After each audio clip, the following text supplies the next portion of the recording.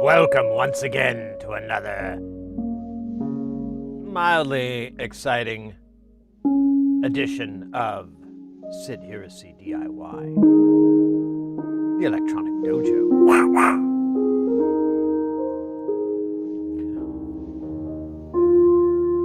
Oh, that was weird.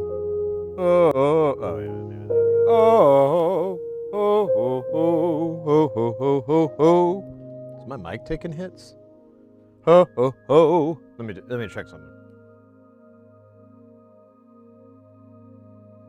I mean, a little bit of hits, but only the hits. Oh my goodness, oh my god, Fast Icon, welcome in. Del Dude, welcome in. And Rusty Russ Repairs. That's right? Yeah, I said that right. I'm gonna mess it up. That'd be embarrassing. Get my card taken away. Happy weekend, happy Saturday. Hope you guys are good. I just got back from my accountant and doing the accounting thing every year. And it's kind of like going to the dentist. You you got to do it, but you really don't want to do it. But when you're done with it, you don't have to do it again for a while. And that whole thing can really F with you. But it ended up not being as expensive as I was afraid it might be, but it wasn't free. I was a little bit disappointed. I was like, damn it. I was wanted to be free this time. That'd be cool. Hey, that's weird. The YouTube isn't showing up in here. Hey! What in the white? Whoa. Your username is all crazy.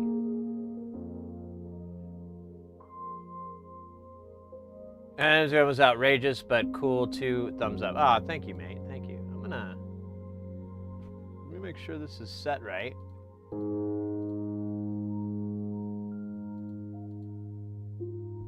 Try closing it out and restarting it. Maybe there's a thing I effed up. Ba ba ba ba ba ba ba ba bum. All right. Let me write something in the YouTube chat, and Let's see if it pops up on here, because that would be annoying. Takes a little bit. Oh, that's dumb.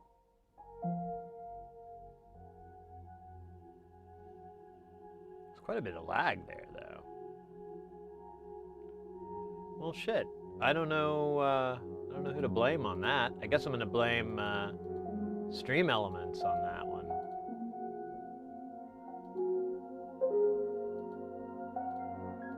Yeah. Let me just make sure I'm not logged in or something stupid. KTV Live. Welcome in. You grew the mustache? You know, it's growing every day. Every day. Some days I take a break. But the mustache takes no breaks. It is eternity. Let's see. YouTube.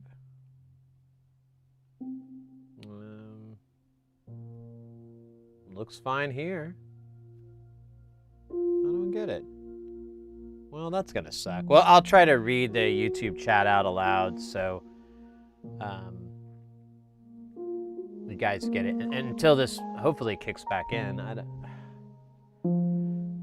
Cursed. Just out of curiosity. No, it doesn't let me do that. What a bastard. Absolute bastard. Oh well.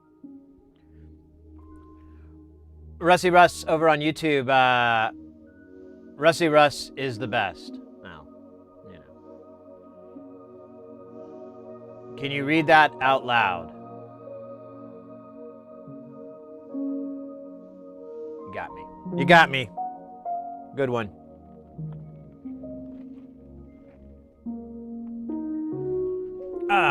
Well, anyways, I'm glad I don't have the tax thing looming on me anymore. Now I can focus on worrying about my teeth. It's far more fun to worry about. Thank you. You bet, mate. Anything I can do, any small thing I can do for y'all, I will. Big things, hell no. Hell no. But little things, sure, why not? Why not? It's the little things that count anyways. Big things don't count. At least that's what my wife tells me. Ba-da-bump.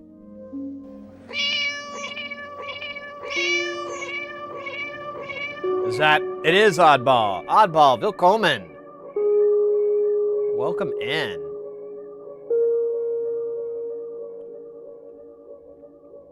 I had a little bit to eat right before the stream, and now I'm like, ooh, I didn't shave very well. Well, fuck it, who cares? I will at one point. I'll like run off and shave my chin or something. Anyways, I hope you guys are having a good weekend. I missed Thursday's stream, but I heard it was great. Now I had a gig, and it was a little 3-day gig. Nothing crazy, nothing too wild.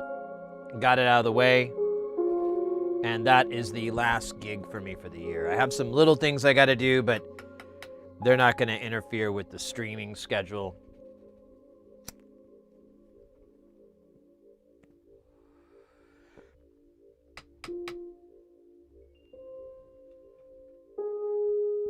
Rusty Russ over on YouTube. I'm making clips of streamers saying that I got about 9 so far. It's appreciated. Oh, yeah. Yeah, put that on a supercut there. Put some fucking techno music in the background or in between. Start off.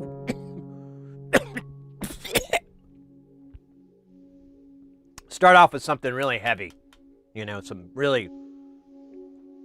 big heavy drops, and then duck it just a little bit with your supercut of all the different cats saying that.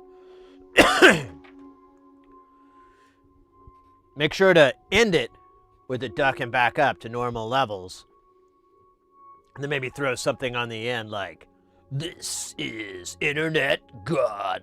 I don't know. Let's see. What would be a good one? "This is the internet that gods love." I don't know. That sounds a little weird. "This is the reason for the internet." There you go. "The internet had no purpose until now."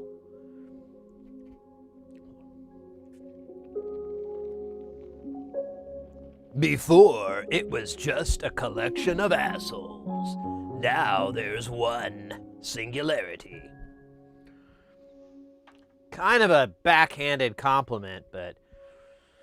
Or an open hand compliment. I don't know which one it is. With the CNN. This is CNN.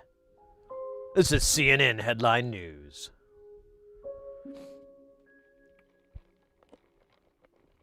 Del Dude, welcome in, by the way. I think I already said welcome in. But if I didn't, I did it now, so you can't say I didn't.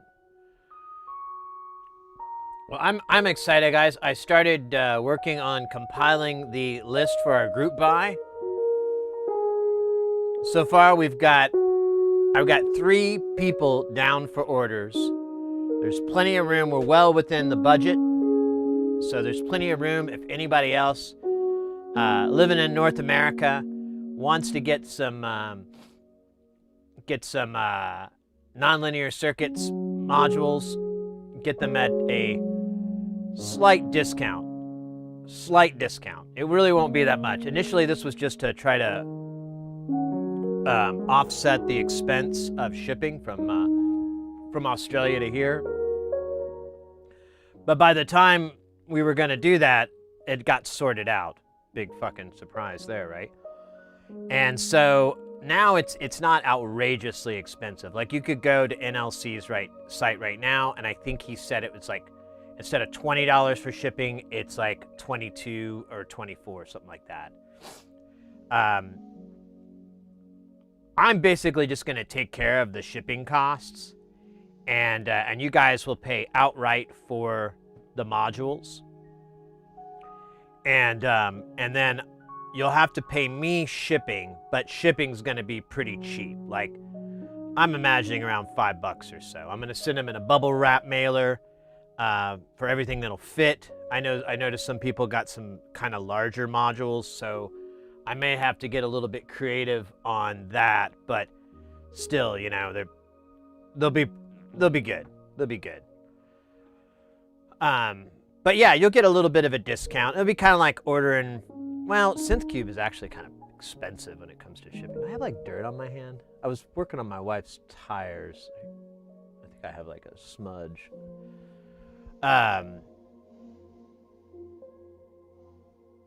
But what was I saying? Oh yeah. But the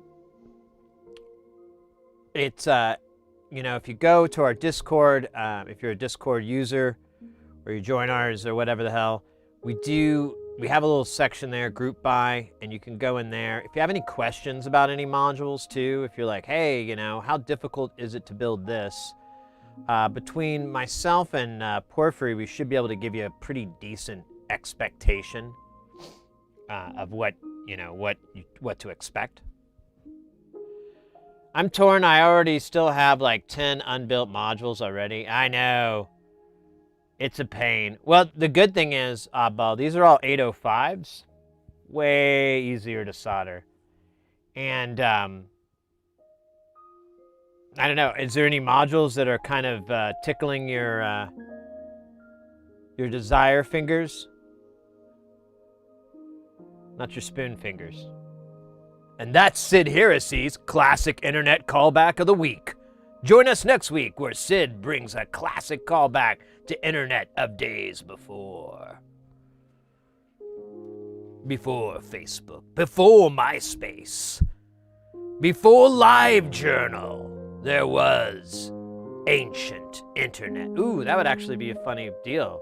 Instead of ancient aliens or whatever, you just have ancient internet and just make everybody that fucking lived through that feel like an old fart. That'd be fun. Get back at those bastards. They're older than me.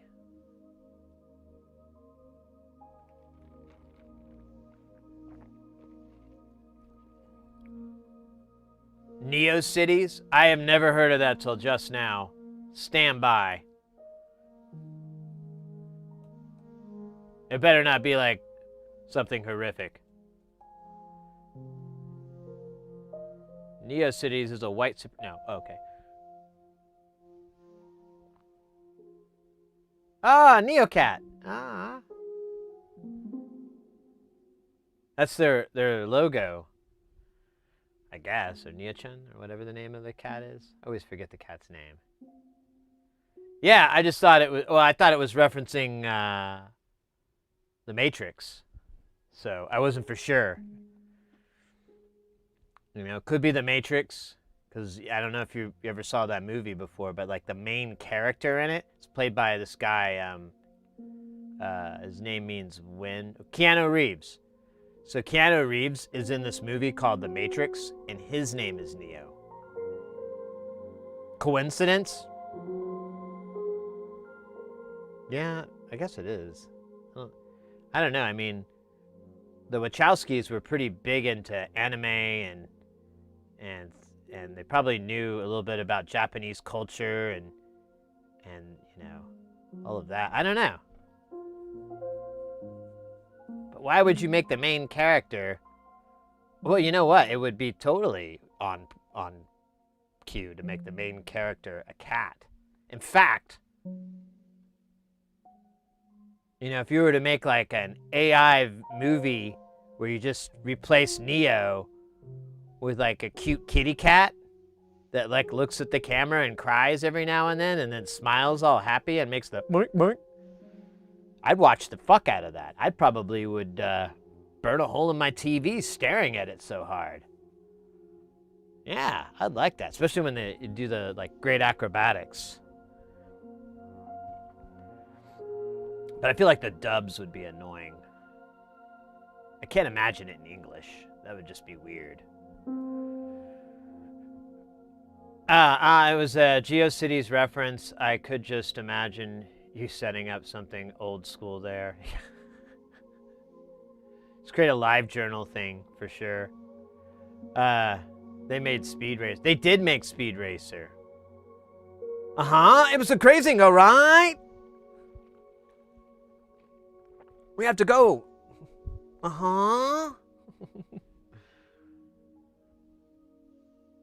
Weird. That's a lot of seconds. You could try a refresh. I'll wait. We'll work on my eyebrow exercises. What?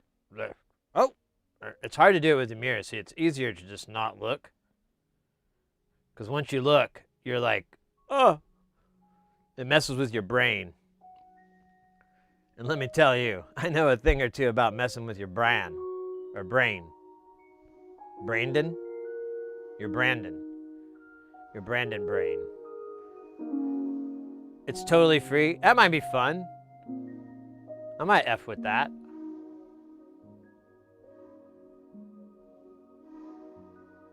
Oh, it's on my side. Huh. It says excellent. Let me look. Now I'm curious. Now you got me buzzing with the buzzards. I'm in low latency mode, video stats. I'm looking at a downcycled 720 feed here on the dashboard. And it is saying buffer latency 5 seconds, latency to broadcaster 6.53. I don't think it shows you what my latency is to the server.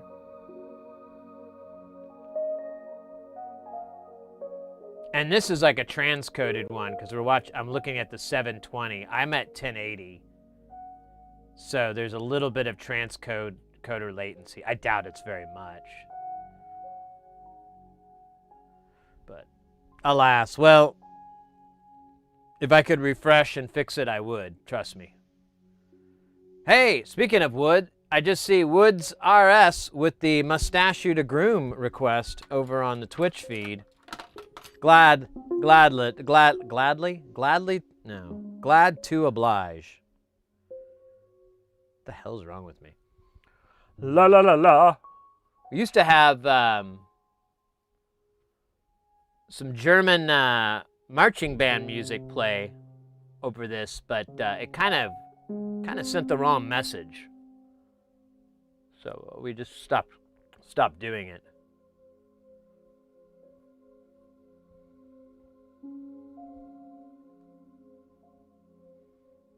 I haven't been grooming this guy too well. I trimmed him down, and I kind of do a meathead job of it. I basically get as drunk as I can, and then I'm like, almost had my mother, baby. And then usually I end up like nicking an eyebrow or something, or just falling asleep halfway in. One time I woke up with my clippers like in my bed and was like, how did I get an extension cable over here? Oh. Oh, thank you so much for that. I needed it too. So good call there, Woods.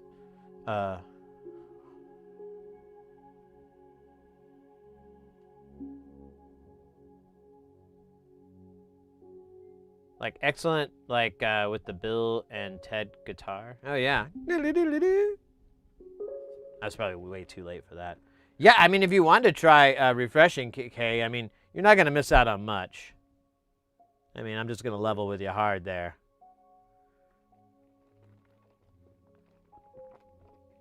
Not gonna miss out on much. I like slip in some nonsense. Really not really beneficiary. Maybe a little bit of the yucks and the lulls, but not a lot. Not a sustainable amount. Not a justifiable amount.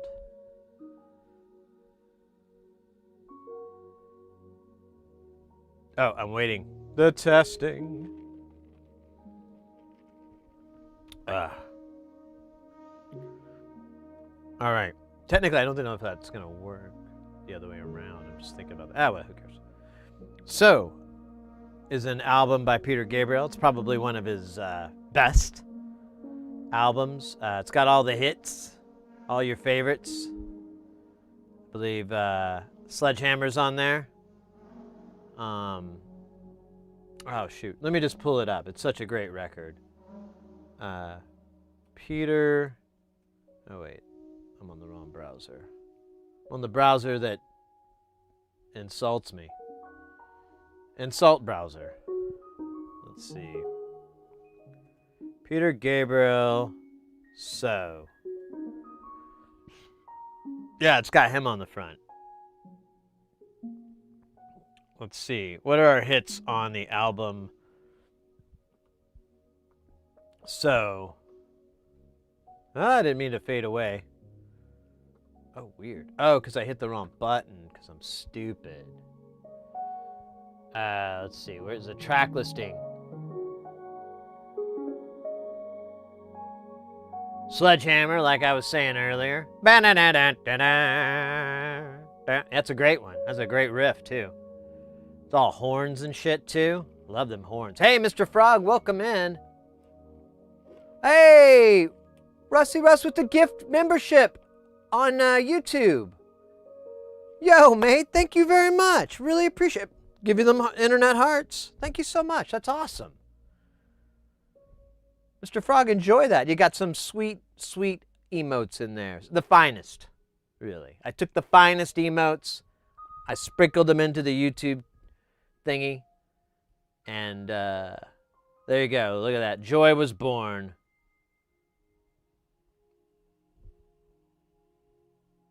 Wait, when did you... Russ. You're a member too. Did I miss that notification? Or have you been one this whole time? Did I miss that? My bad. Let's see. It should tell me... It does not. Oh, there we go. Shows the gift membership, but yeah, for some reason... Oh, it didn't show up? Maybe there's a cooldown. Maybe it'll pop up here in a second. That doesn't make any sense. That's not how the internet works. Oh, well. Just realized I was doing that. That's wild. It's my first time with them internets. But yo, thank you so much. That's super awesome. I keep doing it too. I'm trying to hit. There we go. There we go. Oh, that's not a good shot either. God damn. What the hell is wrong with me? I don't think that matters.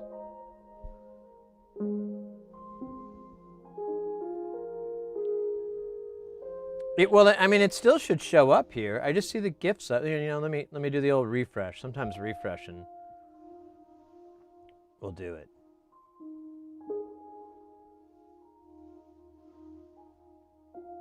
It did nothing. Well, thank you for that gift membership and your membership as well. That's I think that brings our total. Well, you're like the first 3, if that means anything to you. Typically, it does in the holidays.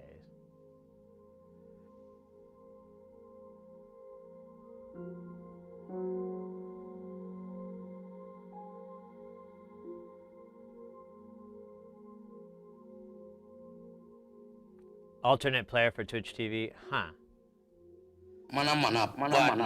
Whoa! What is going on?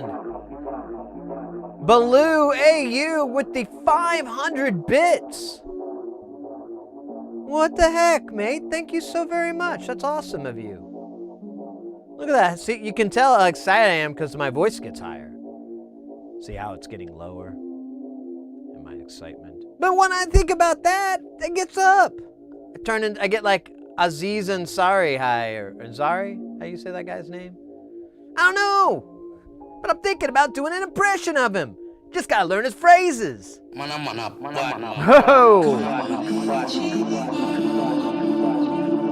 Oddball with the 100 bits. Thank you as well. Let's go. That's neat. Super neat. Appreciate that, guys.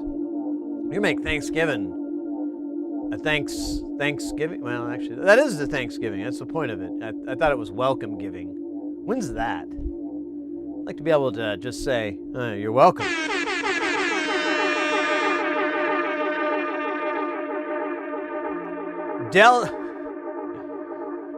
No, Oddball with the, what does it say? The sound alert. Oh, yeah. Well, yeah, it should. That's wild. The hype horn. Now we got a hype train going, and it's making the sound. Normally it doesn't always do that.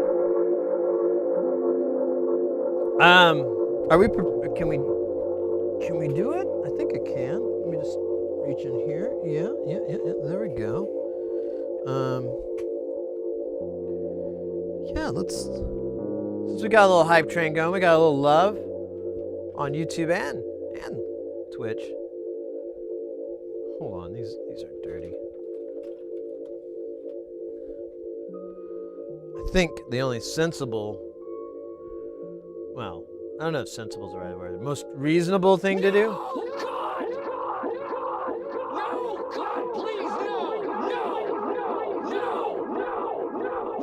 Remember that used to be really loud. Oddball, thank you for the 25 bits as well.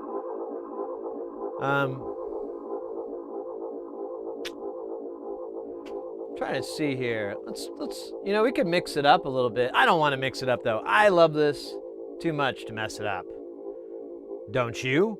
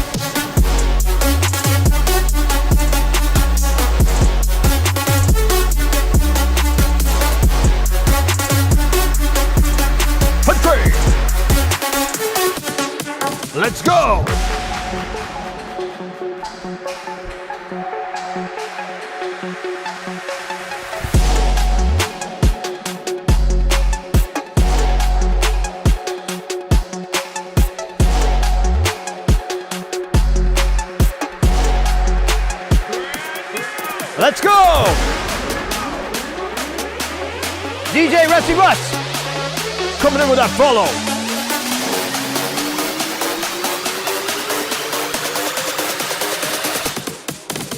Huh!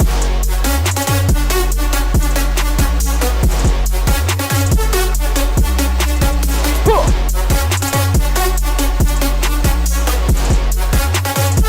This one's called the Teapot.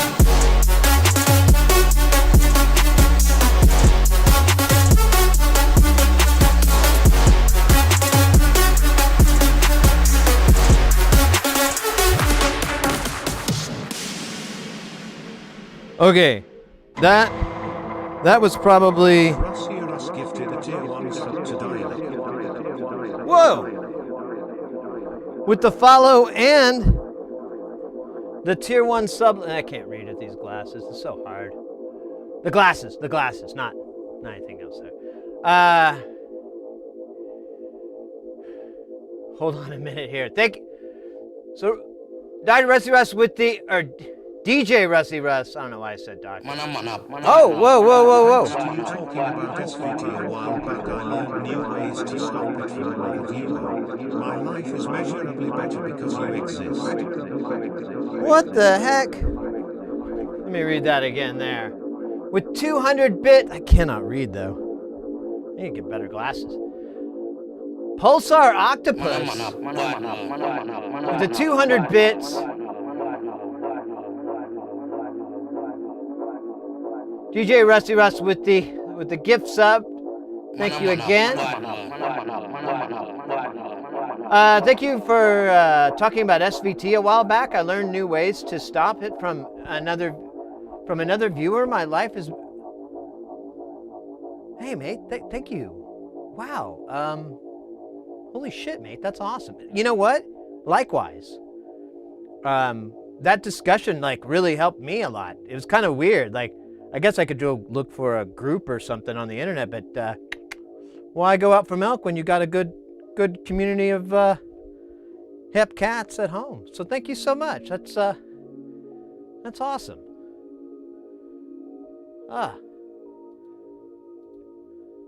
So hey, there we go. We got that hype train, level 1, total 1 gift sub, and 1,000 bits. Wait, 1,000? Did I miss something? I think I missed something here. How do we get to 1,000? That's incredible. Thank you so much, mates. Fucking hell.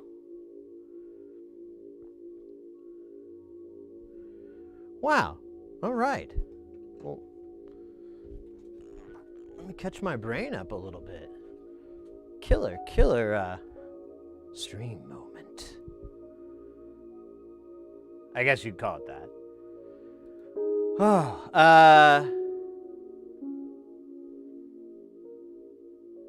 Cows? I don't think I'd ever call you a cow.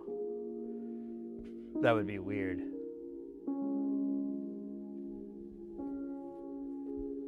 That would be weird. Well, thank you guys for the generosity. That very much appreciated. Very much loved. What is all this? There's like water on my table. It's probably all the sweat from me breaking that dance down.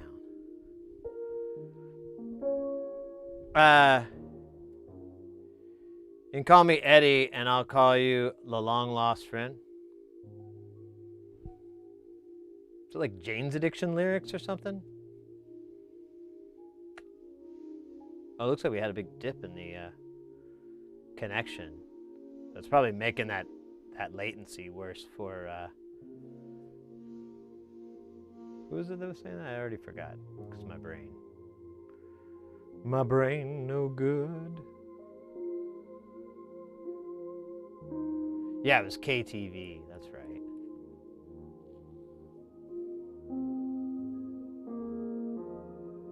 Yeah, I know. Jane's Addiction, believe it or not, that's a band. And they have songs, and in those songs, there's lyrics. It's hard to tell, though, because to be fair, Perry Farrell's just like, nah, nah, nah, nah, nah, nah. You know, he's kind of twacked out a little bit, you know? Just an observation.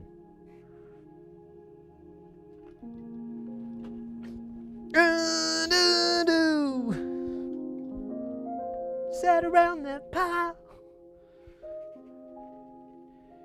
I really didn't know what that guy was saying a lot of the time. I mean, I was a pretty big Jane's Addiction fan. I studied like the bass player. I still love his bass lines. They're my favorite things to play.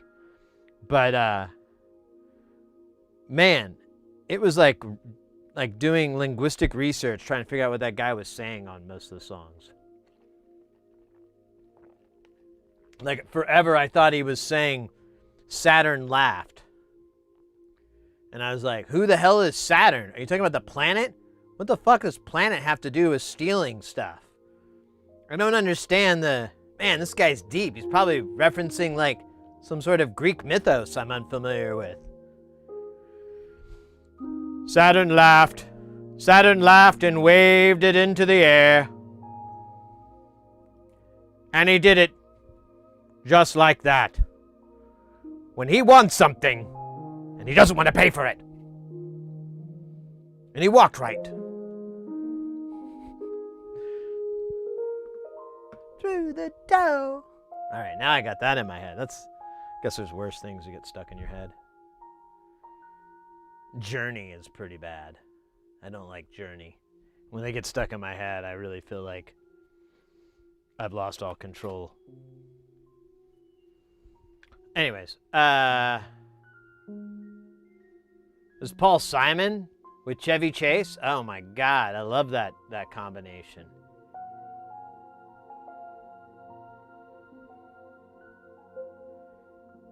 Me and Julio don't make eye contact with me. First half is obviously Paul Simon. 50 Ways to Breach Your Contract. That's a good one too.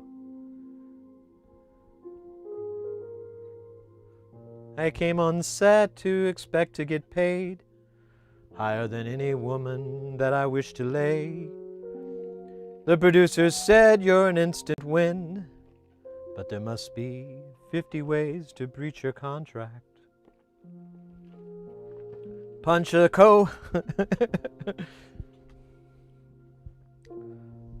What is it? Punch a co-star, say a slur. There must be 50 ways to breach your contract.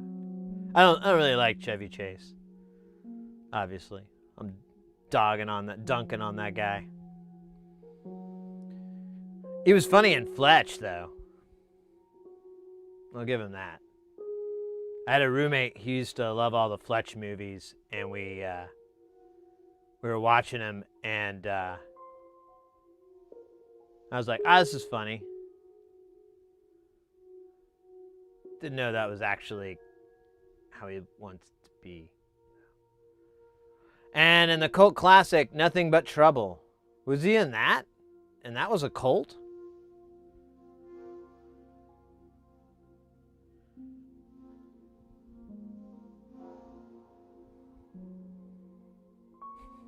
Just pull back up the stupid Peter Gabriel bit.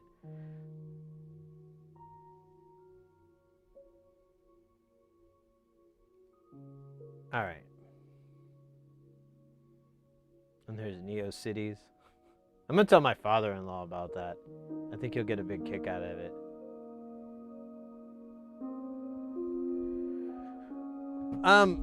Oh, shoot. I want to check on something I keep forgetting to look at here. Give me just a moment. I ordered a whole bunch of parts. Like a lot of stuff that we've been needing really bad. And I'm wondering if they got delivered, because I haven't gotten any emails or anything on it. Hello, Sid Heresy. Let's see. There's the thing.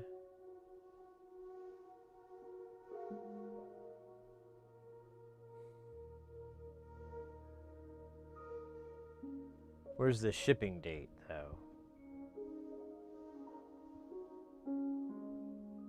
I do not see a shipping date. So I was kind of worried about this. It says processing. Are you kidding me? Oh, this sucks.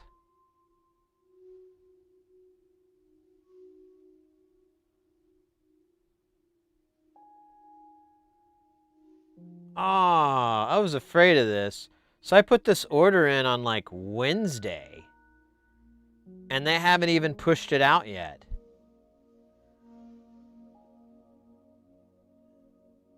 Now, I was worried there might be something that had to get back ordered, so maybe that's why. But, oh man, this may not be like the old one. Antique Electronics Supply, they're like down the road. They're so close. And any order I made, it would just like come in the, it would be in the mail like 2 days, like ordering from Amazon. But Amplified Parts merged with them. And I was wondering if they were going to close down their shop here, and I kind of get that impression. That's exactly what happened. They probably they're consolidating their warehouse to save money, which I guess is fine, whatever. Let's see, back orders. Is there anything? Nope. So, yeah, that stinks.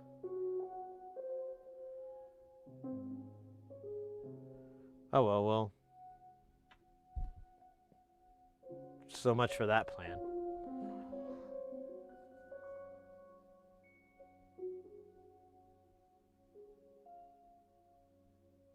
They just amplified the wait times, I guess. It'll be funny if the return address is still here in Phoenix. Because I'll be like, then you guys have no excuse. You want me to come down there? Just load up my own order? I'll do it. I'll fucking do it. So I guess we're not going to get that, which is a teeny tiny bummer. But whatever.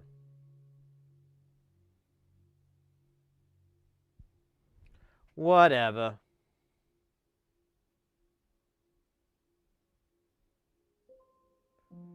Well, actually, that merger could have, to be honest, they're going to have to link inventories and that sort of thing. Yeah, everything I ordered is at Antique Electronics Supply because I order it all the time from them with my ordering finger. So I don't know, whatever. I guess it's a downside. There's like someone put me onto it. I just haven't looked into it. There is like a way to go to the parent company that runs that, and they'll like you can sign up. Since we order a lot of shit all the time, you can get like some sort of discount. And because if you're like a builder or like a buddy of mine that told me he has a business and they make guitar pedals, and so he was the one that told me, he's like, oh, you should sign up with them, you would qualify, and you could do that. And I was like, might be worth it. Velvet goat cheese. I ordered from Amplified on the 12th and received it on the 15th, shipping from Phoenix. Well, that just hurts. It just makes me sad. I might shoot them an email and be like, hey, is everything okay? Can I get an ETA? Normally I get it in a couple of days. My friend Velvet Goat Cheese got it. Where's mine? Baloo, we have a good supply here. If you order before 10 a.m., we get it before 5 p.m. or 8 a.m. the next day. Yeah, that's what I'm talking about. Yeah, here there's like, you can put the order in, and then if they fulfill it that day before the postman comes, you'll pretty much get it the next day. It doesn't really take too long for it to sort here in Phoenix, because that's all it's doing is just like the real basic sorting crap.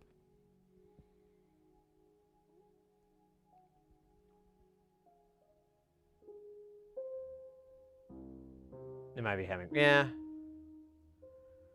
Anyways.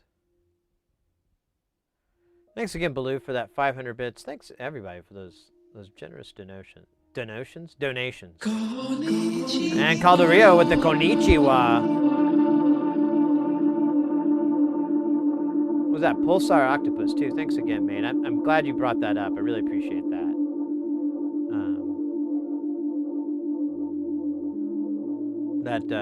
That's really nice to hear.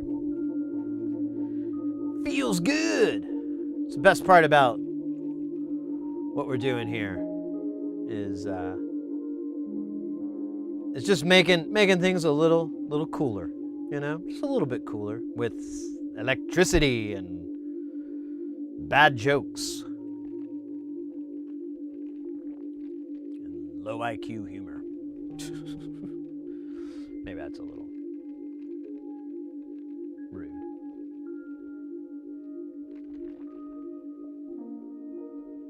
Be greeted. I am before you. They have their own trucks? Oh, that's the way to do it, Baloo. Damn. We kind of have that in Phoenix, at least, for what's it called? For automotive parts. There's a bunch of, like, all the mechanic shops around here. They'll put in an order, and all these guys do is just run parts out of, like, a pickup truck, and they'll just throw the parts in the back of the pickup truck, you know, from the supplier, and then run it to the mechanic. And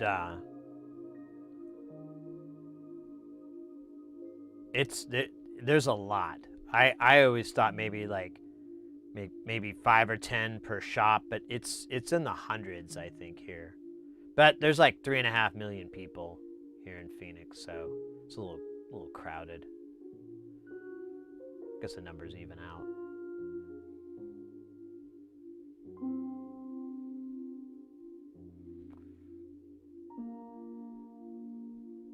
The video processor tester.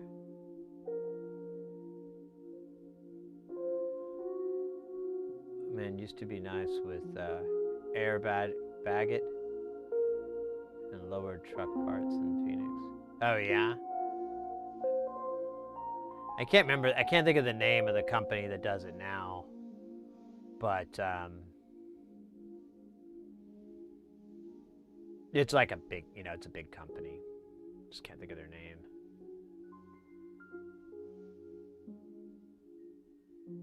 Oh. Yeah, I'd have to, like, dust it off. I haven't done that yet. Like, take it outside and blow it. With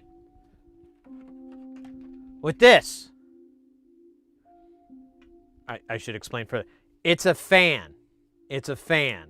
It, like, you press the button and, see? Blows, oh, and little dust particles. Or is that dust in my hair?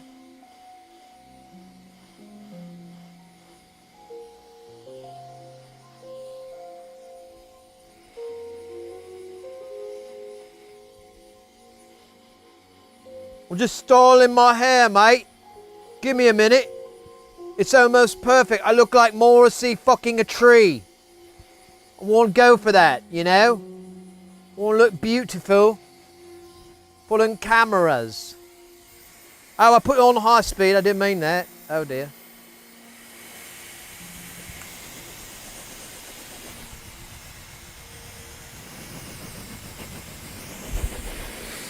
Gotta press the button. Oh, there we go. And then you press it again to turn it off. And then you kind of like recoup from the energy that you exerted. Oh, Jesus Christ. I have to dig it out of the trash. No, it's in a box behind me, but I have to do some prep work before I can really work on that. On Stram. Was it dandruff? I think it was just salt. I like to put salt on my head. It cleanses the soul. And it's also, oh, that's actually, I think that is what it is. Because I use a salt spray. I'm guessing.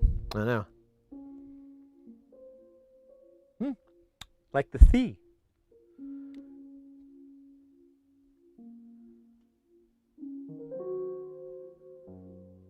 It is not a vacuum. It doesn't, at least it doesn't have the attachment for it. This is the exhaust fan, or the intake, I mean, and then it blows out here. Now there's different connectors you can put on here, but this one looks far more comical. And I'll use it to like clean stuff or dry boards, stuff like that, because you know you don't want the water to linger. Oh shit! Take that. It really does an incredible job of blowing. Does not suck. Doesn't suck. We're praying like hell that one day it will. But sometimes I don't think praying's enough. Sometimes I think doing is enough. But it doesn't want to do it. So, you know, you're trapped with that mathematical uncertainty. Mini hand vac. I wouldn't mind one. I have a dust buster. I'll clean this thing up with the dust buster. Look at that. We got to buy more panels. We got to buy more modules. Look how low we're getting. This is absurd. Now, to be fair, I did pull out a bunch that I need parts for. I'm trying to remember to order said parts, which were supposed to be electronic or amplified parts, whatever the hell their name is. But, you know.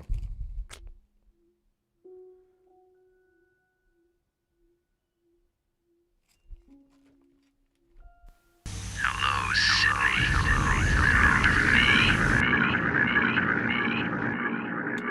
Yo, Marza Panda, welcome in. I just have a little air compressor in the shop. Yeah. I have a massive, like 150-pound air compressor that I bought for my CNC mill. Uh-oh. 55 weight wise. Damn. Marza Panda. 55 months?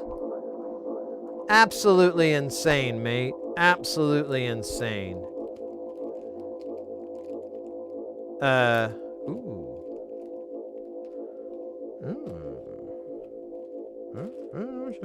I think the only thing holding me back from this is what an enormous amount of work it is. But it feels like today is one of those days where you do an enormous amount of work. Or at least pretend to. This is the Neuron. I've been holding off on the Neuron because I really want to just get the bits for it.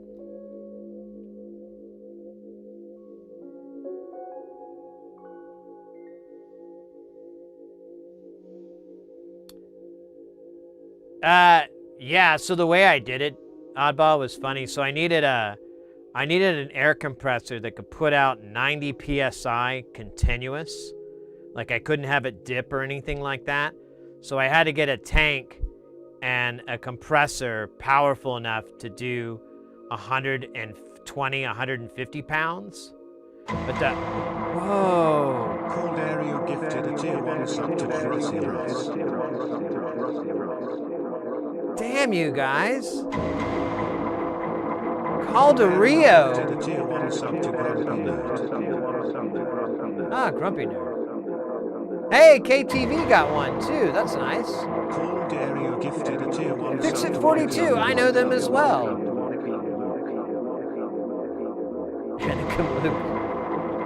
Cold Area gifted a tier 1 sub to Fix It 42. And I keep doing that. DJ Rusty Russ as well. Got the gift sub love. That's awesome. That is awesome. Thank you so very, very much, mate. Love your channel. That's awesome, mate. That's wonderful to hear. I'm so glad you dig it. Makes it all worth it. Makes it all worth it. Thanks so much, mate. Thank you guys for you guys have been really generous today. I should take a day off more often. Just come back after a day and you guys will be like, oh. No, I'm kidding. That would be unethical and a little douchey.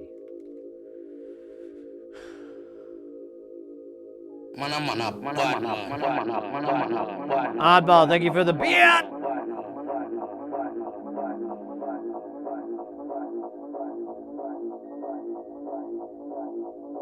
Make sure I didn't miss anybody. Yeah, we had Del Dude with the bits as well. But that was a while ago. Pretty confident I brought it up. But yeah.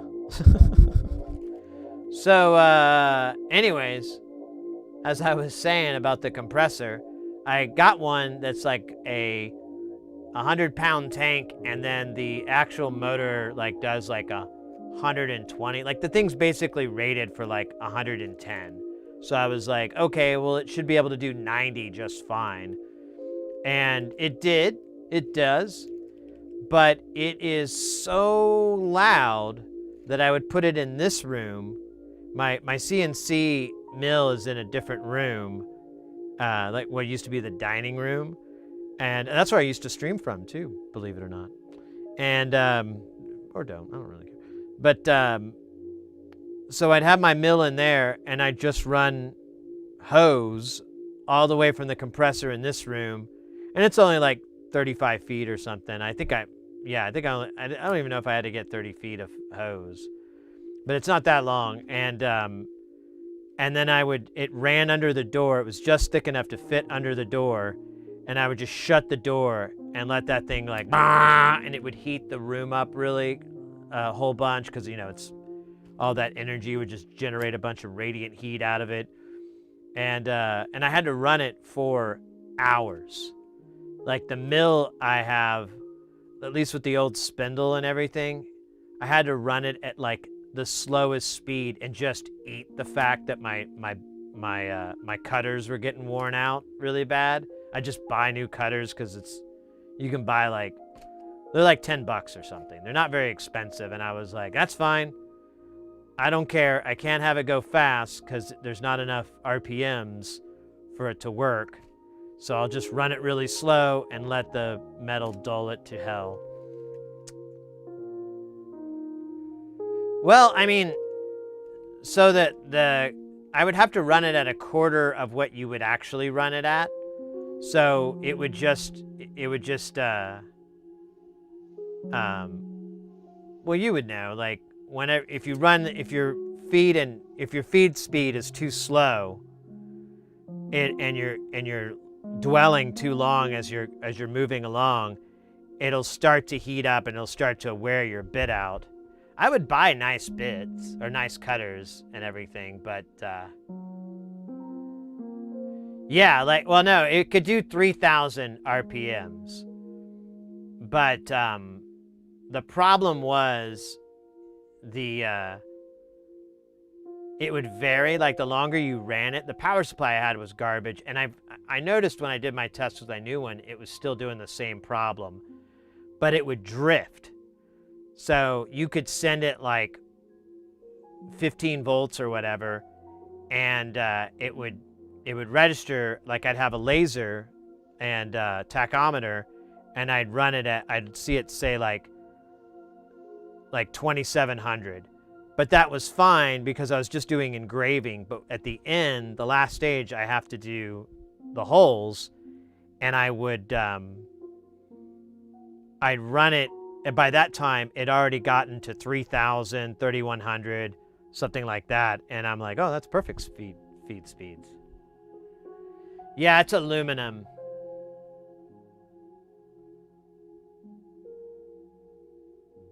Exactly. My cutter basically the spindle wasn't fast enough. And I was cutting like pretty soft aluminum. I can't remember the number, but it's what panels are made out of, so it's not a really, it's hard to bend with your hands, but it's not hard to bend with like a little bit of extra torque. I helped a friend run copper pipe for his air system in his workshop, max 259. Water traps and pressure regulators on each outlet. Oh, nice. Yeah, that was kind of the plan. I wasn't going to go that crazy, but I was going to put the compressor in my garage, drill a hole because my laundry room is on the other side of the garage, and I was just going to have like a valve and just leave the compressor in idle mode in the garage. But I started like looking into drilling holes like that in Arizona interior exterior walls, and I kind of got scared that I'd start a fire because they put fucking styrofoam in the walls, and my friend's like, well, just take lots of breaks and you'll be okay. And I'm like, what? I don't want to start a fire in the wall. That sounds horrific. So I kind of chickened out on ever pulling it off.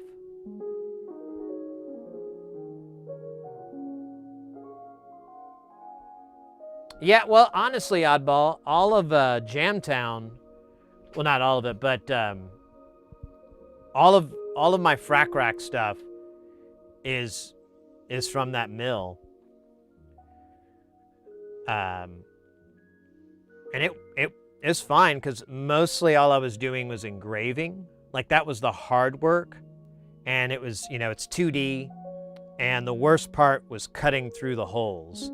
But I would do it at such a fine increment that it really wasn't that big of a deal. I was in millimeters, so you're gonna hate it, but I was 0.5, or yeah, I think I was, no, I was 0.1 was the drop depth with each pass. So it just drop 0.1 millimeter, and just shear it out that way, really, really piecemeal. Really piecemeal? I don't even think that's a phrase. I sound like an idiot.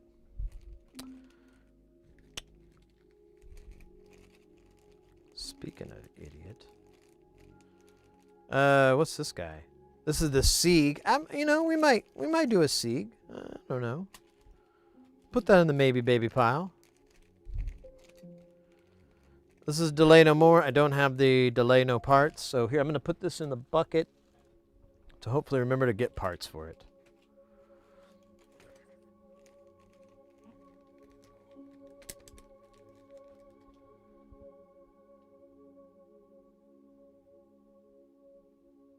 No, I'm not talking about the engraving. I'm talking about the when it goes to do drill hole, when it bores out a hole.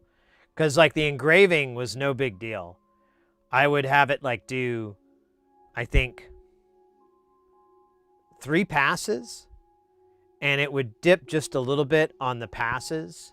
But I think eventually, because the panels I got were powder coat black, and I started, like, I didn't really care as long as I could cut the powder coat off. So sometimes that's all the engraving was really doing, like maybe a little bit bores like a trench in the aluminum. But for the most part, it was just removing the powder coat. So they were never under much stress at all. I had like V cutters and everything for that. I didn't even use like a milling bit. But then I'd stop it, I'd swap it out and zero it and everything, and then I'd put and I'd have like a regular cutter, and then I'd have it do all the holes, like I was saying, like 0.1, 0.2 millimeters with each drop. I gave my CNC to a local men's shed, as I didn't use it as much. Plus, a friend has a bigger one I can use if needed. Yeah, I don't really cut panels anymore, so I've kind of been wondering. I need to get the thing repaired because there's like a clamp that mounts the spindle, and I've been, this has been like 5 years of me meaning to go get it fixed. Or not even get it fixed, just get the piece fabricated, and then I was probably just going to replace both pieces, so I just have I don't have to worry about the other one failing, because it's 3D printed, and it wasn't enough. It needs to be a solid piece, not not an unsolid piece. All right, I'm not gonna bother with that guy today. I'm not interested in that one. Spasm. Spasm actually looks really easy component-wise.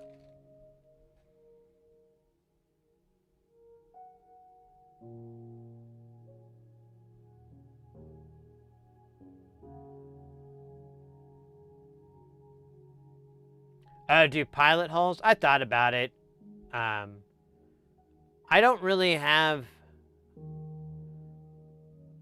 So my drill press isn't... It's more for woodworking than doing metal. You can do metal, but you have to be very gentle as you go down. Versus wood, you can just feel it sink right in. It's one of those old belt-driven ones that you'll see in like wood shops and shit. I think you can still get it at the depot.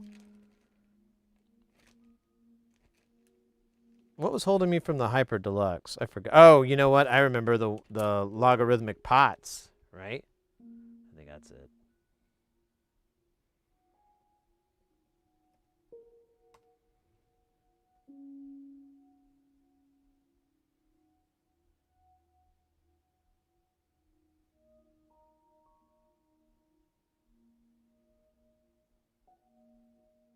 Yeah.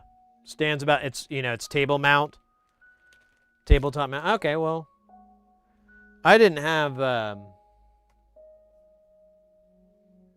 as much luck as you. I mean, it'll cut metal, but like I said, you just have to be really pretty gentle with it. Otherwise, it'll whine and moan. That's right. We need a 1 mega ohm pot, which I ordered from Antique Supply, because what is it? They had them. Tata has them, but Tata doesn't have Tata branded ones. They just have shit. The brand these guys. Names Alpha. No, it was written on there.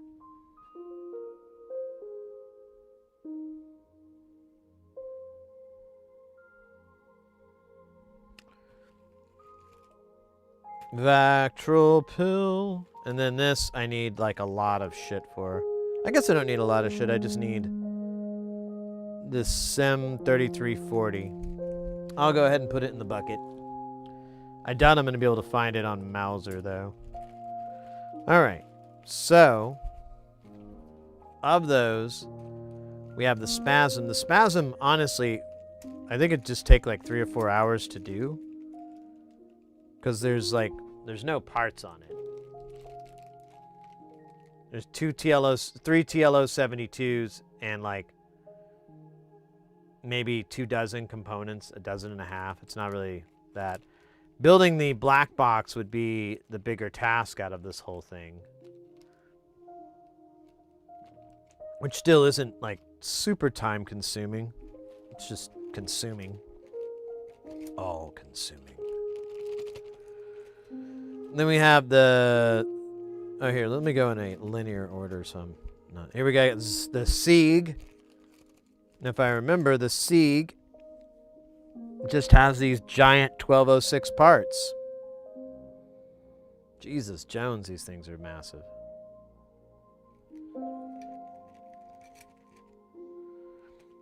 What is the Sieg?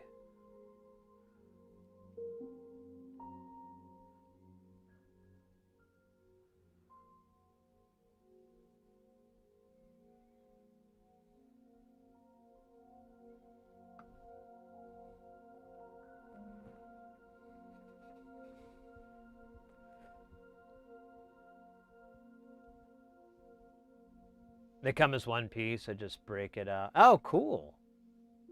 That's a great idea, Baloo.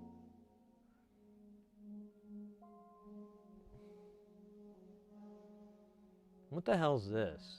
Is this a bunch of Vactrals? Because we're kind of out. It is. So we can't do the Sieg. So we need Vactrals. Those are on order. At least what does it do? I forgot. This is a voltage-controlled panner. Yeah, so Not the most important thing.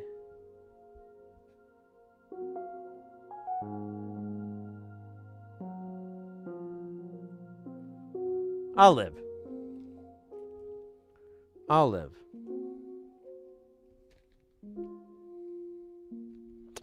Next is Bulls. Now, Bulls is also 1206 beastie, but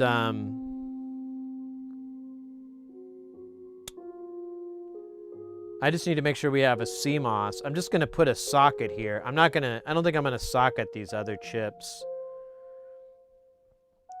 And I'll probably cheat on these caps.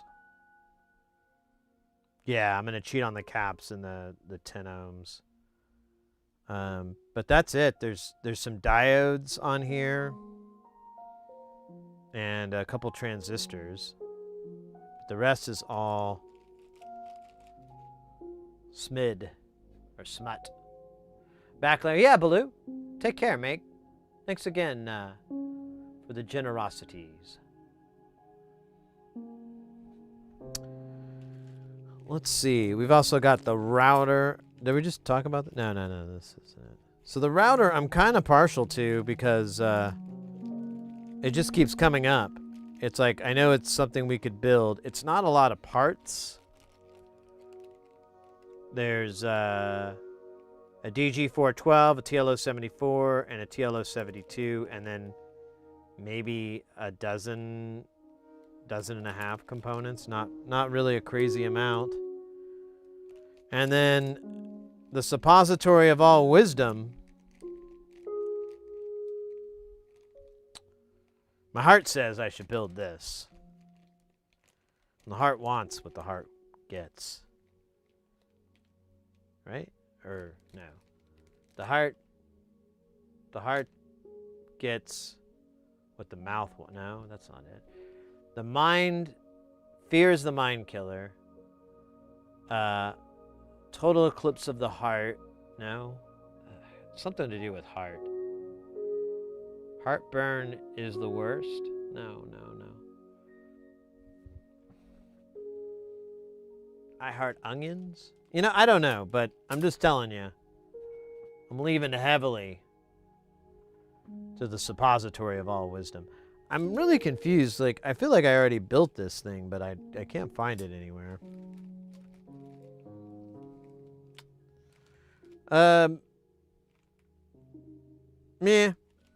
Yeah, let's do it. It'll be a little project today. Our little project. You don't have to tell anyone.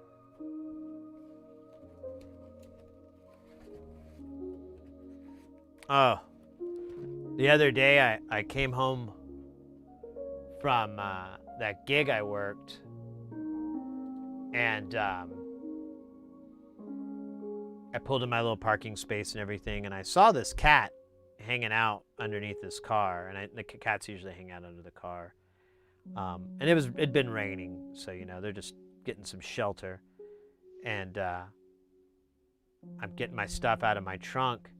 And this kitty cat comes up, and he's just she. I never did ask, They didn't tell me, but they're so sweet. They just came up, and like I got down on my haunches and everything, and I did the little come here gesture, and they came up, sniffed my finger, and then seemed okay, and I went in for the scritches, gave the kitty the scritches, and then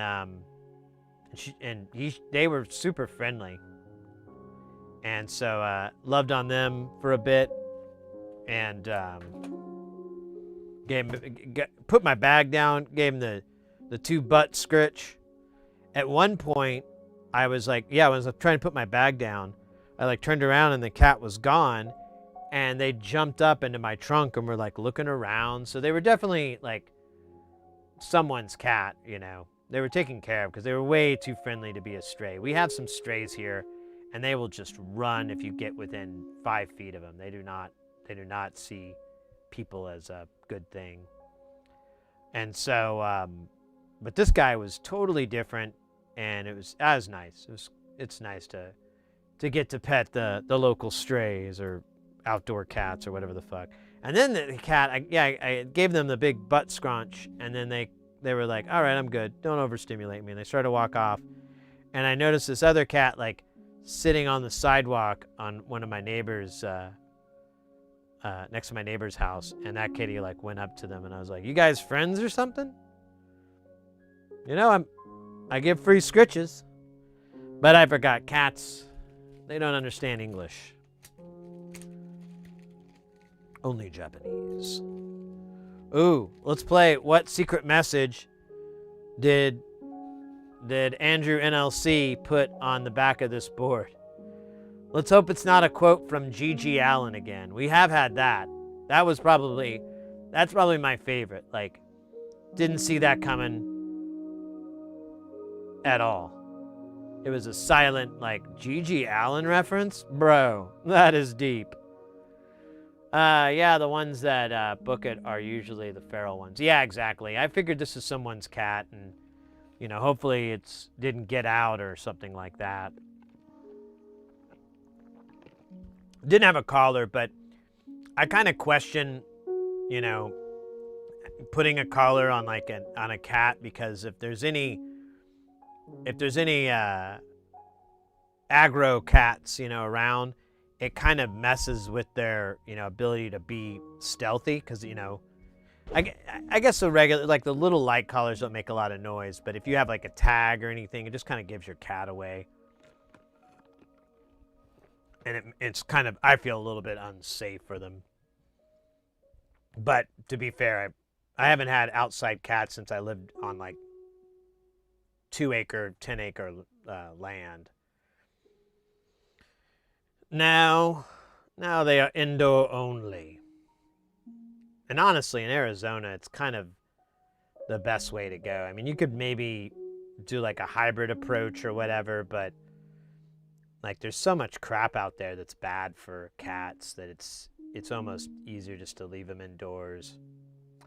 All right, this one says, no one, however smart, however well educated, however experienced, is the suppository of all wisdom.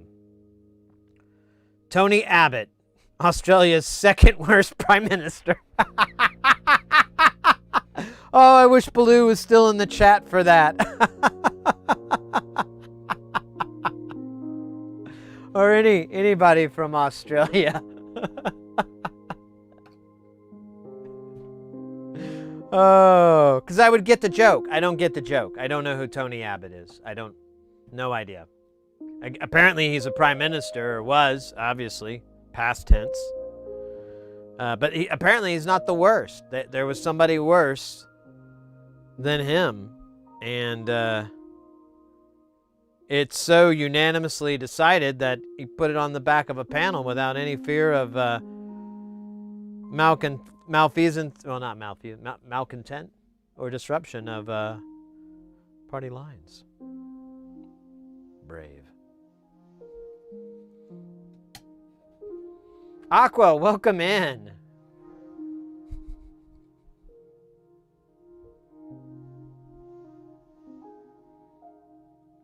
Maybe I should have tried to do that with like a really corny Aussie accent. I don't know. I gotta go watch Mad Max or something to get my Aussie accent. You're Captain Walker. There you go. I'll just do the Lost Children accent. That makes sense. Ride the wind, Walker. Take us to Tomorrowland. That doesn't sound like the kid. That sounds like some goofy Mary Poppins shit. Mary Poppins shit, coming out on Interscope Records, my new exciting album, where we take all your classic Mary Poppins songs like a spoonful of sugar and grease them up for 2025 or 2026, whenever the album comes out, for the future. That's right. We've got Spoonful of Methadone. We got Doe, a thing that you make donuts with.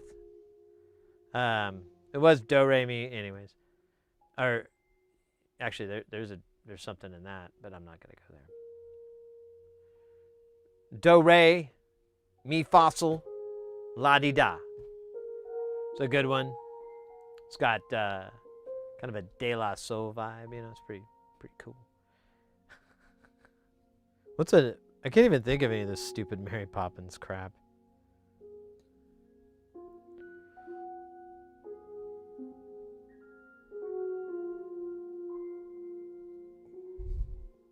Oh.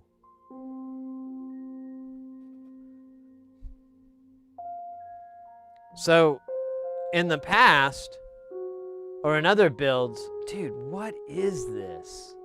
This keeps popping up. I don't know what that is. That's not. And oh. I had to get the right angle. I know exactly what it is. I'll fix it. Oh, this fell. God damn it. That's why it's poking through, because this... Okay, hold on. I gotta do some mild maintenance here.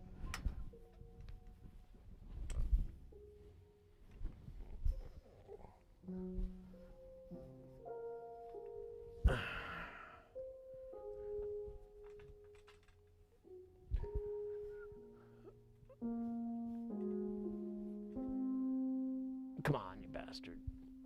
Don't be a dick. All right, let me see. All right, looking better.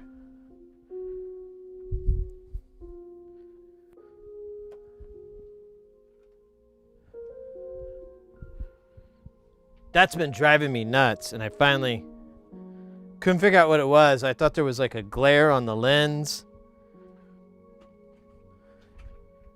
but it was because you can't see anything on the green screen. There's nothing there, but I have it doubled up, and behind it is here. Is that still there? Is that red light? So when it shines through, nah, it didn't work. Oh, and I messed up the camera. So when it shines through here, there's like a red, and it can't key that out properly because it's an idiot. Oh man, I messed that up.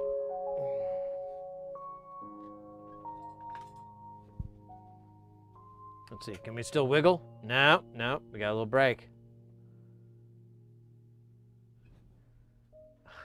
Dude, stand by. I just realized this is way off.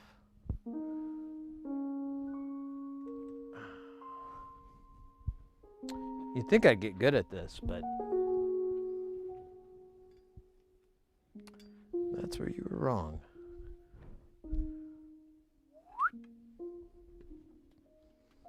It's like I'm making a bed. It's like linens.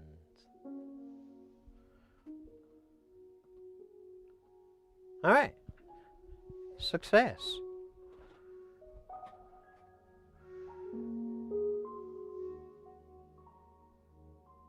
Yeah, so I've learned a lot about how to do a green screen pretty good. One, I'm not using OBS to do my keying. That's done on our buddy, our pal, Mr. Atem. It calls them downstream keys. I'm not gonna do it right now, but if you take it off, it's on another monitor, but there's like the preview of the next frame that you load in, and if you take it off the source, it'll do this preview thing, and you basically have a square that you can see on the monitor, and you just move the box to here, let me cut it back so it makes sense. So you just move the box around and it'll highlight, whatever you're keying. And so like with green screen too, you want to do the darkest. You want to go for the darker because it's easier for a key to go up than it is to go down. Like it has a harder time like working with darker versions of the key color, but brighter ones it can work with. So you'll do that and it'll give you the color here in that box, and then you're locked in. Then you just go through and tweak your settings so you can get it, as sharp as you can. But it's never perfect. I haven't done it lately because it's a lot of extra work, but I normally have an upstage light that pokes down over the green screen frame so it can light the back of my head. But I don't think anyone really knows or cares, and so I've kind of quit having to go to all that trouble to set that light up because the stand's pretty much dead. I need to come up with a light fixture that I can mount to the pole, but I need like a stronger pole. It's just like all these dumb problems, and I'm like, yeah, someday I'll fix it. Someday.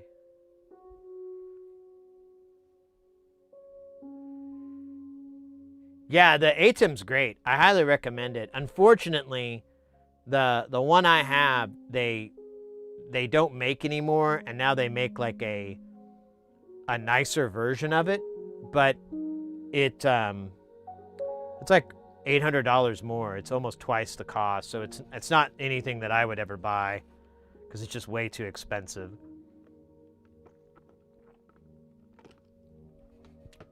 I also found out, I didn't realize this, Blackmagic is an Australian company.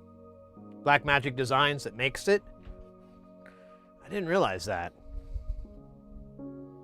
I was watching an EEV blog, or EV blog.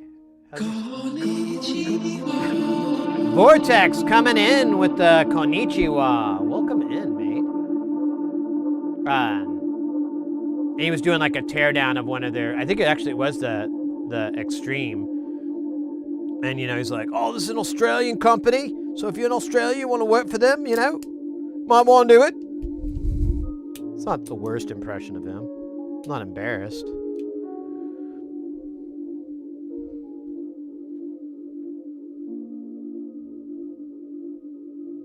You can't get it right. It's about locking in the color. So you're using OBS, and I just tormented with it. There might be a plugin or something you can get that would do the same preview keying so that you can move around and say, like, this is the sample color. I remembered I tried to get it where I could get the dropper, and I clicked on OBS, the screen and so forth, to get that green.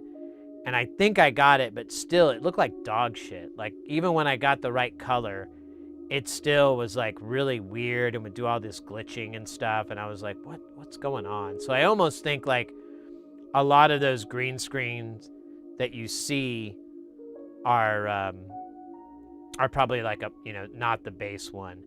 But one thing I can't stress enough with getting a green screen to work is that it needs to be properly lighted. Like, oops. If we go to, so like this side's a little dark, so it's not that great, and you get a little bit of brightness here. Honestly, I could fix that by just doing that. Or maybe I should shoot that one up. Now you got me troubleshooting it. So it's the right side. This side's just darker because it's further away from the camera. Yeah, it's as bright as I can go. But the thing is, like, I'm not casting much of a shadow on it. There's a little bit of a shadow, and I used to have two lights that would flank the outside of the green screen and shoot straight in, and it worked really good. There was zero shadows, but the problem was I had a gradient that I couldn't really dip out. If I had like a bigger area and whatnot, I could do a softbox diffuse on each side, so it would get rid of the gradient, and then I'd have like this kind of fairly continuous illumination across the screen. But again, it's like what I have works fine. If I ever get a wild hair, I might might do something more, but you know, there's not too many rabbits out here.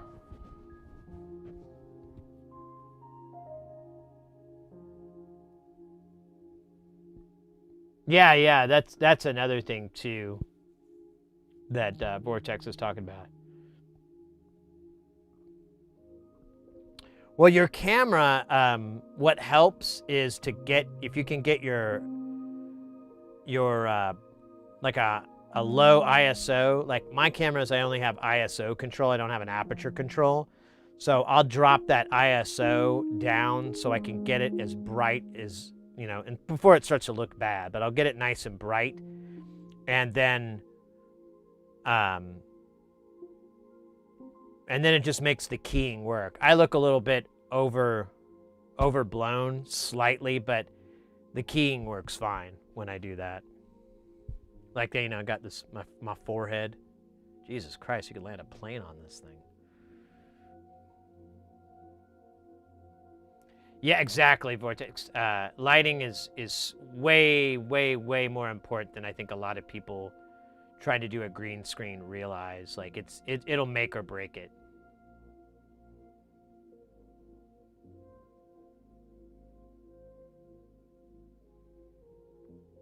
Yeah. Wow, 100-watt LEDs. Just jackalopes.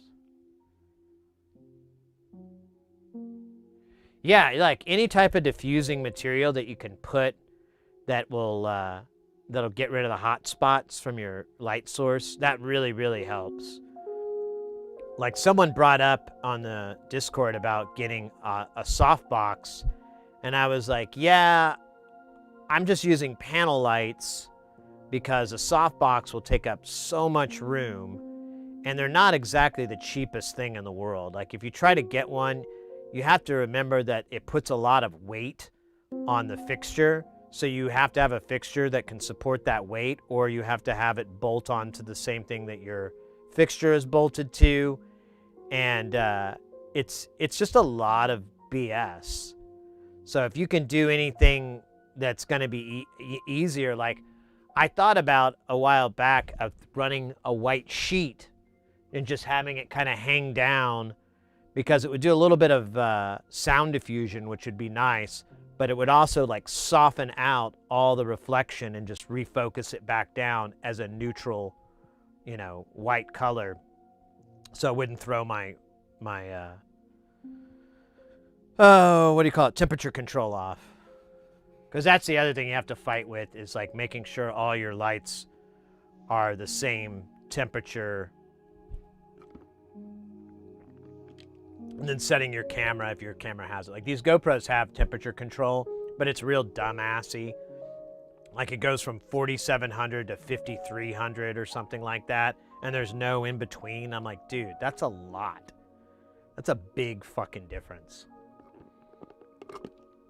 So that's why I always look a little ill, because I can't, I mean, I have the camera set to that and I have the lighting set to that, but it doesn't, the lighting only goes to like 5,100, 5,100. And the camera's set to like, either I'll try 47 or 53. I go on either side, and one I look like I'm kind of ghosty, and the other one I look like I may or may not have jaundice or something.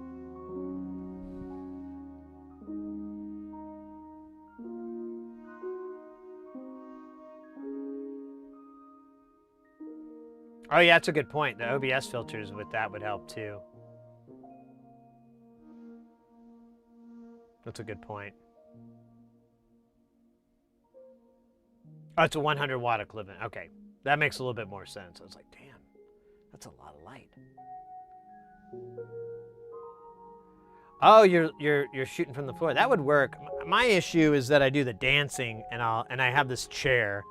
And that's the other reason I don't do the light back behind me, is because the feet for the stand, I'll roll over or I'll knock the whole thing over when I move my chair back, because they'll get in a fight with each other. I need to get a bigger or stronger stand for my green screen. It just can't take a lot of weight. It has these stupid friction clamps. It doesn't have a tightening screw or anything like that. So, you know, once you put a certain amount of weight, it just folds into itself. But if these fixtures I got these one stands that are really nice, and I'm like, you know, I think I could rig this to work with the pole I have. I just need to do a little bit of screw modding. But man, that's like, I got so many things on my list of to-dos.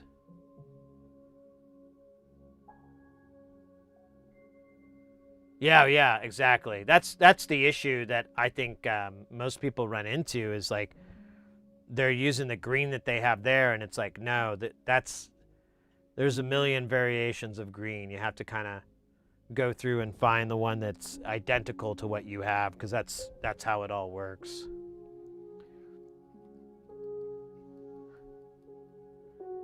I've seen some people, they do this crazy thing where they have like black behind them. There's like no lights or anything. They're kind of in like a dark room kind of setup, and they'll do luma keying, which works somewhat, but if there's any dark spots on them, they just become invisible, or it's kind of stupid. I always am like, why are you doing this? Has no one told you? They should, if they're really your friends.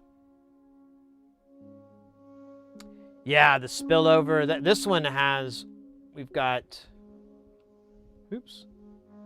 Oh, I gotta reload it. We've got, you can adjust foreground and background. Here, I don't want to try to memorize these settings, so I'm just going to copy. So if I do that, so you kind of, like if you go too low, you start getting the sizzle. So, and that's not even any better. I should go there. And then you got background, which doesn't really show up. You can just see it on my hair. Here, let me make myself a little bit bigger. Oh, I forgot what this was at, too. I should have saved it. Whatever. And then you've got key edge, which makes you look like you're in the heat tonight. The spill, I've got it at 100. You can tell massive differences here. Flare suppression, that keeps you from being Ric Flair.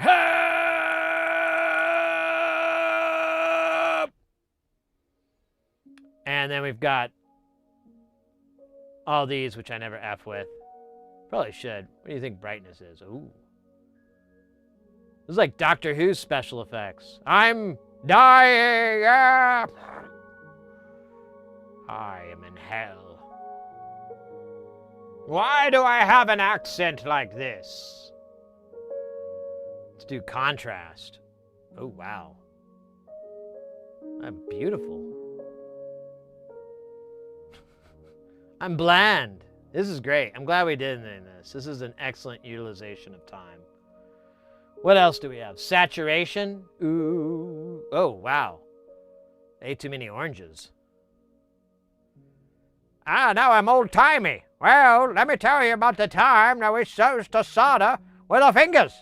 That's right. We'd move them back real fast and tight till the heat would emerge, and then we attached it. Burn the hell out of us. Many men died building the first computers. Oh, shit. So what was it at, 50? I'm sorry, I get to talk in my old-timey voice. Maybe 100? Who knows? That looks fine. And then we got RGB. I already know what that's going to do. Let's do it anyways. Ooh. Man, I'm just learning about how we could do really cheesy special effects so easily. What about green? Ooh. Ooh.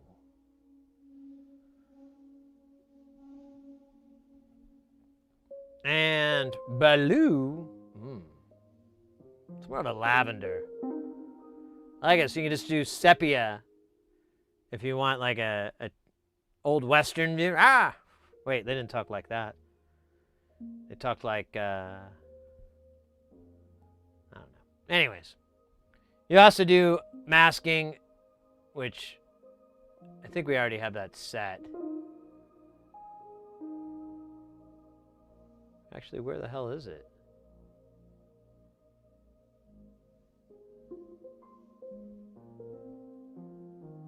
Yeah. That'll mask you right out. All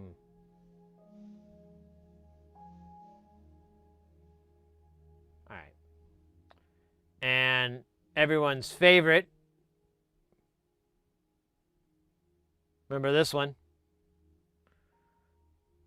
And then we can always do the great, ah! Ah! Oh, wait, I can't come back. Oh, wait, I gotta hit this. Ah! And let's get the hell out of here. Oh, we're back. It's pretty good shit here. Oh, that's the other stream. We don't need these. We got our fancy wipes.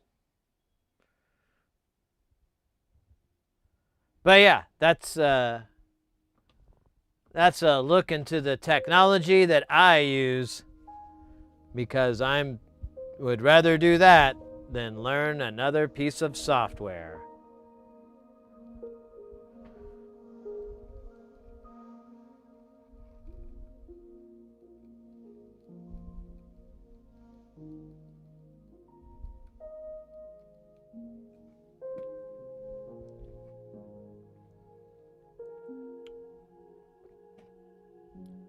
All right.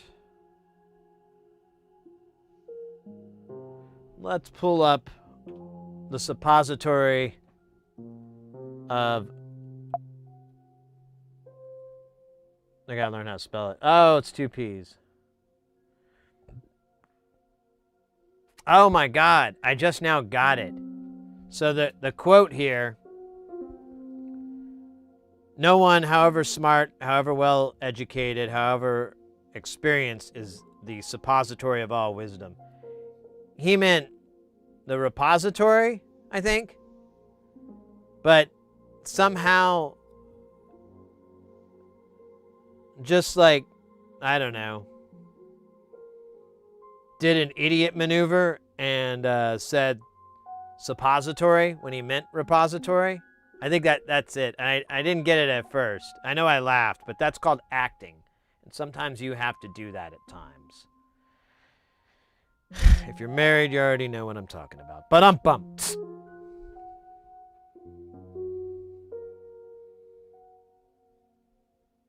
Tony Abbott, Australia's second worst prime minister. Possibly one of the more dumb, a contender for the dumbest.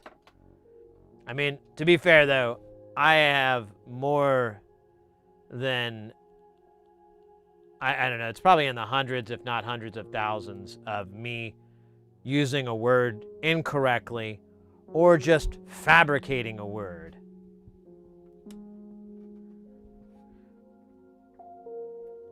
And as humiliating as it is to get called out, it sure is nice that someone put a stop to it before I just kept making an idiot out of myself.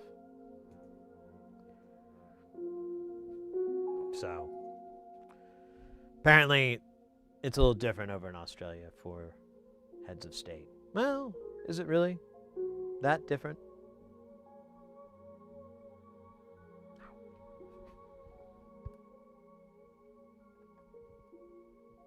I keep hitting the wrong buttons here. There we go. I'm trying to set the Hacko to 380C in honor of my favorite motorcycle. No, I think it's probably what he meant, considering he has Poo Joggers Unite on another module.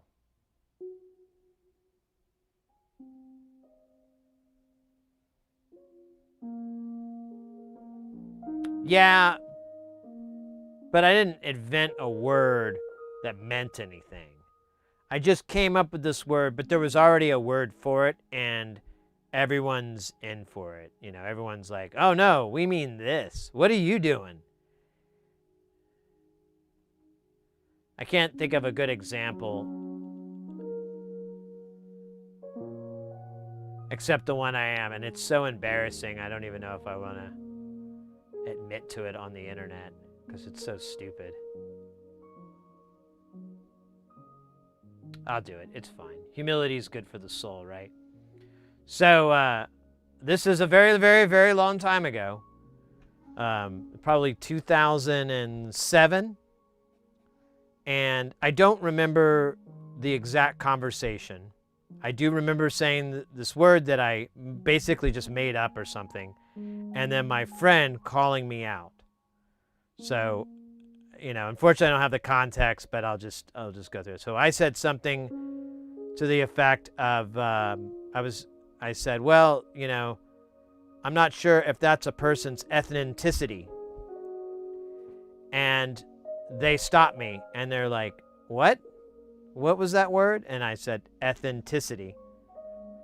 And, or was it? Yeah. And he's like, I think you mean ethnicity.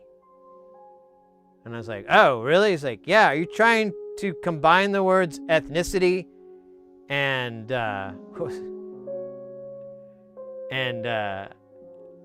intricacy or something like that? And I was like, I never thought about it. I was just saying that dumb thing over and over and over. And then he like challenged me on it. I'm like, oh shit. Yeah, that's not right, is it? And he's like, well, I mean, you can make up all the words you want. I'm just trying to figure it out. And I'm like, yeah, you're right. That's not a word, is it? And he goes, I don't think so. And we didn't really, you know, I couldn't pull up Google and search for it, but I was pretty sure I made it up and got clowned on for it, as I should, because it's the wrong word. He's like, oh, there's already a word for that, and I think you mean that. I was like, yeah. It's embarrassing. Like Deathwing something from the freezer, what?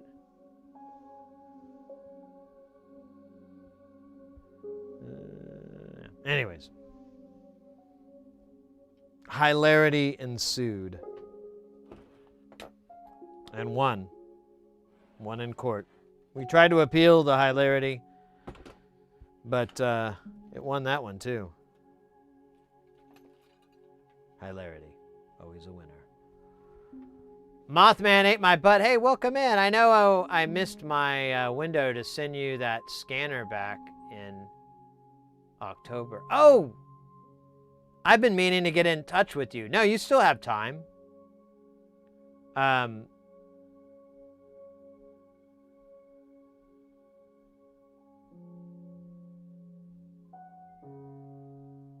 forgot all about. I remembered. I was like, I need to go back and look at my messages, because I hope I'm remembering it right. But yeah, I had an offer to work on something, but the issue was I was busy and I wasn't gonna get free until November rolled around, and then I was trying to catch up on all this shit, so it kind of fell to the wayside. But I mean, if that's something you're still interested in, just if you don't mind messaging me again, so you can, you know, bug me a little bit. I totally need it. We can revisit that if you're still wanting to do that. I apologize about that. I was, like I said, I was in the middle of it being really busy, and it was about to come up busy, something like that, and then it wasn't too bad.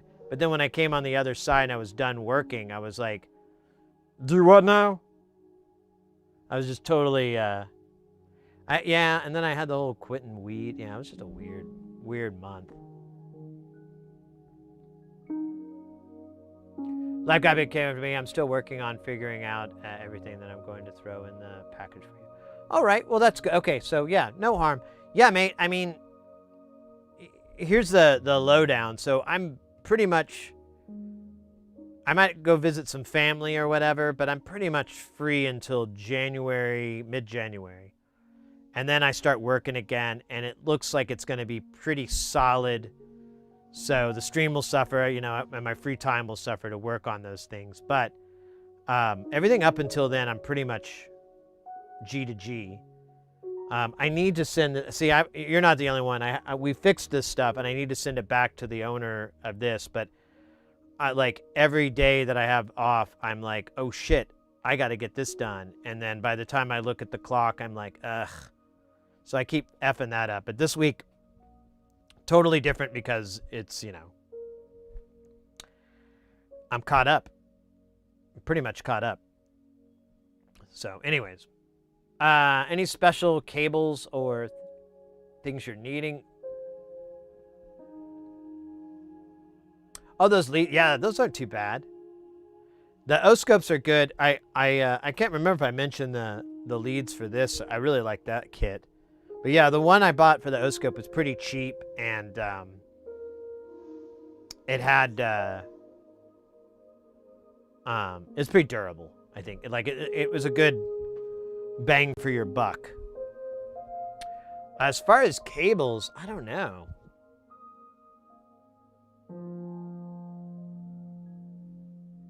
I have like audio cable, like mic cable and twisted pair in different gauges, so I'm good there. An AC cable, if I need it, I just go down to the Home Depot and buy it by the foot, because I normally don't need, hundreds of dollars worth of feet. And I haven't gone lately, but their price was pretty decent.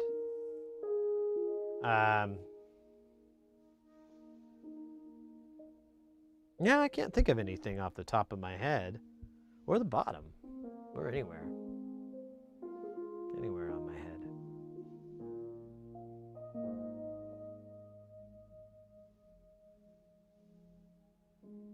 I do have a pretty big collection of SCSI cables, but I think I have most of what I'd ever need, and I don't even do SCSI anymore. Oh, that's another example. Forever, I used to pronounce it SCSI. I had no idea that it was phonetic, that was the preferred way to pronounce it. SCSI. Like, I got these SCSI cables. It's kind of like when I saw someone pronounce DAW, DAW, and I was like, what? So we're pronouncing it DAW? I don't know how I feel about that. You also yeah, I mean,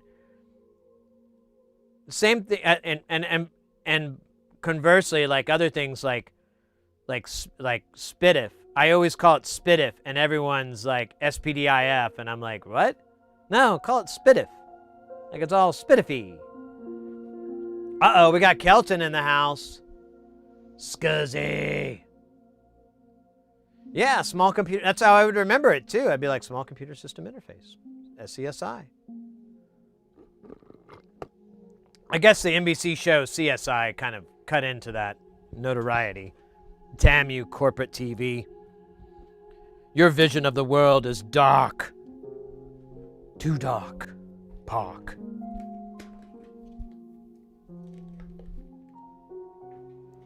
Uh-oh. A second here, let me get a beverage. It's kind of like a beverage, but not as funny. I'm going to get some of these oranges here. Get my vitamin C.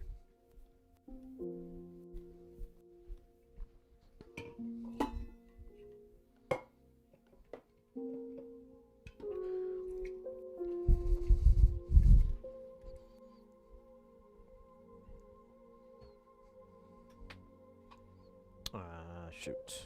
Where's the cable?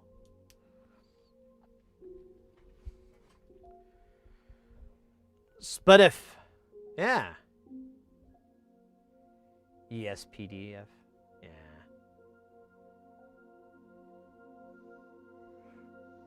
The router network device. Yeah. Let's call it router.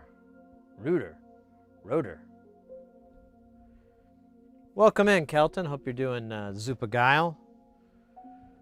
We're waiting for the blessed Kester 951 to... Oh, shit. We're almost out. Should we reload? I just came from there.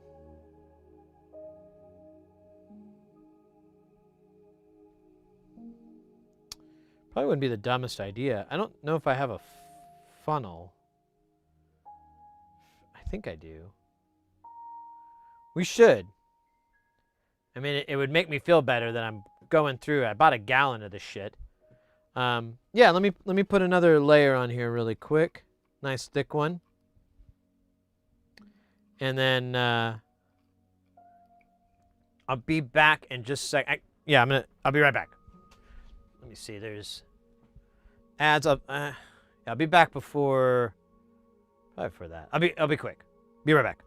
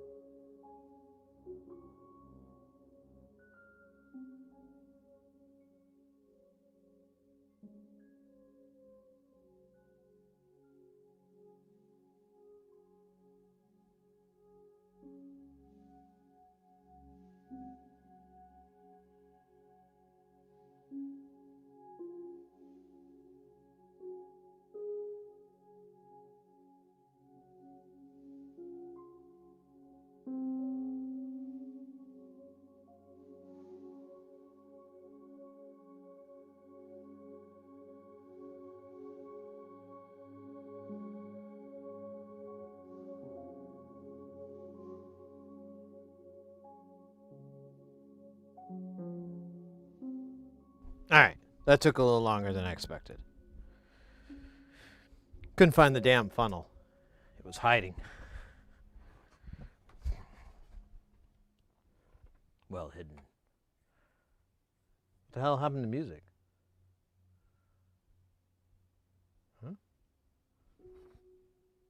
Oh. It's gotten super minimalist.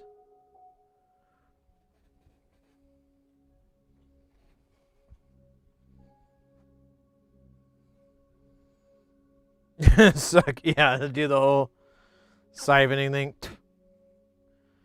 Yeah, there definitely won't be any consequences from that. I wish I had something a little more. Oh, that's worse. Wish I had something with a heavy bottom. All right. Well, we'll do it. We'll do it this way. It'll be fine. Famous last words.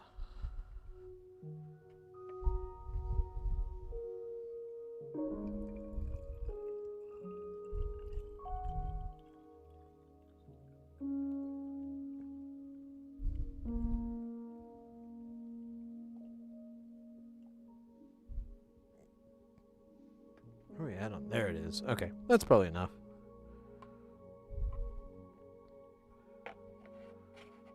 Now here, let me wipe this down. Oh, dude, it did run down the side. Bloody hell. Alright. I'm gonna let it evaporate a bit before I put it back in the fridge. Oh, man. I wonder if I should put it back here. I don't want it to... Ooh, I got an idea. I'll just put this fan on it. And the fan will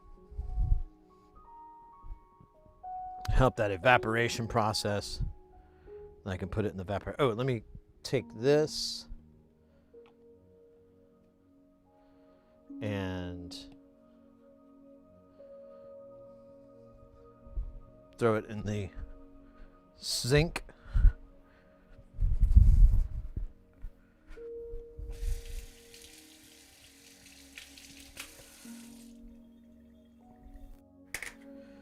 And put it back in the fucking stupid place I got it from.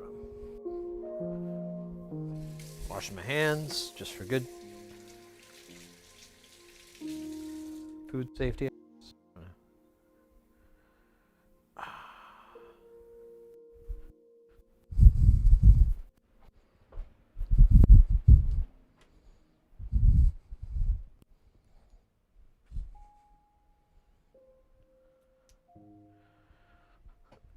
Chemical lab, chemical lab. Yeah, I have it. I have the jug in a refrigerator, and in order to get the refrigerator, I had to kind of work out something with the wife and Mrs. H. And so the thing I worked out is that I'll get the fridge to put the chemicals in, but we can use it for soda pop and stuff like that, which we do. But when I got the chemicals and I put it in the fridge, every time you open up the fridge, it'd have this smell of chemicals. And I was like, oh, this isn't going to go well. So I tried different things and I got it to stop. But since I used it, now I'm back to that. So and it's condensating. So I didn't consider that. So I've got it in front of a box fan, just like the song by the Police. You know which one I'm talking about. No? It goes, box fan, doot, doot, doot, doot, doot. You don't have to blow on me all night. Yeah. So the box fan, I'm sorry. The box fan's blowing on that, so it'll help the evaporation, and I don't think it's going to do any favors for the condensation, but kinda not my problem. Well, it technically is, but kinda don't care. And yeah, I'll let it do that for X minutes or hour, and then I'll see if it still stinks when I put it back in the refrigerator. Of love, the refrigerator of love, made of refrigeration and a dash of love.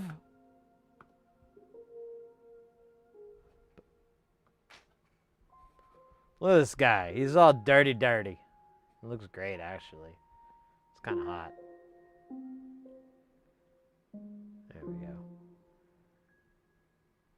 I almost feel like we should put one more layer on here just for the lulz. Yeah, why not? Lulz are important. Did you know 1 out of 5 homes don't have lulz? Isn't that astounding? And every night, more than 10 million children in America alone go to bed without any lulz. If I'm elected captain of a town, under my reign, there will be continuous lulz. Lulz for all who need it, and for lulz for all that want it. Now, some say this is socialism lulz, but I say It's community lols. And a community makes another community lol. Or a community's importance is to the lulling of its citizens, especially the children. They need to laugh, not cry.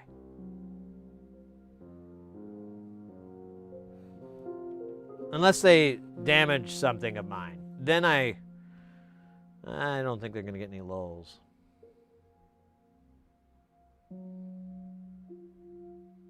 Not on my lull watch. All right, let's get back to reality. The suppository of all wisdom. Volume 1. This module is supposed to be a phase shifter, but is so badly designed that it spits, shits, and burps all over the place.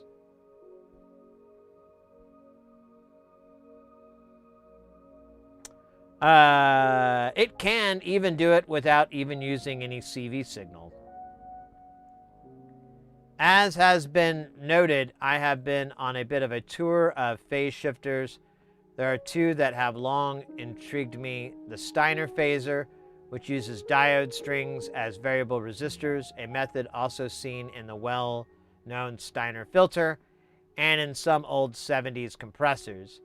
The other is the Lovetone Doppelganger, which is a typical 4-stage LDR-based phaser, except the filter capacitors increase for each stage. So 4 nano, 4.7 nano, 10 nano, 22, and 47. Also, it has two modulating inputs, one for stages 1 through 2, and the second for stages 2 through 4. Furthermore, it just used LEDs and LDRs mounted on the PCB with no isolation. So there was some interaction between the stages.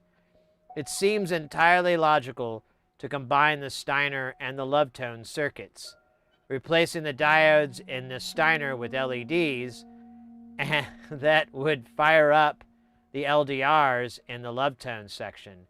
Initially, I had these running in parallel with individual mixed outputs along with stepped capacitor values.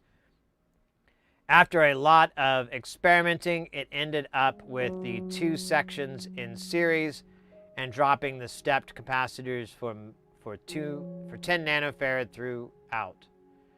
Phase 1 and CV1 controls stage 1 and 2. Phase 2, CV controls stages 3 through 4. The whole lot is sitting inside a single black box, so everything affects everything else. To make matters worse, if the audio is too hot, and it is designed to be, it will turn on the LED strings and so affect the LDRs in stages 4 through 8. CV bleed through and diode strings is known problem. Here we have audio bleed through into the CV circuit. There are two feedback pots. One sends the signal from stage 4 back to stage 1 or into stage 5, which totally overloads stage 5 as it is already getting the same signal from stage 4. Oh dear. The other feedback pot sends the signal from stage 8 back to stage 1 or stage 4. The outputs are stage 8, or mix out is the combination of stage 4 and stage 8. Black gold panels are available for the module. Blah, blah, blah, blah. Hey, Porphyry, welcome in. So here's the funny thing about this. I thought it was the other way around, that it was a single LED surrounded by LDRs, but it's not. It's an LDR surrounded by several LEDs. Lovely. So this thing is going to be interesting.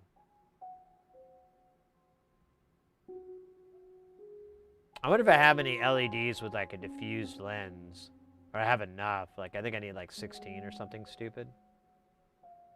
Do you use the same color in each one?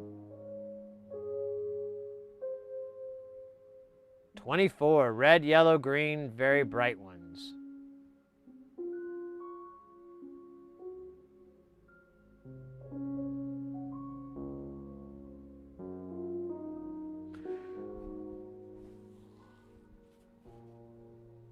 Pardon me.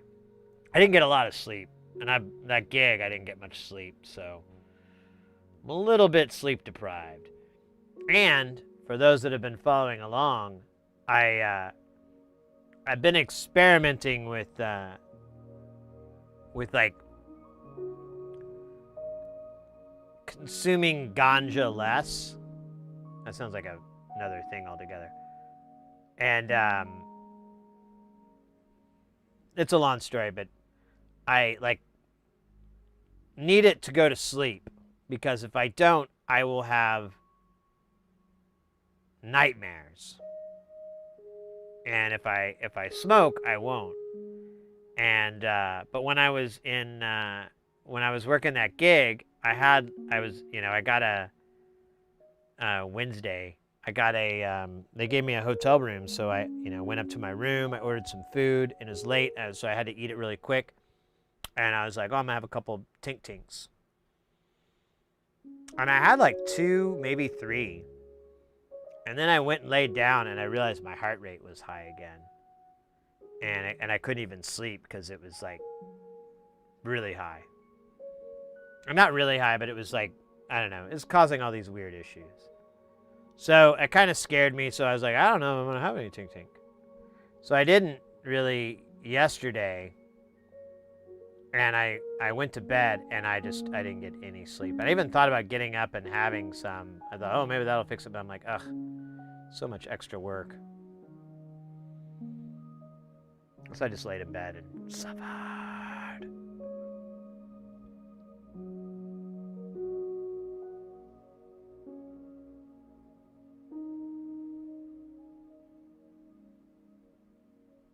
He orders 1,500 pots at a time? Squad goals.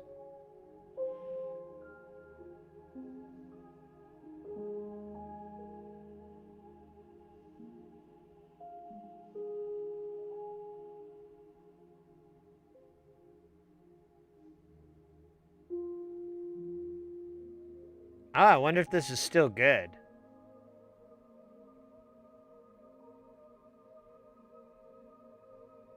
$163. I don't know who that is. Tabs 163.com.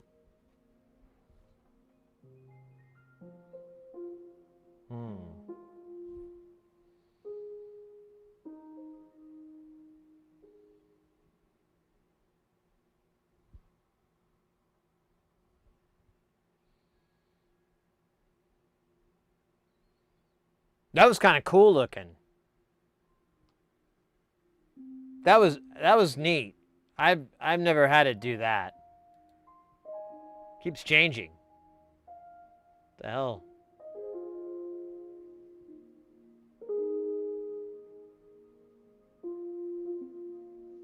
Oh.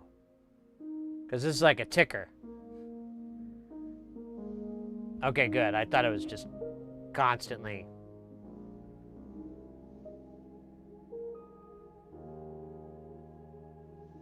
What the hell is this, though? This is like a website on news.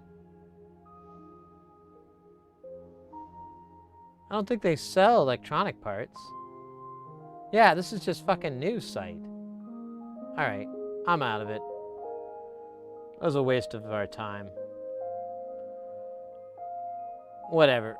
Anyways. For regular shaft.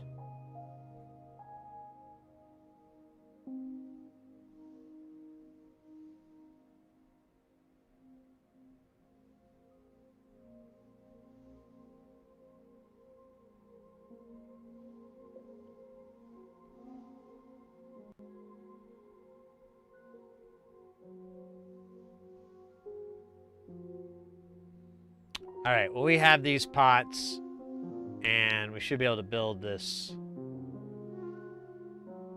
black box. Let me make sure,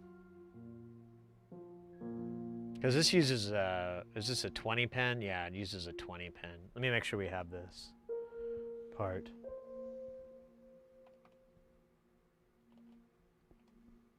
What the hell? There it is.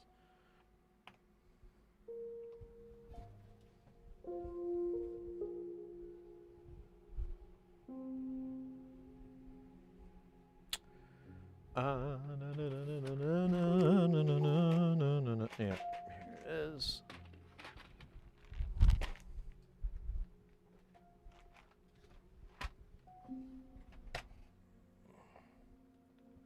It's like a blur on my. Oh.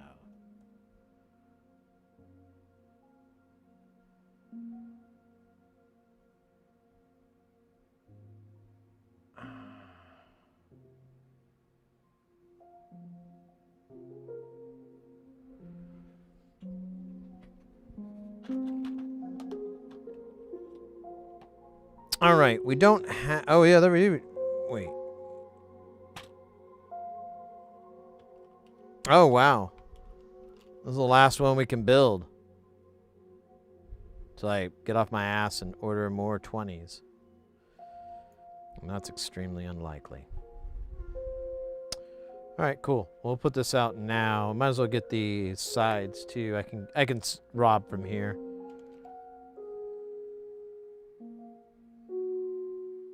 Found anything yet? We ain't found shit. Oh wait, I think I need. It's not 10 pin. It's 15 pin. And we don't technically have that. We have these 16s. But that'll work.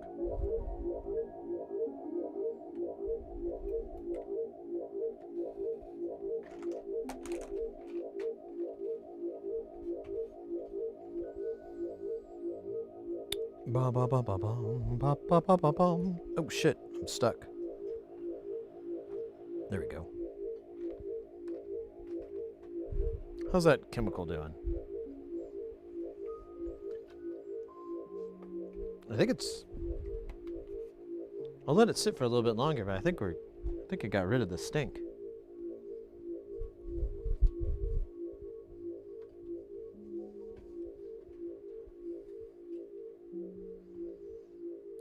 All right. Well, let's look at the schematic really quick, just so we're not flying and dude, this is bonkers.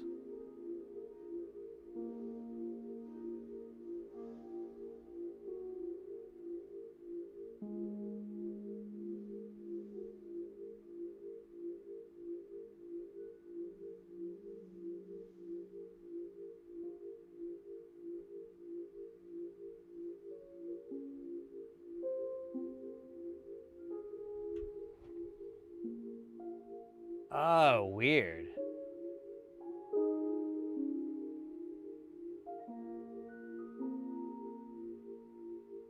So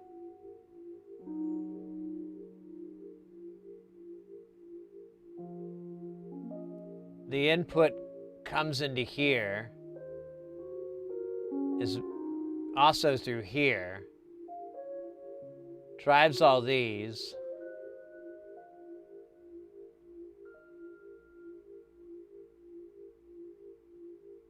These CVs drive these, but they're like he was saying, they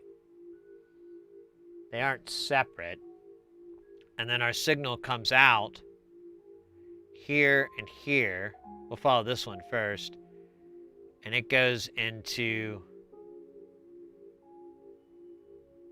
wait a minute, did I ever thought right? Yeah. So it falls into here, and then yeah, it goes through all of these.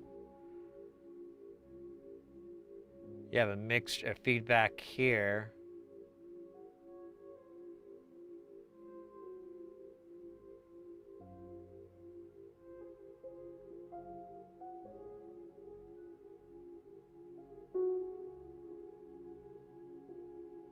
What? This is crazy.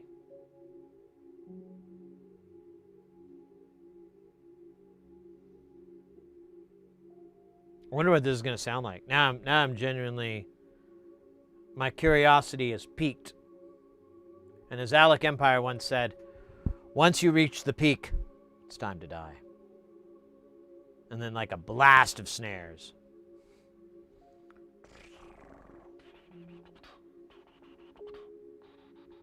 My face would crack. All right. Looks like we'll do... We could do the capacitors first. I guess it doesn't really matter, does it? Nothing really matters. Anyone can see. Nothing really matters. To me. Hit me where the wind blows.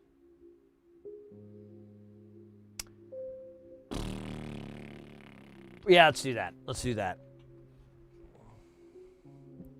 We'll do the caps first. We'll start from top to bottom, the way it was intended in the ancient scriptures. Long before my time, and the time before my time's time. Time after time. Time after time. Man, I'm just going through the hits, aren't I? Just all these dumb references that are only funny to me and about 10% of the world population. Hey, Road Rally. What you making? We are working on, we just started, we haven't gotten our, we just got the board souped up. We're working on this eurorack module here called the Suppository of All Wisdom. It's a joke.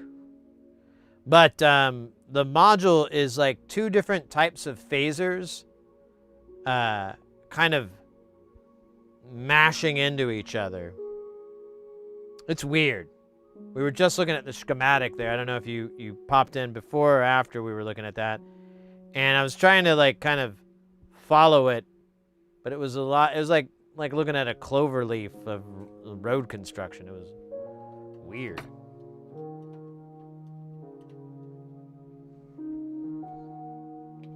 Now they'll be waiting. Time after time. Yeah, I remember I used to like Cyndi Lauper, and then I watched her like reality show, and I didn't really care for her too much after that. I was like, oh, this is a bit off-putting.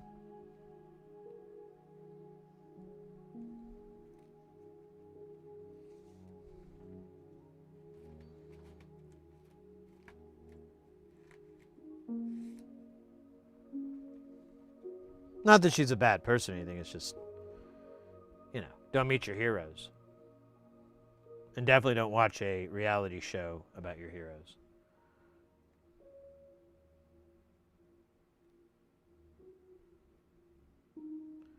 And if your heroes have always been cowboys, well, got some really bad news for you.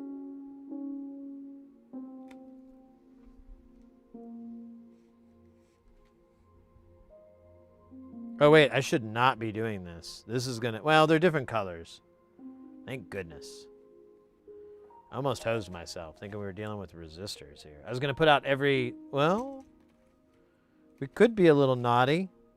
I mean, I won't tell if you won't tell. And if you do tell, I'll mess you up so bad.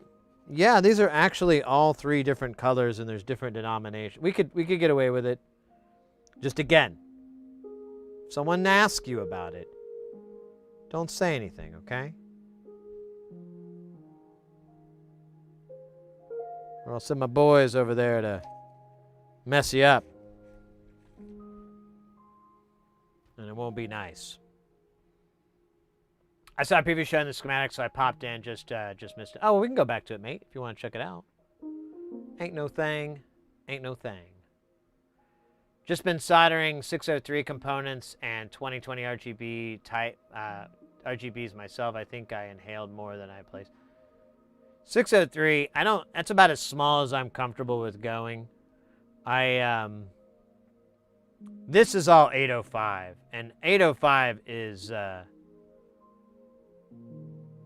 think 805's the GOAT, as the kids will say. It has been goated. Because it's like really easy to solder. It's easy to handle. If you like, you know, break wind, it's not going to go away. You're not gonna find them like stuck in your hair or something because you touched the table and then you like scratched your head, and they're pretty good. They're not perfect, but what components are? Well, except for the components that are perfect. Those are the ones I'm obviously excluding from them not being perfect. But anyways, I digress. I did 402 once, not doing that. Oh my gosh, I have this one thing that uses 402, and for absolutely no reason whatsoever. I don't know if I have it around here. It's like, it's all 603, and then for absolutely zero reason, there's like just two, maybe four, but they're 402 diodes. So they're like the SOT packages. So those are even smaller because you have to have the leads stick out the sides. And it makes no sense. Like, they're in a sea of ground plane. There's like tons of room for you to make it a different footprint, but for whatever reason, it's not. And I bought those 402s, and then I like lost most of them, putting some on another project where a friend designed it, and I put it together, and they were like, oh, just a heads up, I accidentally choose the wrong footprint, so it's 402 on the diodes. And I'm like, what? And then I look, and I'm like, oh, dude, I'm no longer gonna fear hell. This is awful.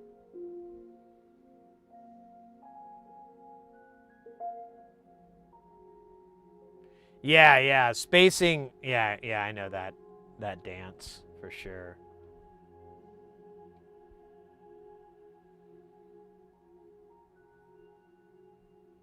I have, I don't know if I can show it. I have one design. Let me see if I can share it.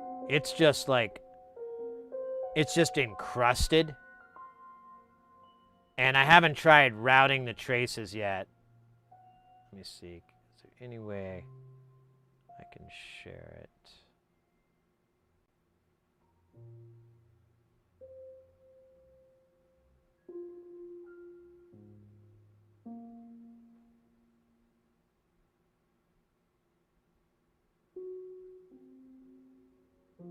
What if I did this?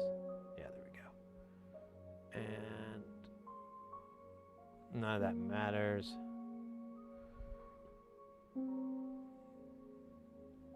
Let me do this.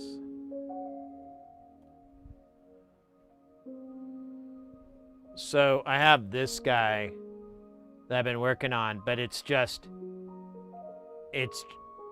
encrusted.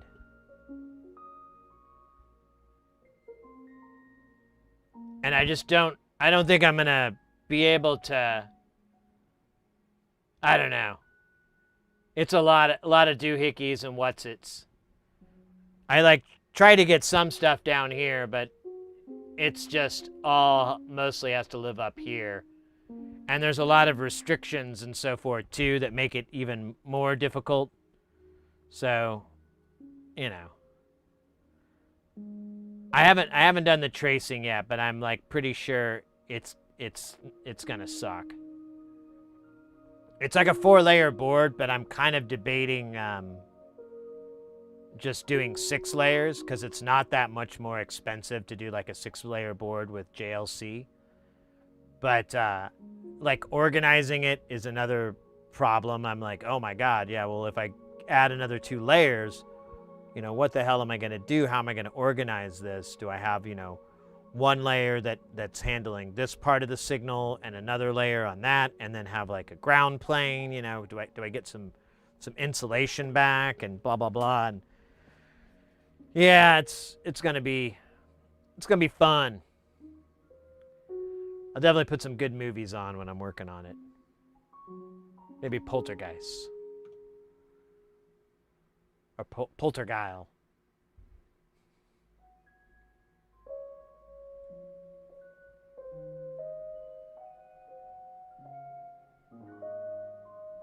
All right. Best game ever. I'm with you right there. When I started getting into PCB design, like layout and so forth, it's really my favorite I always tell people, I was like, it's the best version of connect the dots ever. It's so much challenge, but like you're really like solving a genuine puzzle. And there's not even, there's like multiple ways to accomplish it, but at the end there's super few ways that it's going to be optimal and it's going to work. And so you're constantly kind of challenging yourself of like, well, can I do it better? And then you just like nuke the traces and start over and like, yeah, I could do better. I could do better. Let me flip this guy around. Let me do this, I enjoy that. It's a little bit of punishment, but a very big amount of very big reward. That's the wrong fucking component, isn't it? Ah, you bastard. I'm already screwing this up. Already.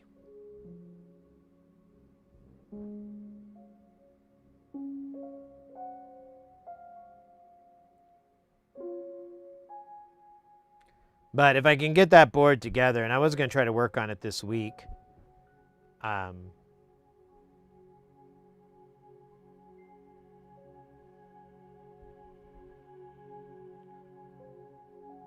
have to show it off. Be like, look what I did. What? Oh, shit. Is there a chart I'm missing here? I didn't see a chart.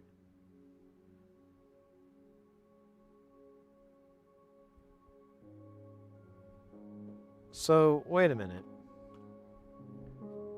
That said C1, didn't it? Am I not stupid? Yeah, C1, C2. I don't see any.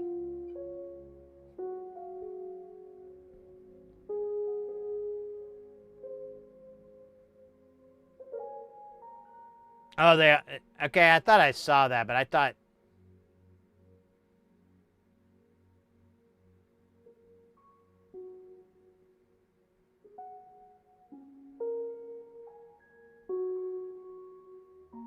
Where does he say that, though?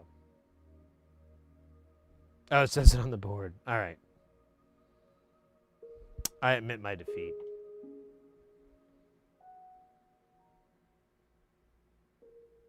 Oh, like literally there. Okay. Let me kick this back a little bit so I can get a little bit more angle. And that'll kind of take care of the glare. But it does cause this where this side is out of focus and this side is in focus. But yeah, you're right. It literally tells you right there. I don't think I got 10 nanofarads, though. Oh, wait, I got 11 of them. All right. We'll do it our way. Ekin, how you doing, by the way? Welcome in. What up?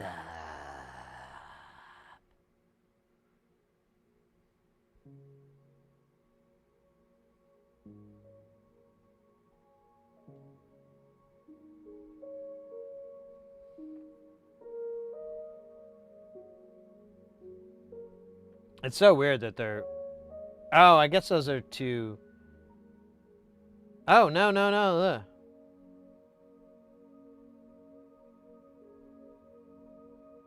So, okay, check this out.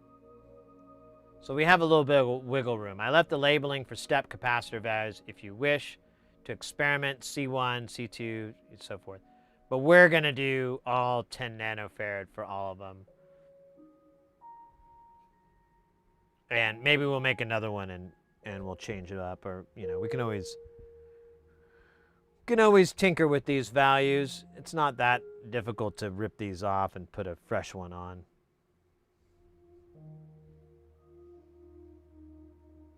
Unless you're also trying to pilot a jet plane. Then it's a little bit difficult. I would not recommend it.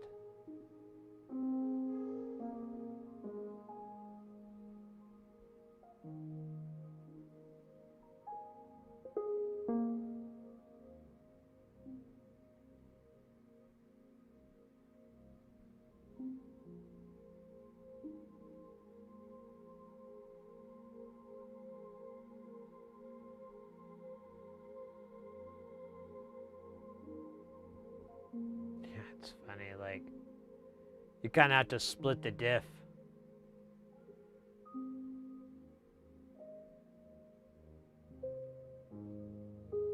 Split.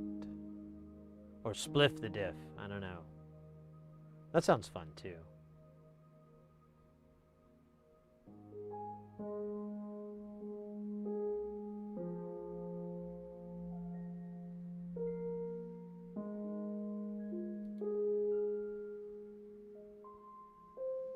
Go back a bit. Go back to the time from before.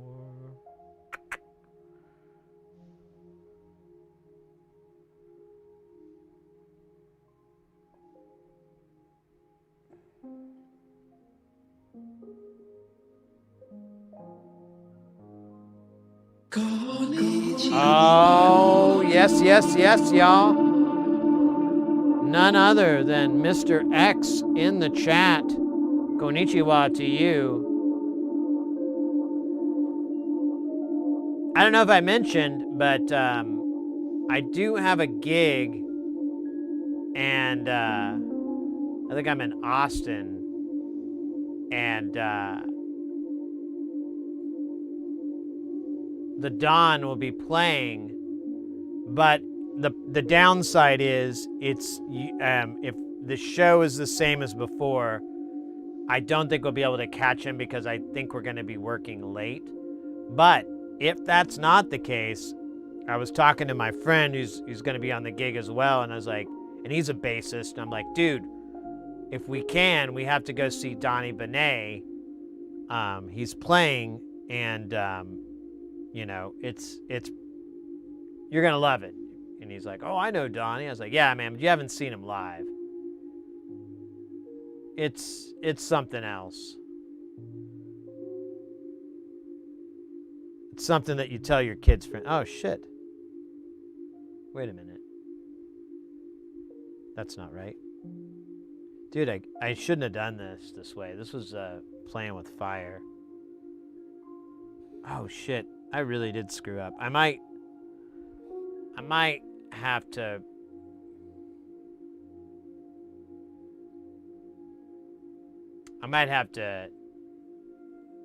because that's not right. That looks like the same color as this. Yeah. So this goes here. I screwed up. Let's see if we can fix it.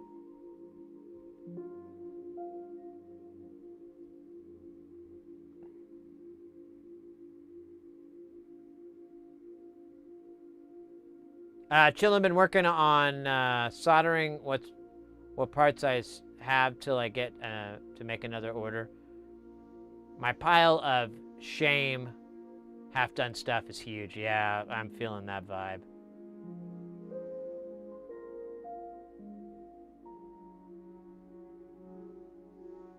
Yeah, I know. He's gonna have the full band on tour, and for its U.S. leg again.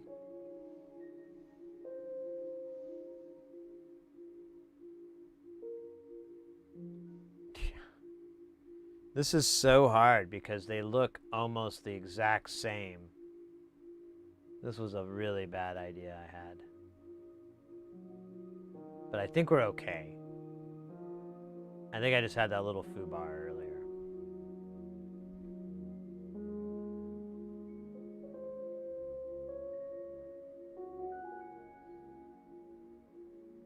A little tiny foobar. Itty bitty foobar. Oh shit, I didn't catch the ads before they started. Damn me! Uh-oh. This didn't open right. Come on.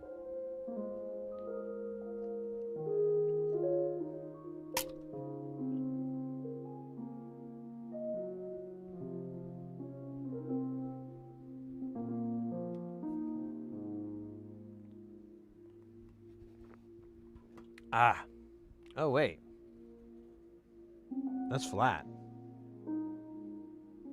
Maybe this one got effed up.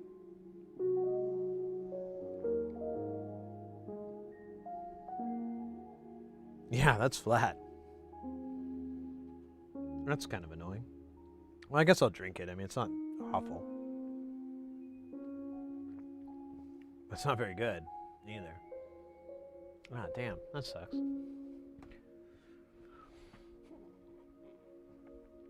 I guess I'll get another one. I have like more, but I'm worried that one's going to be flat too. Then what the hell do I do then? Don't poison yourself. Too late! Ha ha ha ha ha! Too late. I had a McDonald's cheeseburger earlier today. I'm already poisoned.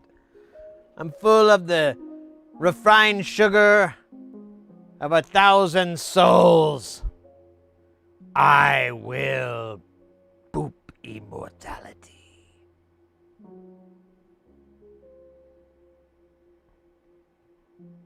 Bug shit, welcome in. Hola.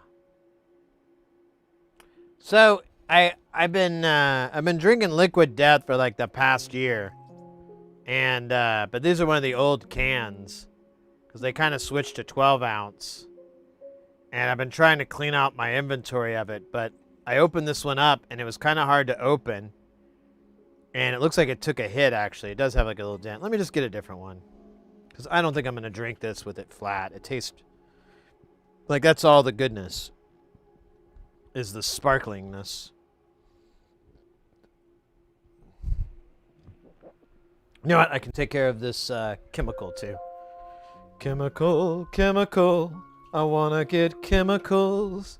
I want some chemicals. Let me get some chemicals. Some chemicals. Right. Get a fresh can of this. We'll give it a try.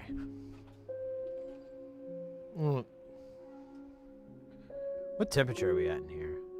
I got pants on. It's finally cool enough here in Phoenix to wear pants. Normally we go pantsless. It's very off-putting.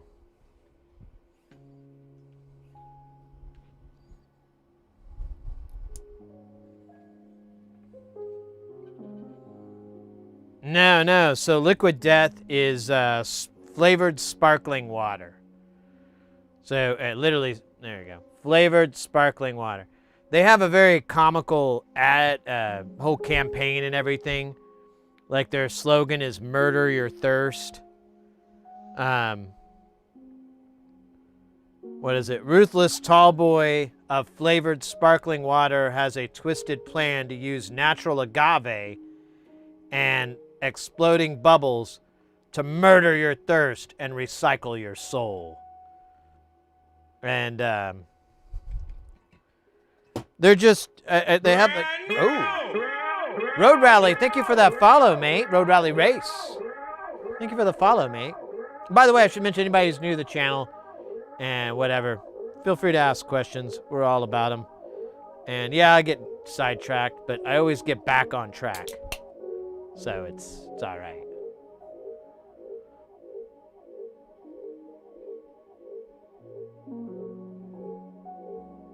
Guten Abend. Only in the USA would canned sparkling water be a thing? Well, I don't know. Isn't there like Perrier water? That's in like glass bottles. It's insane. Yeah, I'm not a fan of sparkling water at all either, bug shit, but once I discovered flavored sparkling, I was like, eh. And I try to drink less soda pop. So I figured this is a good in-between.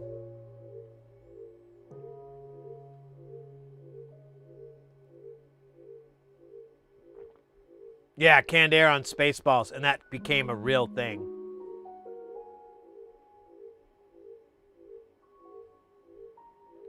The Steve 1989 MRE test.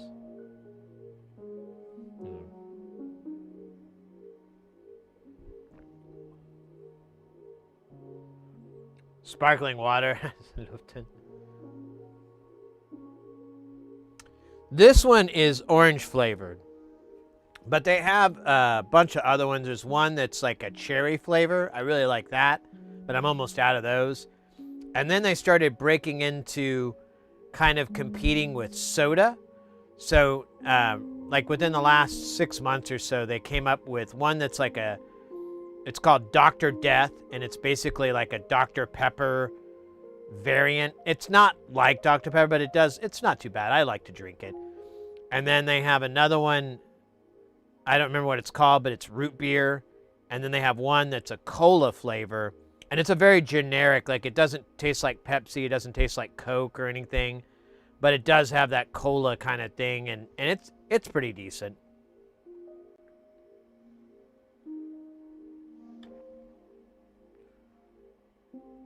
They have orange, you have to try it. I'm pretty... Oh, no, I think you've seen this. This has been around for a while, the orange. But, alas,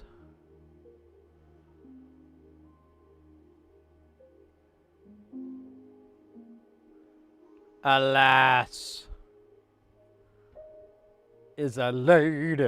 All right, sorry.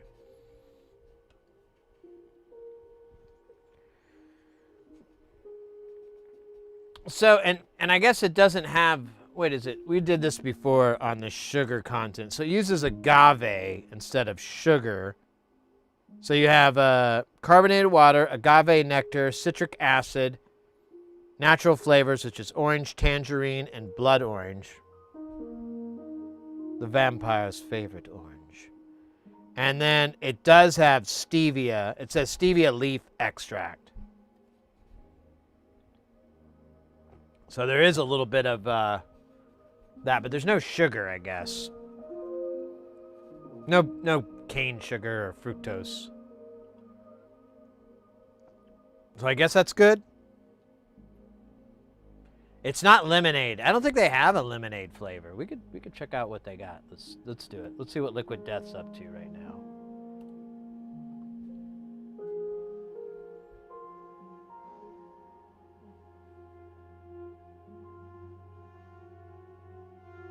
Oh, they're doing energy drinks now, too. Oh, look out. Sparkle. I don't know if I could do energy drinks. Orange horror. Murder mystery. Now, it says severed lime. That's one that's regular that they have. It's good. That's about as close to lemonade as you get as lime. This is just regular water. This is their teas. They have like a bunch of different iced tea. I don't like iced tea. Here's the root beer wrath. I think this is a tea, yeah, blueberry tea. And then we're squeezed to death. Soda flavored sparkling water. What is this one? Mango chainsaw. They have a grapefruit, which I don't like grapefruit at all. More of the teas. Let's see, can we get to, we'll do this flavored sparkling.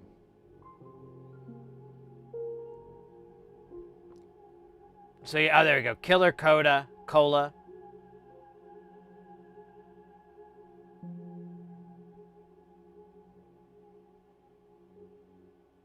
Make another coffee myself. Yeah, I hear you.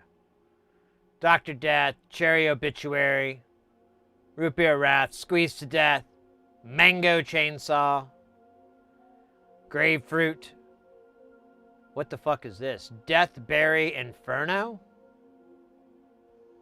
I haven't seen this one yet. Sounds great.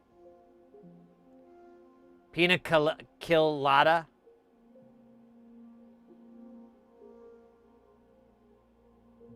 Serial Criminal. And Psycho Cider. They took the high road, I'm glad. Yeah, no, they do have the teas, but I don't like tea very much. And yeah, the missus, she likes Dead Billionaire, and I was like, it's a Arnold Palmer. What is this? Flavored tea? Yeah, it doesn't say. Rest in Peach. Peach flavored tea. Sweet Reaper. I don't know what that is. Blueberry. Green tea. What is that? Green guillotine. And slaughterberry.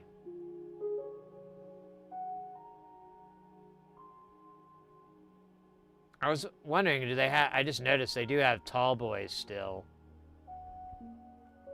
But it doesn't look like they have any of my old flavor. Ah, there we go. So I could get Dr. Death in a tall boy. Oh, and I can still get Cherry in a tall boy. Good. Thank goodness. Oh, but I can only get singles? Oh, man, that's expensive.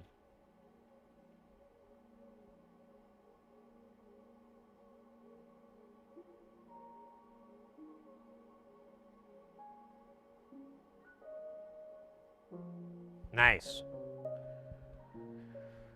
I've been wanting to get like sponsored by them because they'll sponsor podcast and content creators, but you know, usually the people I see weren't famous from doing podcasts. They were like big comedians before they started doing podcasts or shows. So it does. I don't think I qualify, but you know, it's worth bugging them every other day for the last 2.5 years.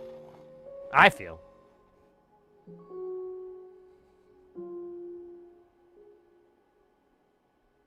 Oh man, this guy's in the way. Hold up. Oops.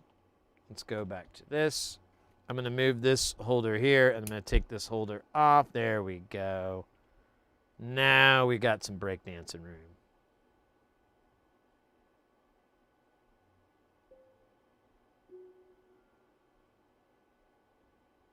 Yeah, it's an Arnold Palmer's Dead Billionaire.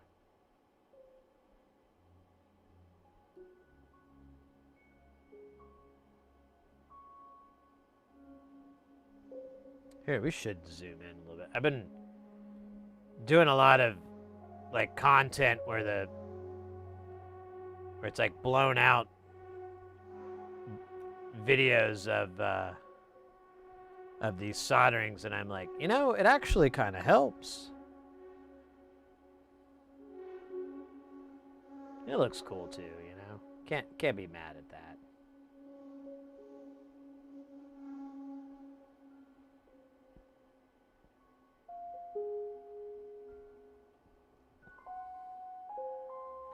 But yeah, Bugshit, I'm just trying to drink less soda because it's just going straight to my gut and making me all round. And you know, you have to at some point you have to go, you know, I could stop this. I just need to quit drinking this shit. Oh shit, where did that part go? There it is. No? Uh-oh.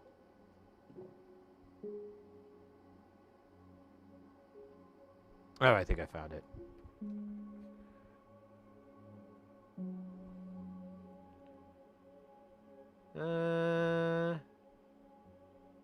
Yeah, I think so. Yeah, I know so.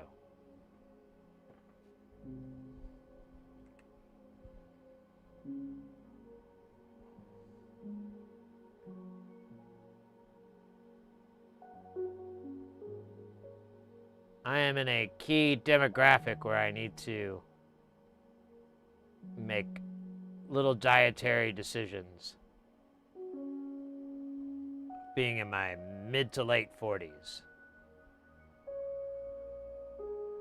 So I'm like, well, I got, you know, got to wrangle in the party someday. Can't party all the time. I'm not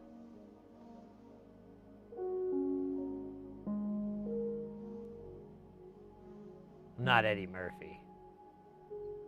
Or Eddie Murphy's girl. Or guy.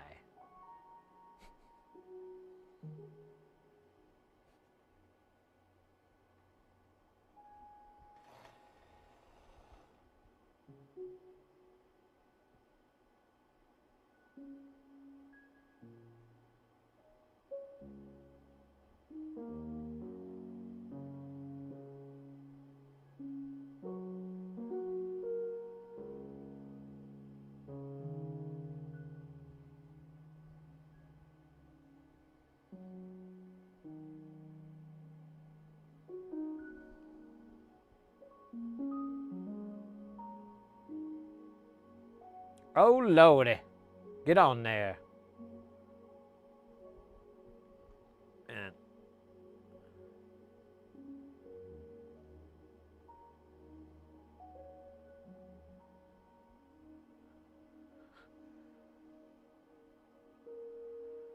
oh, so on this gig I worked, it was kind of funny. So like on the like Wednesday was setup day, and then Thursday was show day, and on Thursday I heard there was breakfast, but I didn't want any breakfast. I'd ate the night, at night, and I was like, I'm not hungry, so I skipped it. And then Friday I came in and I saw breakfast, and I was like, oh, well, I'm gonna go get some breakfast.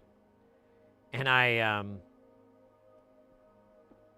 working the show, so I have my sports jacket on. I, got my hair brushed, all that. I look all right. And so I go in, I get my plate, I load up on some bacon and some watermelon, and what else did I get?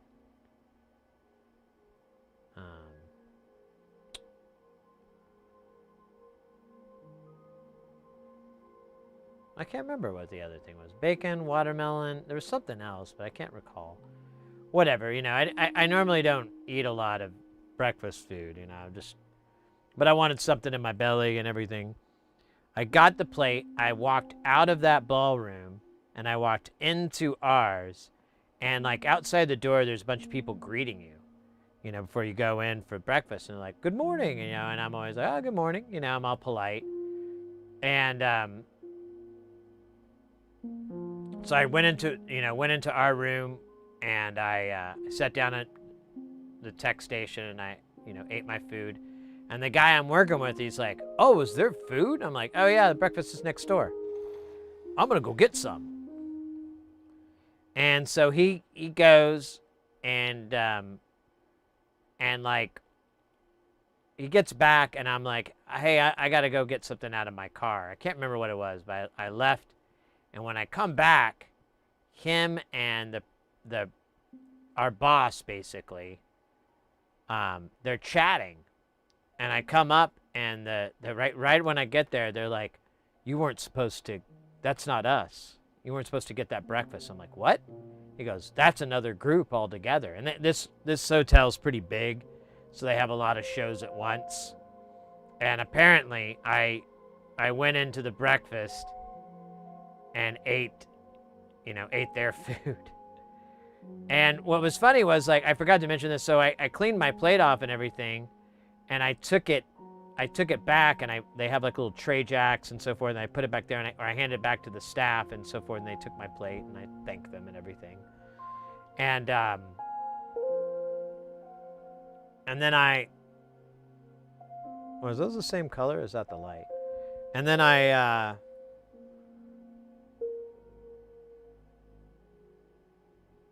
know, it's a light.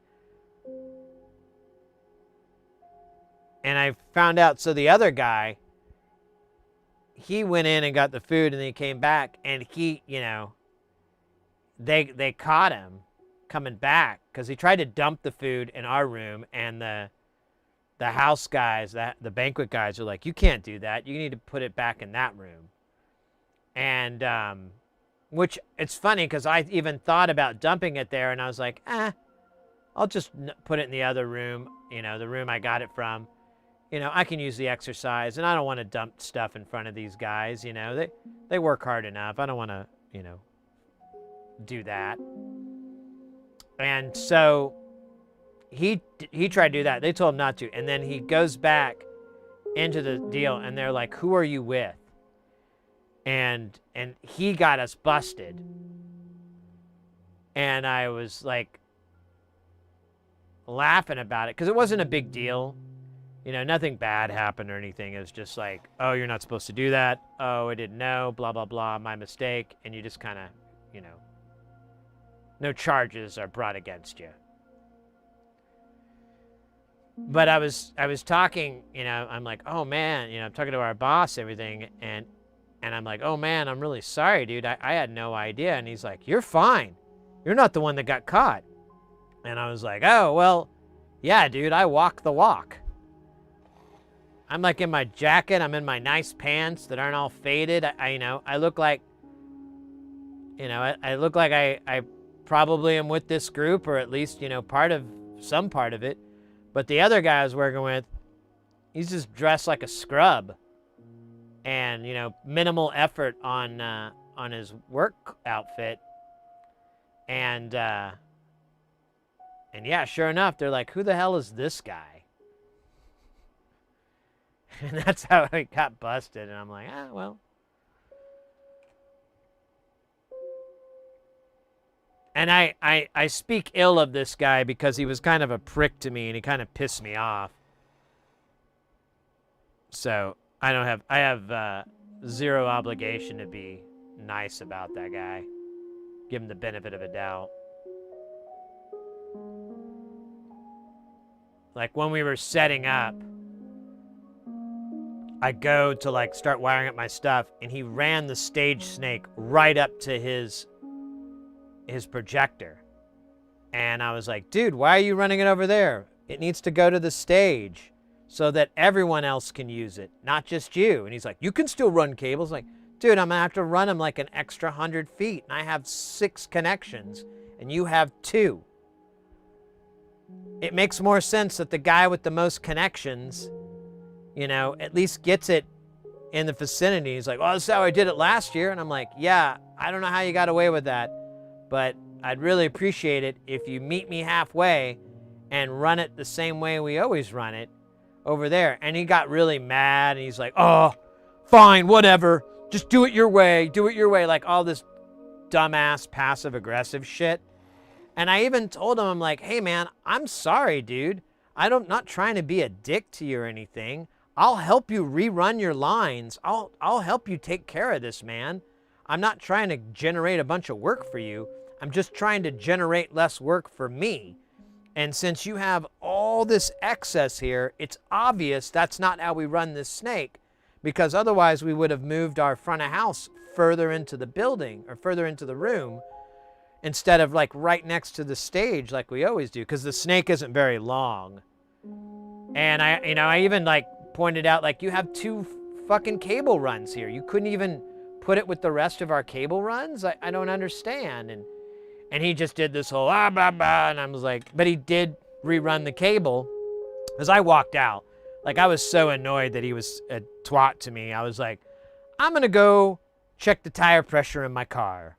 So I went out, did a little tink, had some tink-tinks, and was like, it's cool, Sid. It's not a big fucking deal. He's not wrong. He makes an argument that this works fine, but he needs to realize that the show isn't about him. It's about getting this thing done easily as possible. And yeah, it was so irritating. He was like, I had to put a speaker up, and I was struggling, and he came over and he dropped everything and came over to help me. So he wasn't like a total prick, but and then the next day he was asking me about how long does it take? He was being nice again, but I didn't let that swing at all. I was like, I don't care, man. That was he should have apologized for being a jerk about that whole thing.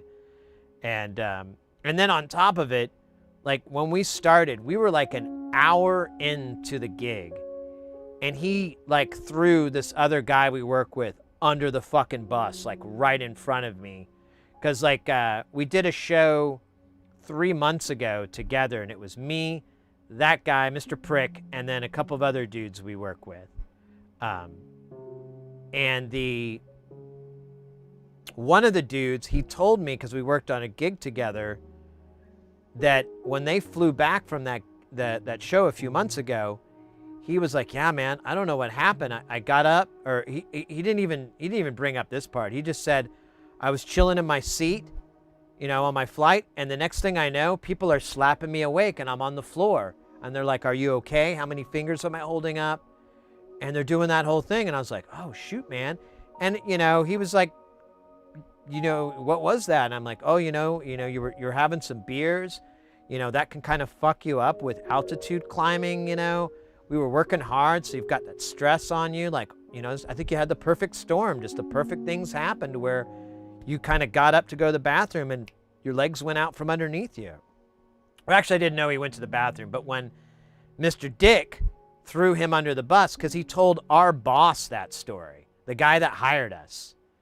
And, like, I don't think that dude would have wanted the boss to know that story, because you don't want to bring up stuff like that to the guy who's hiring you, because then he's going to worry, like, oh, I don't want to hire this guy and, like, you know, him get sick or him not be able to, I can just hire this person. They're more reliable. So your reliability comes into question. And in this dude's instance, I think it was just a fluke. The way he described it, it just sounded like the perfect storm. But I sure as fuck wasn't going to tell our boss about it, the guy hiring us about it. But this fuckwad did, like within an hour, like, and he even prefaced it with, I shouldn't tell you this story, but I really want to. And then he just goes on. He's like, yeah, man, he was on the plane and he got up to go to the bathroom and then he went down and I was like, oh, I know him. And we slapped him awake and he finally came to after a few minutes, and then he threw up a little bit and they cleaned him up and then they pulled him aside and like made, there were paramedics when we landed and they made sure he was okay and blah, blah, blah. And I'm like, what the hell are you doing, dude? First off, I get gossiping, but don't gossip to this guy. One, he doesn't want to hear it. Two, you kind of like can screw that other dude over. And I've still been meaning to contact that other dude and be like, hey man, this guy's a bit of a snake in the grass. He just ratted you out to our boss, that you passed out on the plane flying back. Just a heads up. I don't know why he told that story. He had nothing to gain from it other than taking jobs away from you, which I kind of feel like that was his motive. Either that or he's like a fucking idiot, which honestly is also plausible, because that guy was pretty stupid. He did a horrible job. You have to run a video switcher, which is what we do on the stream all the time. You have to load up your next shot and cut to it. And he kept cutting to dead video feed. So it'd say, no signal on the giant screens. And he would just be lost trying to figure it out. And several times I was like, I want to just hit the button, like, hit 6. Just hit input 6. Input 6 is ready. Hit him, but I didn't, because he was a cunt to me. And I was like, I'm not helping him at all. Hey, Calderia, I'm sorry, I gotta get that straight. I read your thing late. Hey, I did the same thing on Monday. We've been on a business trip, and the boss ordered just pretzels, but down the hall it was ham and eggs, and I helped myself, got away with it. Yeah, I'm telling you, if you walk the walk, you can get away with anything. I haven't done it in a long time, but I used to never pay for shows in this town. Like, there's a couple of venues here, and if I dress in show blacks and just walk right through the front door like I own the place, no one stops you. Security doesn't give you a deal. The only downside is you don't get the wristband to go get drinks. But if you're just not wanting to pay for the show and you just want to catch the middle act and not the headliner, bump in, bump out. And you can get away with that at a lot of places. And I kind of just did the reverse of that. I just wore, a sports jacket and a shirt that didn't suck butt. And I got in. Got my free breakfast.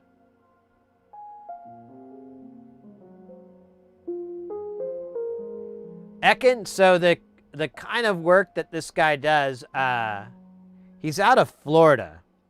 So it would help if you were on the East Coast. Second, yeah, I don't know if I don't recall. I don't know if you I can't remember if you have AV experience or not.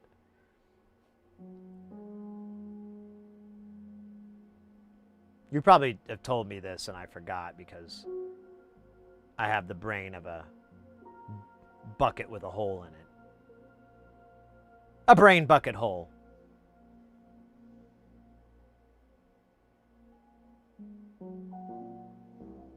Where the fuck is the other? Oh, there they are. You son of a bitch.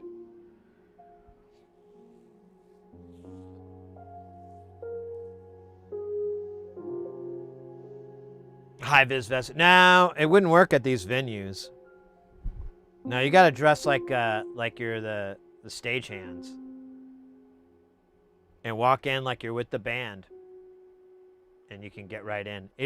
I'm not the guy who invented this. Someone else told me about this, and I was like, really? And I wanted to go see the opening act, but I didn't want to pay for the whole show because also at this there's one venue. I don't know if it's still around though. Someone told me they were closing it down. There's a venue here in the valley called the Marquee, and that's where I would do this shit. And I ended up working at the Marquee, so I kind of like learned more about it. But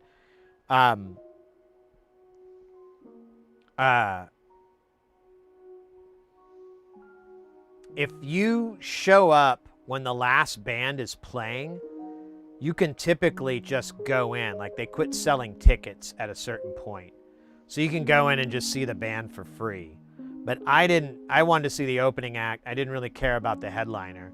So I just put on my show blacks, put my work boots on, like just dress the part, put my Leatherman and my flashlight and everything. And like the way that this venue is, I came from a weird spot where where the staff would park, and I just walked like that, walked right past the will call booth, walked right in, nodded to the security guy, and just went right in. And I was like, holy crap, this works. It was awesome. I can't remember the band that I saw. I keep thinking Sonic Youth, but they were a headliner, and I saw them, and they were terrible. I was super disappointed. I was like, this is like watching skeletons moan on stage. This isn't good. But unfortunately, I think I need a time machine to go back and catch that band when they were good.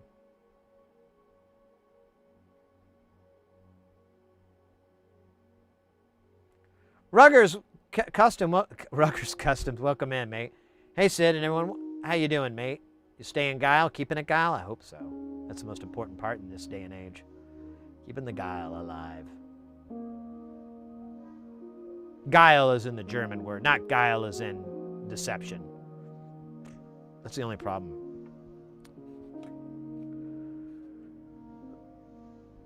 A little experience, worked at an amusement park on the west side, setting up speakers and running projects, booth, and a few items. Well, that sounds qualified enough. A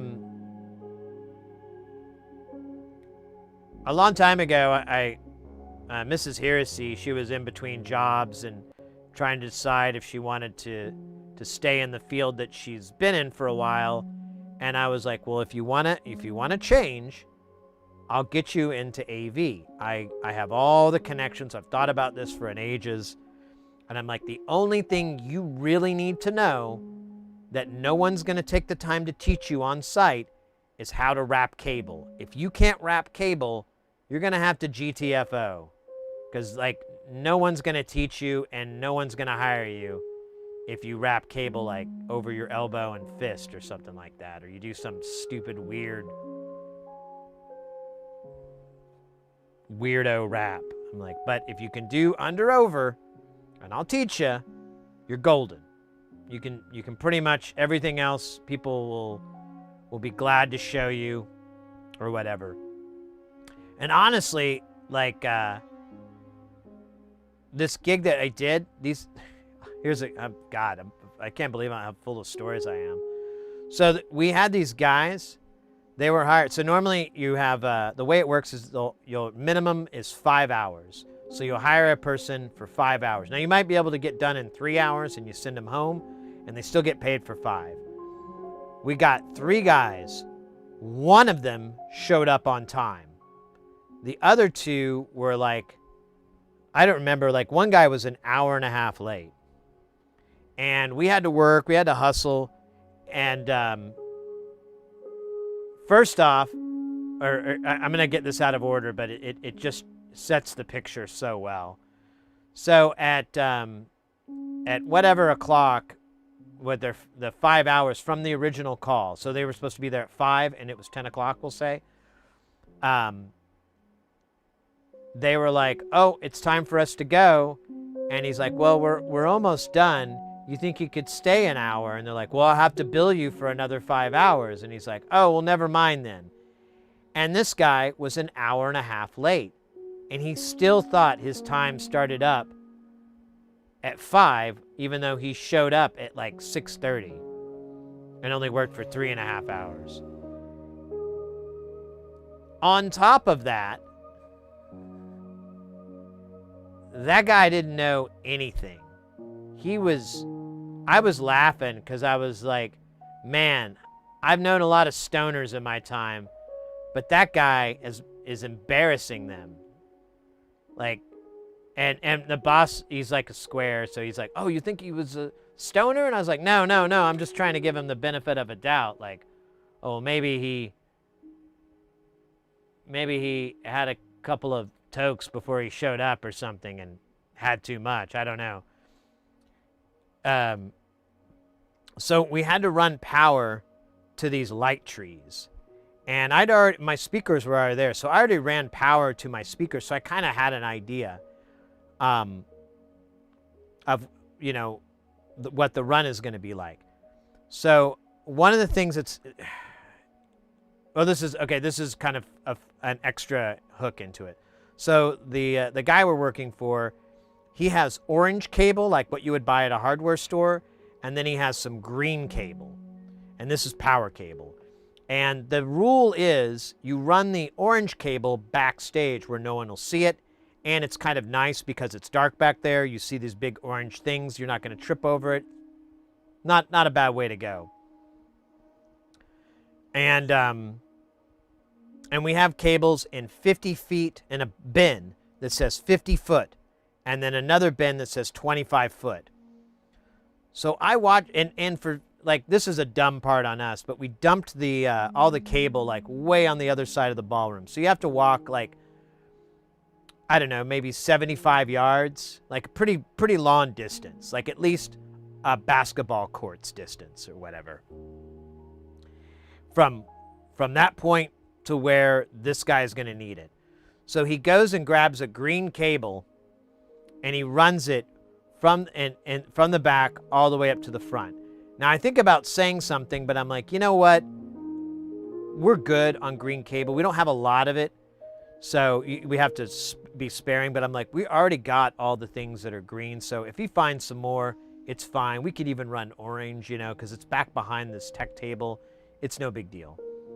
So he runs that, and he gets to the same spot where I am, where I got to, and it's right after the stage stop. So I ran an orange cable, and then I switched to green and went the rest of the way into the house. So he goes, and I missed this part, but he grabs this 6-foot cable. Mind you, he needs to go another 50, 75 feet to get to his source. And he grabs like a 6-foot cable that has like a utility head where it's like three outlets, and he plugs that in. Then he goes back and grabs like a white cable that I didn't even know we had, and it's 6 feet long, and he plugs that in. And I was like, hey bro, I gotta stop you, man. What are you doing? And he doesn't say anything. Like, that dude just never talks. And I should mention, 90% of the time, he's like this, just walking around, like staring straight down at his phone, nonstop. I wanted to give him a hard time and be like, are you looking for work? But I was like, nah, I don't feel like being a dick. Is there work on your phone? Is that what you're looking at? Some work? Because we got a bunch of work we got to do here. But anyways, I stop him and I'm like, hey man, what are you doing? Are you trying to get to the light trees? He goes, yeah. All right. Oh, and I forgot to mention, every time he went and got this cable, he just got one cable. And then you have to walk all the way there and then all the way back. And so it was just this ridiculous cycle of stupidity. And I'm like, I'm a real big freak about efficiency. Like I don't want to walk more than I have to. I don't want to lift things more than I have to. I don't want to drag things more than I have to. I don't want to work more than I have to, because we already work kind of hard. It's kind of stupid to do that, you know, and make it harder for yourself. But he doesn't care. So I'm like, hey man. So I tell him about the green cable, orange cable thing. And I'm like, so what you're gonna want to do is go and grab an orange 50-footer, and you'll probably want to go ahead while you're over there and grab a green 25-footer, and you're going to rip up this green one here, and you're going to replace it with an orange one, and then that green one you just ripped up, you're going to attach. And then you'll probably won't make it all the way to the light tree, so you'll get that 25-footer to close the gap. And he was like, all right. And to his credit, he did follow those instructions. So he wasn't like totally like, he wasn't like that other dude that I was like, dude, you have to do it this way. And he's like, fuck you. So he's a little bit better, but I was laughing because I'm like, oh my God, what kind of stoner shit is this? He's going to like go 75 feet, 6 feet at a time. That's insane.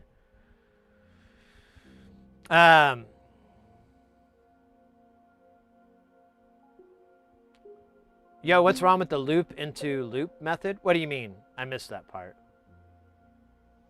Unless you're making a joke on something.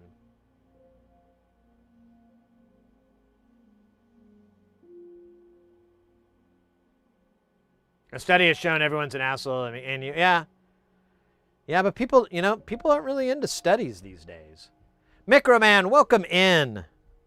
Welcome in.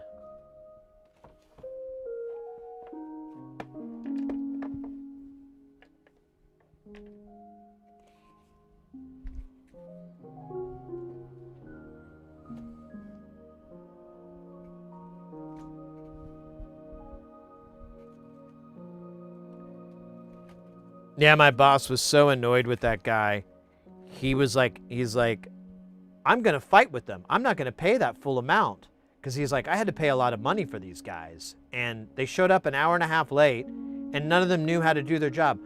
The guy that showed up on time, we had to wait because we're still waiting for the other guys. We didn't know if they're going to show up. And the boss guy was like, why don't you guys just chill, take a 5 and, just hang out. And when we're ready, I'll walk past and we'll go. So I'm hanging out with the guy, and I know you cats won't exactly know these terms, but I'll try to get across what's going on. So he's like, so we're building like a GES? And I'm like, what? Oh, he said we're building a GES. And I'm like, I think you mean GS. Oh, what's that? GS, it's a general session. Oh, and he still doesn't know. And I'm like, a general session is the big production. They'll have the keynotes, they'll have the big screens, they'll have the lights. It'll be a big deal. And then they'll have little breakouts in these meeting rooms that will be smaller scaled. And, all of these are, you'll go to the GS and then you go to these little breakouts for the, little classes or whatever. And if you guys are familiar with Comic-Con, like the main stage would be a GS, would be the same thing. And then you can see that, but then maybe one of your favorite comic book artists or whatever is in a meeting room and you want to go and listen to them talk about, some aspect of the industry or whatever. Then you would go into those meeting rooms. And typically there won't be a thing in the GS when there's in the meeting rooms, but that's not a hard rule. That's just kind of something you run into. And this guy had no idea what I was saying. But that dude was a hard fucking worker. He carried like an 18-foot ladder one-handed by himself quite a distance. And I was like, bro, I wouldn't do that. That ladder weighs like 100 pounds, like 80 pounds or something. He's like, yeah, I got to stretch my arm out a little bit. And I'm like, yeah, dude, take all the time. When you're done, I just need some help throwing some speakers up. Oddball, where you start at the middle and you make a loop and then in insert into another loop. It's kind of the way construction. I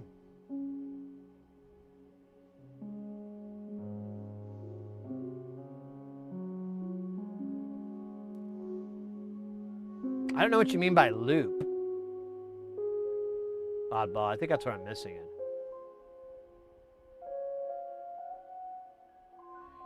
You want to? I can do an under-over lesson. Let's see. Let me get some cable here. We can use some. Well, I kind of want to leave. Fuck it. It's probably for the best. So here, we'll do a quick under-over lesson.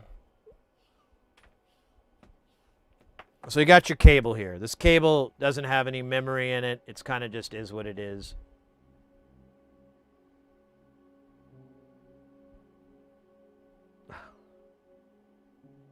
Let me see what you're talking about here.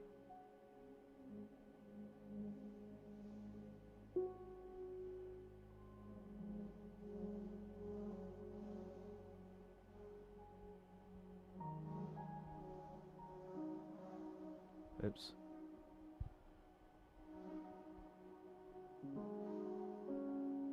Oh man, I know what he's gonna do. I fucking hate it. Oh no. Oh God, no. Oh, I saw a little bit of it. Oh, my eyes. Oh shit. Oh no. Oh, the burns. Don't ever. Oh my God, I thought we were friends. I thought we were cool. Oh man, now the stomach pain. Oh, yeah, I fucking hate that with a vengeance. There's so many reasons. I don't even know where to start. We'll start with the memory that it puts into the cable. Oh, I hate that. We'll go on with how it's like a big mess. It just makes a big ugly mess. The wire won't sit flat anymore on the ground. Like it'll have those stupid humps from the loop. And oh God. Yeah, plus it's just cleaner to coil it. Like how are you gonna put the excess underneath a thing? It'll just be like a big fucking ugh. Oh God. Ugh. So under over.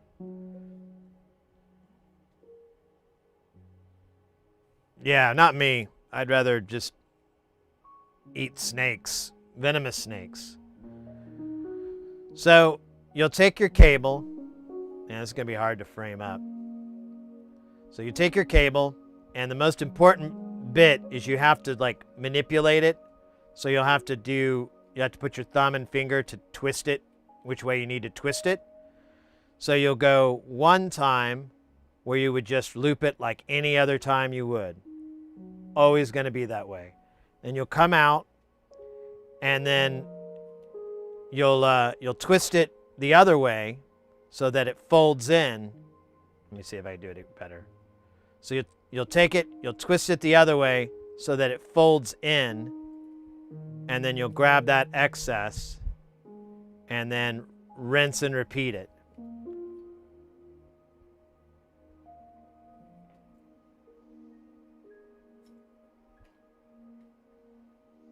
Now see, this one's got like a little bit of a kink, so we'll have to tweak it a little bit.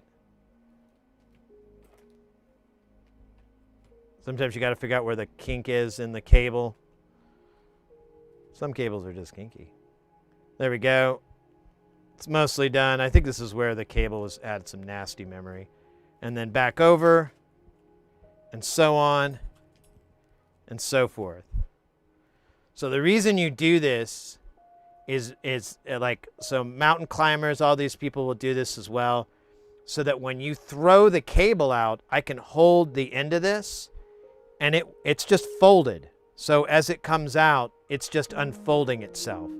And when it lands straight, because you keep correcting it by going 180 degrees in the other direction. Now, if you do over, it creates this curly cue, which is awful. Like that video that you Excuse me. God, it's still making me sick. That video you showed me, like that's the worst, but like curly Q is pretty close. Like I hate it. Oh, I hate it so much. And I have a lot of hate in me. But this way is really nice. You can you can take a coil and look at that. It's not binding in on itself. It moves away, it clears itself out just fine. And you can go back and fold it and you're bueno. God, that kink is nasty though. I wonder what happened there. I think it's hanging off the end of this bar and it put a mess up in it. But yeah, this is like bizarrely difficult to learn how to do. So if you're not able to pull it off, it's like I spent 3 years trying to figure out how to do it. 3 nights a week, every week for about 2.5, 3 years trying to get good at it. So it's not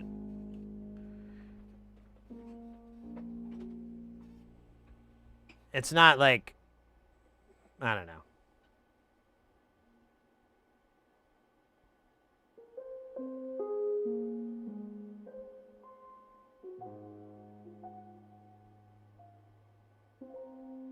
Mr. X, you are truly the devil's advocate.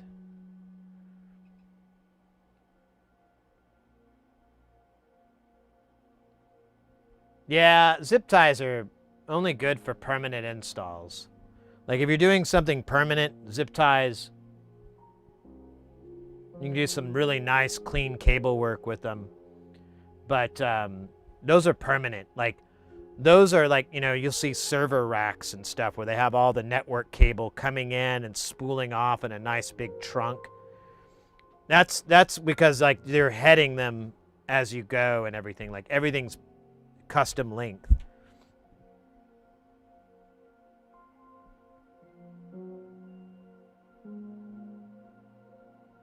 Lasso drinks from strangers. That'd be hilarious.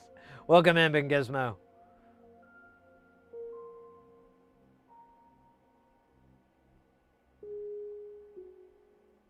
So many tips. Oh, really? I think I'm just always given the tip. Just the tip. No, thank you, mate. Well, I'm glad. I should keep doing it. You guys keep complimenting me on shit I just feel like I've been doing for years. But I'm like, all right, finally getting that cred. Feels good. I'm gonna go call my mom.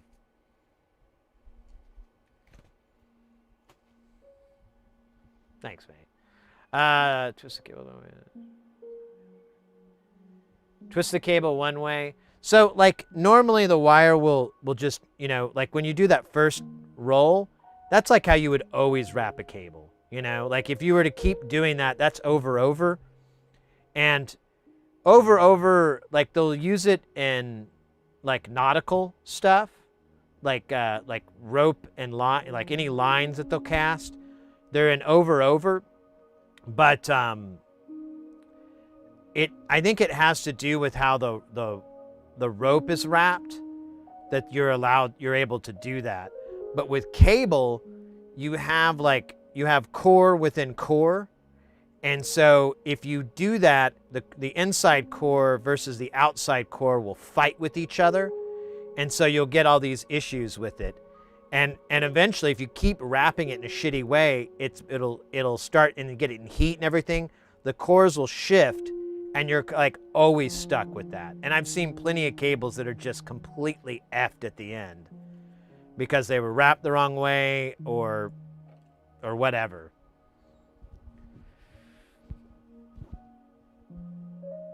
You can cut and crimp Cat 5s in 15 seconds. Nice.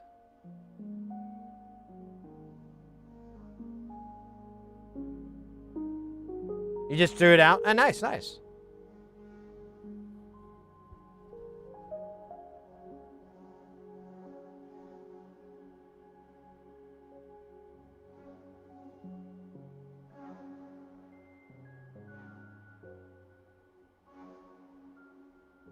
Hey, whatever works for you, Porphyry. I'm just telling you, that shit won't fly in the industry.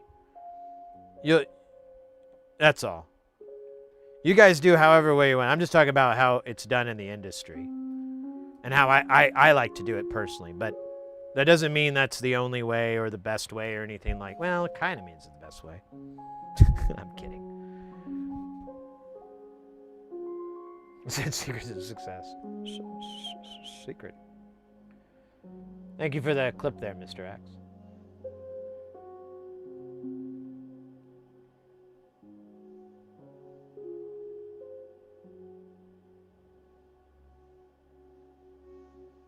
As an electric, yeah, because same thing with electrical cable is the same issue because you have this multi-core. If you're doing rope or whatever, it's not important. But when you have like power cables or instrument cables, you have to do the multi-core. Here, I'll show it again, and I'll just do it. I'll do it on the table because maybe that'll make more sense. So we'll come up with a loop like this, and then we'll take this next loop. And it's almost like if you can envision a sine wave and you're just going to flip it so that it goes in that way. And I don't know if you know, I kind of did it off camera, but I had to whip this cable around to make this loop. And then we'll come up here. We'll twist it so that it makes that loop. Rinse, repeat.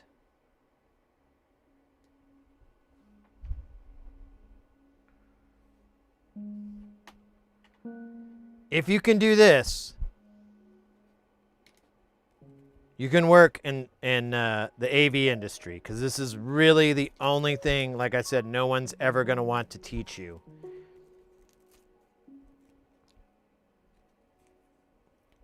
And I've seen people get fired on site for not wrapping cables correctly. Not in a really long time, but when I first started, there was some guy that was like, he kept wrapping the cables wrong, and the owner of the AV gear was like, hey man, you can't do over, you have to. And you have to do under. And he just looked at him like he explained the meaning of like tonsils or something. And it was like, what? And so the guy was like, hey, you got to do it this way. And he even showed him, like, this way. This is under, over.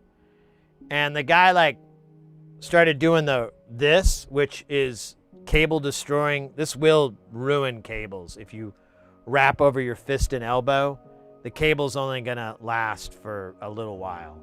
Because it puts so much strain in the weirdest parts of the cable, and it will choke out the memory, and you'll have these weak points where that wrap is.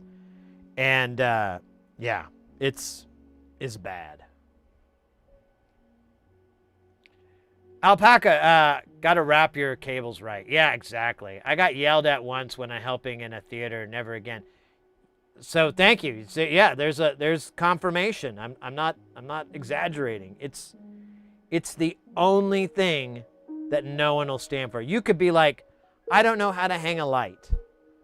Or I don't know which end of the XLR cable goes into the speaker, or into the mixer. I don't know which way, you could, and I'll be happy to go, hey man, the way I remember is the pins point the direction of the audio on XLR. So if you've got a male connector, that's going to go into something that's going to receive audio. So it's going to go into your mixer. If you're going out of your mixer into your amps, then the pin needs to point out of that and into the amps. It's fuck the truck. And I'll be glad to show you how to hang lights. That's not a big deal. But wrapping cable, ugh. It's like being able to show up to work with pants on, And you're not an exotic dancer, obviously. Exotic dancers, pants, although it is nice to wear something, a little less showy going in and out from your car, but it's really not they're not going to fire you for that. Susan, Sid, why do you keep showing up in your booty shorts? Well, boss, I I just like the way they feel when I'm driving to and from work. So, you know, well, I can't have you do that. I need you wearing some pants when you come in here and you take your pants off. You're such a, hate that guy.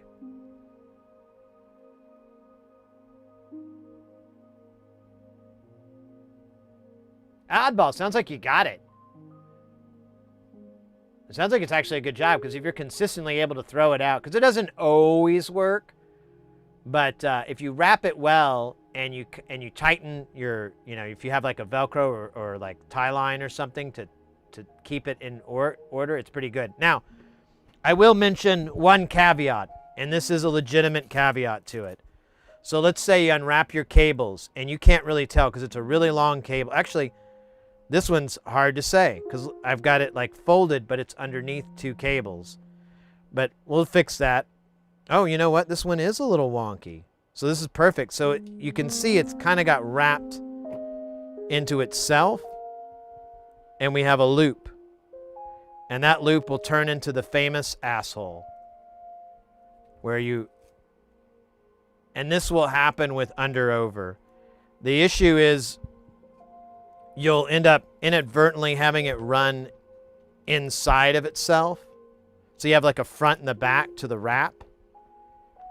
And let me start over a little bit further down. So you have a front and back to your wrap.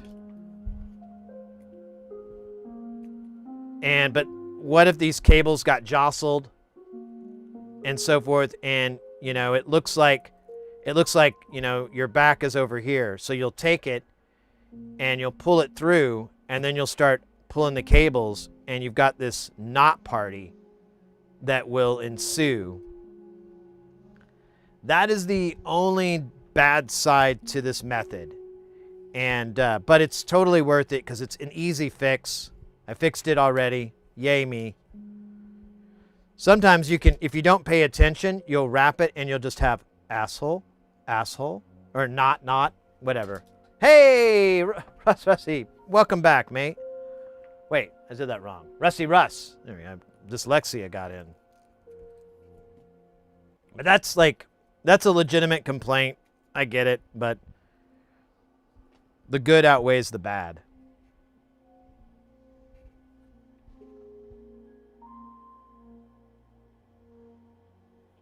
Yeah, if you don't coil them properly, it'll destroy them. Yeah, it causes wear and tear and damage to the cable over time.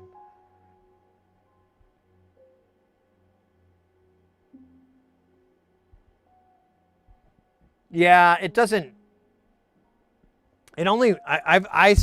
My joke is that I'm like, because some like DC cables, I'll wrap really tight and then I'll do this, and I'm like, who fucking cares? So I'm always like, if you don't care about the cable, then wrap it that way. When you're setting up for events and stuff, have properly wrapped cables make a life easy. Yeah, the worst is when you get a bunch of cables and the last crew didn't care and they're just wrapped like shit. Or you'll find like, oh wow, this was just coiled and then they just like bundled the other half of the cable together. It's the biggest pet peeve in the industry, and it's like honestly the only thing that would prevent anyone from getting into the business. That's it.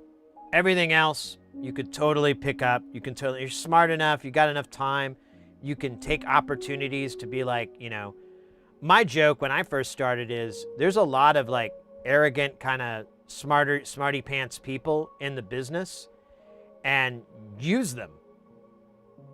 They love to talk about how smart they are. Let them show you something. Yeah, you got to deal with a little bit of that ego, but so fucking what? Like sometimes it's just they're just socially awkward. And I mean, a lot of these guys have never talked to an HR person in their life. So they really don't know any better. And, but if you kind of just like bite your tongue and kind of power through it, they'll teach you all kinds of cool shit. Like I've stood around plenty of hot air blower kind of guys and just been like, oh really? So that's how you do the delay? You just do this and this? Oh yeah. It's really easy. Anybody can do it. Well, I mean, not everybody can do it, but you know. Huh? Well, good to know. I'll have to try that sometime. Well, we could try it right now if you want. I'll just show you. Do this and this. Oh, yeah, thanks. So, you know, you can always get that kind of on-the-job training if you're just a little bit smart. Smart enough to bear with it. Yeah, if you throw the line out, it'll start to twist the wire, and then you end up having to take your free end and just spin it. Or when it's 150 or 300 feet, it's a big job because now you have to shake the cable out, and it's so much work because you're lifting like 20, 30 pounds with your arm and whipping it over and over, and it starts to hurt. It starts to put the pain on you. And it's unnecessary. You could just wrap it correctly and it won't be a problem. Plus, a lot of cable will come out of a box, like a snake box, will have like hundreds of feet, and it'll all be coil wrapped inside the trunk. So it has to come out one end over the other, one end over the other, so that you don't have a knot produce.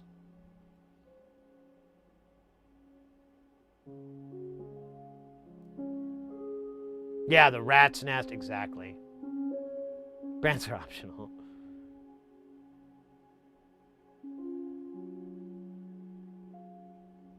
Just put this, yeah, let's not.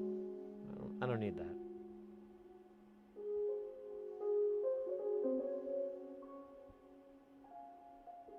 What do you see most on site?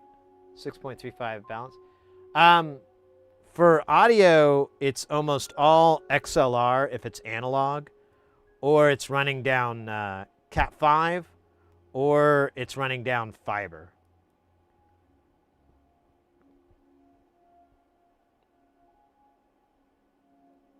That's you don't see 1/4-inch connectors almost never. Like really 1/4-inch will usually interface either with band or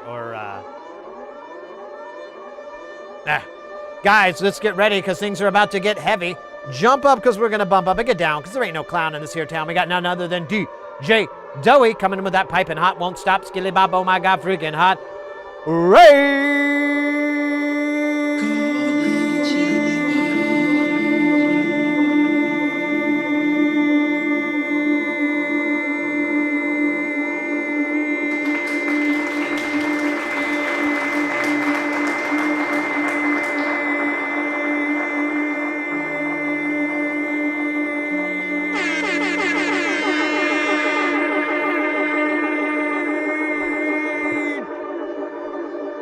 Oh yeah, guys. We got none other than our buddy DJ Doey in the house. Do we have a shout out for him? Let's see. Look, I swear it to me! I swear it is! Oh, thank you so much for the shout out, mods. You rock. Iron God, welcome in, Raiders. Doey, how was the stream? What were you up to? Victory is mine. Or wait, or is that song by Nirvana? It goes, Victoria. No, Victoria is a town in Italy, isn't it?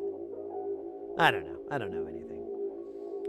Doey, how was the stream? What were you all up to today? Doing some Fallout 76? Guys, if you're into games, you're into music, you're into electronics, you're into art, DJ Doey is in the link is in the Twitch chat. Go give them a follow. Click on their name if it's already gone. You got it. You know it. You know how to do it.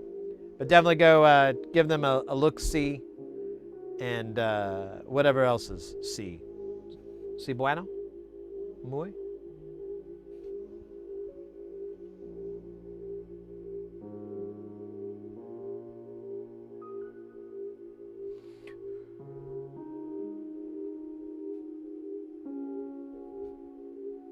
So, Doey, are you as excited as I am about the announcement of Fallout New Vegas?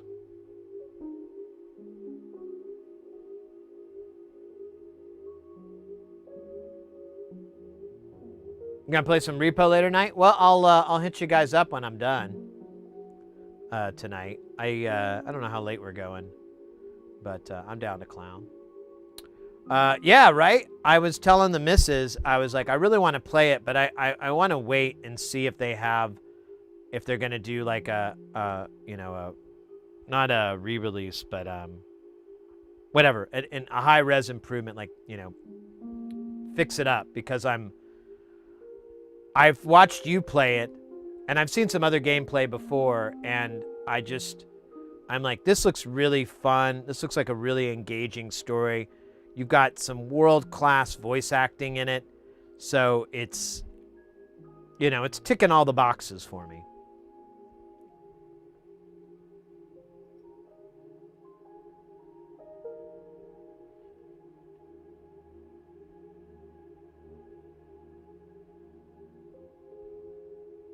Ticking all the boxes. Wait, 1K?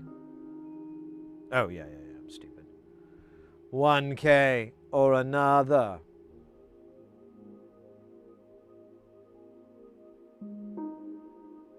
Yeah, I mean, if you guys are going to be playing still when I'm done with the stream, I got to eat dinner too. So I will maybe be available around 11:30. I'll probably be all fine to game and whatnot. So maybe around 11:30 would be close.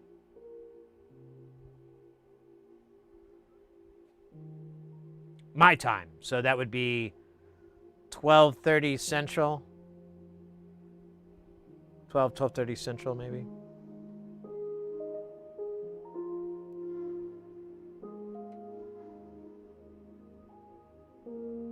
And the add-ons are strong. Yeah, it just, like I said, it looks like it's ticking all the boxes for me. And I watched your gameplay of it, and it kind of got me hooked. I was like, this looks like a really great story, great game. And then I found out, like, oh, it doesn't really have an HD release. And I'm like, I'm just gonna hold off until that happens. And then I kid you not, like 2 months later, I saw the announcement. I was like telling the missus about it.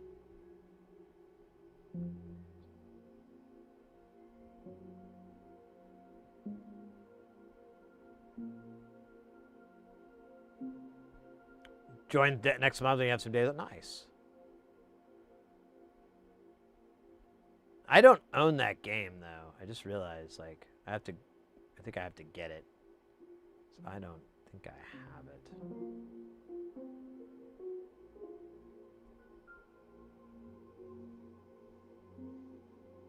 Will it run on a Mac? I doubt it. They never do. It's like zero gaming on a Mac. And anything that you can play on a Mac that's a game isn't really the best game. It's a tale as old as Tim itself. Old Tim, the Tim maker.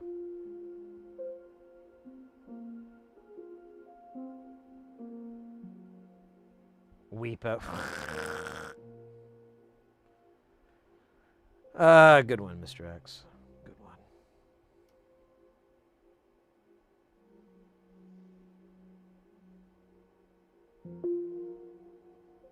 Well, thanks again for the raid, mate. You said you got to go take a little break. Might be dinner time where you're at. What time is it right now? Yeah, it's getting close to the food time, the food monster.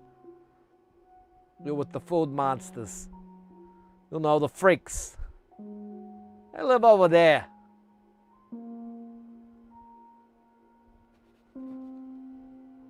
Tim. Tim the Tim maker.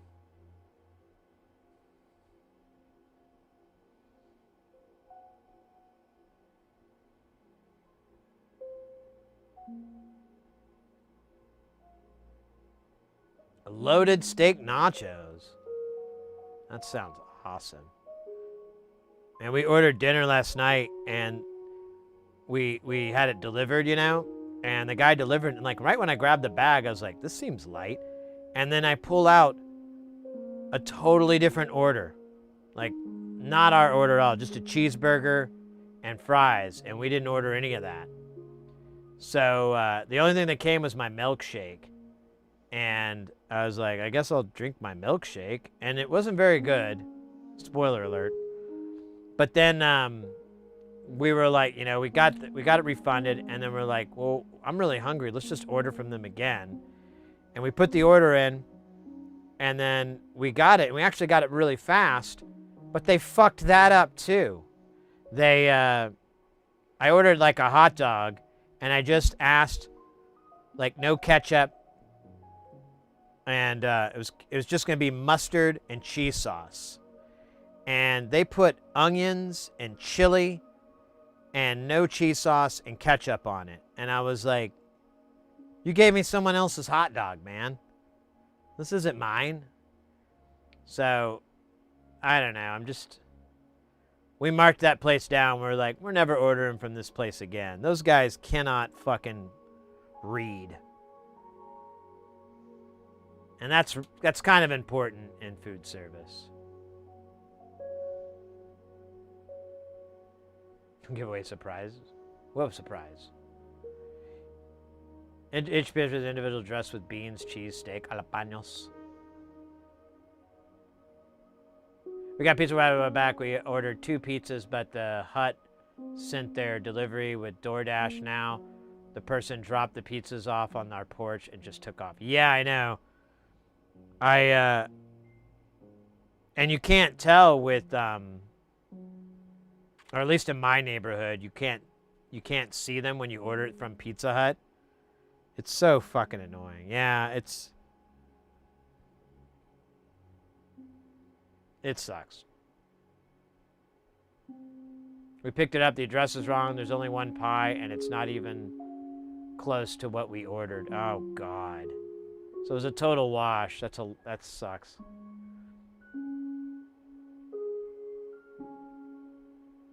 Grow your sausages on the sausage tree?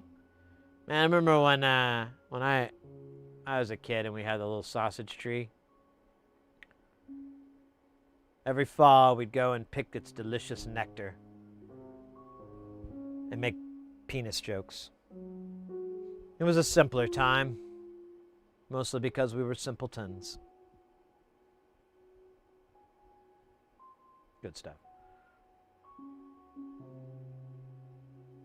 It's an unfortunate, important part of delivering food. You have to get the right food to the right people. It's also good to be able to read, like, street numbers, like, know all the numbers. There's only, like, 10 of them. Now, I know, it may seem like there's more, but you got to put them, you just got to remember the order. You don't really have to remember what it represents. Just remember 3632, south, and then, it's also important to read streets, the street names. But even in today's day and age, you don't even have to fucking do that. You just have to follow the robot telling you where to go. And they still screw that up. I'm just like, what the hell? And I used to deliver pizzas, like, back in high school and stuff.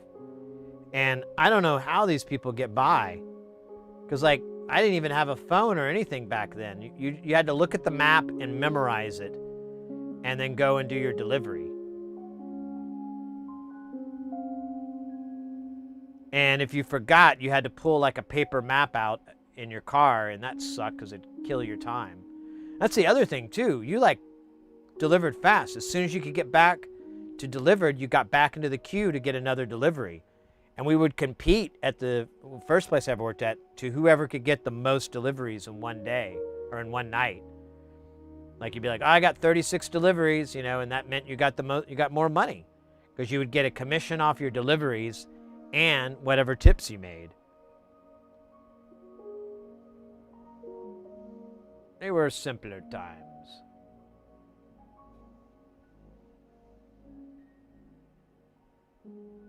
Chinese tonight? There you go.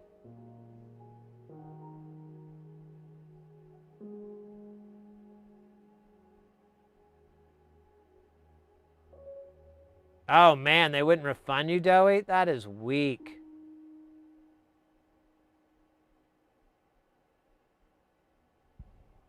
Oh man, that's brutal. I'm sorry, that sucks. Nice, Brew, welcome in. I remember paper maps driving before MapQuest printout. Yeah, you know, I remembered a long time ago, I was dating this gal, and she came over to my house, and she like, I saw in her car that she had, and this kind of puts the timing on it, because this was like 2008, and she printed out the MapQuest directions, you know, to my apartment, and I was like, oh, that's a really good idea.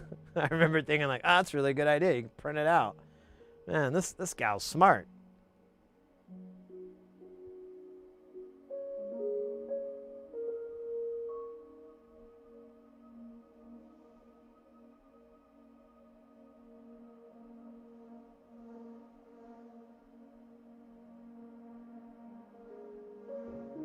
Yeah, it really did do damage to your car. One of the guys I worked with back when I was delivering back when I was a teenager, he took it like a job, and he would buy like beat up cars, and he knew a little bit about mechanics, and he would fix them up and everything just enough to do deliveries and stuff. And that whole like buy a cheap car and destroy it by putting mileage on it was a really big theme in that business. And honestly, I still think it's the way to go. Because yeah, if you're taking your daily driver and you're doing deliveries and you're putting like, I think at a night I'd put like 100 miles on my car. And I lived in a college town, so it wasn't really that big. But yeah, I think about 100 miles each night. And I'd work like a 10, 12-hour shift or whatever. So it is kind of, those things all factor in. And boy, howdy, did I destroy cars.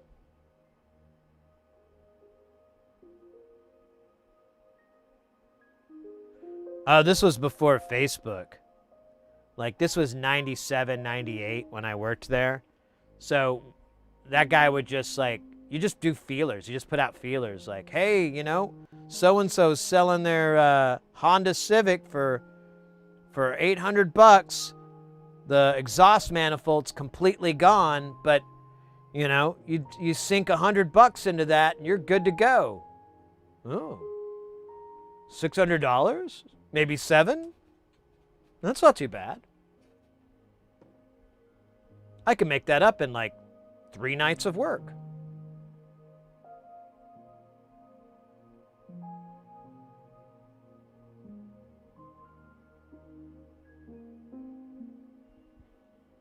Yeah, I don't think I even knew about that back then.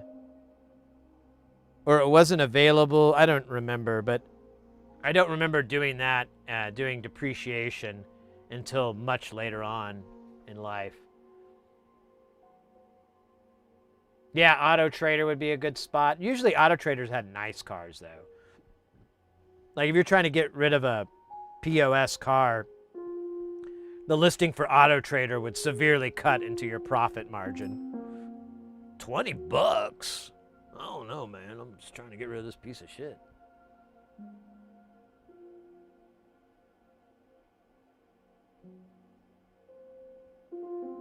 Penny saver, yeah.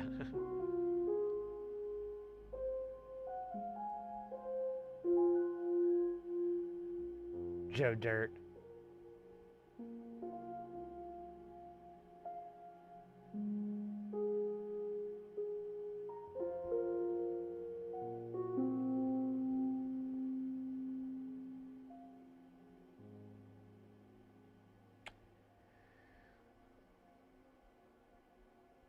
Oh, I still remember a lot of that, but I was just talking about that when the missus and I were going to our accountant today, our meeting with our accountant. I was like,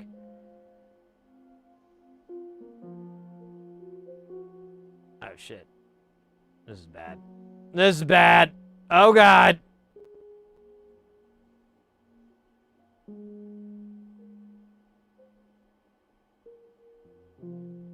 Oh God, it happened again. Oh, it's getting worse. We're done. That's good. Thanks for playing.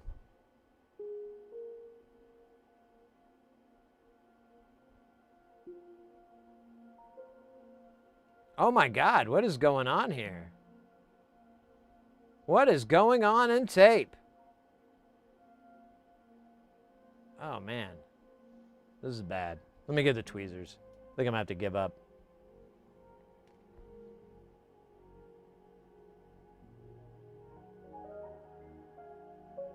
I'm going with the time, says the German.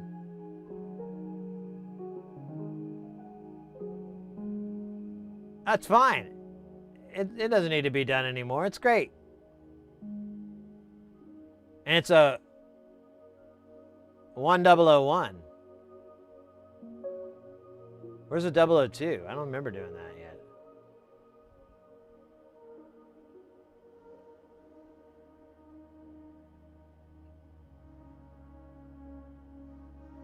This is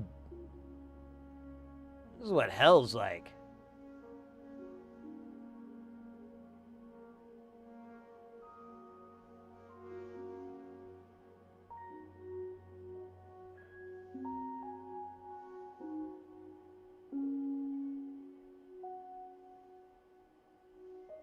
All right.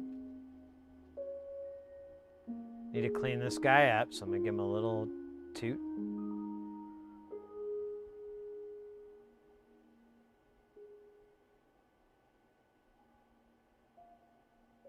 Massive sonicles. Well, I've never heard them referred to that way.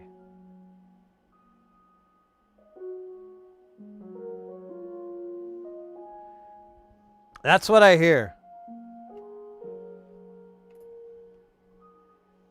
Interesting knowing what we know now.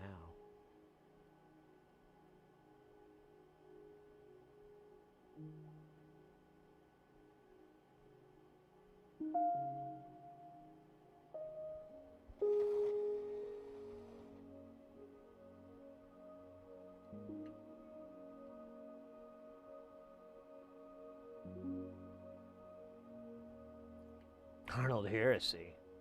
I haven't been called that since prison.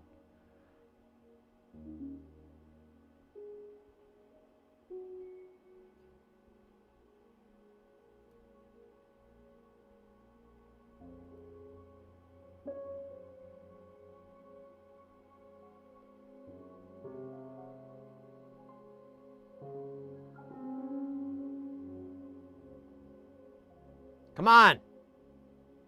Damn you. This is bad. This is embarrassing.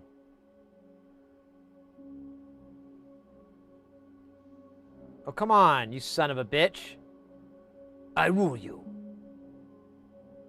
You look good in dress. You look better on floor. Please, mustache, free to ride.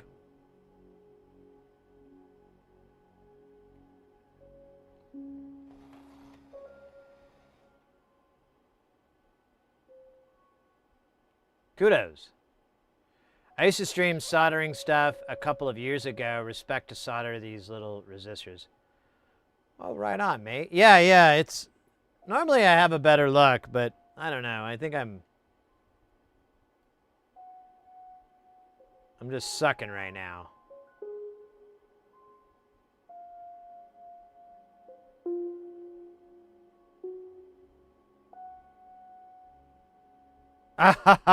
Oh, you son of a bitch. Can I get it away?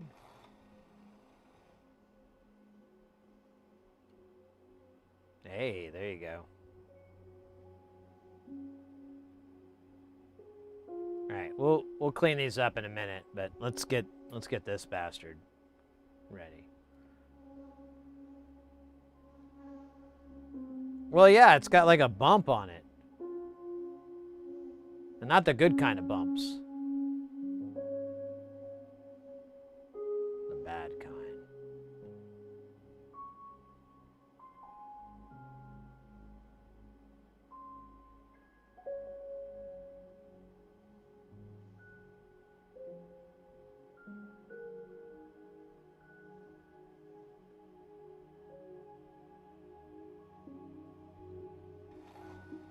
All right, now we can kind of run these rude boys. Ah, don't do that.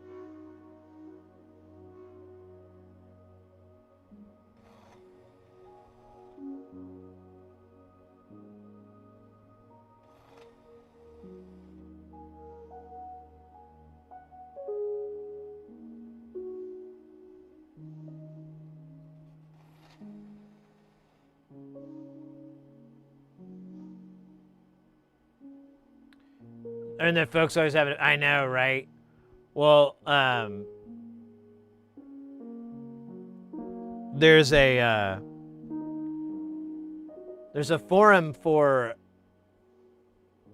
these particular modules, and it's only on Facebook, which is kind of annoying if you're not a Facebook user.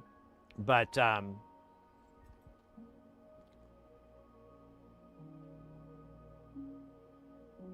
me and one of the other cats in chat, Porphyry, we just call it the solder critique forum, because every time someone's like, "Hey, something's not working right," and you're like, "Did I put a component in the wrong spot?" You know, and they'll be like, "Those joints look cold," blah. You know, they'll be like, "That doesn't look good. I think you need more of this." Blah blah. And they're just like, no one checks the parts. They're just like, the problem is your soldering sucks. And I mean, admittedly, it's not some of the greatest soldering. If someone's having trouble and they're posting on a forum, yeah, they're probably not doing the greatest soldering job of their lives. But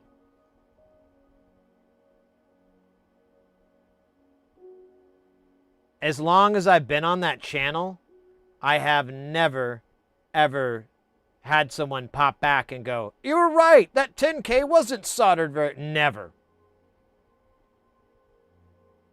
It's always like something like, "Oh, it turned out that diode I had was bad. I don't know how that happened, but I replaced the diode, or I replaced the chip, and now it works." Like, that's almost always the cure. But everyone else just wants to, like, I guess, whip their fucking solder whip out. I don't know. And, you know, I've even, like, chimed in and I'm like, "Hey, I think it's just the lighting, but is that 10K right over here? Is everything okay with that? Is that one in good shape? Is that okay?" And they'll be like, yeah, it just looks bad because of the lighting. And that's usually the problem, because they're always, they're not using a fucking microscope. They're using their phone, and, they're in their kitchen with the brightest light, that they're trying to take it with. And it's always still a little blurry and a little off. And, it is what it is. But I don't know, whatever. I still like that channel. I mean, people still are nice there. They're not dicks. It's just funny. Yeah, exactly. Everyone's a critic online. I know that very, very well. And, to be fair, I've contributed my share of critiques, so I'm not, like, immune to it. But I try to be chill about it, and I always try to give the person a benefit of a doubt,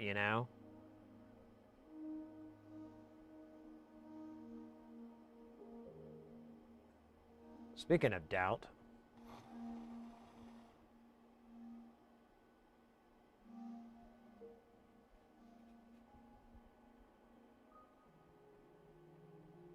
Wait, I'm behind on chat, I think.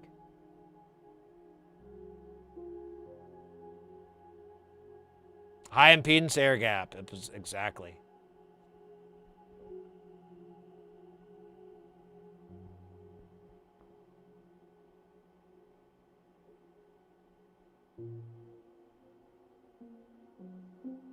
Well, I think constructive criticism is good. If you see someone doing something that you already know from your own personal experience is going to set you back instead of help you, you can always go, "Hey, mate, I noticed you're doing it X way. I'm not trying to be a dick or nothing, but if you do it Y way," which I've been doing it, and I'm glad to show you if you want to see how I do it, and I can, if you're having trouble, we can circle back. But I have way more success with that method versus what you're doing.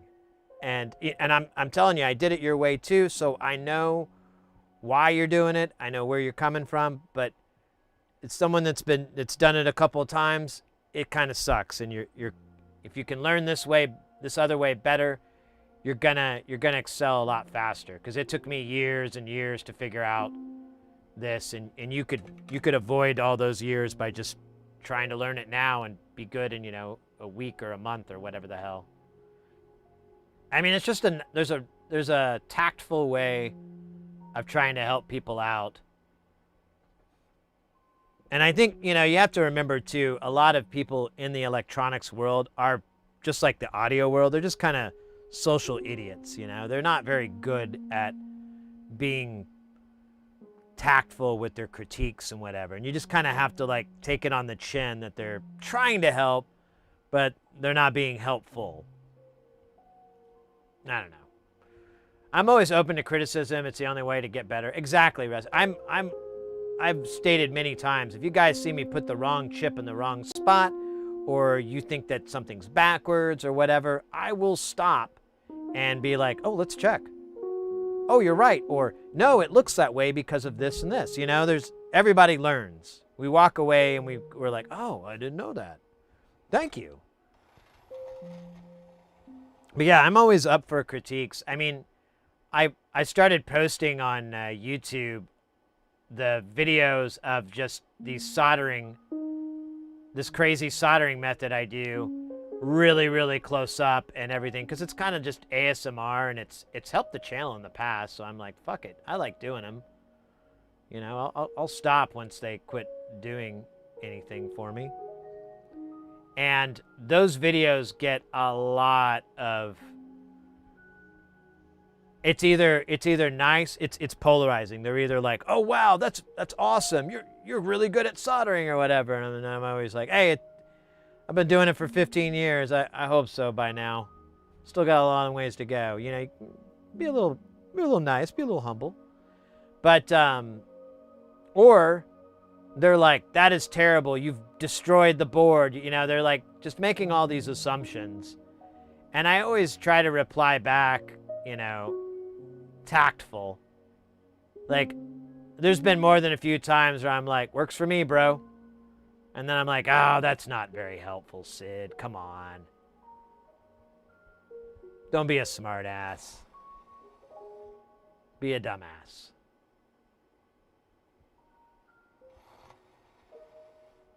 See what I did here? This is a pretty dumbass move here.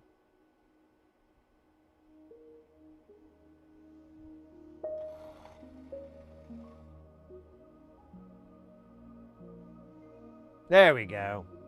Clean as a whistle, tight as a thistle. Thistle? Well, yeah, there's a T in it. Why am I talking to myself like this? I don't know. Fucking wanker.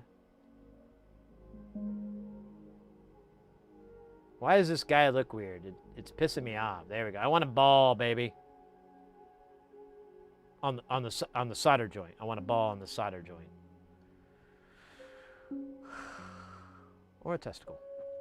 For sure, it's hard to find reliable information scrolling forums and not needing to rediscover stuff. Exactly. Yeah, I'm not a big forum fan. It's like toxicity level 9,000.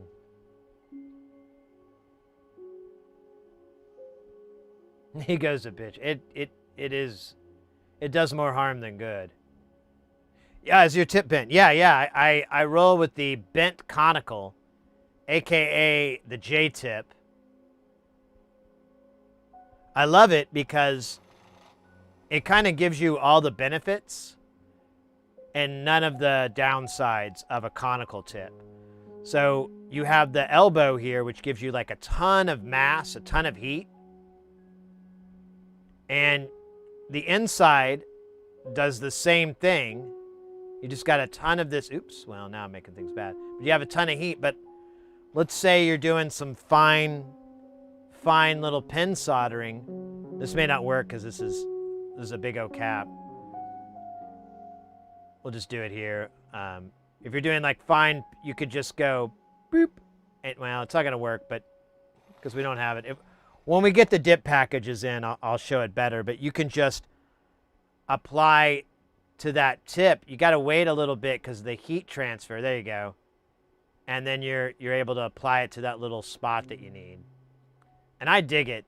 It's that and the knife tip are like my favorites.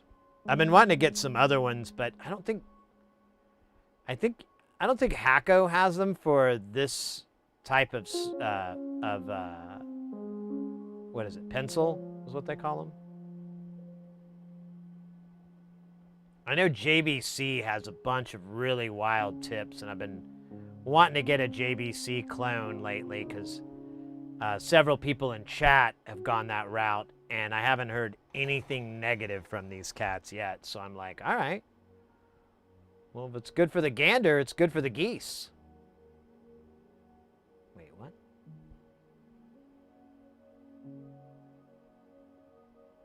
Oh my, yeah, I know, Oddball. Auto forums, I just don't care for them. I try to avoid them. I was very apparent, like in the beginning when we were streaming, I was very not into Discord, and I still have a problem with it, but thankfully, all the Discords I'm in, for the most part, are really nice communities. Everyone's really chill and cool. There's really no instances of jagoffs and smarty pants.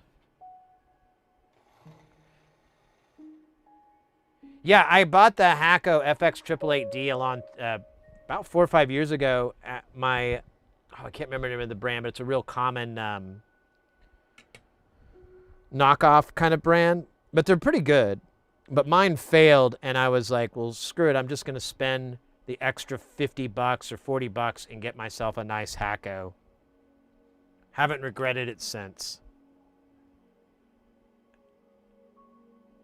And I kind of like the idea that, you know, all this soldering I'm doing is on a $100 station. You know, I'm not using some, you know, thermal compensation, really nice fancy pants one. I'm just using a good old standard hobbyist stalwart. Hope I'm using the word stalwart right. Feels like I am. It's a very stalwart thing to think. God damn it, dude. You son of a bitch.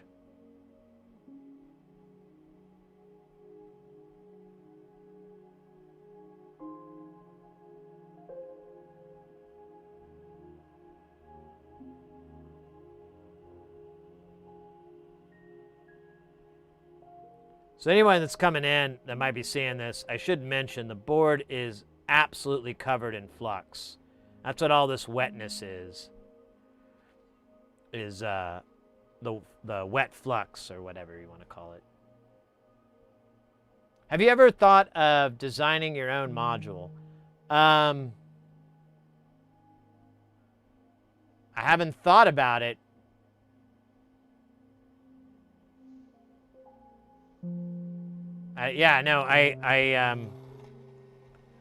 Someday I'll be able to share with you guys, but I've been working with some really smart cats, and we've been developing stuff for a while. There you go. The more you know. No.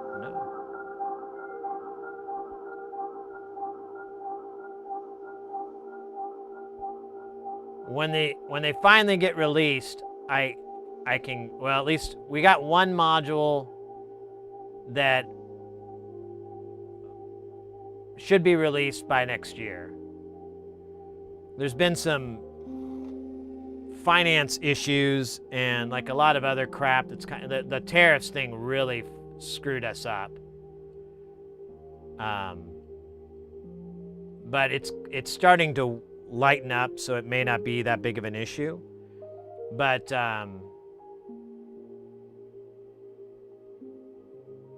we'll have that, and then I believe we'll be able to have another one ready by 2025. And then we have like several different modules, different designs and so forth that are like in the hopper. We're really just doing R&D and kind of finding our way on some of those bits. But I feel really confident on these modules. And I'm really feel good with the team and the people that we're working with. You know, not to go too much into detail or whatever, but like I really feel like I'm working with some of the the best people I could work with, you know, like, I don't always, and there's enough, what's the word I'm trying to think of? There's enough, like, we should do it this way, we should do it that way. There's enough of that that's healthy, and we're all kind of willing to make concessions and so forth, you know, oh, we can't do that because it's going to be too expensive, but we could do this instead. There's enough of that to where I feel like we're going to be able to put out some really amazing stuff. And we already have some really cool stuff. These first few projects, they're like nothing else out there. So I'm very excited about that aspect, because I've stated when I first got taken on that I'm not really into making another module that there's like, you know, page after page after page of that exact same thing, just little tweaks here and there on like a modular grid. I was like, I want to make something that almost qualifies for its own category. I want to kind of do that. That's what interests me the most. And everybody on board is the same way. They're like, let's not put out wheels. They've already been invented. They're great. Let's put out something that's different than a wheel. Let's put out hovercrafts.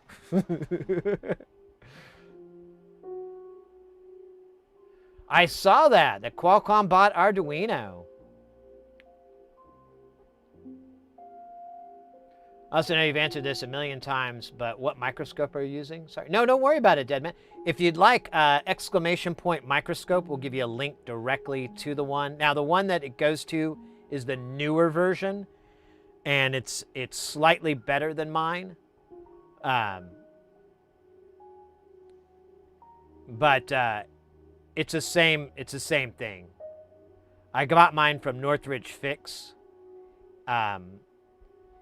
If you're outside the US, I recommend trying to do some back research on like AliExpress or whatever, and you can find what he's using. It's not identical, but it's the same optical. It's the same glass, same optics inside the microscope part, and then the camera itself is the same one. It has a Sony sensor in it that's really good, and gives you this, you know, this really nice 1080p resolution.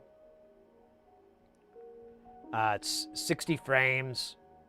I dumb it down on the stream to 30, but when you look at it on the monitor, it's pretty crisp. I've been thinking about going back to 60 frames on the stream, but it's my internet has just been so wonky lately, and I hate for it to suffer because I'm, you know, trying to get double the frame rate for no real good reason. And my ISP, I don't even know where to start with that. They're good, but they're not. They have their good days and bad days.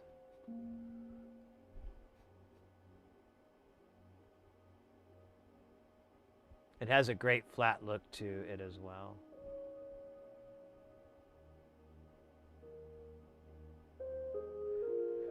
Well, we're actually hitting this at an angle. Are you talking about the microscope? So if you look, well, honestly, I kind of got it pretty decent. So if you look here, this is out of focus. But if you look over here, we're in focus. And if I bring this over, now it's sharpened up. And the reason is the microscope is not straight down. I have it kicked like this. Well, maybe not that far, but it's kicked slightly over so that we can get rid of some of the downward glare from the light ring. It'll be at a slight angle so it works. And it's, when you kick it off, it's not that bad, but it only really is a problem when you're trying to view like the whole area, which we're normally not. Since I'm framing this up live, I just put the blurry parts on, you know, over the chat and over me and so forth, because we're not really going to see it anyways. And then everything to the, you know, off to the side is all crisp and clean. No caffeine. Ha ha ha ha. That looks like they're kissing.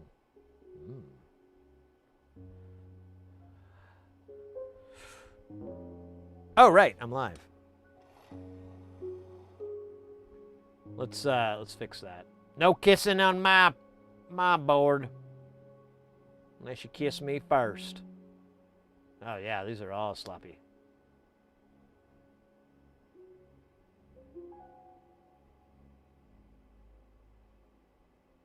This whole section just drives me nuts. I don't want to look at it anymore. They're all on there nice and mechanically. Oh wait, I just did that. Boink. Oops. If we look at the board though, we can take it from an angle. I like to show this off because it's just kind of, you can't really tell. But if we take these, so here, we'll take the board. Where are we? There we go. Yeah, let's get some nice looking solder. Well, look at this 100 picofarad here. Look at this rude boy. Look at how nice that is. Like when you look down, it looks like it's just big old bubbles, but it's an optical illusion. In fact, it's on there. Nice and tight. Same thing with our resistors. All our guys are nice and flush. And, oh, we got a little bit of a nose poking in. There we go. Nice and flush. And then, I like this. Normally, if you look at commercial soldering, there'll be, instead of it being convex, it'll be concave. And I've had, like, you know, people have been, like I was saying earlier, I'll have videos of the soldering, and people will argue with me that it's supposed to be convex, not concave, because impedance or whatever. They'll come up with these really weird excuses, and I'm like, dude, what do you think we're building here? This is like an analog filter. It's not an iPhone. We're not like calculating for these like little tiny things. It's not important. But what I really say is, oh, yeah, it doesn't matter. Thanks for spotting that. Doesn't matter.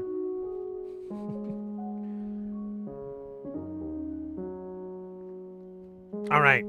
That was my favorite book, 0 Ohms to 10K.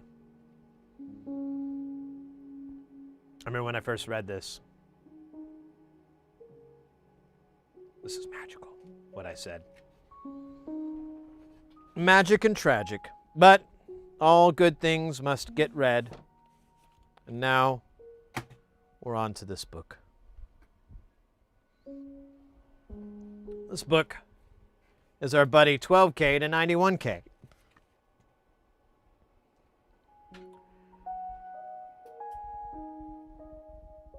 Not rocket science. Yeah. Well, I don't even know where they're coming at me with this impedance. I'm like, there's no impedance in solder. I mean, not that level. And we're running like, you know, single digit, double digit, low double, like 12 volts is the highest we get. I don't know. As someone pointed out earlier, everybody's a critic. Everyone loves to be a critic. And honestly, you know, from a content creator standpoint, it's all good. If people are commenting, they're taking the time to comment and say, you're wrong. And then I reply or someone else replies and they're like, yeah, he is wrong. He's terrible. And I'm like, well, you know, the thing works. So I don't know where you guys are coming at. It works great. I'm using it right now. And it's, this is just analog. Just doing analog circuits. We're not doing anything too crazy where that's going to be a real factor to give a crap about. And the only reason it's convex versus concave is because of the manufacturing process that they use. Because the solder they'll put on will just be from the stencil, and it will just be enough to cover that pad. And it's just enough to make the weld between the 2 points. That's it. And it's cost effective. You know, if you're building like thousands of these, that'll add up. That could cut into your profits by a couple of bucks. But I don't give a shit. I live on the edge. Food tastes better. Air tastes better. Soda tastes better. Even sex tastes better. Living on the edge. Some people are too afraid to come to the edge, or come in the edge, or come with the edge, or whatever. Sex joke. But I welcome it. Like I welcome learning to fly a plane. Yeah, my accountant is a pilot, and he was like talking about this plane and whatever, and I kind of brought up that I was like, I went, like about 8 or so years ago, a friend of a friend or whatever, they took us on a flight. It was just the two of us, and we went from Phoenix to Tucson from this private airfield where all the rich people have their planes. And I was like, I was in the cockpit, and I realized like, oh, I understand what these gauges are. I kind of understand what their importance is and their meaning. I mean, I don't know everything, but like I basically had it all demystified. And I was like, oh, I get what the rudder does. This all makes sense. And I was telling my accountant, I was like, yeah, I kind of got the bug. But then I looked into trying to get my license, and I was like, oh, wow, that's a lot of money. I guess I'll keep it a dream. Be fun, though. Learning to fly. You could do the Tom Petty thing. Is your vice a refer to paper Vader Bank? No. This is also listed, but I think they don't have it. I think they've been sold out for a while. So this is if you can hunt around on AliExpress too. You're looking for T26 and something that looks like this, and you can find it. But you can also go sidheresydIY.com, and there's a deal for links and referrals, and it'll take you to Northridge Fix, and he sells this, but I'm pretty sure it's out of stock. It's about 70, 80 bucks, so it's not very cheap, but it's dumb ass heavy. And it's it has a lot of, it's designed for heat related things. Like these little guys, they don't wick the heat off of your board. I don't know what they're made out of, like adamantium or something, but they're impervious to that issue. And then the bottom of this is I don't know what material, probably aluminum or something, but it's super durable. And I think I already mentioned this thing's pretty heavy. I don't know what it is in pounds or grams, but it's a lot. It's a lot of one of those.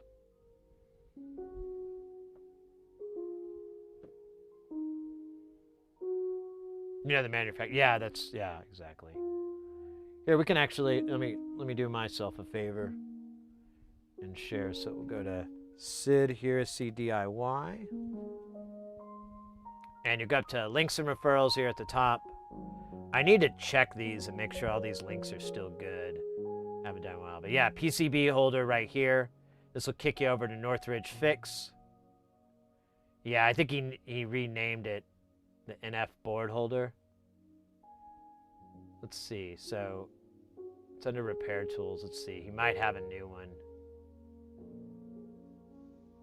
And I'll update the link if that's the case, because it's probably the same thing. I've been wanting to get one of these. And I've been interested in trying to get some of these like BGA holders and stuff. Just so I have that tool if I'm in that scenario. I doubt I'll ever use it. That's why I don't want to pay a bunch of money for it. But yeah, it looks like he's still out of stock. And he's been out of stock for a really long time. So he's had a lot of problems since tariffs to be able to get a lot of his stuff. Because a lot of his stuff comes from China. And he does work with companies over there to get, to get good prices and so forth.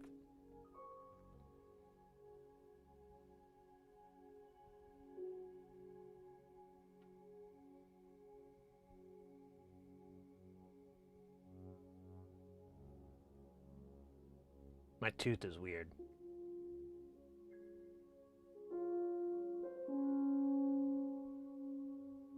Might go brush it just real quick. Ah, 780 grams. There you go.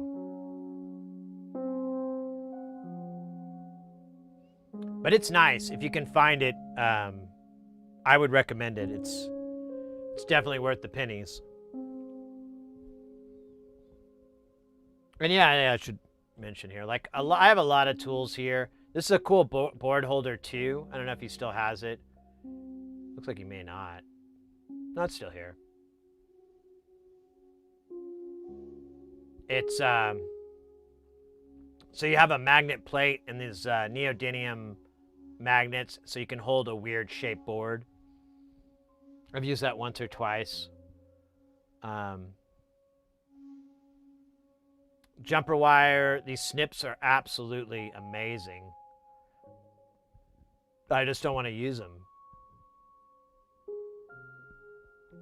I've had a couple of different board holders on Amazon and found that the ones that large way too much for me for my mat. I use a considerably smaller one. Yeah, I have been using for a long time. I use the rotisserie, and the rotisserie is still good for a lot of stuff. You can put the board in here and it'll rotate so you can go to the top or bottom. But it's really good for through-hole stuff. It's not very useful for SMD work at all.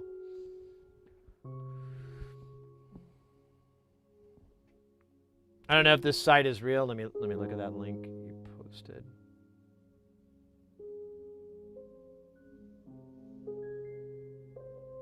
Yeah, this looks like the same ones. I think you found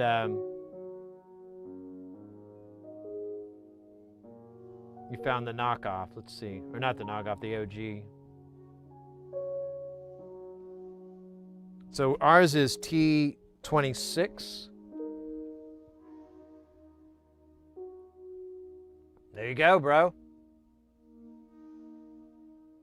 So that's going to be, it's going to be like $60 once you get it here. Totally worth it. Yeah, that's the exact one we have. You see the T26 in the back. That's the same as mine, little kitty cat holders. Yeah, it looks identical.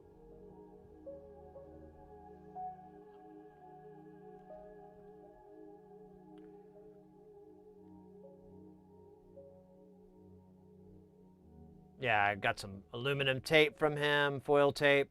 These little bottle holders are great. Now I haven't gotten this yet. I don't know why I have it up here. I think I was buying it and then I changed my mind. So I don't actually have that. So it's kind of weird I put that in there. I don't know what's up with me. And then from Amazon US, I've got like the solder I like to buy. The I'm gonna go brush my teeth again. There's something stuck in there or something weird. Transistor tester, Acro Mills holder. You know, there's quite a bit. Now I haven't clicked on these in a while, so some of these might be off. That's another great board holder here, the Hacko Omnivice.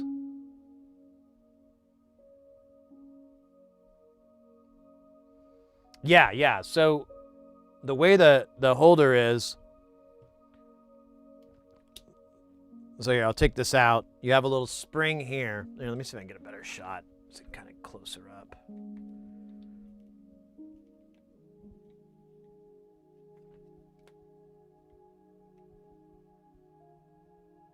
Uh-oh. Uh-oh. There we go.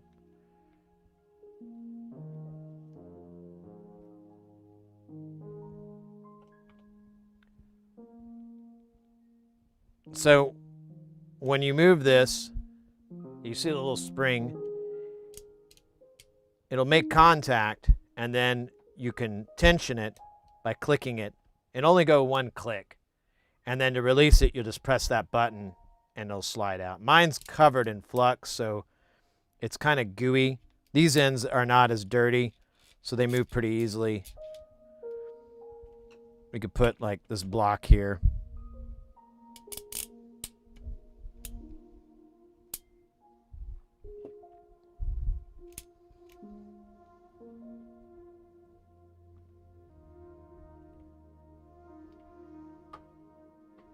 Oh shit, man. Taking out lights.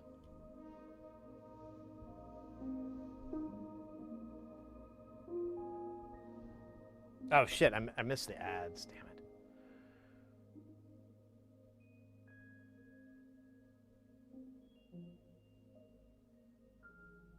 Oh, this is the one you got? Okay, let me check it out.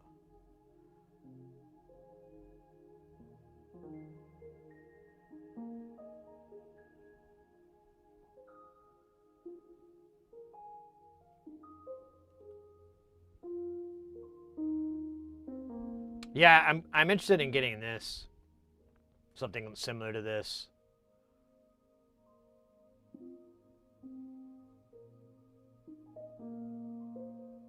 Does it give it like a measurement view?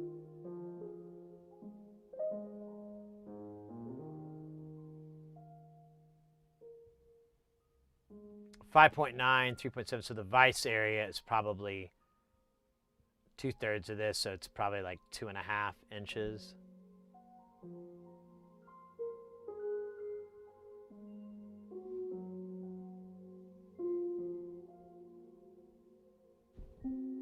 What a weird statement.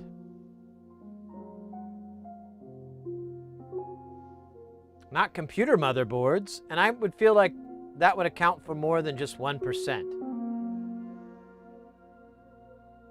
Or consoles, gaming consoles. I don't know, that's kind of on par with Deoxit's claim to fame. Still my favorite one. Light bulbs last longer and shine brighter. More photos from digital camera. I think that is the most outrageous claim from this. This is just a contact cleaner. It's just used to clean corrosion and gunk off of contacts. I use it all the time. I have like this stuff, you know, to fix faders and pots and stuff. You get a scratchy pot, Deoxit. You got a jack that makes some crunchy noises, Deoxit. But more photos from a digital camera, I don't know about that one.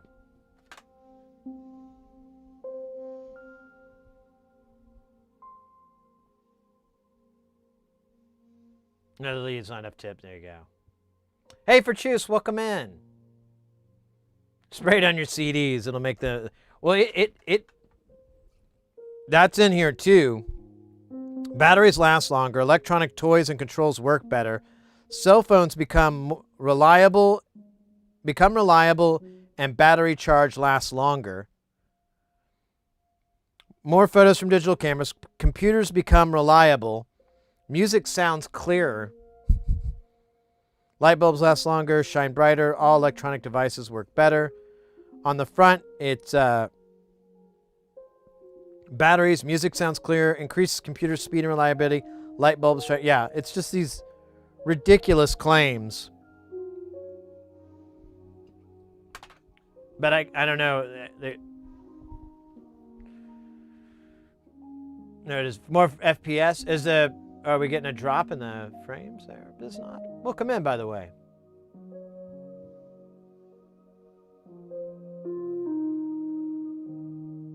Oh, you're talking about my bad. You're talking about the, yeah, it'll get you more frames per second. Will increase monitor resolution.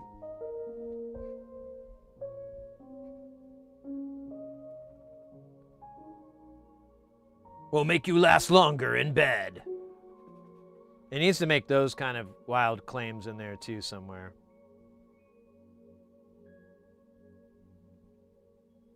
Will make lovemaking more passionate. Just spray that on. Where? Anywhere. Hey, what is that, Shay? Am I saying that right? Welcome in, mate. What is your job? My day job or what we're doing now? Because I'm not streaming my job. That would be awful.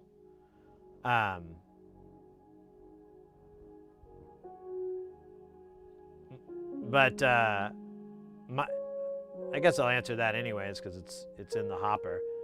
So my day job, I'm an audio engineer. I'm a freelance audio engineer. I specialize in live events. So I do what's kind of referred to as corporate AV. So like meetings, conferences, conventions, things like that are what I mainly do. I don't do too many bands unless there's a band at a corporate event. And even then I loathe that because I don't really like loud anymore. That's why I got into the business I'm in. I'm just sick of shouting to talk all the time and then having like a fishbowl all the time when I leave or having to wear earplugs all the time. Ugh. Wait, there's a 10K. Uh-oh. That's not good. We'll have to figure that out. I wonder if I stupidly like put him on. No, I don't think I did. I don't know what happened to him. Oh well, whatever. It's best we caught it now than caught it with your friends.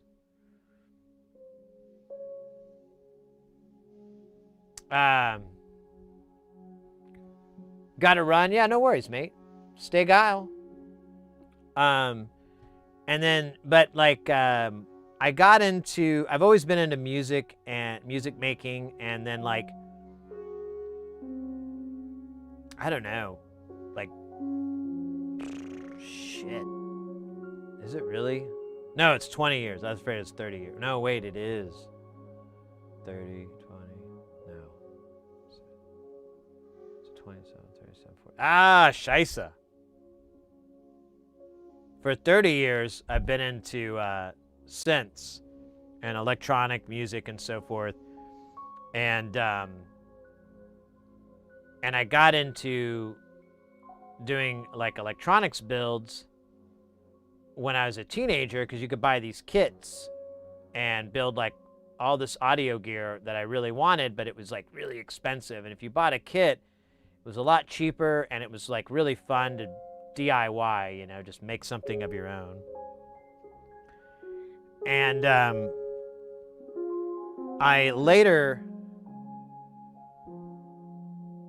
kind of put it aside, and then like back in 2007, 2008, I got the bug again, and I went like face first into doing this kind of stuff, like doing electronics and builds and so forth.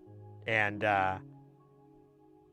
part of it was just to get better at audio, because I felt like if I could understand how the audio equipment worked, like at the molecular level, so to speak, whatever, that would help me in my job. And holy shit, that's 100% true. I had an argument with this doofus I was working with, and I was like, I bit my lip, but I wanted to be like, hey man, how many audio preamps have you worked on?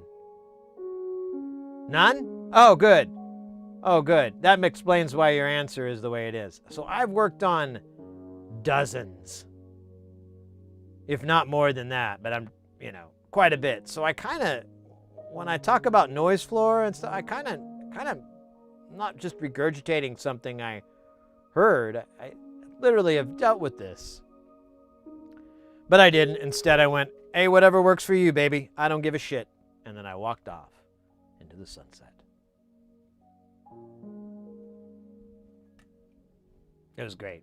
I might take you up on sending you that Emacs, by the way. Not sure if you remember. Yeah, I do. I remember we took a look at these. We found the service manual and we looked at the schematics, and it was like, it's pretty neat because it's definitely the old way of doing a lot of stuff, which I kind of enjoy,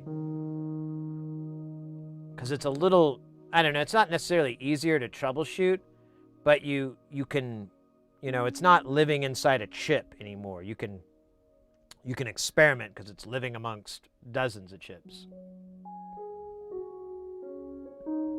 What's the best way to contact me? So if you're into Discord would be a good one. If not, you could hit me up on any of the social medias. !social will bring up a link tree to those. And you just reach out to me on any of those. Just DM me, as they say. And we can chat about details and all that minutia. But whatever floats your boat. I just had someone earlier remind me that I totally forgot to get in touch with them. They contacted me. I was like, oh man, I'm about to get really busy. Let's circle back. And I forgot to do my circling, and they came in. They're like, oh, I bet I missed the window. I'm like, no, it's fine. I totally forgot. I'm a jerk. Damn it. Sweet. Sounds like the perfect balance between work and hobby. Great storyteller, by the way. Oh, thanks, mate. Appreciate that. Yeah, we've been streaming. What is it, like over 5 years, and just doing electronics builds and so forth. We have. I can show you. This isn't live, but we have Space Station, Jamtown, which is our big modular rig. It's 3 racks, but I'm only showing 2 1/4. And then we have, I need to get the camera, and now I have it, all the parts. You can see, here, let me see if I can do this way. Oh no, you're gonna fucking break again. Oh yeah, because that light's in the way. Well, here, I can kill that light. And then we have a Space Station over here, which isn't on. But that's the system we've been working on for the last 1.5 years.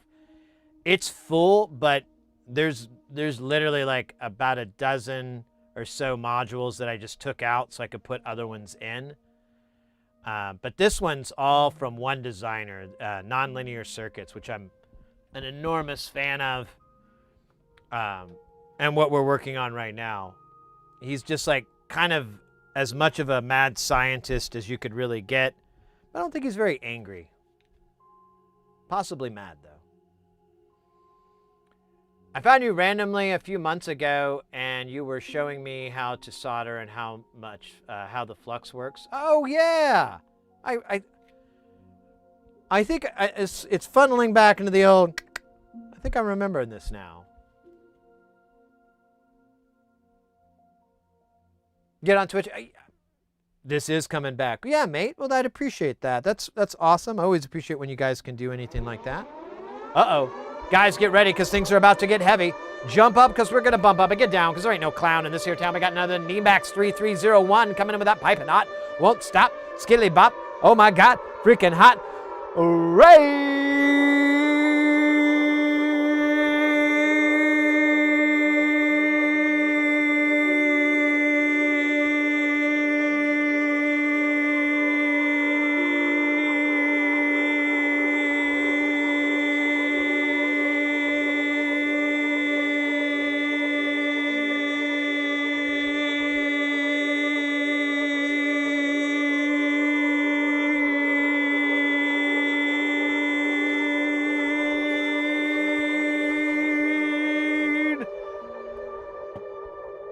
Oh my goodness.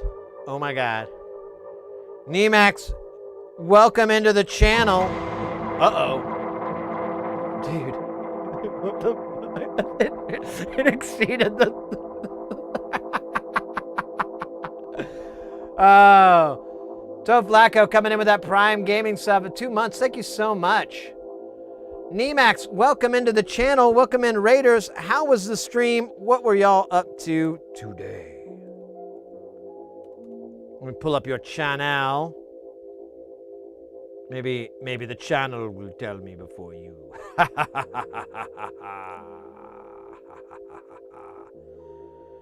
Videos?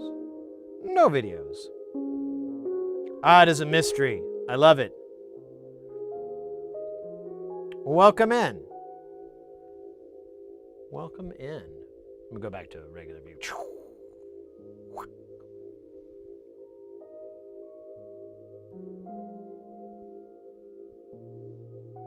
Every time you do that, my dogs are like, what's that noise? And tilt their head. Ah, poor fur babies. Sorry, fur babies. I didn't mean to mess with you there. It's just a bit we do. Eventually, it will be a nothing burger, a delicious one. Yeah, and welcome in, mate. Let's see. Let me catch up here. I think I'm behind. I think I caught up. Hacking some Active Directories. Oh, a little hacking. I like that. That sounds like a good time. Good way to get in trouble. Well, awesome, mate. Thank you so much for the raid. Anybody who's new to the channel coming in with them raids or whatnot, welcome in. We do electronics here. Our focus is to get you into that soldering bug. Delicious, right? We work on mostly audio gear. We'll mess with other stuff every now, like consoles or computers or whatever. But mostly it's audio stuff because I know that stuff pretty decently. And yeah, you know, we just kind of mess around, goof around with it, try to get gooder, try to get the goodest of them all. Just like Tom Sawyer. Wait. Not that Tom Sawyer, the Rush Tom Sawyer. You know, that went, nee-noo, that guy? Do. But yeah, if you have any questions on anything that we're doing here, please ask. It helps because I am incapable anymore of reading minds.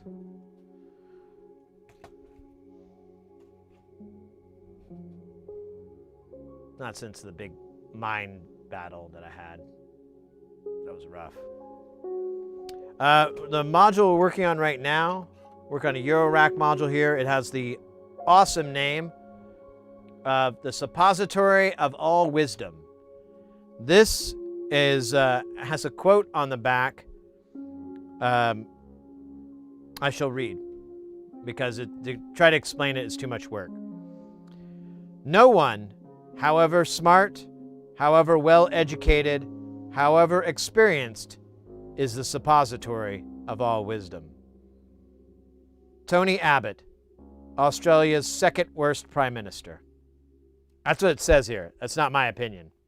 Although, if you're getting repository and suppository confused,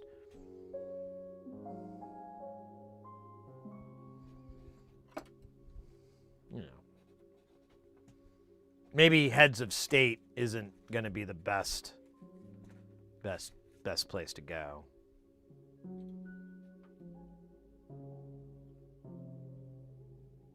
This particular module, despite its really confusing name, it's a phaser that uses like two different phaser architectures and then just kind of slams them together. It's weird as hell. I'm not gonna lie.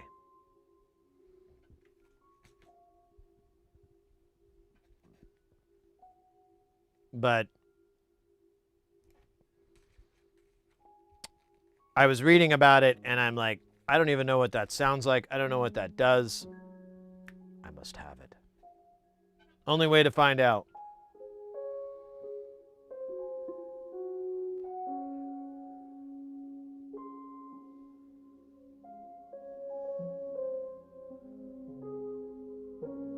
I should mention too, if you're new to the channel, I just saw the little post there on the YouTube side, but you got these little duders down here. These are your stream avatars. If you want to change them, because it'll just give you like a default or random one. If you want to change them on Twitch, there's a panel below the, you know, where the rules and all that crap is, and there's a box that says stream avatars. It'll have a button that says authorize or something like that. I haven't seen it in a long time, so I don't know if they made the terms less terrifying. But it just has like a cookie or whatever to tie your name to the character. And then you can go in and there's like a big list of different characters that you can pick from. I try to keep it fun, try to keep it fairly sci-tech related, but there's a couple of gaming ones in there. I couldn't resist.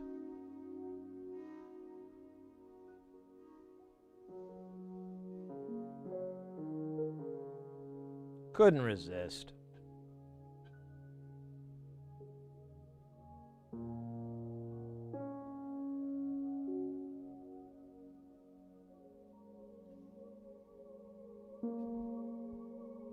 Oh my gosh, my nose itches. Why?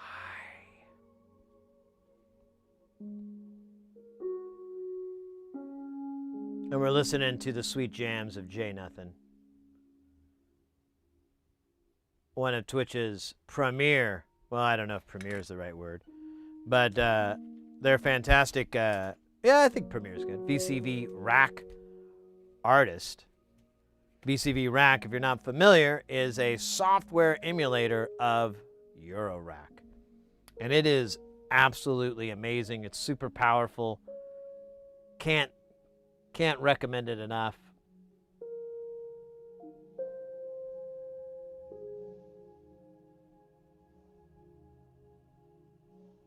I'm trying to see how many of these we need.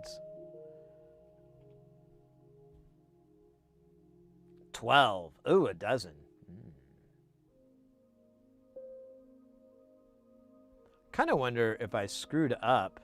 Well, we'll figure it out. It'll all get sorted out in the end.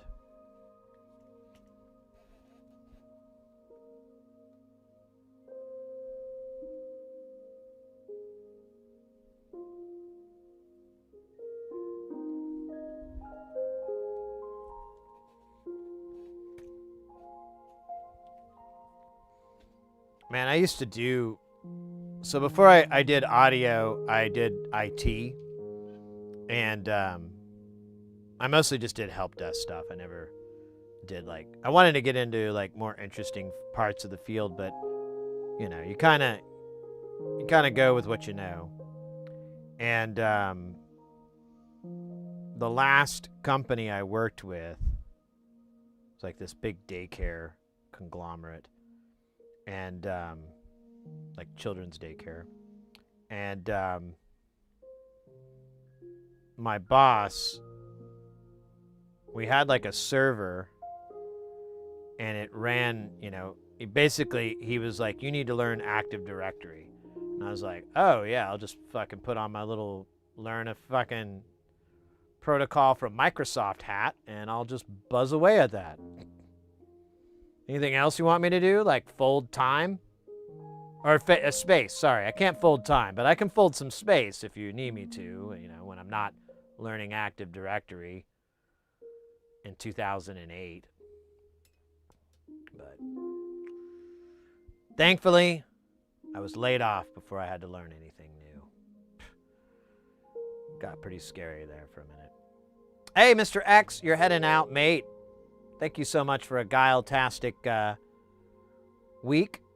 I look forward to your future streams. Guys, if you're not familiar with our buddy, Mr. X, let me put his info in the chat here. I think I have a timeout, so I'm just going to do the shout-out so he rises.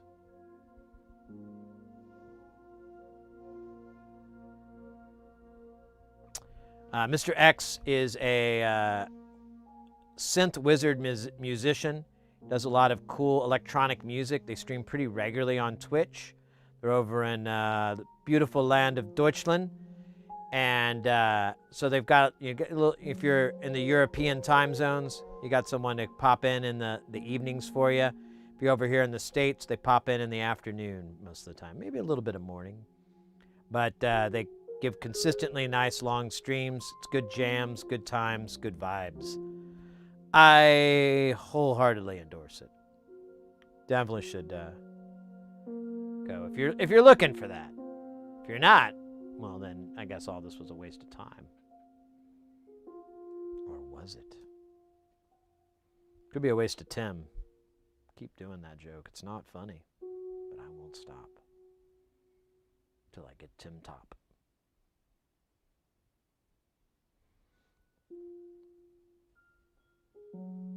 But yeah, mate, thanks so much for hanging out. Stay guile. Zupa guile. We're going to keep working on this suppository of all wisdom. And probably finish today. One thing that's cool about this module, and it's kind of a wild thing I don't think people see too often, is that it has a black box Vactrol, which is basically, so a Vactrol is, for those who don't know, is it's similar to an optocoupler, but it's more varied. Like an optocoupler is a binary signal most of the time, but a Vactrol has like more of a swing and or variable resistance. And so what it is literally is an LED with a light determinant or light detecting, I can't remember which one it is, but it's a LDR, so it's a light determining resistor. So if you have a bright light, it will lower the resistance. If the light is off, it'll have a high resistance. I think that's right. Or it might be the other way around. I might be screwing that up. Yeah, Mr. X has got a massive, massive collection of synth mastery. Oh, great. I have 3 resistors left over, so I think I put 10Ks where there was supposed to be 100Ks somewhere. Brand new! Uh-oh, look at that. Envious Hellgate. I hope I said that right. I feel like I'm missing a vowel. Envious Hellgate. Hellgate, welcome in. There you go. I know that word. Mainly from my times on Watergate. We used to call it Hellgate. Then there was this guy named Hellgator. That guy was pretty cool. I haven't seen him in a long time. Oh no, it was not Hellgator, it was Holgator. There you go, you dumbass. Shoot. Oh, there we go. There it is. So I put a 10K where 100K should be, and then I did it again. And I bet I did it a third time because that's what I'm looking for. So let's fix these. I'm gonna spit on myself real quick. I'm a dirty whore and I like it, so don't judge. All right. So we're gonna take these rude boys off and replace them with the proper rude boys.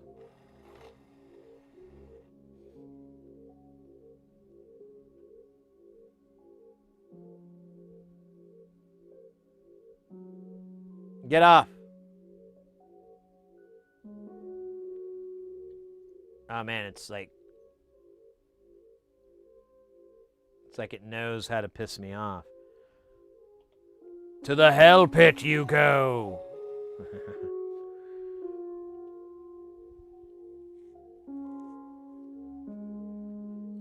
Isn't anyone supervising here? Oh no, we got rid of the supervisor. He was a jerk.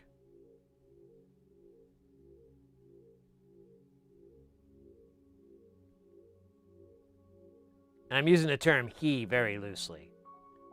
Pretty sure it was just a coffee pot with a mean frowny face on it. And big angry eyebrows.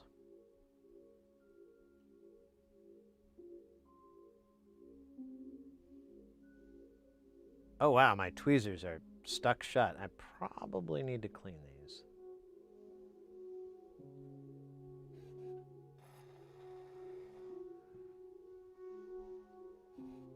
All right, and least but last.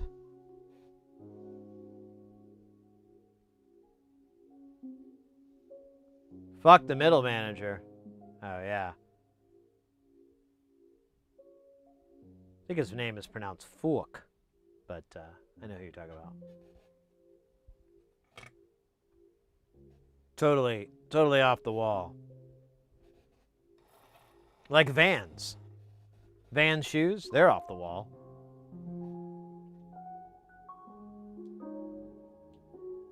How'd this guy get by?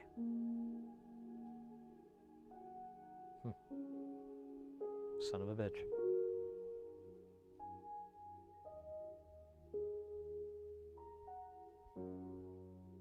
Made a bag of shit. I had it on the 4.8. Uh-oh.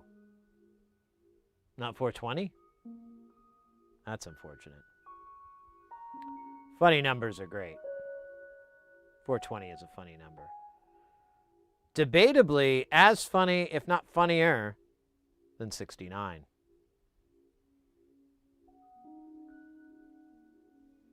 But I heard the Supreme Court was supposed to rule on which was funnier, 420 or 69. But I don't really follow that shit. Once it gets up to the high courts, I'm out, you know.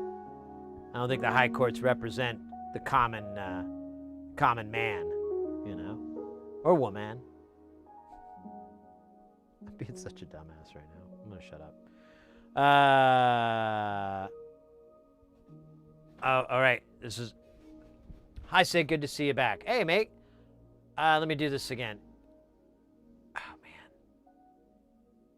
your name is so challenging to me. I always I gotta think for a solid 40 seconds or so. I'm gonna sound it out in my head. Uba Kanubi. Kanubai. Kanubal. Kanubi.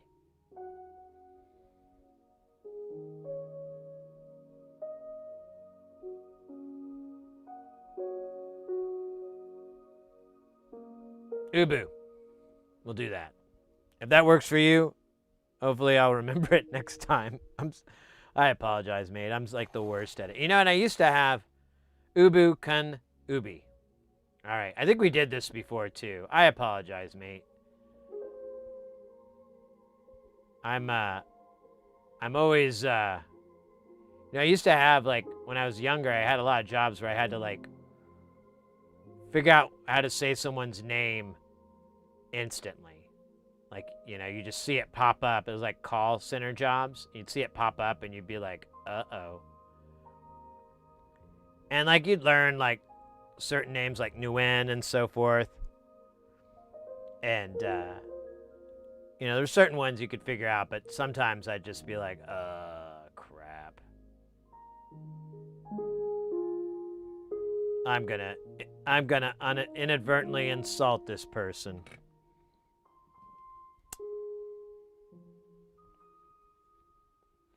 Maybe I should do a rap.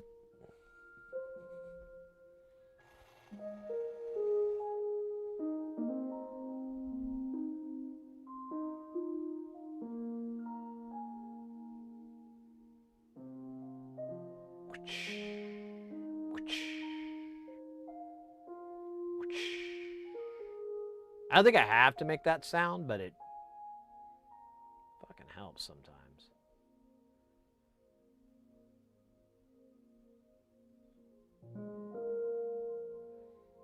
I had a hectic day rolling on the floor trying to find some SMT parts. Oh no. Do you have carpet or hard flooring, like tile or wood or something?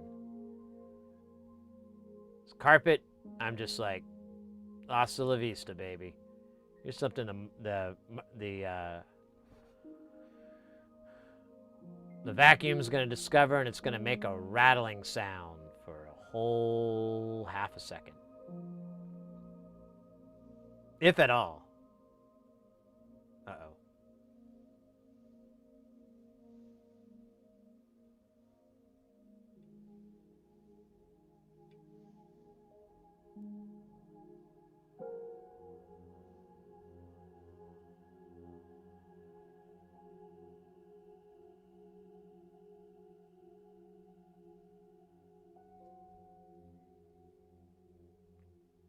It's a few. I dropped a transistor a few days ago and looked all over the floor for it. Didn't find it, but found about 15 assorted caps transistors that were trashed from grinding around the cement. Oh, yeah.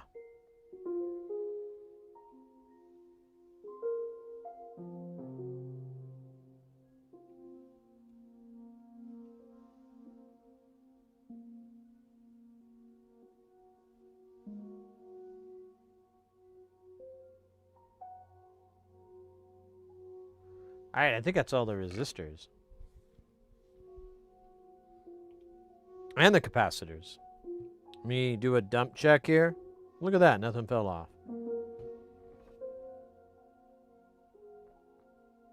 Both the wind flew. Oh, man. No more resistance. Well, it is feudal. Not like the feudal system. No, that's feudal. Think they ever realized that when they were coming up with the name?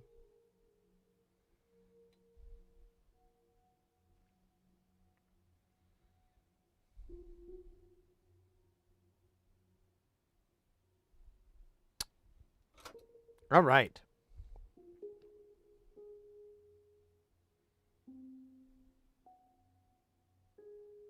I think we just need our dips. Oh, we got to get our tchotchkes on. Our shot keys.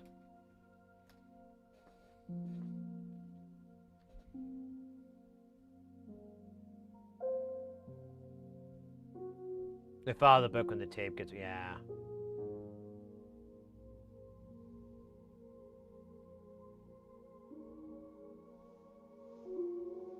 Opens the door, yeah.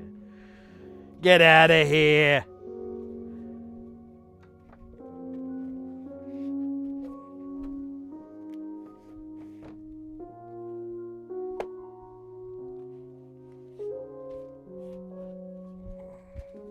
Here, I'm going to be right back.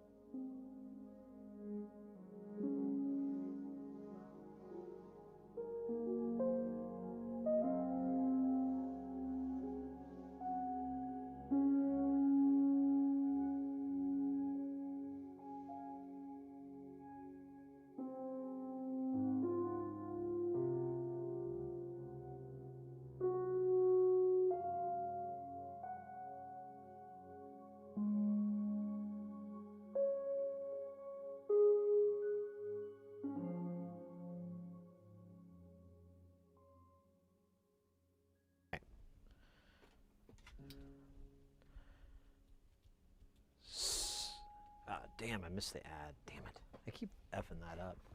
Probably got like 10 minutes worth of ad crap. Cool. We'll do this one second. Let's get the tchotchkes. Tchotchkes.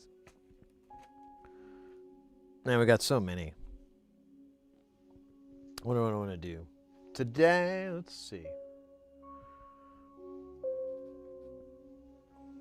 These are kind of small. We could probably get away with these goofy 805 ones I bought.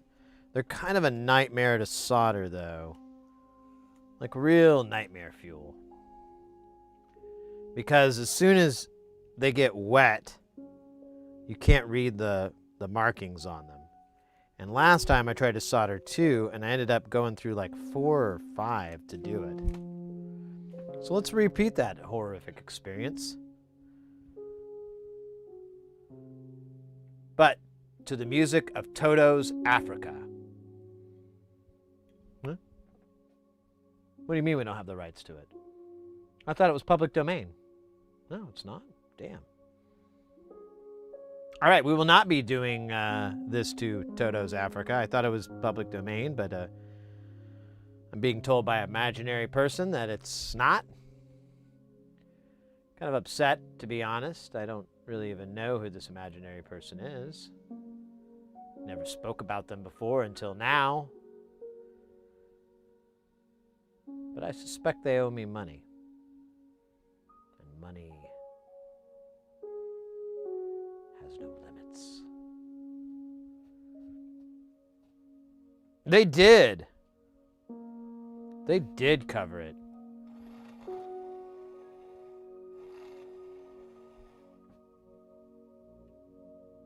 And didn't it just sound exactly like the original? If I'm not mistaken.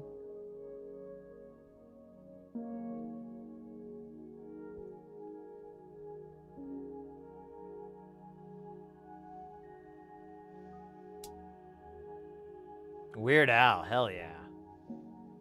I saw he's on tour again, but he's not coming to Phoenix. He came like over the summer, and I missed it. I mean, I've never gone to one of his shows, but I've always been a fan since I was a little kid. So it's like, what the hell's wrong with me? He's not going to be doing it forever. Don't want to regret it.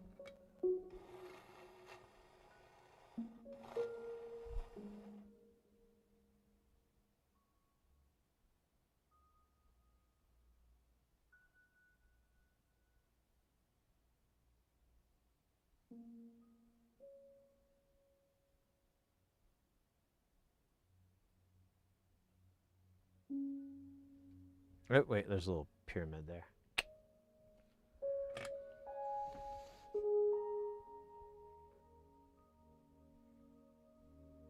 Ah, God bless the rains down there. Well,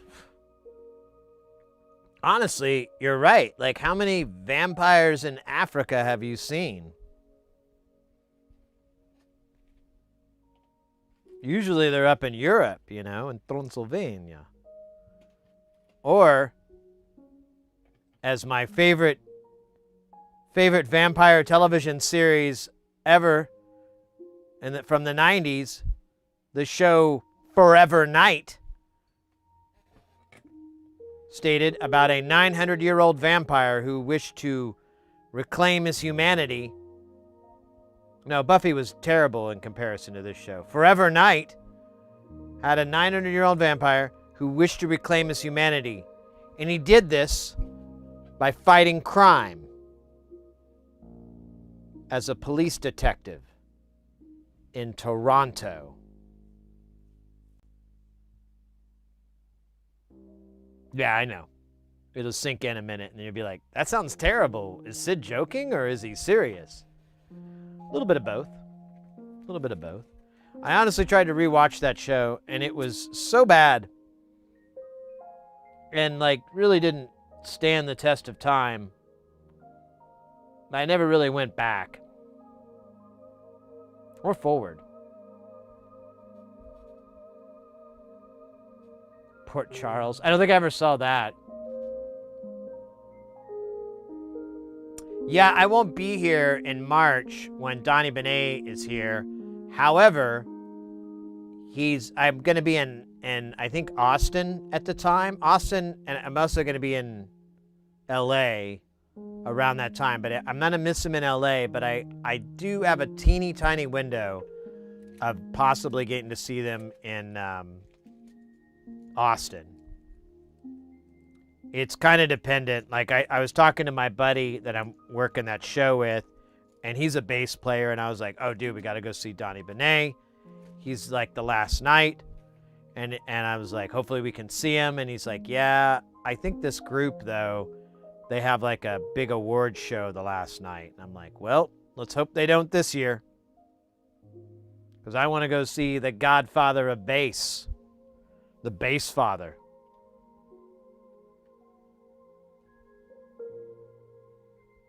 The master musician of Australia.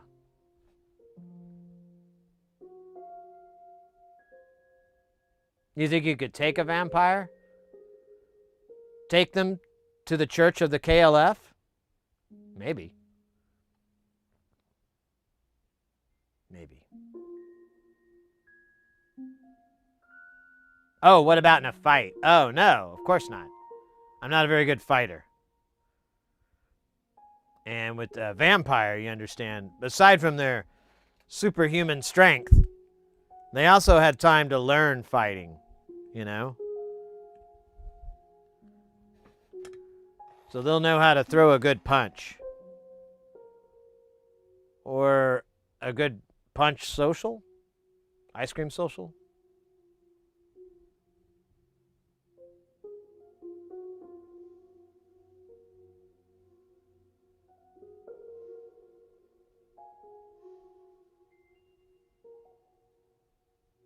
I feel like this isn't getting hot. Kind of right. There we go, you bugger. Oh, no, you're wrong. Here, let's try this further down the line, because maybe it's just a flux issue.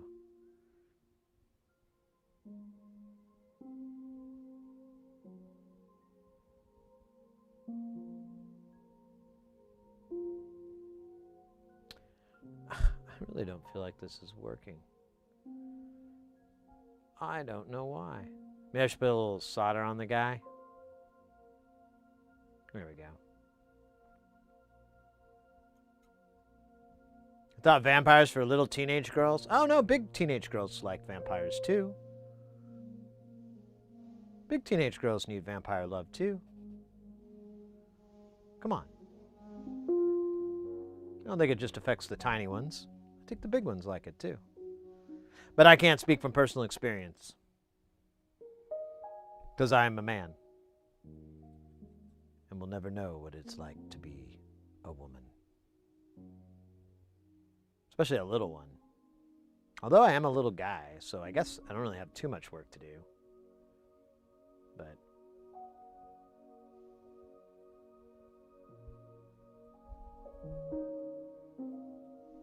I mean, I'll have to change my wardrobe. The UV flashlight? Oh, yeah. What was that? That was Blade, wasn't it? Blade. Man, I rewatched all the Blade movies like a year or so ago. And seriously, it's like they just get dumber and shittier as they go. Like the first Blade, love that movie. Really good movie, really funny. I mean, yeah, you know, Wesley Snipes says the dumbest lines, like, motherfucker's always trying to skate uphill. I skate uphill. Like, what? What does that even mean? Like, and he's trying to fight these vampires, and he says that, like, in the temple, the motherfucker's always trying to ice skate uphill. I'm like, what? Hold on there. How high are you, Wesley Snipes? I heard he's a big fan of the ganj, so, you know, there's you gotta play that in. That's possibly a factor.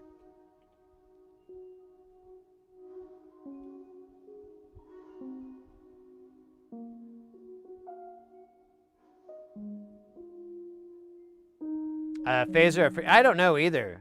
The explanation on it is it's like two phasers in one that run into each other, I guess. I don't think they're parallel. He said initially it was parallel, but he never followed up with what it is now.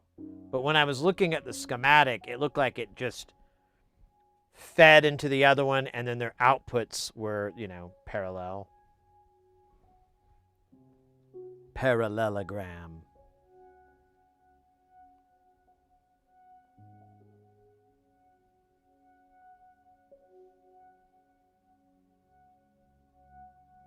Best is the club blood ring. I know, but it was pointed out to me. I found this YouTube channel where this guy just like shits on action movies, and it's so funny because he just does it in this voice.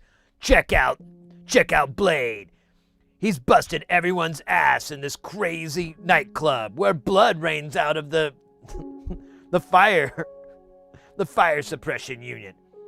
But make sure you notice that he never gets any on him. Like, he doesn't get any blood on him. He's completely clean. And he slaughters all these guys that have blood all over them. You'd think like a little bit would wick off on him. Not Blade.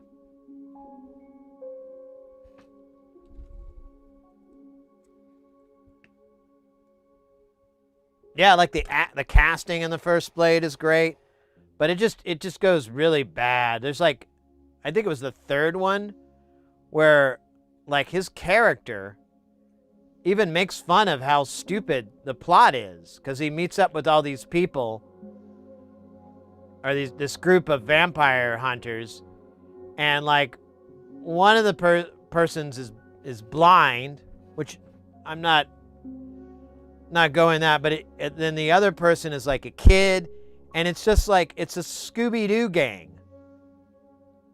And it's just so silly, and there's like a scene in the movie, he's like, what, you gonna help me, you bunch of ragtag? You know, he's like making fun of the fact that this is a ridiculous plot line. And he kind of proves it. And the one chick like uses arrows, and it's just so dumb.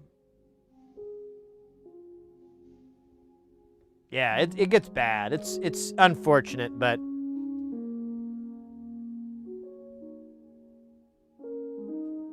I've seen that with a lot of other movies. I'm not going to get into a tangent, but there's some other movies where I'm like, you guys should have just stayed with the first movie and never made any sequels. The mystery of the first movie was its awesomeness. If you make sequels and try to explain stuff, you're just going to make it bad, because you're never going to equal the power of the ambiguous imagination.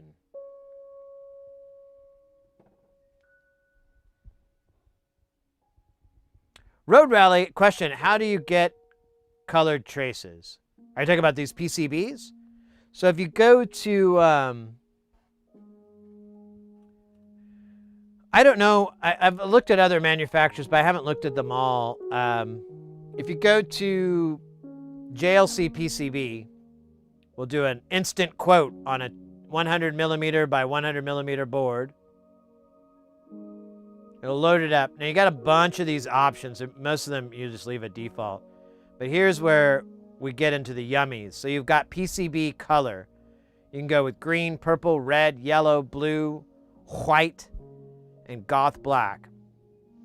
If you choose black, you'll get the white silk screen. If you do white, it'll switch to black. The price is pretty much the same. I think it goes up. Does it go up when you do black? No? Same price. I've tried all of them. We have like JLC, or not JLC, but NLC, the manufacturer of these, or the designer of these boards. He'll get purple, green, and white. And sometimes, and black too.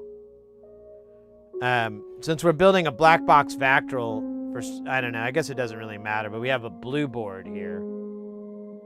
Not a lot of traces. Oops.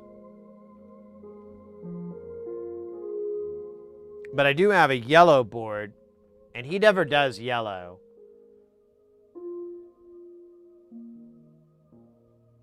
This is a mutable instruments module.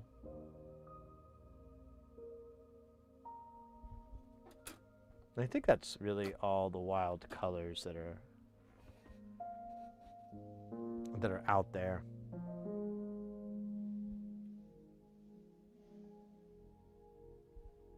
Forever 49. How is a blind person hunting anyone, even in the comic book movies? Well, there is Daredevil, but yeah, but she was running the computer. And this is in like the early 2000s. And I know there's Braille machines, like Braille readers for computers, but it has its limitations. And she had 3 monitors. And I'm like, wait, what? Oh, this hurts my head. And she's just got her hand on one Braille reader. And I'm pretty sure at that time, those things were still really slow. I've seen some newer ones that are pretty quick. Like, I've seen some demos of people like, reading Braille really quickly on like a computer one. And I have seen some other like really nice tools for the visually impaired that read the text and so forth and stuff like that. But this was, they didn't have any of that shit. So it was really weird. And I know like there's a lot of techniques that like blind or visually impaired people will do to kind of like, I've heard of people using like kind of this kind of doing echolocation kind of tricks by, popping with their mouths. So I could get that maybe. I don't know. It was really just stupid. And like, what is it? What's his name? Oh shit. Now I got to look up his name because I can't think of it right now. Let's see. Blade Trinity cast. It's Patton Oswalt I'm thinking of. Yeah, Patton Oswalt. Patton Oswalt's one of the guys that's hunting vampires. How much more detached from reality are we going to get? Ooh, wow, I saw the frames drop there. Ooh, weird, the computer took a hit. What the fuck was that? Oh, I think I know. Interesting. So that thing's getting static too. Weird.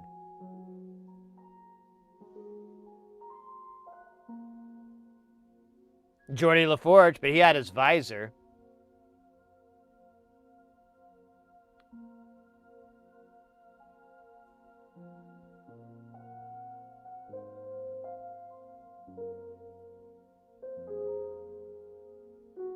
Oh, really? Well, JLC's pretty good on their prices.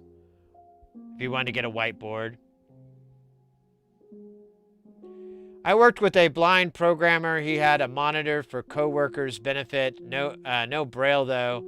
He had a speaker that spoke like 100. Yeah, I've seen those. Yeah, that's what I was trying to think of earlier. Oh, interesting, Harry. Thank you for sharing.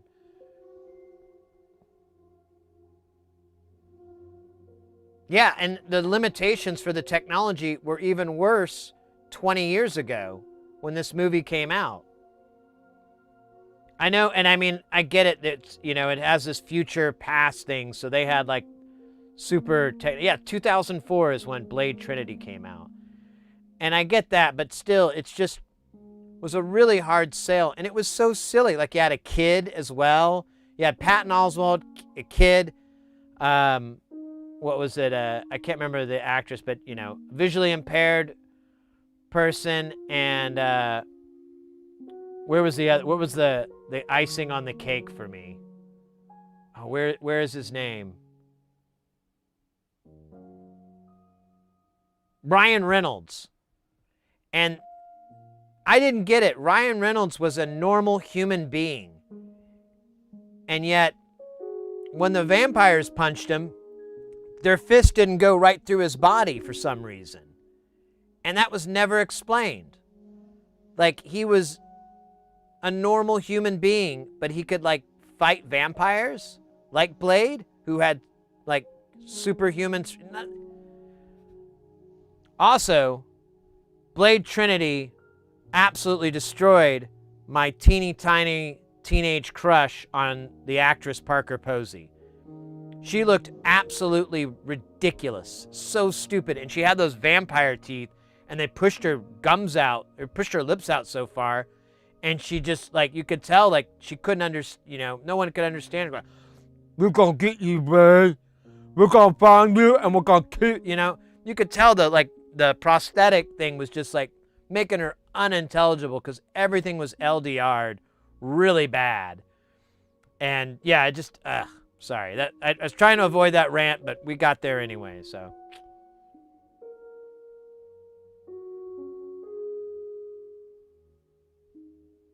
Dan Aykroyd's family are true guys.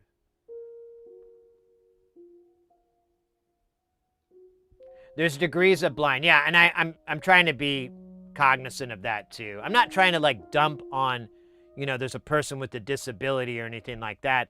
It's just like their role didn't make any sense to me in the storyline. And like every time they tried to explain it, it was like, what? You know, it was just kind of, it was too detached from reality, I think.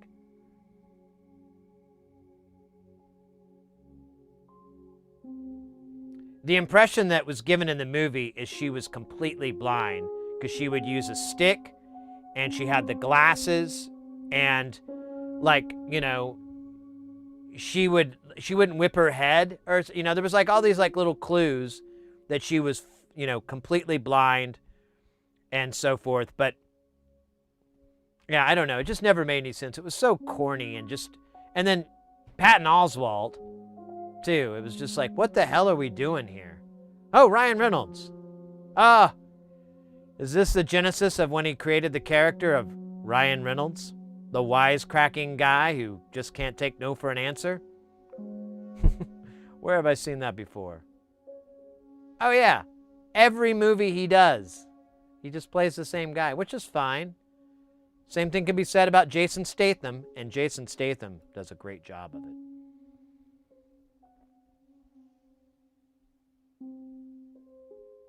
Yeah, terrible. I know. It's so funny. Hey, VTech, I remember thinking the blood rave in the first Blade movie was fucking awesome when I saw it in theaters.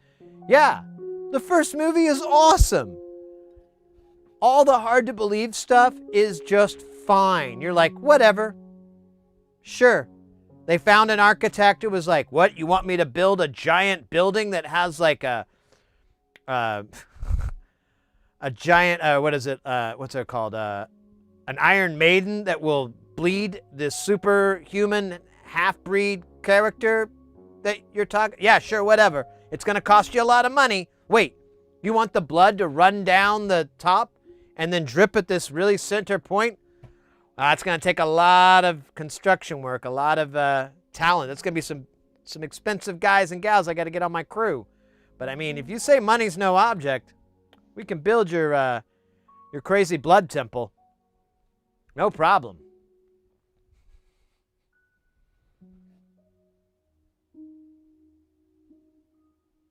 The music was good too. I agree.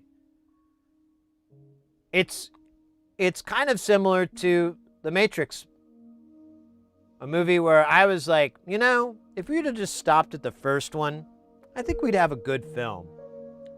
I don't hate the sequels, but I just feel like none of them are as good as the first movie.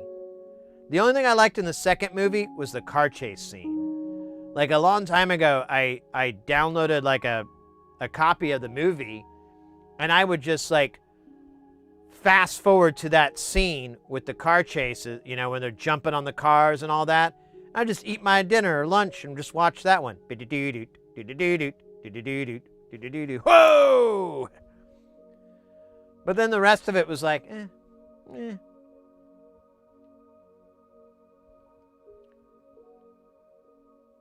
There's a lot of typecast people. Yeah, that's true.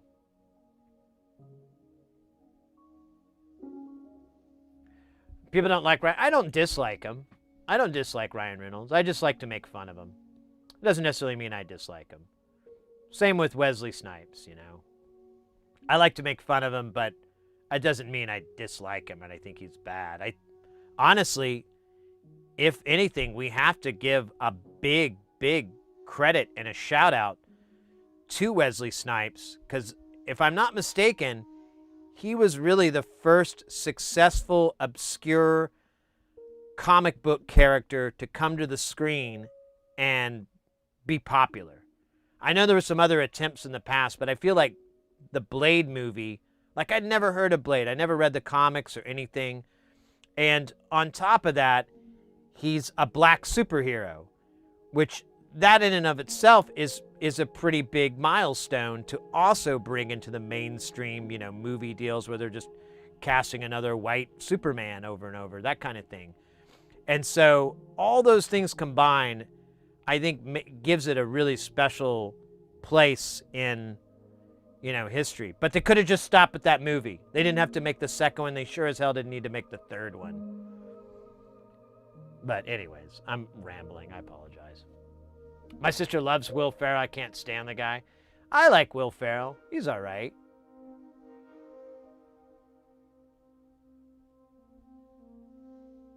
I like him better than some of the other comics from that era of SNL.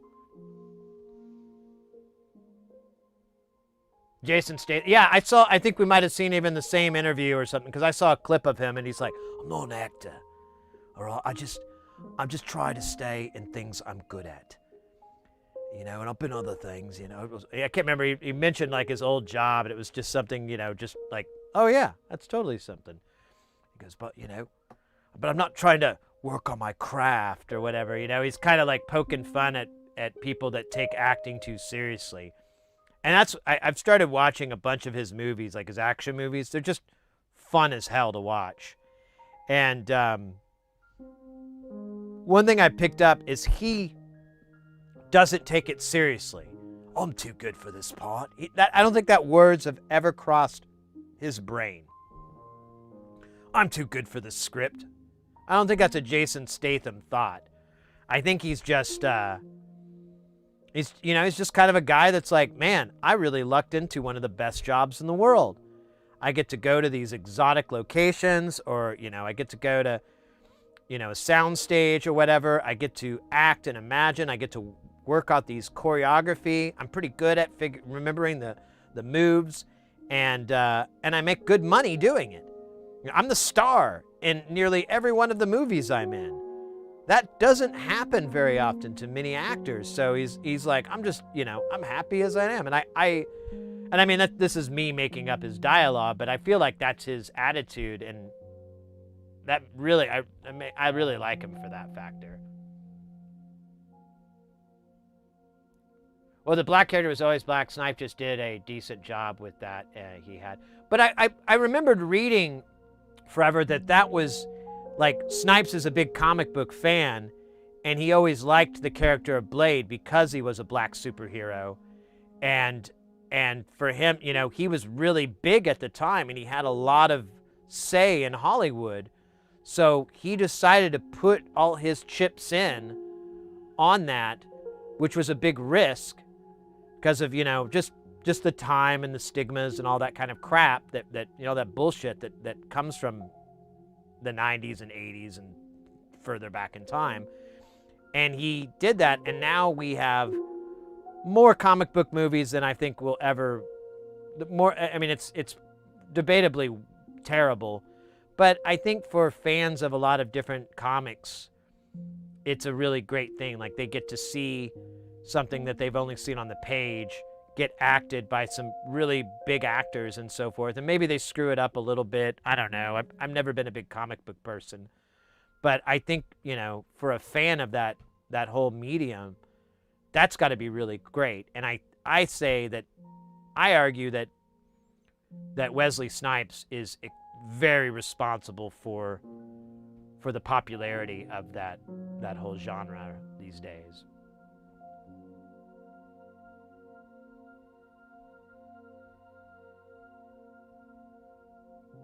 Oh yeah, I forget.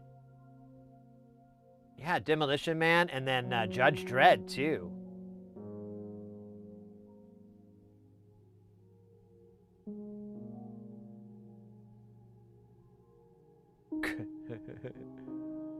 Cough, Christian Bale, though.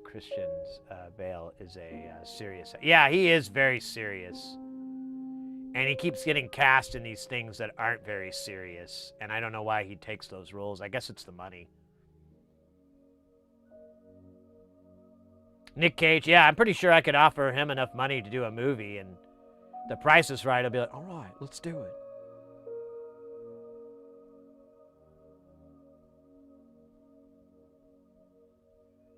Did Snipes? No, I'm totally speculating on Snipes. I've never read anything where he said that specifically. But I do like that too. Well, you know, we were talking about it before. Like, a lot of actors are, I don't know, sometimes we have more in common. I think a lot of us, you know, are the nerds, you know, we would say, have a lot more in common than I think we really are aware of.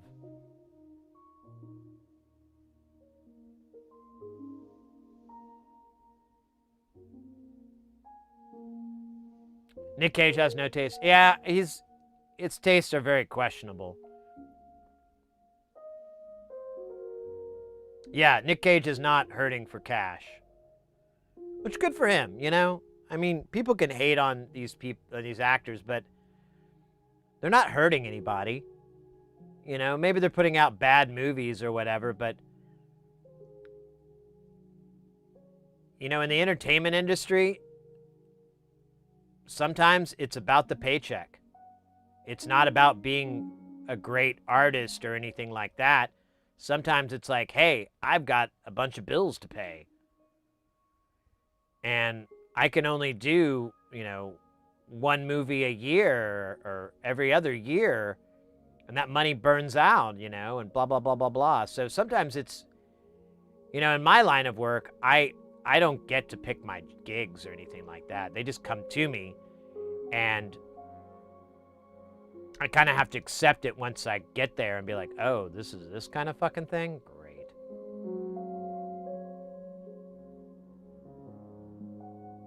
You puke when you... Jesus Christ, mate. Cavill coming out as a huge nerd and still having a buff hobby. Well, yeah, you know, and that's an interesting point. I don't know how we're getting on. This is a crazy topics.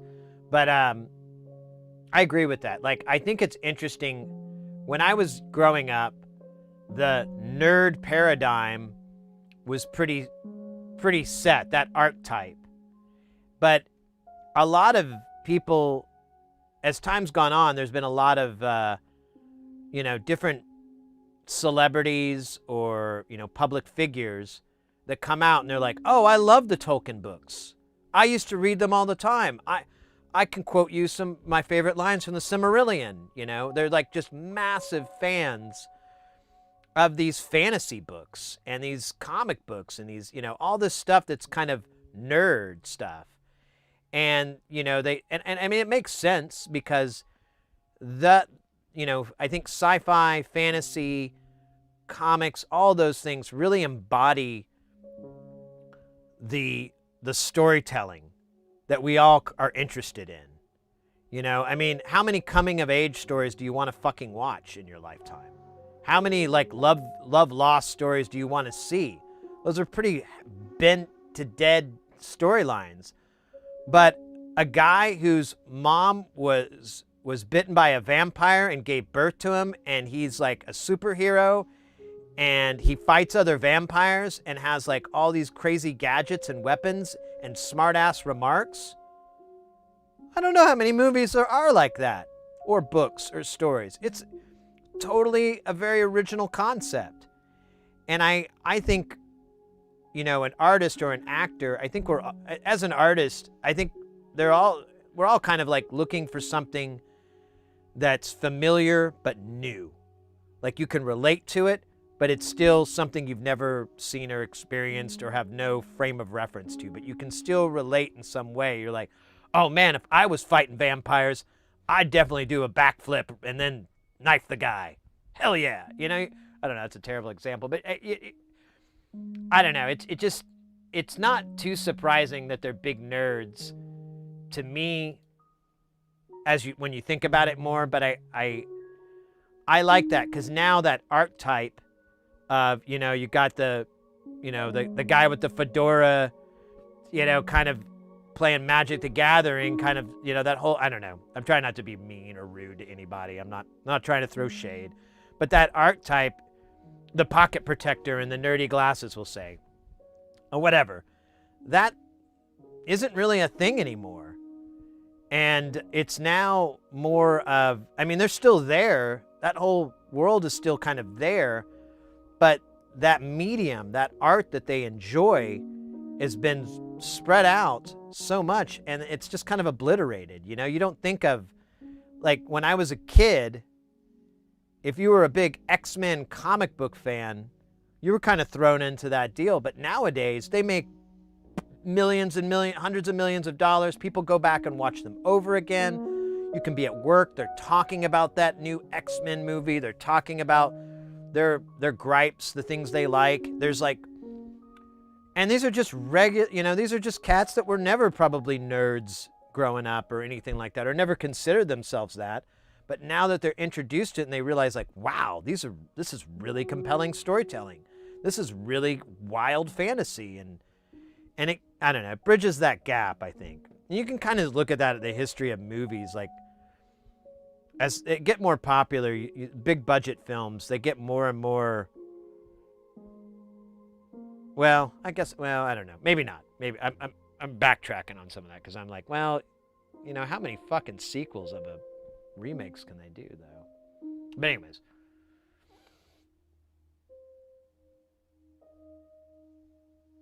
Yeah, Cage he got really broke. He bought this crazy place in New Orleans that was cursed. And that's kind of where things went bad for him. He got rid of the place and things started looking up for him. So, you know, Cage Real Estate. I'm Nicolas Cage. Welcome to Cage Real Estate. Now, if you date a woman who considers herself a pagan witch, that's all fine with you. But if you take real estate advice from them, you might want to reconsider. Yeah, he got in trouble for like having dinosaur bones and shit that he wasn't supposed to have.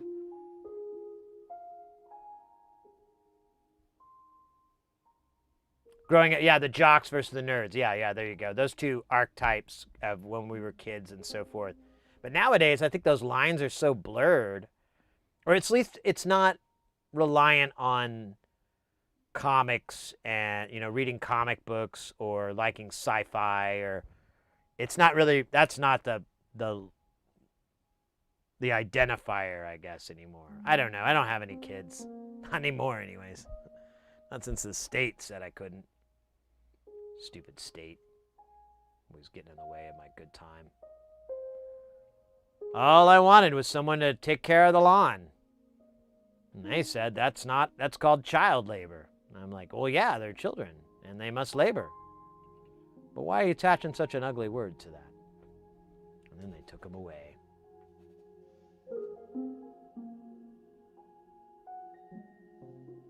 We have a bunch of emotionally crippled mill household. Yeah, I could argue with it. I could believe that. Stereotypes. Yeah, there's RCA, there's Yamaha, there's Sony. There are all kinds of different stereotypes. Hollywood is history now. China makes many more money with movies. Possibly true. I haven't really looked into that. So I can't agree or disagree with you on that one. I know China's had some big leaps and bounds over the last 10 years or so with a lot of industries that were traditionally U.S.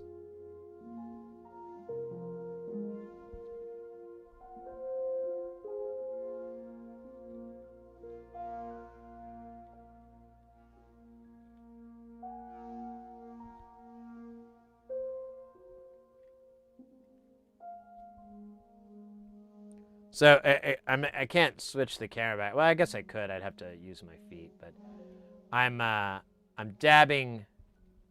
I'll show you. Taking the iron and dabbing it on this solder wire to get a little bit more of that solder goodness.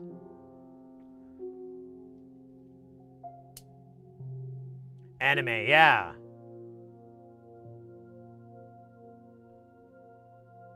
I know. Well, yeah, that's what I was saying earlier, bug shit, where I'm like, well, honestly, like, Hollywood's so bad these days with like, let's make a sequel to a second, or let's redo something that should have never been redone. Like,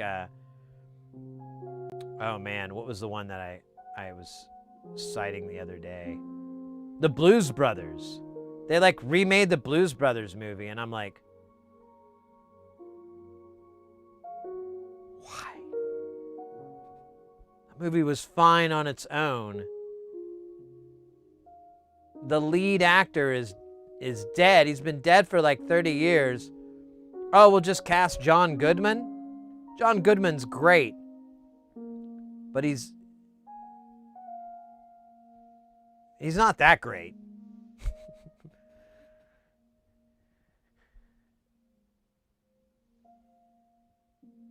I don't know. There's just weird crap like that where they do that, and I'm not a fan. I've had a hard time watching movies that have been around lately because like they're just so bad, or I get so disappointed.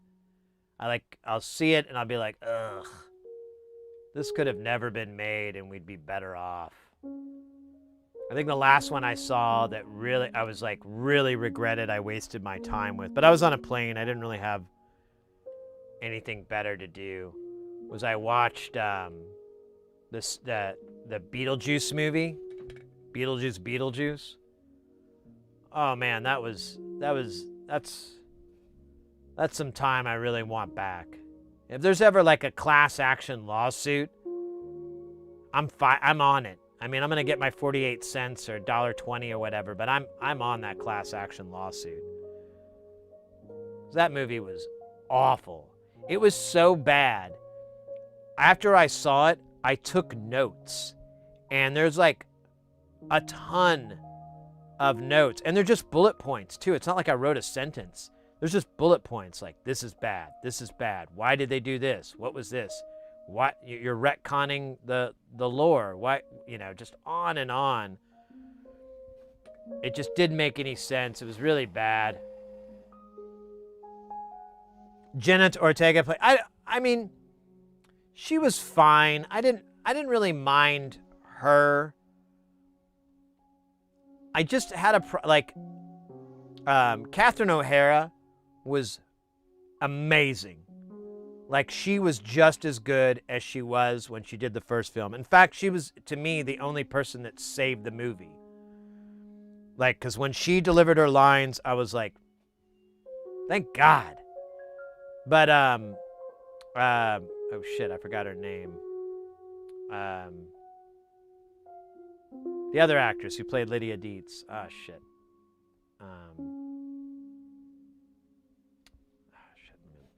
Gotta look it up. Ah, yeah, there you go. Thank you. Winona. Yeah. One of my notes was, why didn't Winona go back and watch how her character played, go back and watch her character? Because she didn't talk anything at all like Lydia Dietz did. And I get it. She was, she's a grown-up or whatever, but I don't know. It just bugged me. There were so many things that bugged me. I didn't understand. And it just felt like a movie that was made for the sake of making money or something like that. It just was so bad. Here, I have my notes here. Let's shit on this movie again. Because I hate it so much. like seriously. Here's the notes. So many fucking notes on it. Oh, I'm sorry. Yeah. So there we go. There's the bottom, and there's so many notes I took on what I was so annoyed with.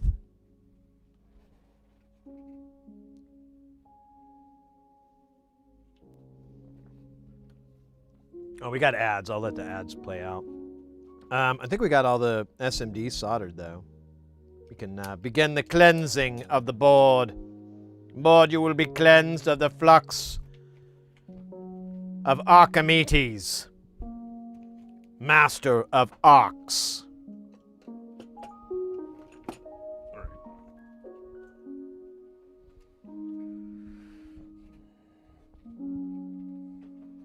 Oh my God, are you waiting? I'm literally... You shouldn't even joke about that. Like, that is absolutely something Hollywood is trying to do. Let's make a Pee-wee's Big Adventure without Paul Rubens. We'll cast Will Sasso. Or... no, I don't know. They just make the worst casting.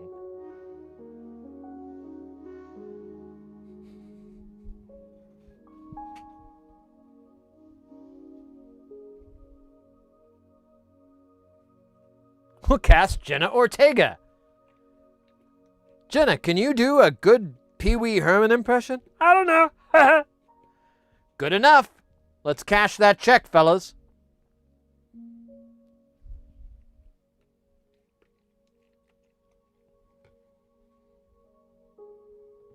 All right. I'll go really fast because I don't know how much of you guys really want to hear this, but Beetlejuice 2, these are my notes after watching the movie. So many subplots, none of them really go anywhere. Winona Ryder can't seem to remember how to play the character of Lydia Dietz. Her bangs are fucking ridiculous. Willem Dafoe's character seemed like a story from a totally different movie. Willem Dafoe's makeup wasn't that great either. The Death Sucker story could have been completely removed and it wouldn't have affected the overall story arc at all. Like it was shoehorned in for absolutely no reason. Yeah, shit. Go away. No. Uh-oh. I lost my... There we go. The Charles Dietz plot was so stupid and unnecessary, too. Now, I understand why they had to do that, but they could have just made one reference to it and moved on. Instead, they had this whole bit that was asinine. No shout out to Otho. Like, that guy was actually, like, the actor who played him, I mean, he's kind of a tragedy, too. So it's really sad that they didn't have any, like even a photo of Otho or something like that. I felt that was sad. Because I liked that actor. I loved his character. When I was a kid and I saw it, I used to laugh, and my dad and I always thought he was so funny. No shout out to Juna, the caseworker. Yeah, that actress. Oh, let's not fucking bring her up. The pacing was awful. The dead dad story was really poorly told too. Yeah, that was so dumb. Like her whatever, Jenna Ortega's character, her dad, like that was just the stupidest. I hated it. The evil teenager kid was just so weak, and the way they tied it up was just lazy writing. These are all my opinions, though, These aren't facts. The lore of the dead was a bit contradictory to the first movie. I meant to say this. Meant to say like it's retconned, where the servants in the afterlife were suicide victims. New movie, it's just anybody who dies violently. I couldn't connect any of the characters like, oh, they're here in the afterlife because of, that. No. It was like, oh, something, a thing blew up and now he's a detective in the afterlife. That didn't make any sense. Really didn't explain what happened to Bob and Barbara. Yeah, totally never brought up those characters. I get they probably couldn't have cast them again, but do you really want to make that movie without those guys? They're still alive. They're still kicking. I'm sure they wanted too much money. That was why. All the music choices. Was Danny Elfman too busy to rehash those riffs? Yeah, I didn't like any of the music. They didn't do any of the doo-dun, doo-dun, doo-dun, doo-dun, doo-dun. They didn't do any of that shit. It was just like, it was so bad. Just not a very well-written story. Things I did like, Catherine O'Hara was incredible. Bob and the Bobs was a really funny bit. Like, I enjoyed that whole bit. I thought that was really comical. It was still like an unnecessary plot thing, but I liked that. I thought that was I laughed. And there was like a nice shout out to the wedding dress from the first movie when they redid that whole scene. But that was it. That was the only things I liked. The rest was just, I felt like was horrible. It was terrible. It was a big waste of time. And that's how a lot of movies are for me. I just keep going, ugh. But not Jason Statham movies. I watched one, Homeland. Winona Ryder's in that too. She plays like a meth prostitute or something. Oh, man. Great movie. Great movie. Nice fucking model! Exactly. Think of those 25 bits, oddball.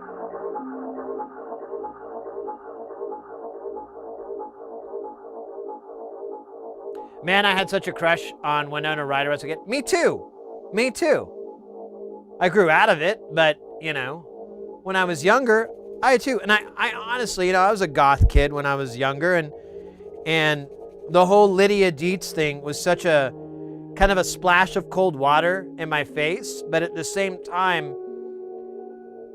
you know, I still enjoyed it. I still liked that. Like, yeah, it's ridiculous, but she looks really cool.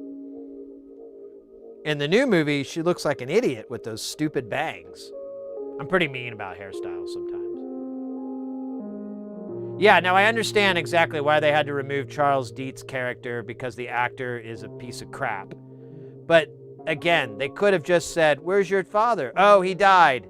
Move on. Never bring it up again. Like they did to Otho. Oh, wait, they never brought him up at all. Urgh. I loved Otho. So mad. I know that actor's passed away and everything, but, you know, they could at least make a reference or something. Just, you know, just for me. For the people who like the movie. I don't know. I think Tim Burton's just... He's had his day. I don't think there's much left anymore. Yeah, and that's right. He has to like cast his girlfriend or wife or whatever in every one of his fucking movies. Like, come on, dude. We get it. We get it. Now stop.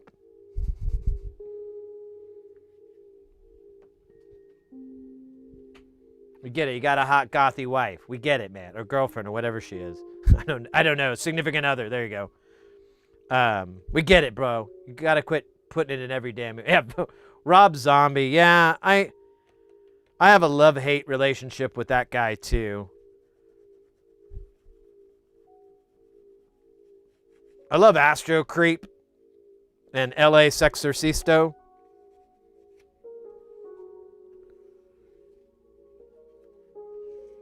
But after that, it gets a little foggy for me. I saw, like, I can't remember what movie he redid. I can't remember. It was like the Texas Chainsaw Massacre or whatever. He did one of those. And I thought as a remake or like a re-envision or so, I thought it was pretty good. But I didn't like the movie very much overall. I was like, good effort, bad execution. Good try. Wish you could have tried harder. I've never seen The House of a Thousand Corpses. Mrs. Heresy, I think when I first started dating her, we were like gonna watch that because I think she had it on like a DVD. Yeah, exactly. The Halloween remake. Yeah, that's the one. I don't know. It was okay. I mean, I appreciated what he was trying to do. I thought it was kind of cool, but, you know, at the end it was like, nah, this isn't that great. This isn't that great. All right. Speaking of that great, I'm going to LDR this up.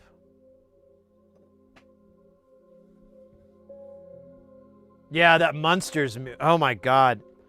Mrs. Heresy was watching that when it was on Netflix or Hulu or whatever the hell. And I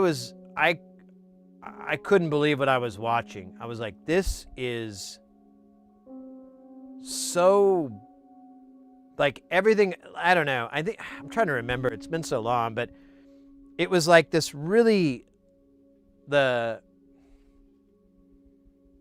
cinematography, I guess I blame the cinematography, but like all the shots were just didn't make any sense. Like no one shoots scenes that way. No one blocks a scene that way. Like no one does it that way anymore. And so it had this, and I get they was probably trying to go back to the original series, but juxtaposed with like these really bright colors and these crazy set pieces and this really, I liked the lighting. I thought the lighting was fucking awesome. It was stupidly weird, unconventional, but from a lighting perspective, I was like, whoa, you just gave the lighting director like a big budget and said, give me everything except soft white. Just go nuts. Here's a bunch of gels. Just go nuts, bro. Or ma'am or whatever. I don't know who the LD was on that, but and they did. They lit things up like a theater, if I remember. Like it was more like a theatrical deal. Let me see. Rob Zombie Monsters.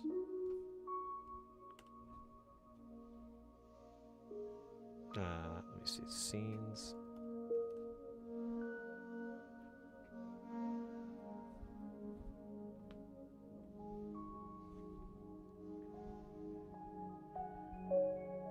Yeah. Like, everyone was lit with color almost all the time, which is so weird. Like, yeah, like that scene right there. What the hell? I appreciated that. I thought that was really cool. It was very ambitious. But the outcome of it was just, it was stupid. I could not get into it at all. I was like, this is really not that great. I mean, it's a good idea.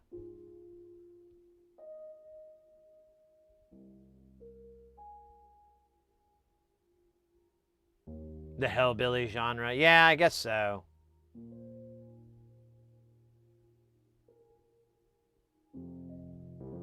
Battlefield Earth does the same thing. They can never live it down.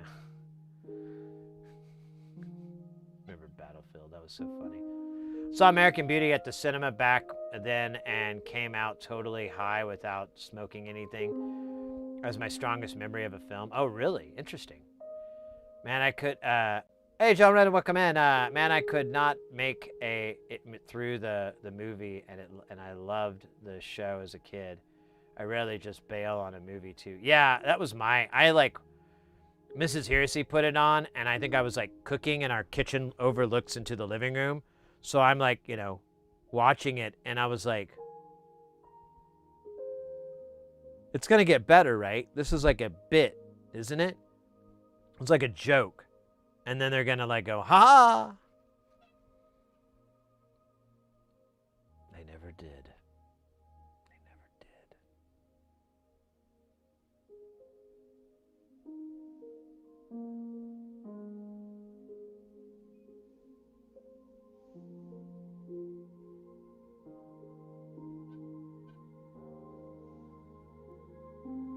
The Circus theme in Fear and Loathing was a contact high. Oh my gosh. I remembered watching that scene and I was like, for the first time, I felt like someone accurately portrayed what an LSD trip is like. Like when they go into the hotel and the carpet is like moving and like going up the walls a little bit. And then when he's talking to the clerk or whatever, the woman at the front desk, and there's like wind for no clear reason, like she's just having like a sash and there's wind blowing past, and I was like, yeah, that's spot on. That's spot on. That's exactly what it's like. It kind of went nuts when they had the monsters and the lizards everywhere. I was like, I've never tripped that hard. But like that opening and his reaction and everything, like, do you have a reservation? All of that, I'm like, well done. Well done. Good job, Terry Gilliam.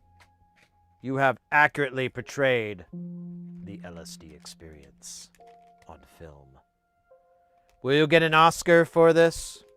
Probably not. They don't have that category. Accurate drug. The only movie I ever saw that matches with that is this really crazy movie called Enter the Void. I don't know if you guys are. It's not a very popular movie, but it's like if you're like a movie nerd, if you're like a camera cinematography kind of nerd, it is probably the dopest film out there. I still love to watch it and just go, how did they fucking do that?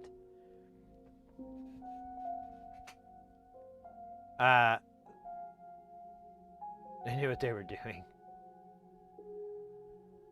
I've seen it so many times that it's fallen asleep. Yeah, that was the first movie I ever watched all the way to the end.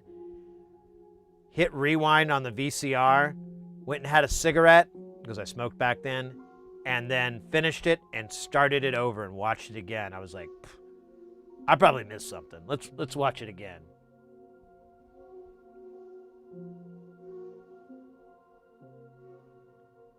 I'm going to do 55-16. I think we only need 4. Gasparno, is that... Let me see who that is.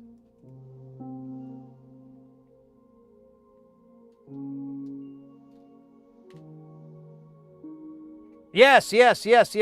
We're talking about the same person.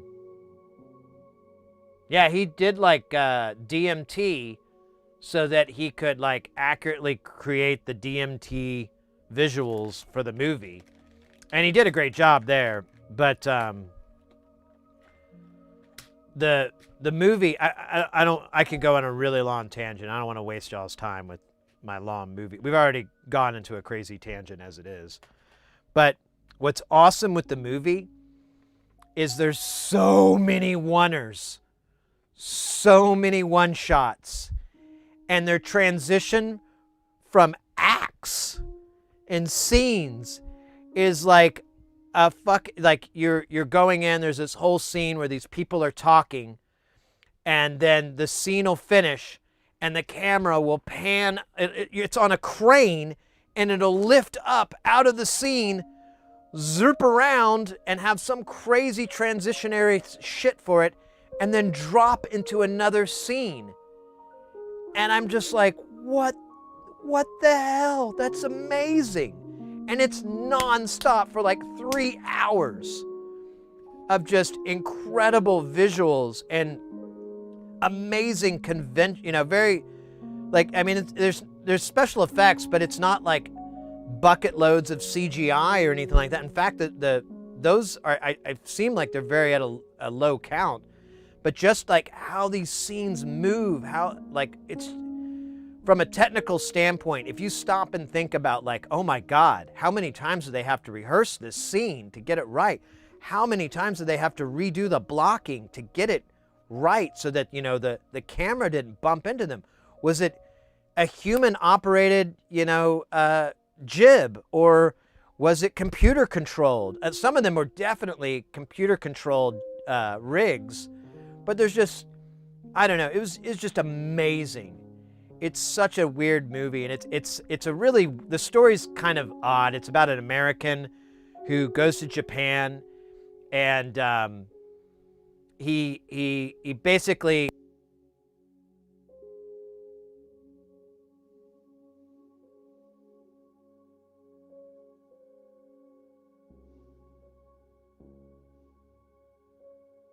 gets shot by the police, and he's basically, a good chunk of the movie is him as a ghost, as a spirit, visiting all the people that he left behind and kind of following up. And there's flashbacks as well to when he was alive to kind of give you exposition on what that next scene is. But it's basically that. And so all these crazy oneers are supposed to be him as like a spirit visiting, his best friend and whatever, and seeing how, and it's very dark. There's a lot of like very emotional storylines that go into it. And it doesn't really have like, it doesn't follow a typical narrative of like, you have a character, they have a struggle, and then an outcome, the end. It doesn't really do that. And I don't really enjoy movies like that too much. I kind of like, a plot or a storyline to kind of carry me along, but it doesn't need it. It's so weird and visually beautiful that you just don't care. You're like, wow, I'm just watching this new form of art called cinema. I don't know. That's kind of corny, but you get the idea. Let me catch up on chat. I think I'm behind.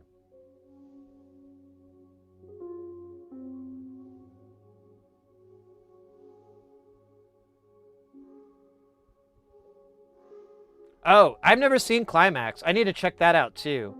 Now, Enter the Void is if you're a movie nerd, you have to like check it out. It's a long watch, but I you can take a break. It's not gonna ruin your whole experience. It's so weird and so beautiful, and it's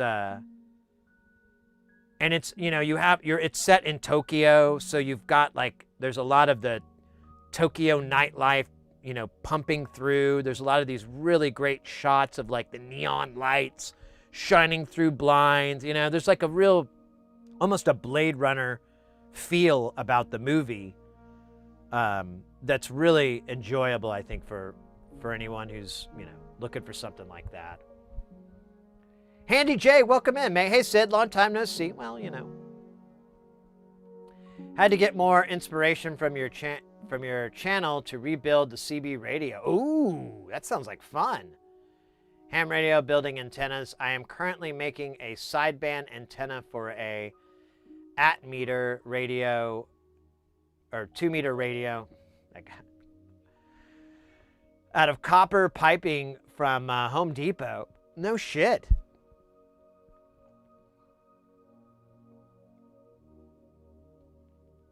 That's awesome, Handy J. Kudos. Well, I'm super glad you can come into the channel and I can figuratively light a little fire under your butt to get that working. That's nice. I mean, not the butt fire part, but the inspirational part. Maybe a little bit of butt fire. J-pole antenna. So I'm not familiar with that. I wanted to get more into ham and RF and so forth. I deal with RF at my job, but nothing, that sophisticated. It's usually pretty elementary stuff.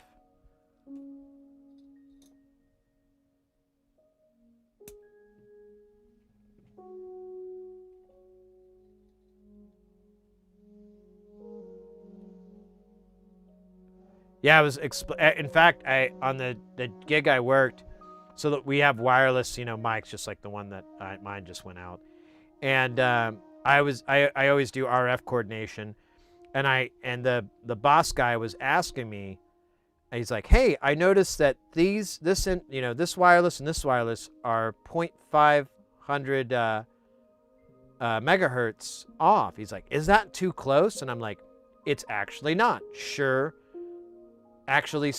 states that you need 250 on one side and 250 on the other side, and that's the shape of that bell. And so you actually, and there's a little bit of fluctuation, but if you go 500 away, it will 500 kilohertz. You're fine. Is it Yeah, the 500 kilohertz from the center point. You're fine because there's still the buffer and everything, and that bell will reach out 250 and they won't intermingle. You won't have any interference. And I think he understood. He's a smart guy, but a lot of shit to learn, I guess. Have you ever watched the Signal Path on YouTube? No. Let me put that in the old pupper. YouTube. Let's see, you said the Signal Path.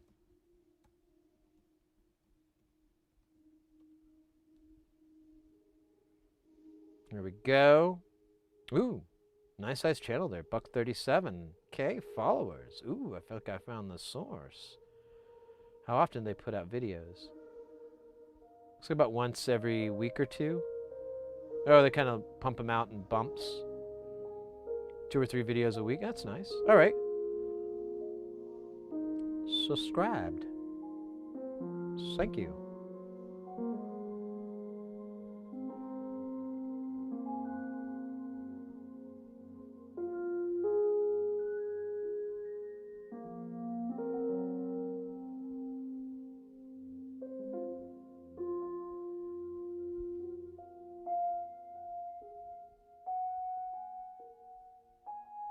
Awesome. Well, thank you for the suggestion. You guys always give me some great YouTube channels to check out. Always appreciated. And I to be perfectly honest, like everyone I've pretty much stuck with. Some of them I assume I'll check out and then I'll be like, eh. But I don't think I've ran into that scenario, to be honest. I can't think of anybody where I've been like, this is kind of not my thing. So talk about reading the room.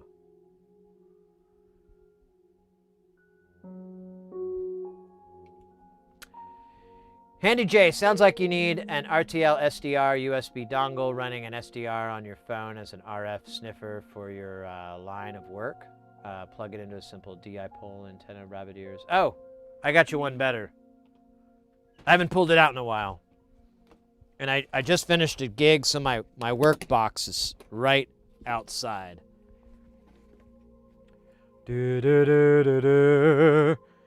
Now, this is the old version. They actually make a much nicer one now, but it's like $1,000. And this is like maybe 150, 200 bucks. That's right. You may know it. You may love it. It's the RF Explorer. I don't know why I made that sound. It's supposed to be like cheering, but it wasn't. Let me take the old, this is to protect it from X-rays. Because I put in my checked baggage and, put our silencer on. Extend the silencer out. Let's see, the battery, oh man, this thing is awesome. Like, I've charged it once. So you get your dealy dops here. Let's go, my microphone is operating at, I don't want to say, because it's technically an illegal band. So we'll just wink. Okay, so we'll do top. We'll check the stop frequency. Here, let me squish this over to the other camera because it'll be easier to see if I do that. Oh, wait. Well, do it this way.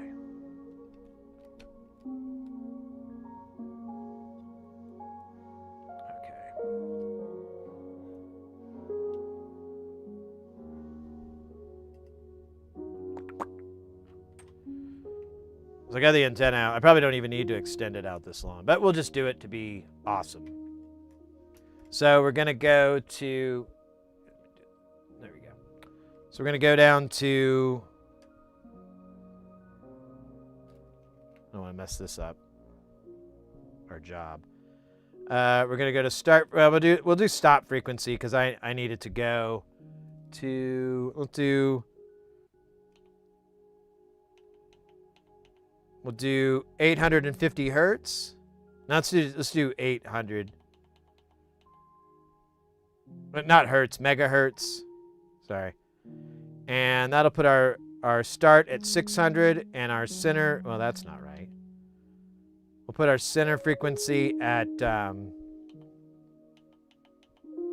7, I guess. Oh, no, I'm sorry. That's frequency span. Oh, there it is. Okay, I misread it. So we'll hit menu. You've got all these different things. We'll just leave them at what it is. Oh my God, I forgot. This is such a goofy.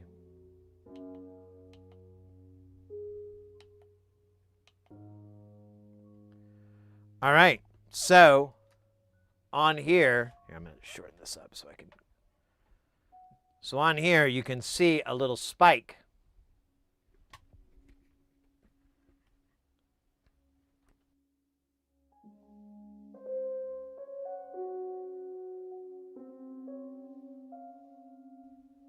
Boink!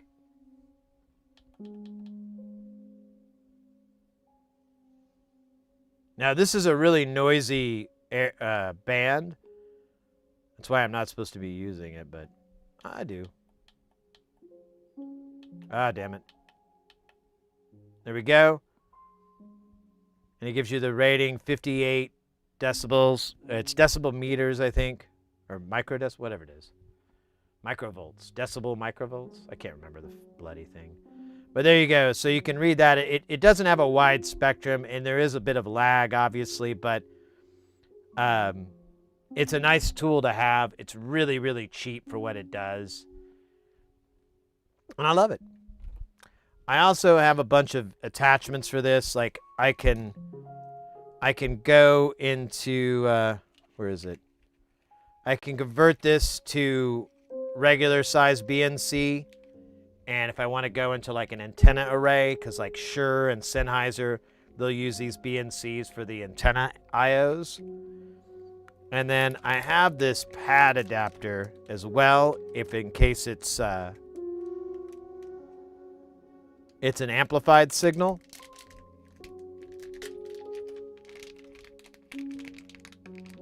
This will pad it down -6 dB. So it's not, actually that doesn't seem like very much, but whatever.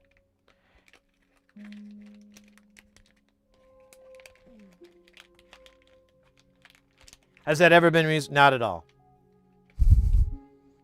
I never use it. I always bring it because there's going to be that one day where it's going to come in handy. They make different ones here. Yeah, so when you first turn it on, it gives you the model 240 to 960 megahertz. So you can get different antennas, like there's a hole here, and you can have it go up into the gigahertz range for like Wi-Fi and stuff, but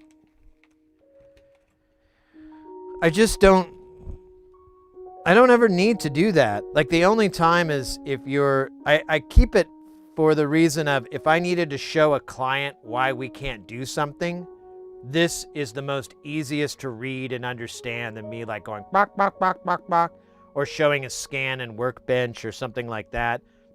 I can just walk up and go, look at this. See how all these spikes? We need those spikes to be us, but they're that, so we're stuck. But yeah, it doesn't happen very often. But this thing is nice. I bought it like 10 plus years ago. Very inexpensive. And nowadays, the company, I think, that owns it and everything, they make a much nicer one than this. So I can't remember how I stashed this. Did I do that? Yeah.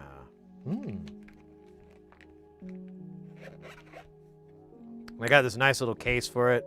Holds it up like a champion.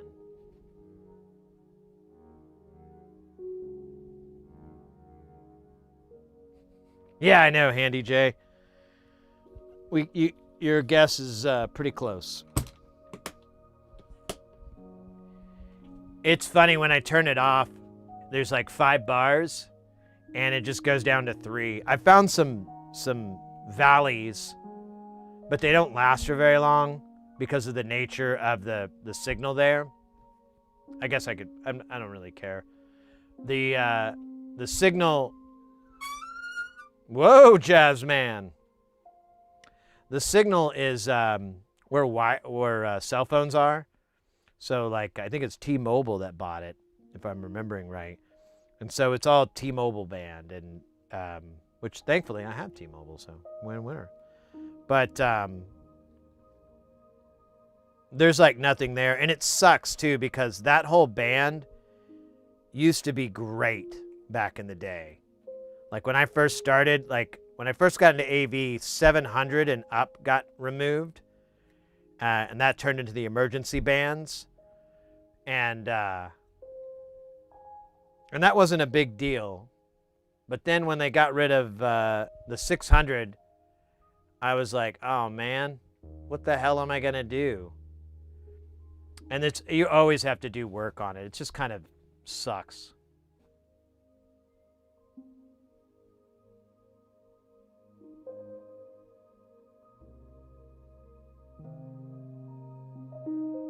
Brand new!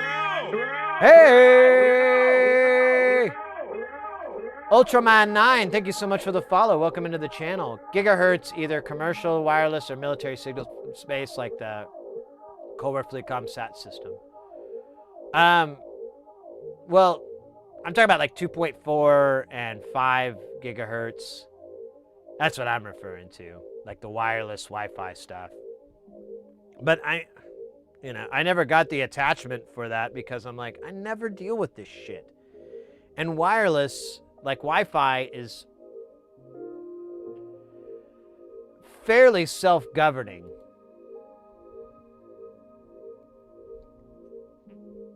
Like there's a couple of easy apps you can get for your phone if you really need to look at the wave band or the waves on that. So I didn't really need another, $200 antenna to add to this rig. I don't know if it's $200, but it was some cheddar.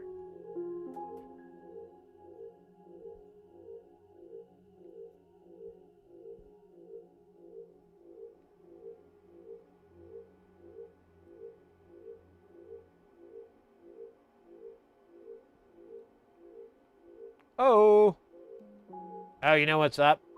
We need to turn this iron up.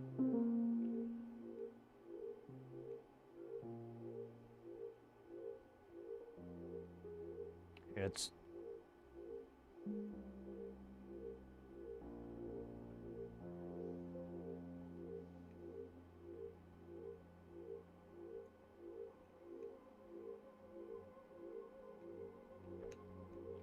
man, what a great combos we've been having today. Thanks to everybody in chat. Bringing in the good conversation, the good chat, the good talk. Good times.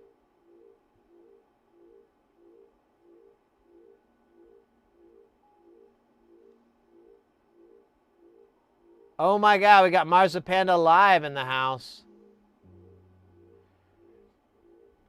Marzipanda, I don't mean to put you on any spots, and because that is the complete opposite I want to do. But are you still have any interest in the group buy? Again, if you're not, that's fine, mate. No worries at all. But I just wanted to check in with you to make sure you don't inadvertently get left behind or anything on that. I got the feeling that you got stuff in the fire and you got a budget and you're like, I can only put so much shit from the fire into the budget. There are budgetary rules. I don't make them. I just enforce them. I've just been lurking all this time. Well, that's beautiful, mate.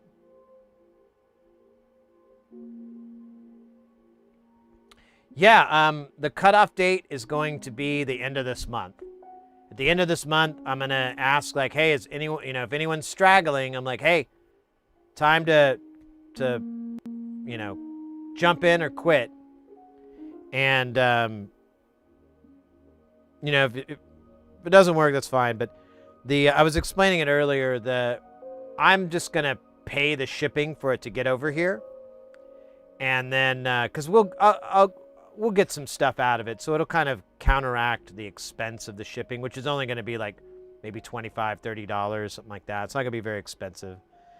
And then, and when I go to ship everything out to everyone, that'll basically be the added thing. Like it'll be like $5 to ship. So you kind of save out on the shipping costs a little bit. It'd be analogous maybe to ordering from, well, I don't know. SynthCube actually is kind of pricey.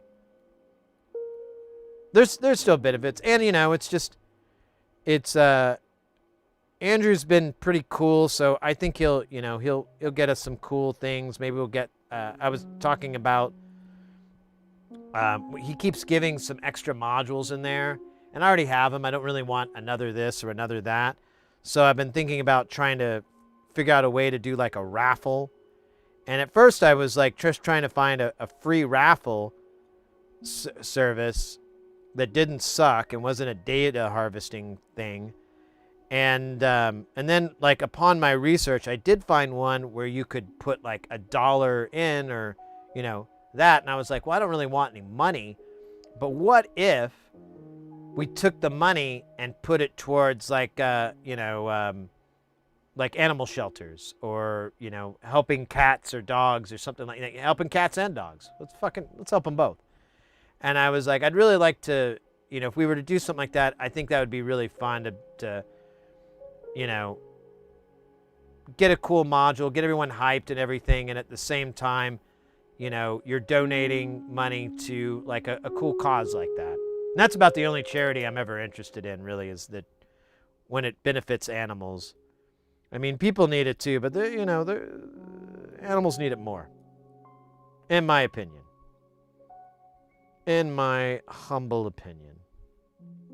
So I'd rather put my beans into that bean basket. But I'm looking into it more. There's a company that does it, and it looks like a good deal. It'd be like a pretty nominal expense on my part. And they do have it set up to where you could cover that expense. But I'm like, dude, if it's going to cost me like $20 to run this, that's $20 I'll never give a shit about in my life.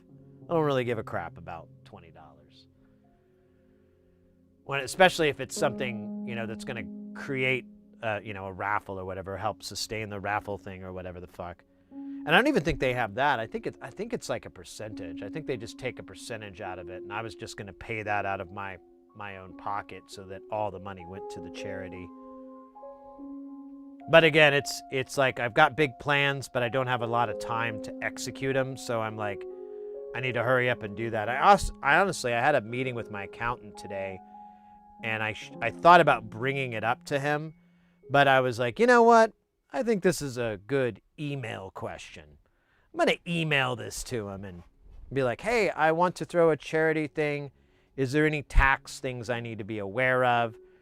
I'm not personally donating any money of substantial amount. I'll throw some money in, definitely, but if we raise $100 or whatever for the charity, do I need to report this? Do I need to do anything? And it's basically make sure that we're all on the up and up, and we don't. I don't get zapped by Uncle Sam. 5 years down the road because I didn't, report that as charitable income or some garbage like that. I don't know. I just made that up. I don't think that's a real. Probably is. Sounds like a tax thing.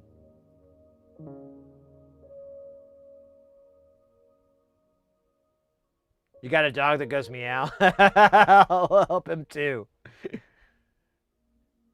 You got a cat that identifies as a dog? I've seen those videos, like the cats that bark. They like hang out with dogs all the time, and that's all they know. Those are so cute. It's no secret I'm a big fur baby fan.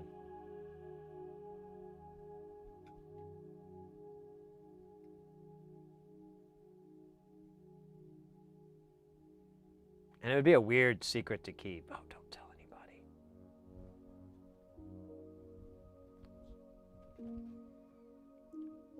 I like cats. I like dogs too, but I really like cats.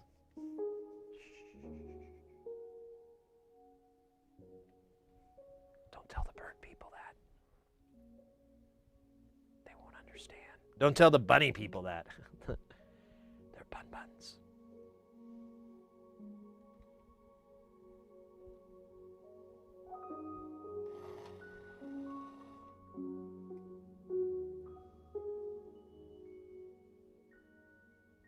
All right.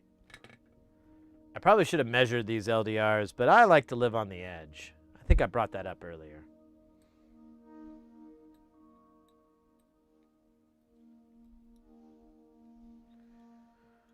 Oh, let's pick these some bitches out.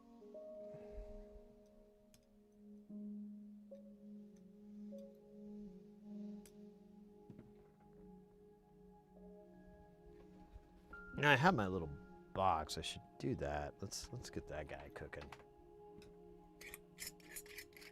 Pretty cool, huh? I think the missus got this for me like ages ago. Yeah, it has somebody's fucking initials on the bottom, and I don't know who EB is. Emmanuel Buttwipe. Eminent Booger. Wait. I don't think that's right. Emmanuel Booger. Elliot Booger. There you go. Trying to think of other first names that start with an E. Erotic Booger. Wait, that's not a name. Should be. Hello, my name's Erotic. What? How do you spell that? Exactly like it sounds. E-R-O-T-I-C-K. Oh.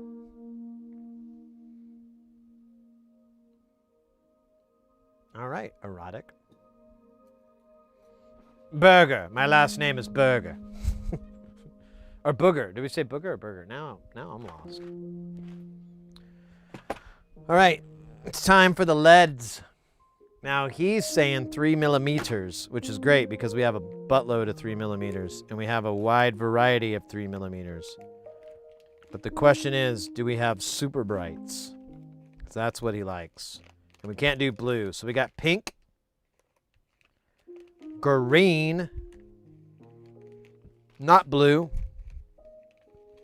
orange, and red. We have bicolor, we can't use those. We got another one, we can't use those. Those are weird. Those aren't super brights. All right. So we got these 4. I guess it's obvious we'll have to use all 4 for each stage. Now, I didn't quite get... Oh, wait a minute. Maybe we're supposed to use all the same color? It's not really specified, but he only gives 3 colors here in the walkthrough here. 3 millimeter LEDs, 24, red, yellow, green, very bright ones. LEDs should be red, green, yellow, or orange, not blue. Very bright, diffused are probably best, but it's not a big deal. So I kind of get the idea. Time to get the lead out. I kind of get the idea that maybe I'm just supposed to use one color.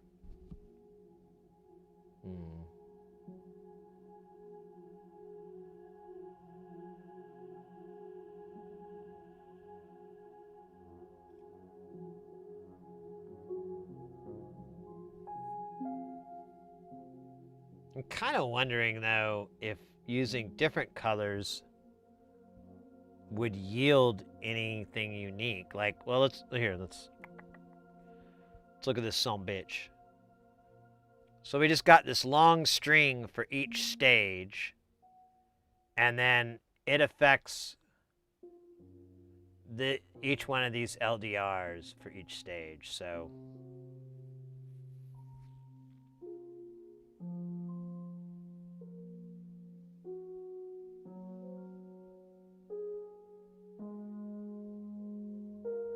man, I don't know. And you can't tell in this picture.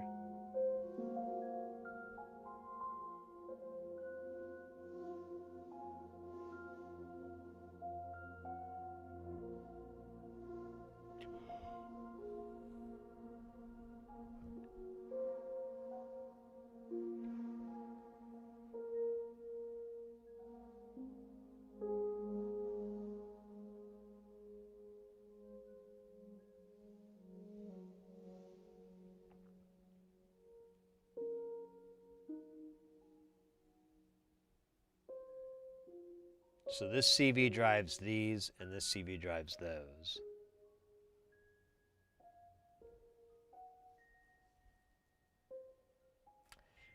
Let's put different colors on.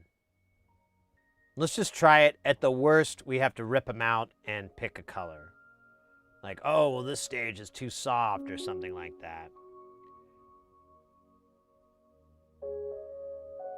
I don't think it'll matter, because all it's doing is affecting these.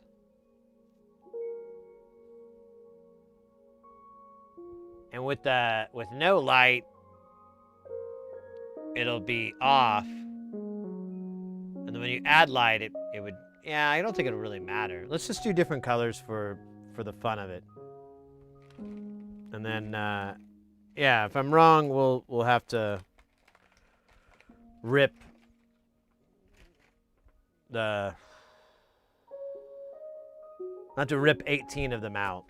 And we'll use a ripping force when we do it. Like a,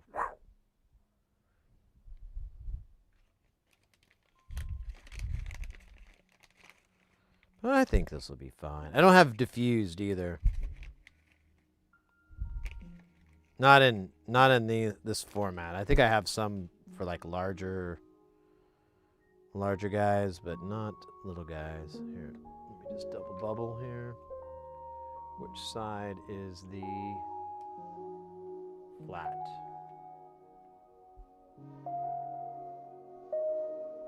Flat is that. Okay.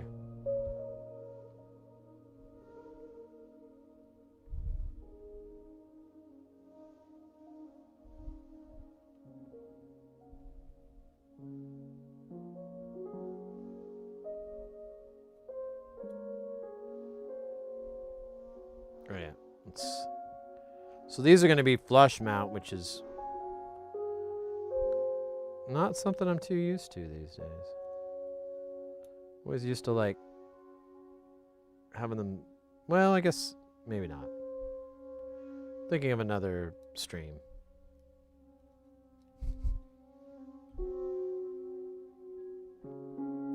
What is CV? So CV is short for control voltage.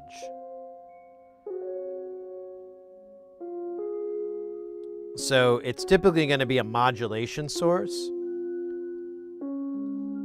Like if you had an envelope generator or a low frequency oscillator, that would produce CV that you would use to control a filter sweep or how long an amplifier stays open, things like that. I can elaborate more if need be. But the short and skinny is that. This actually looks sick as hell. Look at this fucker. This looks badass. Oh. That didn't.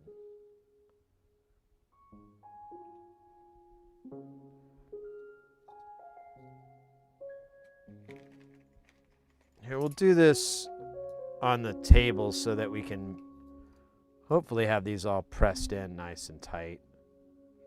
It's going to be a nightmare to solder, though, because all these leads are in the way. We'll solder a little bit, and then we'll trim, solder trim.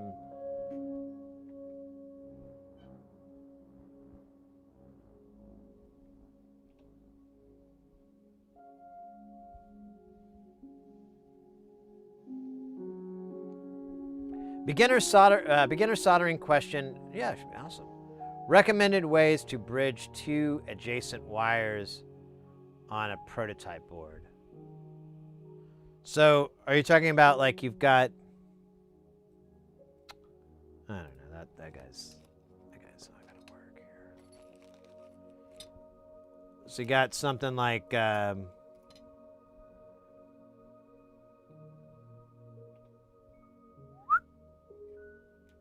it, the thing keeps getting in my way.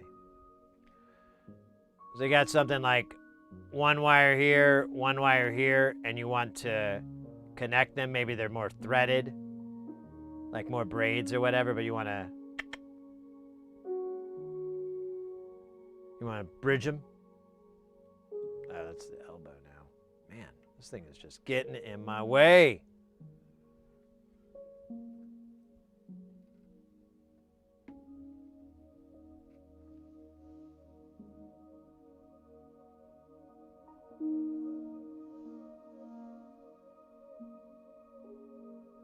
Yeah, you can definitely save them. I have so many of them, I don't ever use them.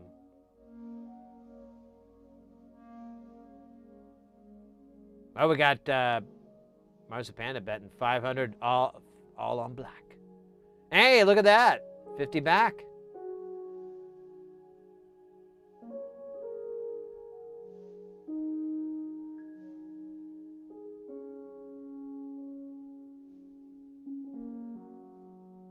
Oh, so you've got solid core and they're next to each other.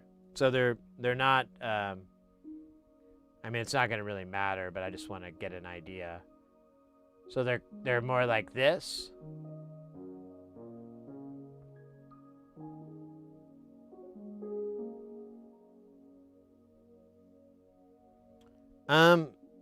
So if there's any way to like marry them together mechanically, like have them twist. Here, do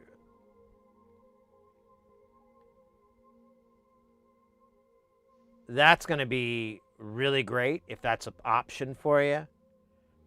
I mean, ideally you want them to just physically touch each other as much as you can before you do the soldering.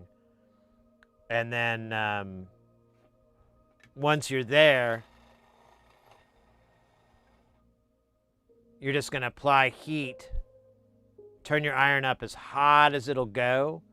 Apply heat. Wait, and then add your solder. You should see the solder, like at first your iron's going to probably be the hottest, but then you'll see the solder like slide on and take on to the wire. And it should be fat, like you'll want to heat it up before you even add solder. Like give it a good 3 or 4 seconds, maybe a little bit more, before you add the solder. So because you start to run into a time issue with the flux and everything. But if you can get it hot enough, you should be able to add the solder, and it should just weep into the wire, and it should be a nice cohesive thing. Now it might look a little crappy if you have to take too long, but if you add if you have flux, you can add a little flux to there, and then reheat it, and that should gel it up all nice. If you don't have any flux, you can add a tiny amount of more solder, and that will have flux in the core, and that'll work too. Yeah, so if you run into troubles, it doesn't look that clean, or the solder's not quite there, reapply heat, and then or add flux, then apply heat. The flux will kind of help with the heating, but you don't want to rely on it.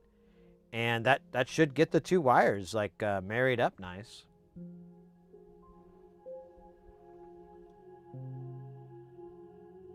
That's been my experience anyways.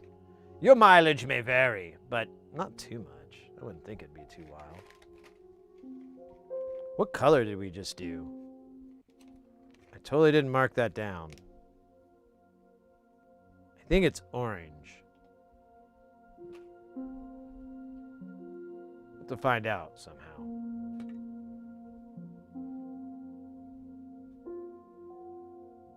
I get, here. Let me save myself looking like an idiot when I have literally the tool that would tell me.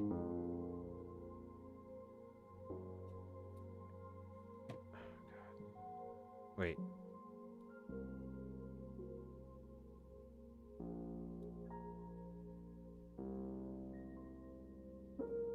Here, I'll just pull this guy out. Fuck him. We'll do it live. Oh, it's red. Ooh, that could have been embarrassing.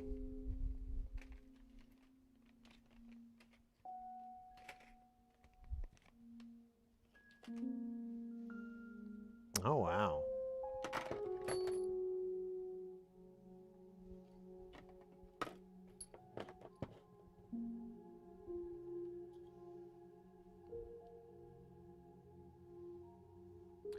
Axe Deathra coming in with that bass jam solo. I like that. And I was earlier showing how to wrap a cable, and I used my instrument cable for my bass, and I'm like, there's no way we're going to be doing that today.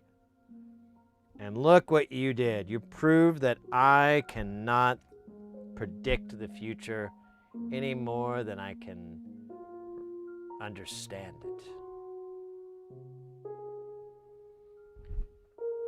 If you have access to Discord, I can post pictures of what someone has done. It may give a bit more info.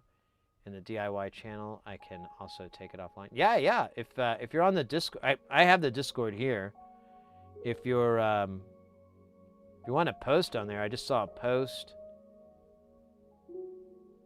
Ooh. Ooh. What are we looking at here? This looks like something they...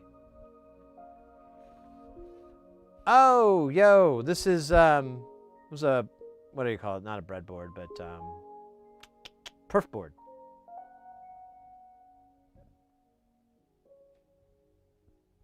So what's going on here exactly? I think I missed the lore. You're asking about these wires connecting, or?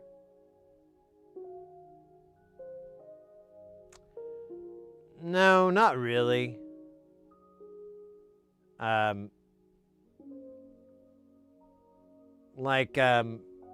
Here, I did.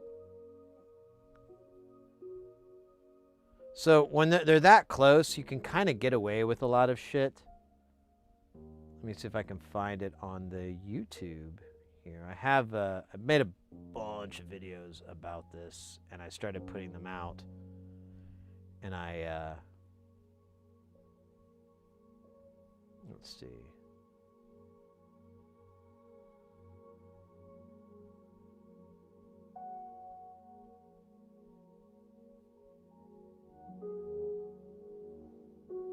All right, let me do this real quick.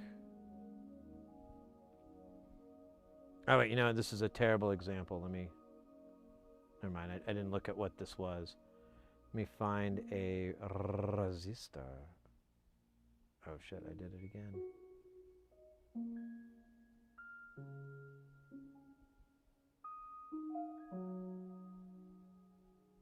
There we go, this'll work, hopefully. I didn't want you to play the audio, you junk trash. I was trying to think of something really mean to call it. Couldn't come up with much. So this is like what I do with through-hole, like, vertical resistors. You might have seen it because we did this not too long ago, like a week or so ago. So I'll fill the hole.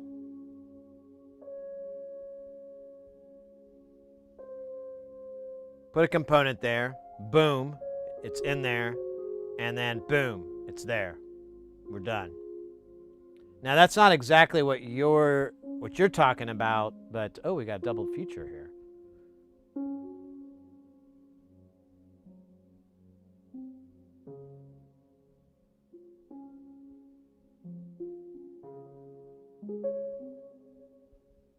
But I'll do that, and that post that you just did, that kind of reminds me of that as far as like the spacing.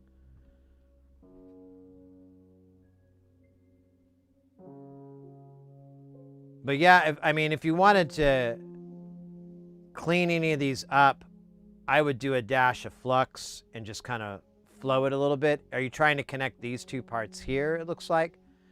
I would dab it with some solder, some fresh solder, and just not linger too long to let the flux burn off. Just kind of like get it done, walk away. If you need to go back, add some flux or whatever.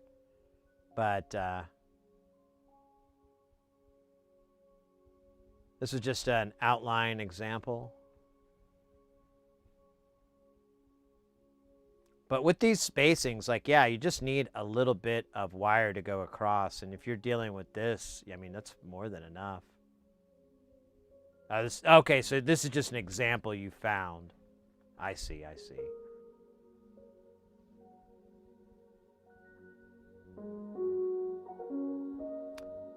Yeah, I mean, and it's in this kind of thing, dip, you know.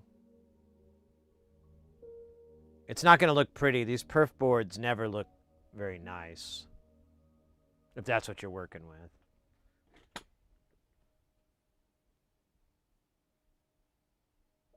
Wait, is that rain? No, I think it's the music. I think he put like rain sounds in this. Yeah, those perf boards are always going to look ugly. It's like I've seen some some really talented people do some really beautiful perf board work and so forth, but that's a really tiny percent of people that have that kind of patience, detail, and all of that. Everybody else, it looks like that example you put in, where it's just kind of like, you know, it's not causing any bridges, it's not causing any problems.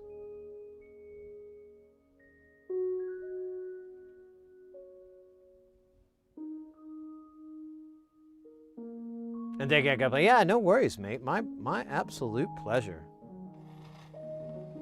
I'm always happy when you guys, which bears repeating too. If you guys, if you have any builds, and you know, you can always post them on the Discord. I'd love to see them. But if you're not on the Discord, or you know, or maybe you post it on your social medias, tag me, message me. I'd love to see it. I always like to see what you guys are working on. It fascinates me. It always gives me some ideas, and I mean, it's just super beneficial. But I get to if you don't want to share it. I get that too. But I'm telling you, I'm an audience that would love to see it, and I, you know, and honestly, I'm not gonna be like, oh, that's a pretty bad job. You know, I'm not gonna be critiquing or anything like that. If you want some constructive criticism, I'll be happy to try to find something, but, you know, I think most of the time, a lot of what I see, I'm like, that's sufficient. That'll work. I mean, if you really want to nitpick, you can go at it, but it's not going to make it work better or less. And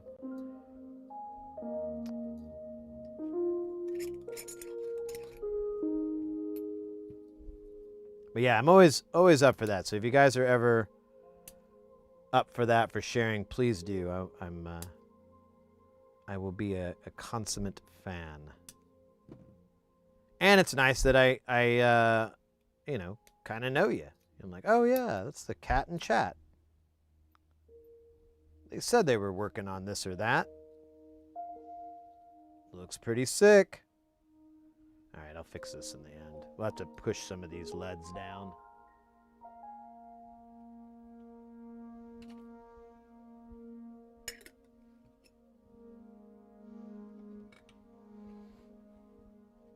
Play.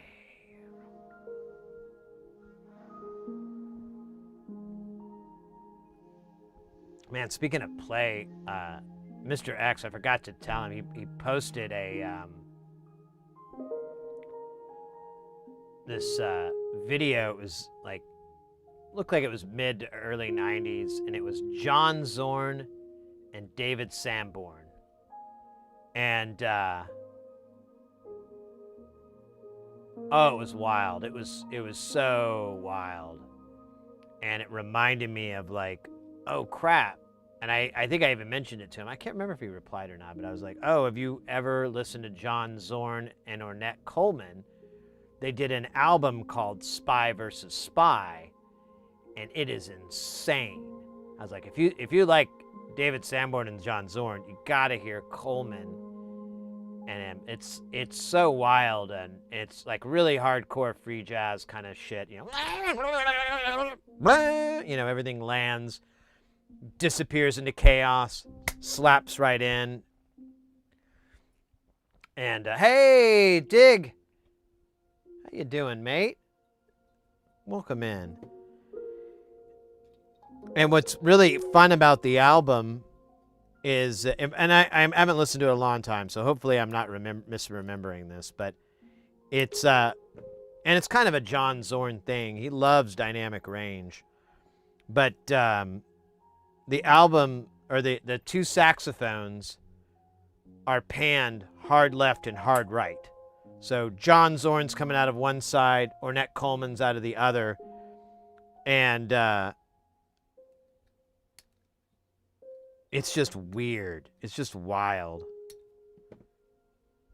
It was kind of my first introduction to free jazz, besides the Ornette Coleman soundtrack to Naked Lunch. That's kind of when I got into Coleman and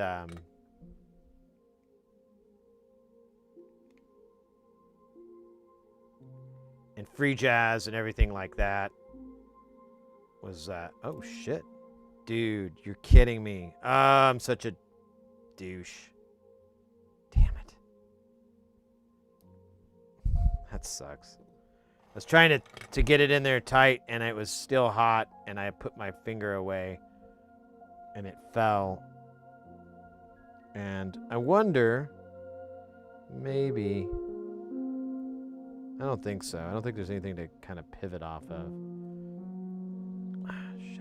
All right, well, we'll just fucking do it. We'll do it live.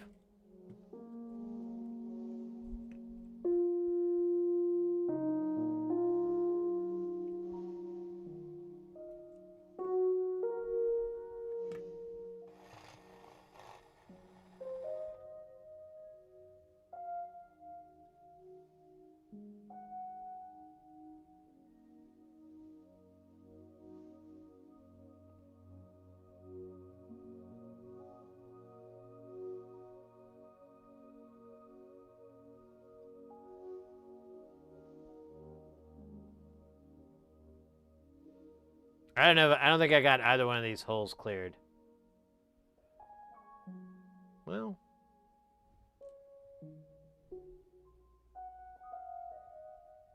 Let's just see if we can punch it.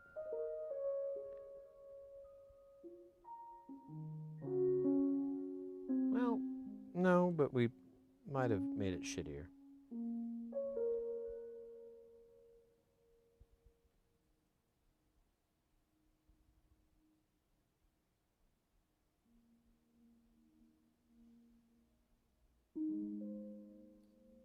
All right.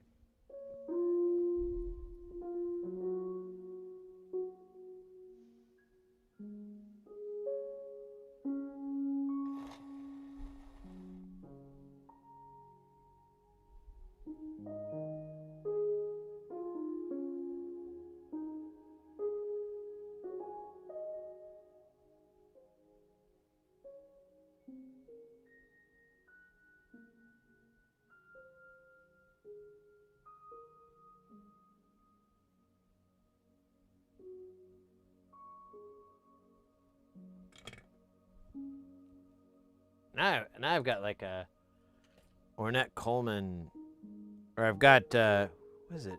I think it is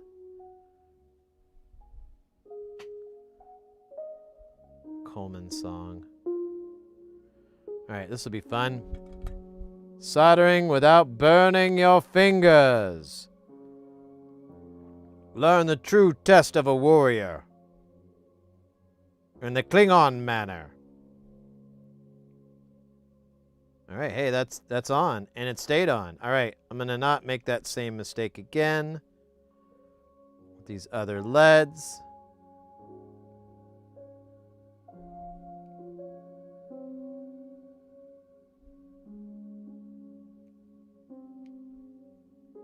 All right. Dynamite. All right, we got a bass solo on the cue. Let's make it happen. Take our sweet-ass cable here that we over-under wrapped like a true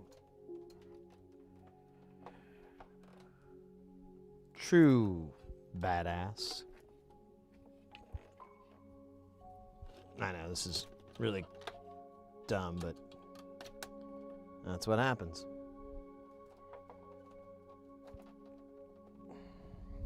And let's get that bass. Oh, shit.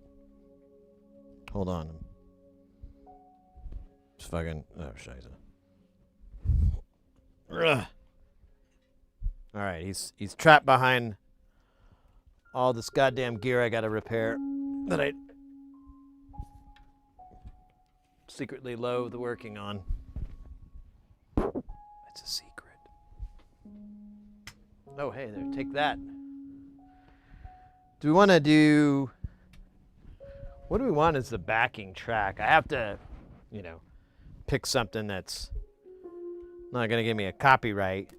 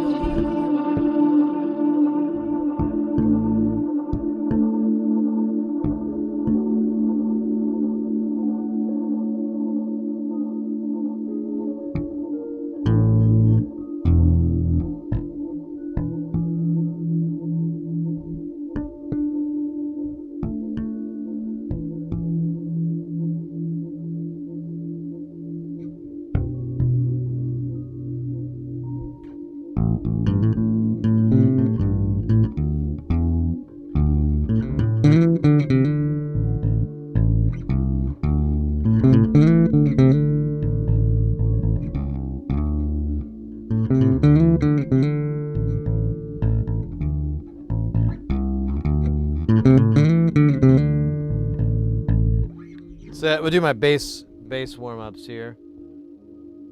Man, there's something. Oh, is it my wireless pack? Yeah, I think it is. All right, I'll put it in my butt pocket. The butt will insulate.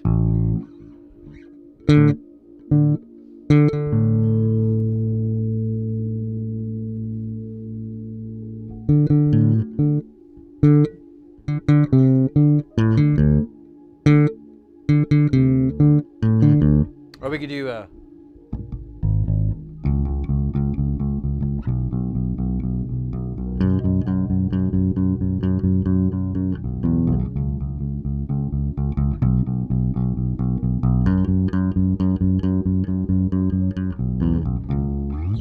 yeah, I'm a little choppy here. Let me see if I can scooch back. Get a little see better. Not really. Maybe kick the can up a little bit there, a little bit. There we go. That's too high. We do my favorite warm up.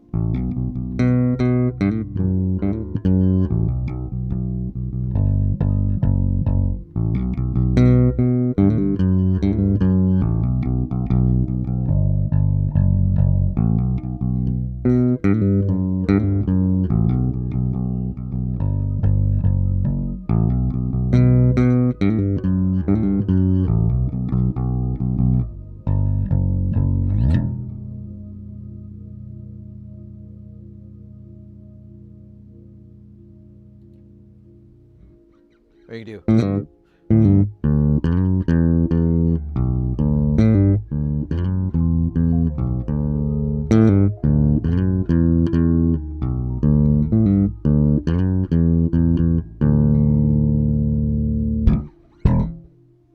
Here, Lusty Bard, you arrived at the bass time.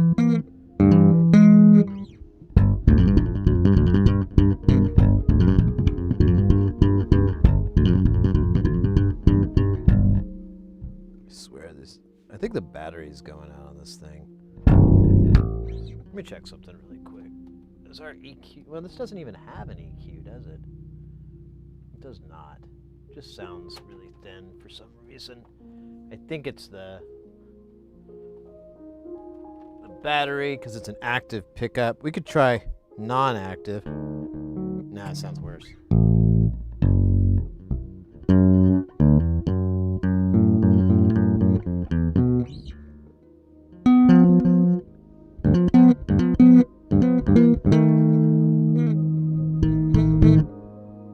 Triplets? That's 4, isn't it?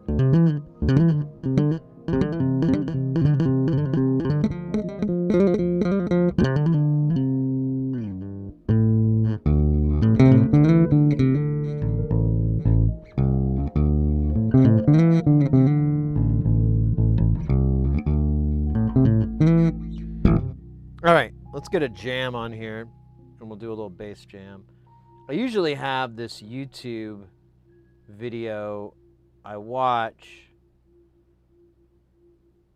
and it's probably a good one. Let's see. Funk drummer.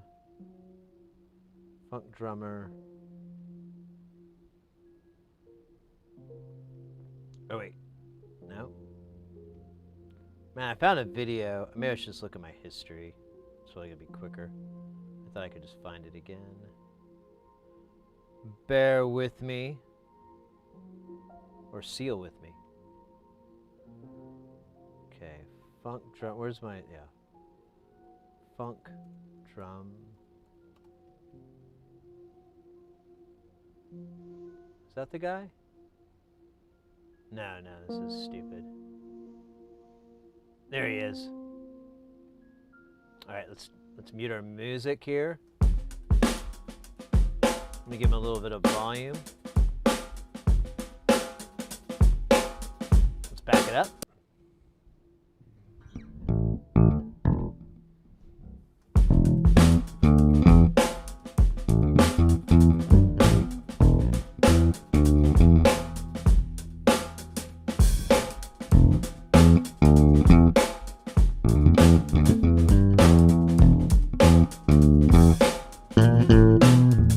shit.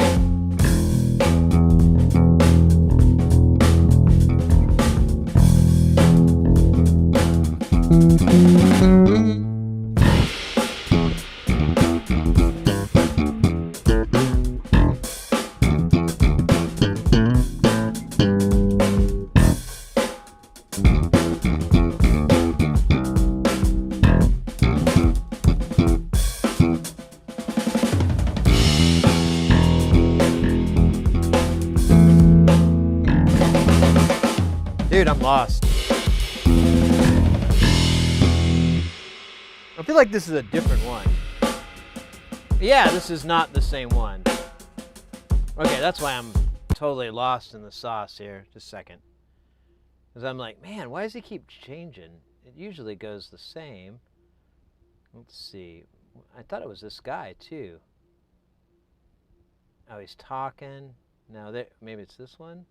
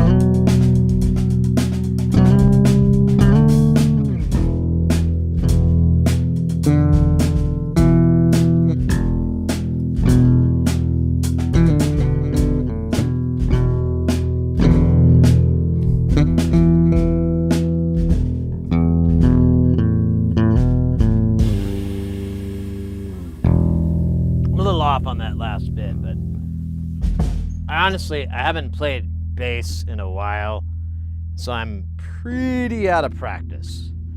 I'm pretty, as you could tell, a little bit, little runny in the eggs.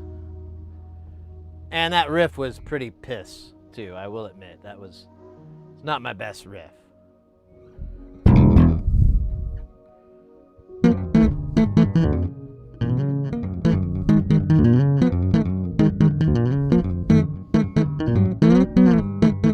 Yeah, see, I can't even do Jerry Was a Race Car Driver with any sense of proficiency. I never could, though, to be fair.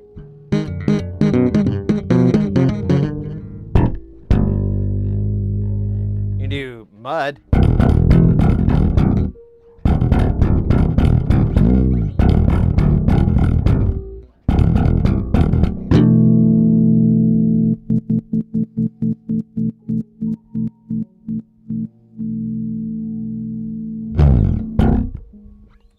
All right. That was bass in your face, London. To quote the great master, Flava Flav. Bass in your face, London! Oh, God. Why do they make basses so big? Why can't they be ukulele? Oh, actually, they sound like butt when they're ukulele size. So I guess, you know what? I answered my own question. I'm very proud of it. Hope you guys enjoyed that. That was fun. Thanks again, Axe Deathra, for throwing that into the hat. You're a true ledge, mate. True ledge.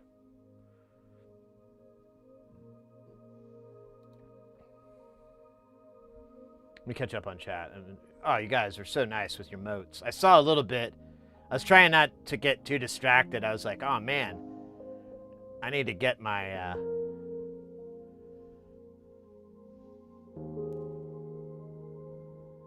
Two in my konnichiwa.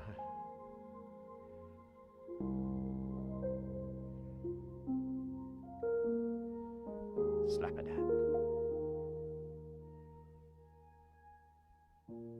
That's right, Leslie. You're a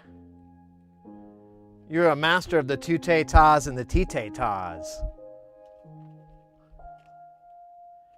If memory serves me efficiently. If I actually spent time writing a cool riff, I might have something. But we don't. Because I haven't written a cool riff. Oh, shit. Now I'm going to put it away. I wanted to do there's like a, man, I don't know where it originates from. I know it from a DJ Shadow song. Where it's like boom boom boom boom boom boom boom boom boom boom boom boom boom boom boom. I remembered playing that as fucking. Oh man, it's such a nice groove. Boom boom boom boom boom boom boom boom boom boom boom. Yeah, that's what I'm saying. I'm speaking the drummer talk. Your tute-tas and your tite-tas.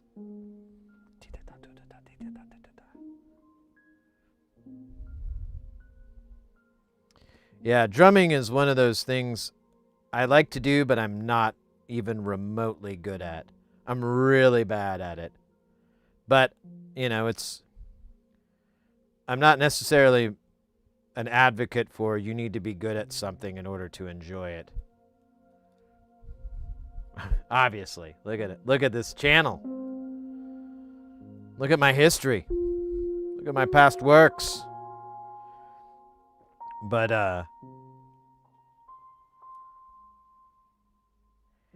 it's one of those instruments where, I don't know, I'm like, man, am I just biologically incapable of doing this right? Or is it just a matter of I need to practice and, and all that? And I think it's number one. I think it's the biological one. I really just...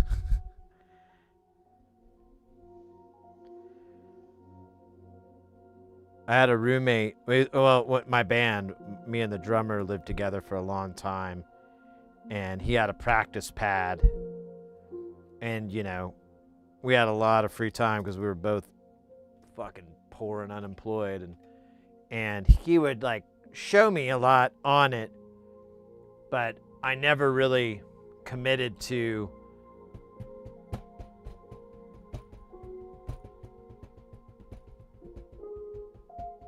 speeding up and slowing down with doing different hit patterns and so forth. And then we didn't even have a metronome, so I was never really able to like click it in to make sure I'm not I'm flying around on my tempo as well. And over the years I've learned like I really have like a wavering tempo when I play. And I if I'm playing against someone that has a solid one, I'm usually like, I notice that I keep getting off, and I'm like, oh, whoa, bring it back there, bring it back, slow it down a little bit, tap that brake. I know this theme, and I have it on vinyl. Yeah, I love that riff. Drumming is hard. You basically have to decouple your brain. Yeah, and I don't think that's a skill I'm sure it's in there, but I feel like it's something I really got to work at hard to get to any proficient level. Most of the time, my feet are like dapping on my right hand. And so, I wouldn't be able to do like, an odd timing on my right hand. I wouldn't be able to hit the kick if my right hand isn't doing that motion. Like I don't necessarily have to hit it, but I'll have to like air drum it. And right there is the crux of my, or the explanation of my skill gap on with drums.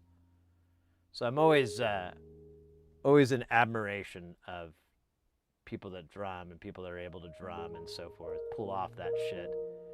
Because, yeah, like you said, it's a decoupling of your brain. And I'm sure you guys have seen that guy. I never know how to pronounce his name. But he's out of Spain. He's got the beard. And he always does these crazy drum, like, videos and so forth. And he'll, like, be doing, like, stuff that's just wild. And he's just doing it with one stick, And he's doing, like blast beats and so forth. And he's like... he's easily one of the top drummers out there. Definitely the most showiest of drummers, and he's got a great vibe too. And I've seen a lot of videos lately where he's doing like these polyrhythms with each part of his body. Like he starts off with something like the kick or a cowbell, and it's like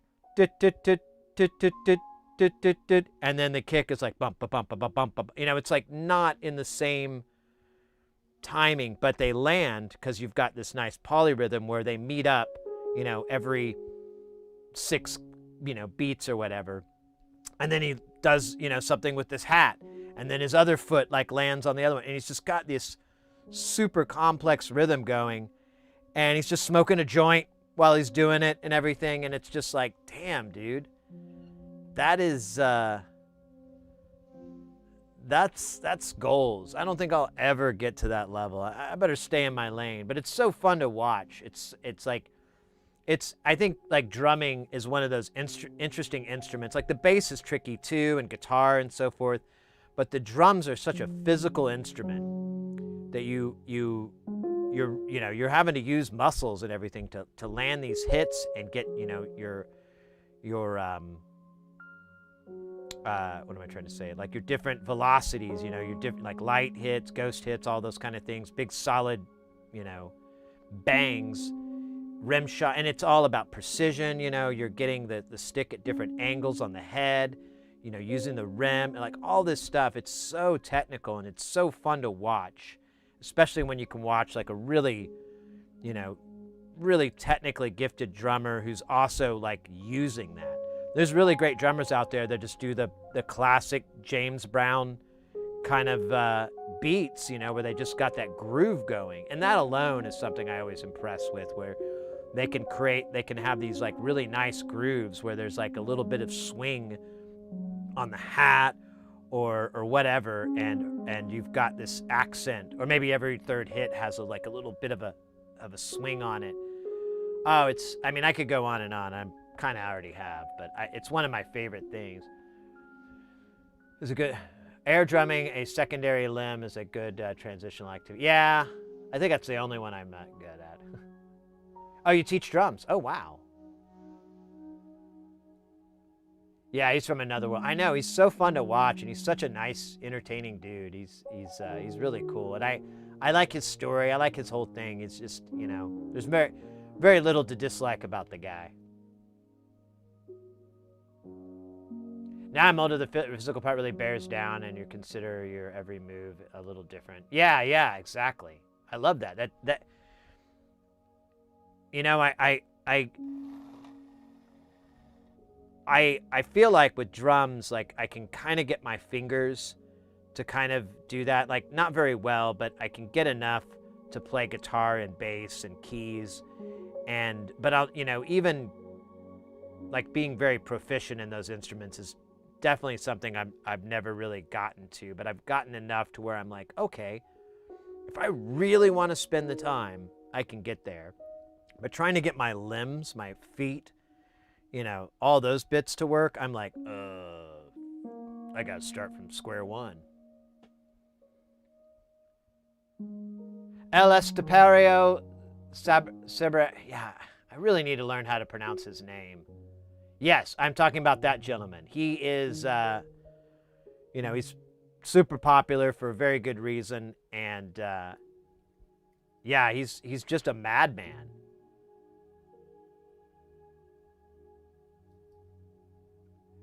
I'm surprised that, you know, I remember watching a video. He was like, there was somebody, I can't remember who it was exactly, but he was trying to, like, you know, use his audience to help him get this gig, and it never landed. And in fact, I didn't know anything about it. I saw the video where he was telling, you know, his audience, like, quit bothering so and so. They don't want to hire me. That's perfectly fine. They've got somebody already in mind. They're not going to hire me, you know, blah, blah, blah. And I was like, wait a minute. Yeah, why the fuck aren't you why aren't you on tour for, you know, why aren't you a session drummer for this band or that band or whatever? I don't know. Because he's so talented, I'm pretty confident he could play. I've seen him play just about every genre out there that's like, you know, where he can really show off the drums. And he even does pop music, and, you know, which has a really standard, you know, everything for the next 32 bars is the same pattern. And he'll accent and do little goofs and whatever and really bring it to light, or just re-envision the beat altogether and come up with something just, you know, awesome. El Estepario Ciberano?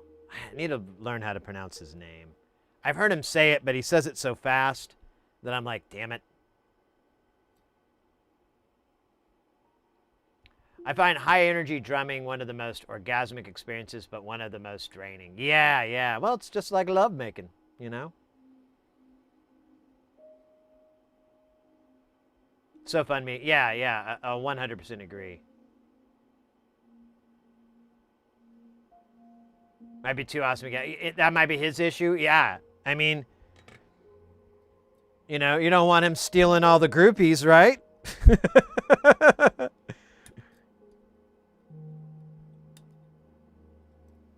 I mean, the bass player has it hard enough trying to get the gals. Or guys. Well, wait. I think it's just gals in this scenario, but you know what I mean. I was trying to be an equal opportunity. And then I realized, this isn't the place.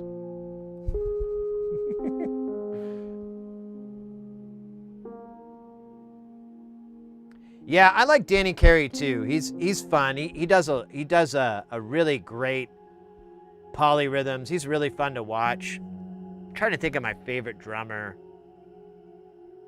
You know, one of my and there's plenty of footage of it. One of my favorite drummers to watch, because it looks like he's trying to stay awake. You know, he's so in the zone. He's so in this meditative area. He looks like he's trying to stay awake.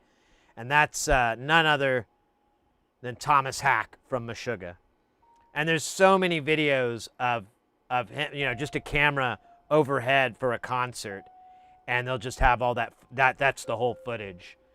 And oh my God, I could watch that man drum anything. I saw a long time ago, he did like a drum clinic deal, and he was talking and everything, and he was just doing all this stuff. It was, you know, it was, I don't know, it was just amazing. I really, he's one of my favorite drummers out there. And he's such a, and you know, just like oh man, I'm going to try to say his name again. El Espatario Sabranado. I don't think I fucked up the last part. Just like him, he's just such a chill guy, you know? He's just such a lazy kind of dude, and I'm a big Meshuggah fan, and I've seen him, and you know, he usually does a lot of the interviews, and my favorite thing is people will ask him, there's not a lot of it, there's a few videos of people asking him like, how do you keep track? You know, your songs in 23/16. Do you count to 23? How does this work? And he's like, it's all 4/4. It's all in 4/4. There's another rhythm, but I'm just counting to 4.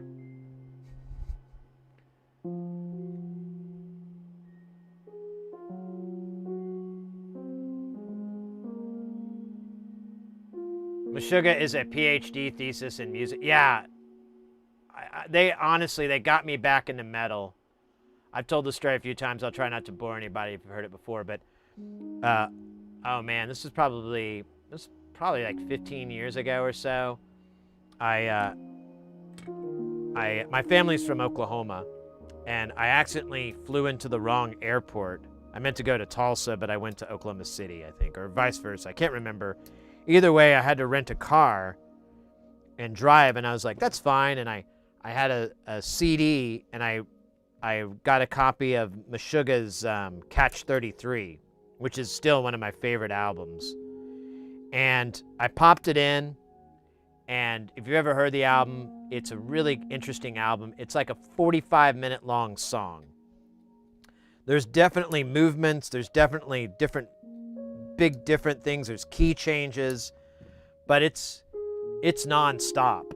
And I didn't know anything about that. So I'm just like, just driving, and then it's like one track comes on, and I'm just like, fuck, this is dope. And I look, and it says like track 4, and I'm like, track 4? What the hell's going on? And I back it up, and I'm like, oh, this is like one continuous thing? How long does this go? It goes the whole way. Like, I think there's 13 tracks on that album. And the whole time it's just, you know, this big long deal. They have another album called I. It's an EP. And it's the same thing. It's just, but it's like a 23-minute long song. And interesting enough, in interviews, people have asked, like, why don't you play anything from I? And they're like, we don't know how to play it. No one knows how to play it. We recorded it, and we never really messed with trying to play it live or learn the rest of it, which is a fascinating look into their writing style and how they do stuff. But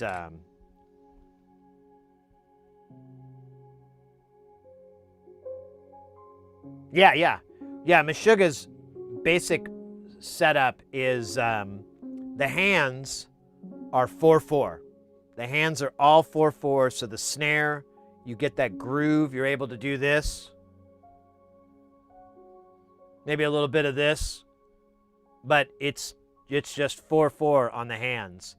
The feet, the guitars, the bass are all in some weird polyrhythm. And that's it. That's like the formula for Meshuggah's stuff is 4/4 on the hands, whatever the fuck, you know, on the feet, and the bass and the guitar are following along with the kick most of the time. And yeah, that kind of blew my mind when I heard it. And thankfully they've inspired a lot of artists and bands to kind of go into these. I mean, I don't know if they created the djent, which I used to call djent because I thought it was an automatopoeia, but the whole djent genre. But they're the first I'd heard who ever did anything like it, and I was like, this is awesome. This is what metal should be. This is just killer. I've been thinking about making a video where I do like a whole deep dive into their stuff and just, not monetize it. You don't get a copyright strike, but you get like, hey, you're using other people's material in your material. I'll be like, yeah, I don't fucking care. Give them all the ad revenue. I don't care. There's no ad revenue anyways. I just want to like share my love of Meshuggah.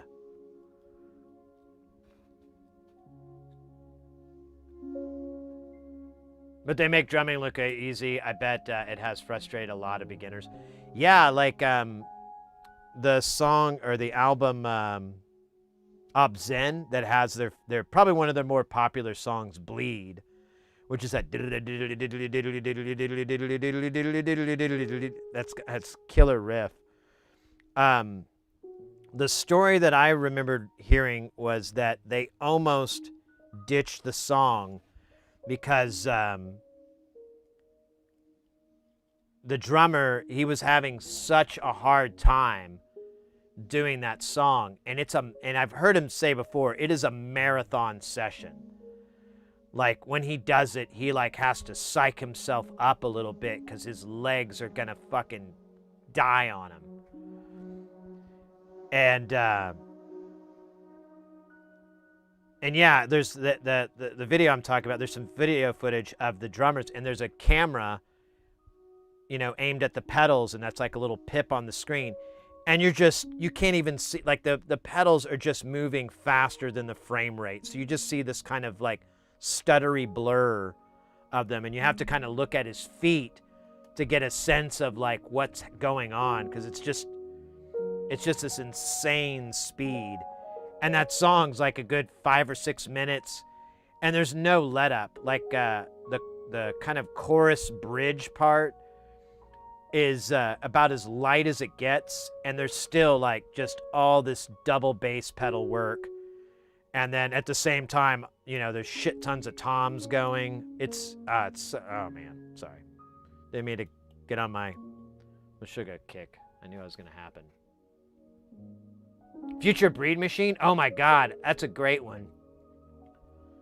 The Future Breed Machine. Yeah, and that was my introduction and love of oh shit, what's his name?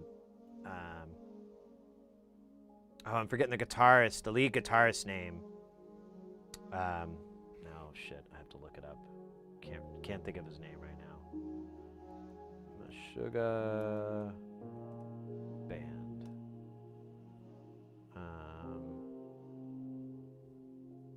Frederick Thorndal. So I love him because we were talking about free jazz, and his solos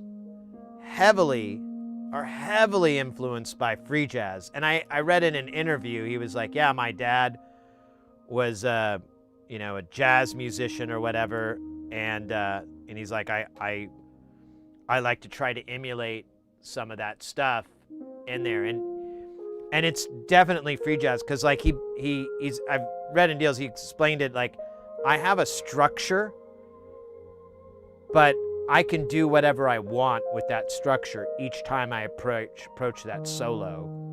So I have this scale and whatever, and I know I'm like, okay, for the first half I'm tapping and I'm doing pull-offs and taps, and I'm on this scale. But he can go in any order. He can start, on any note or whatever, as long as he stays within that structure. And that's the same thing with free jazz, with like, crazy saxophone things. There's a structure there, but you can go anywhere you want within it. And that, oh my God, I love that. They make drum there.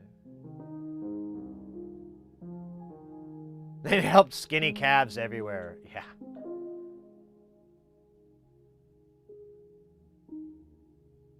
Cecil Taylor. That does sound familiar.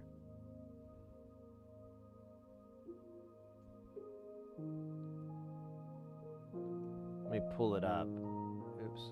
Didn't put a space. Cecil Taylor. Oh, yeah.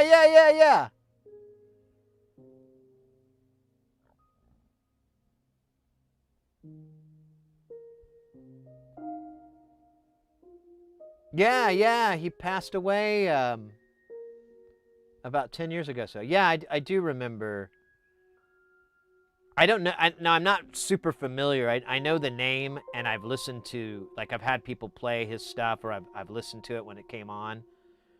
But I'm not like, it's not like Meshuggah, where I can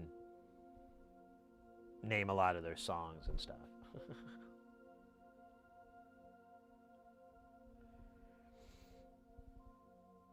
Man, we've had some killer time today on the stream. I got to tell you, you guys have just been unbelievably cool. You guys have been, the chat has just been alive with some of the greatest chats we've had in Chatland. Some called Chat Town.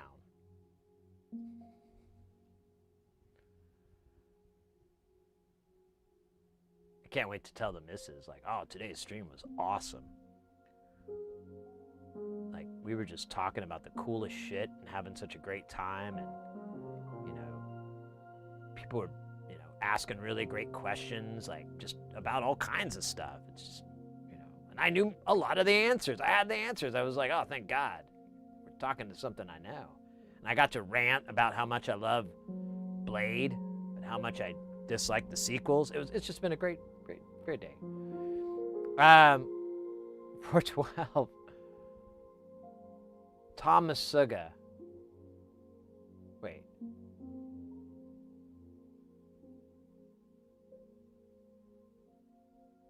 Thomas Suga. I know that name too. You guys are gonna fill up my tabs here.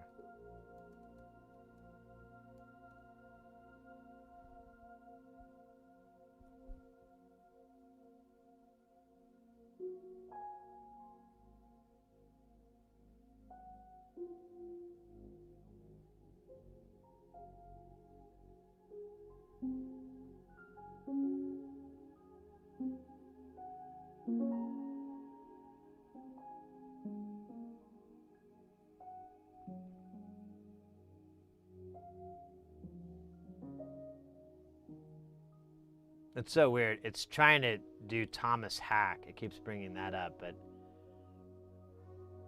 Thomas Suga.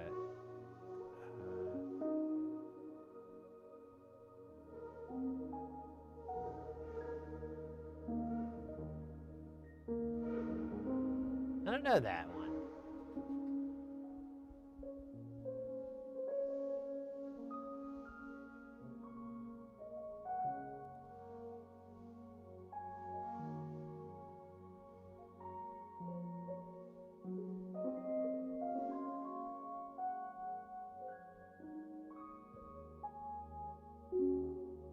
Hey, Booze, welcome in.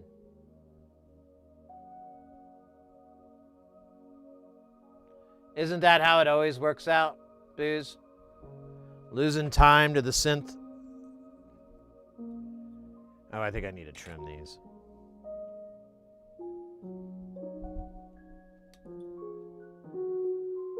Mm-hmm.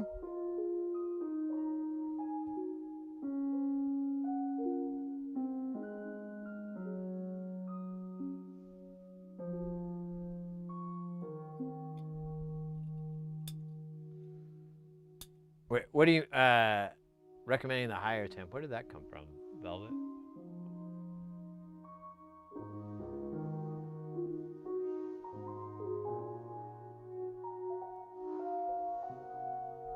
Oh, I read that correctly. I was misreading what you were saying. The higher, yeah. One of the biggest problems I had, and the problems I see with a lot of people, is like they just don't get that the iron needs to like the solder will flow to the iron because it's always at this temperature, the right temperature. But the trick is to get the things you're soldering together at least 2/3 of that temperature. And Denied. oh,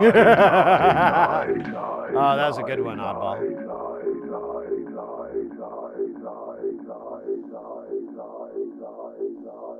I pooped myself a little bit. Nah, who are we kidding? It was a lot of it.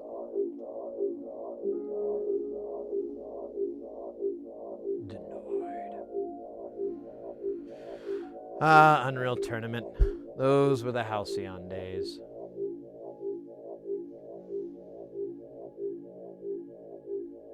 Back from dinner. Is that what you were doing? What'd you have for dinner? What was on the turntable of food?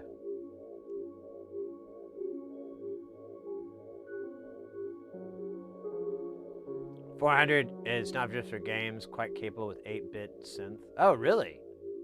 Interesting. Behold, I was introduced to Tool 3 years ago, and since then I've watched all videos of his drumming. I grew up on classic rock and Depeche Mode, and now when I wrote it, it sounds so. When I listen to it, it sounds so weird. Combination, yeah. I hear you there, but I mean, I think that's the cool thing, especially in this day and age. You know, like listening to a new artist, a new musician or whatever, is like 30 seconds away. You know, you can just go to their YouTube or listen to them on like a streaming service or whatever, or go to their webpage or go to their Bandcamp, and you can check them out. Danny Carey is an incredible drummer. He is, no doubt there. No doubt there. And you can go and check them out, and there's such a wealth. 30 years ago, god damn, or more, you know, you had to go down to the music store, which was its own experience in itself. And I still miss those times of like going down. I used to be like a record store's favorite guy. I'd go into like a used record store, and there was one here in town I used to do this to, and I would have a budget, but it would be a pretty good sized budget, and I'd just walk in and I'd pick CDs and I'd stack them on the counter and be like, I'm probably gonna get these, I just gotta figure out if I got the money for it, but I'm gonna, you know, these are the ones I'm gonna keep. And I would honestly give them a chance to look at it so they could kind of figure out how much wiggle room they could give me. And then I would, you know, finally, when I had a nice pile of discs, I'd be like, all right, so I've got like $200. Can I get all these for, and I'd have like, you know, like 20, 30 CDs, you know, can we work with that? Can I walk out with all these? You know, can we wheel and deal? And that was my whole game. That was my favorite thing. Just buying like 20, 30 CDs at a time, and then just going home and binge listening to them. Listen to them over and over, decide which ones I might want to just take back, because I'm like, oh, you know, I thought this band was cool, but, you know, they kind of suck. Not my thing.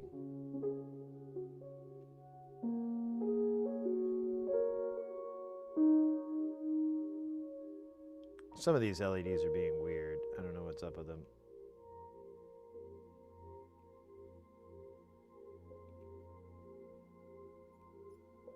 All right, I don't care. It doesn't really matter. I'm just being a freak.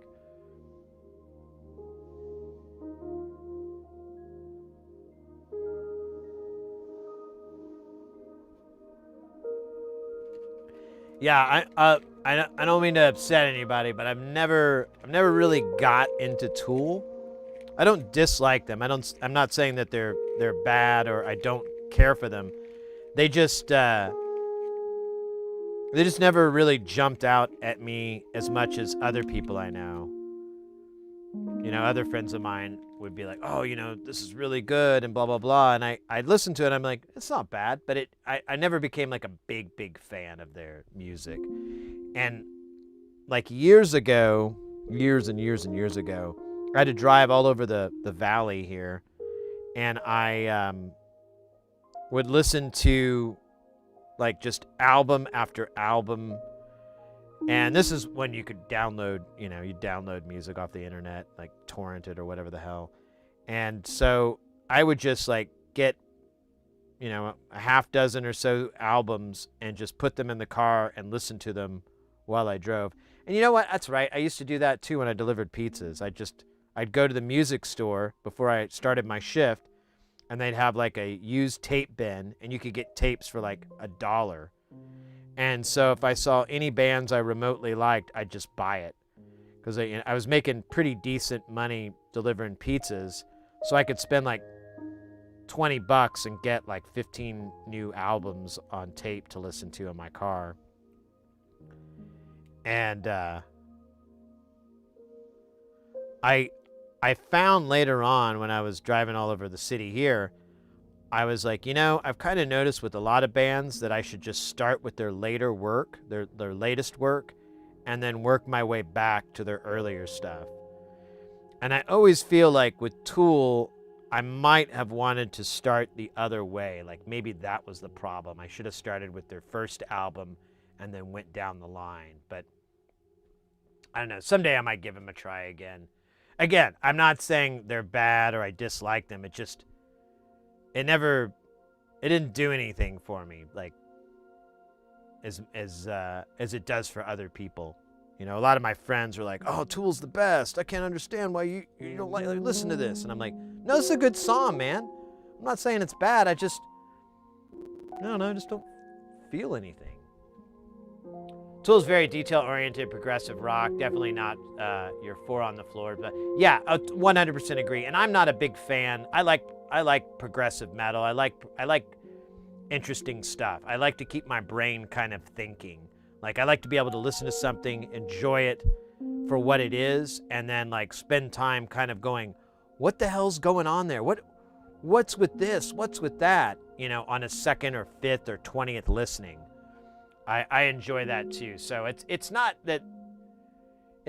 It's just, I don't know. I'm just, for whatever reason it is, it's just never really jumped into me. But again, I feel like I should probably adjust my thing and listen to their first album and then go down the line throughout their records.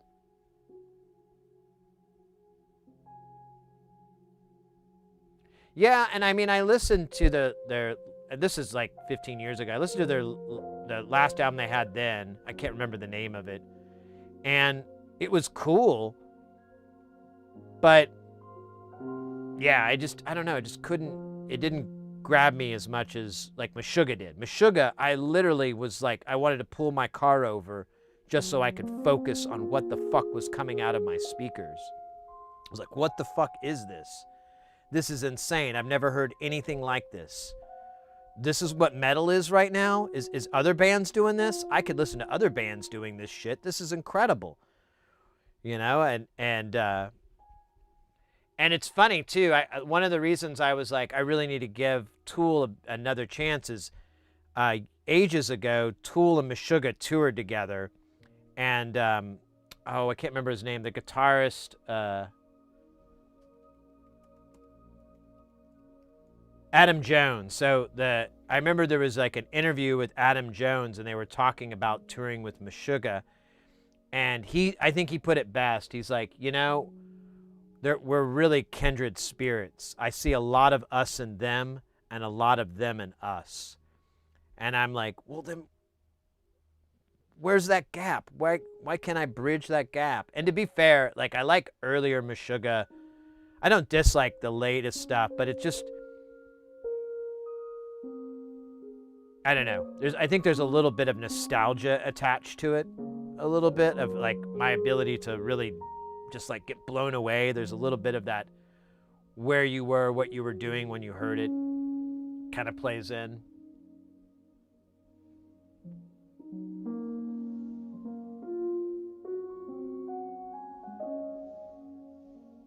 Good friend had a record shop, and we used to listen to all the new stuff in the shop. Yeah, I had a roommate who worked at a record store, and he was constantly bringing music home. I learned about all these crazy bands like Anal Cunt. He bought their album just because it was like 54 tracks, and it was like a 30-minute album. He's like, I gotta figure out what the hell's going on here.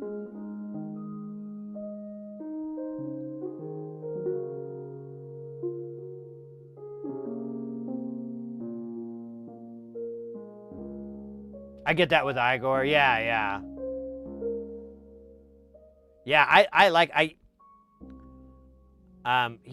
So Igor had this side project, but it kind of fizzled out. I was friends with the vocalist in the project. It was called Worker, but it was spelled really weird. It was like WORRRRRK or something like that. And it was like breakcore meets metal. And I'm a big fan of breakcore, and I love crazy metal riffs and so forth. And I got more into Igor stuff through that. Adam Jones does all of the artwork and videography. Yeah, there's such talented guys. Not to drop names, but I do have musician friends who have worked with them and are, friends with them and so forth. And they've given me a lot of, because my other bandmates who we met these guys through, they're real big Tool fans. And so, they were always asking like, well, what's so-and-so like? What's this, is so-and-so like this and everything. And they would always like drop some interesting info about him.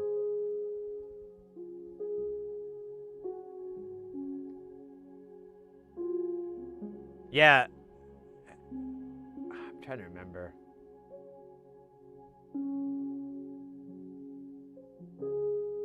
Yeah, I don't know. I don't write them off, but I can't say I'm like, I don't know any Tool songs other than that first one that kind of hit on MTV back in the mid 90s, early 90s. Was it Sober, I think? Oh, well, when we had the bass out, I could have done the only Tool riff I know, that. I don't know the song of that, but that's a fun bass line to play on the bass. And it's technically difficult, so you kind of have that. It's a good warm-up riff. Like, I like to warm up on it. Yeah, Beavis and Butthead, exactly. They help. What the fuck is up with this guy? Or they didn't swear.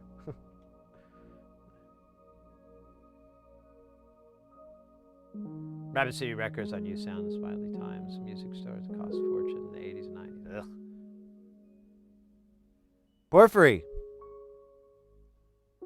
Hey, as long as you're chilling and you're having a good time with the background noise when you're in the same room and everything, mate, that's all I could ever ask of you. I appreciate you hanging out and lurking. So it's no need to... I don't know if you're really apologizing, just pointing out. Schism. Yes, thank you.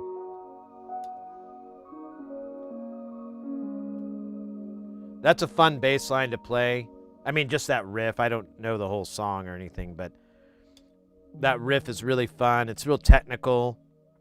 But once you get it down, it's really easy to do. I'm not saying their songs are easy, but once you learn that riff, you can kind of go off in your mind and everything, which is, when you're playing bass riffs, I've heard a lot of really great bassists kind of echo that sentiment, that you just play it until your body knows how to do it, and it doesn't require your brain anymore. Your body just is like movement.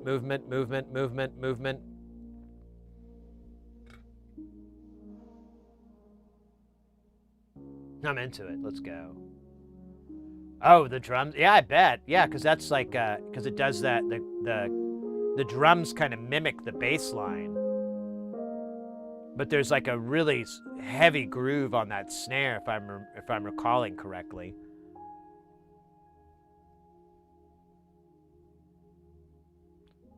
.46 and 2 is a good bass line too. Oh yeah. I think I know what you're talking about. Yeah, music memory, muscle memory, exactly. And I think that's the biggest part, like with any instrument, is you really just, particularly with the bass, I think the guitar too, but you get a lot of wiggle room with the guitar. But with the bass, you know, you're so beholden to what's going on, and you know the rhythms. I mean, you're the rhythm section, so you can't really wiggle at all. You have to be locked on pretty good, or at least have your groove like swerve nice and tasty. Like, sorry, I'm fixing all this dumb shit. All right.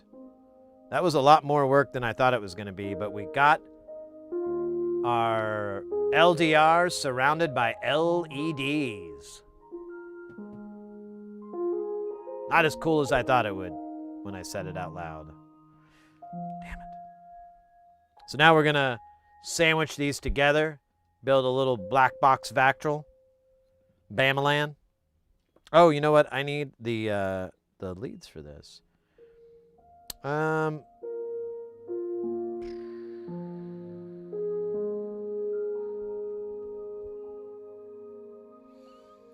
think, if memory is serving me correctly, I think the best thing to do is to put the pots on first, except this pot.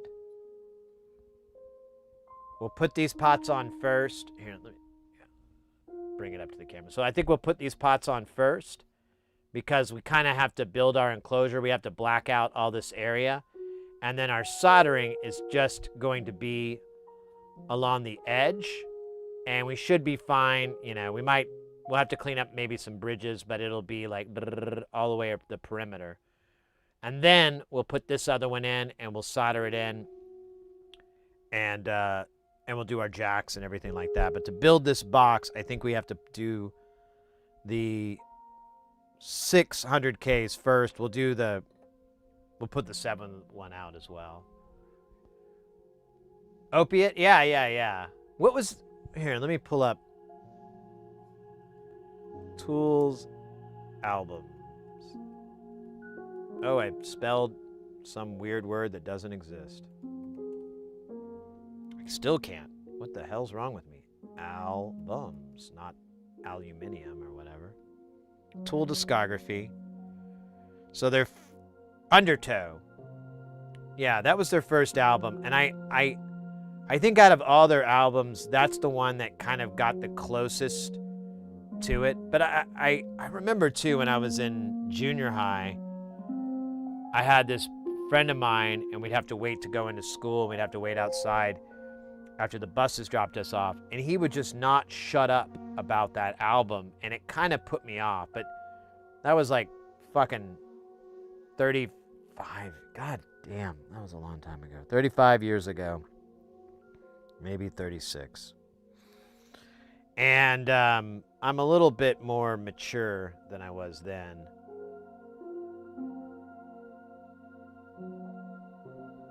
I might pop that in someday. We've had a good talk on Tool, and I know a lot of you Tool fans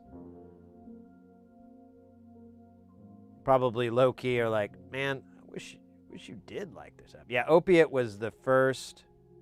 I remember that one too. I might check that out. Dude, 91. That's insane. 92 was Opiate. 93. So they just put out an album every year until Undertow, and that kind of brought them big. And then they got into their classic drip feed mode. Oh, it doesn't show. Oh, the 96 And then, yeah, and then 5 years later, and then another 5 years later, and then, Jesus, Joan, 13 years later.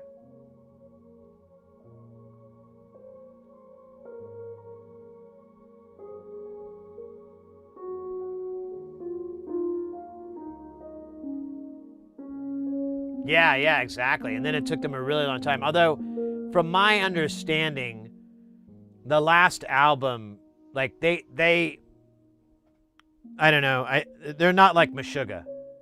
That's where they disappear. Like Meshuggah, their method is they'll spend 6 months rehearsing the album, like writing, rehearsing, and getting it. Then they'll spend 6 months recording it. Then they go on tour for like a year, and then they have like 6 months or whatever off, and then they restart that cycle.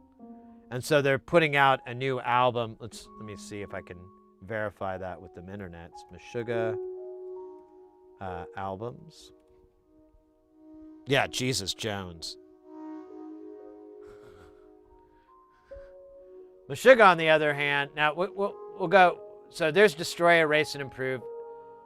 Phenomenal record. Really, like a lot of people's favorite. 95, Chaos Sphere.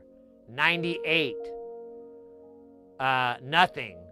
2002. Now that's a weird one because technically it was released twice. So I don't know why it's just showing it. So that's a little bit of a weird one. Then, so that's 2002. Then Catch 33, which is the album I fell in love with them 3 years later. Then Obscene, 3 years later. Then Colossus. Oh, look at that. 4 years later. The Violent Sleep of Reason. 4 years later. So now I guess they've worked out their contract where they can get, oh, wow, 6 years between Violent Sleep and Immutable. Interesting. Now, I listened to Colossus, but I never really got too deep into the later works. I like Colossus mainly because it's a live recording. So, like, typically they'll track everything and do session tracking and everything, but this, they record it at this really cool studio in, I think it was in Holland.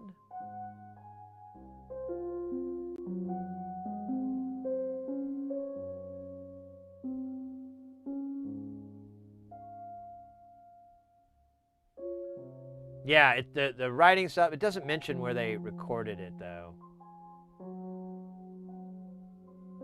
But it's at this crazy studio where, like, all these great metal bands from, like, the 80s and 70s and whatnot. Like a Judas Priest, I want to say, was one of the bands. Yeah, it's not talking about that. Let's do Meshuggah, Colossus album location.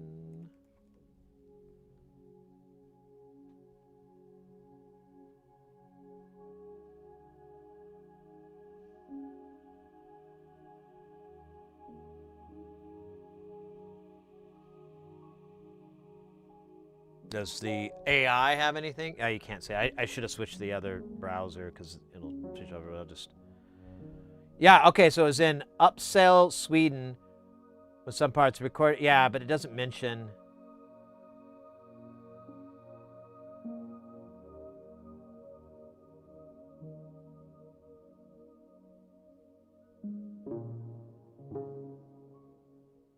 Oh! I'll have to watch this. I didn't know there was like a little making of. Shit. I got some shit to do this week. Let me catch up on chat. I think I'm a little bit behind here.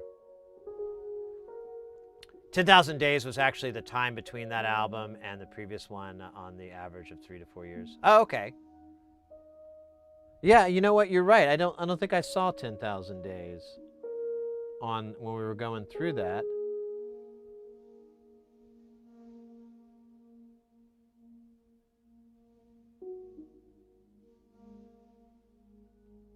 Oh wait, yeah, no, 10,000 Days was 2006.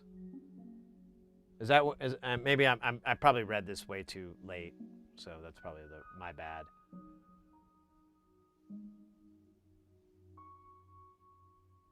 But then Fear Inoculum didn't come out until over a decade later. But I think I might be reading the chat too late. You were probably referencing something that I went right past.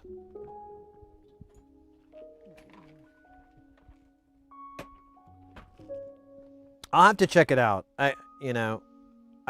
One thing I've noticed, and I think it goes, I don't think I'm alone in this, I think a lot of it, is like my musical appreciation changes over time. Like and sometimes it's just, you got to be in the right place at the right time to really get something. Here's an example. There's a streamer, his name's Lord Grimm or Grimm. He's this guy who wears like a skull mask. He paints his eyes out, and he basically just plays guitar over his favorite stuff. And when I first started streaming on Twitch, I would just watch his stuff all the time. He was so fun, and he's such a character. And one of the things he had was like, learn a riff. And I remember at one point, like there was one, he was just going down, and he's like, oh, let's find a riff to do. And had one, and there was like this crazy, like not Meshuggah, but like of that caliber of difficulty, that kind of riff. It was like, and he's like, that looks hard. What else do we got? And it went to Carry On My Wayward Son by Kansas. I think that's the name of the song. Don't you cry no more. So that riff, he's like, they're listening to that part, and he's like, holy shit. He's like, this is so fucking metal, man. This is an awesome metal track. This is incredible. And I was like, the man makes a really good point. That riff is just fucking beyond sick. Do do do do do do do do do do do do do do do do. And so he learns it and everything. He has this software that helps him, that's like tablature and everything. And he gets the riff down and plays it, within 10 minutes or whatever. And I realized, like, at that point, I was like, this song slaps. This song is awesome. I overlooked this thing for decades. And it took Grimm to point it out that, like, nah, bro. I don't know about the rest of their catalog, but that riff. Awesome. Awesome riff. Come on, Sid, or get off the pot. Wait, what? Shit or get off the pot? I'll shit. Have you been throwing a patch together with a bunch of fixed and modded gear?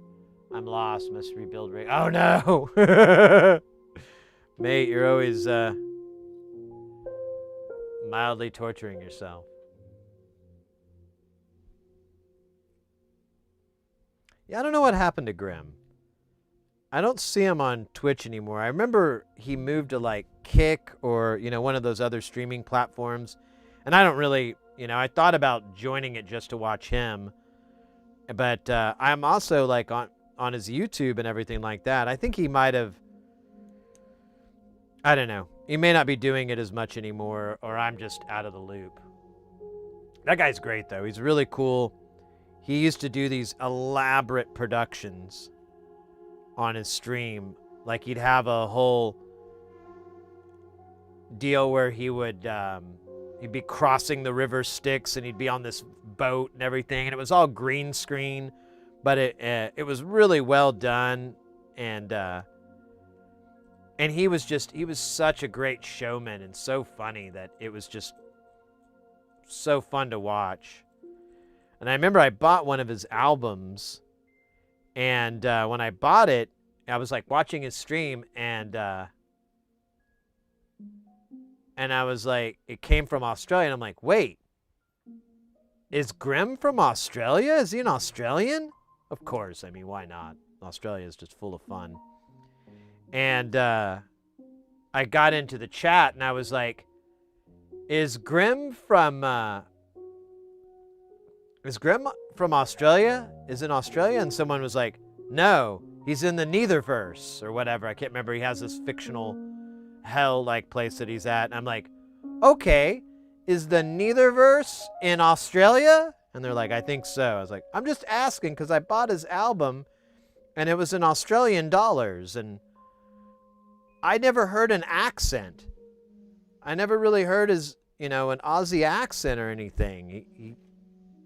Is he literally doing a character and an accent at the same time? Thank you for your service, Grimm. I've done characters on stream. It is so much work. It is exhausting.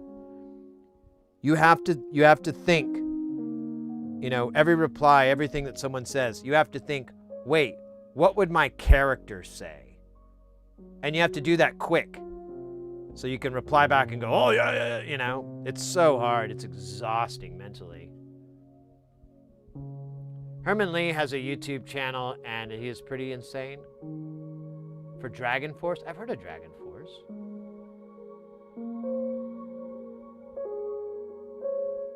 Terry was a dick. I don't know who Terry is.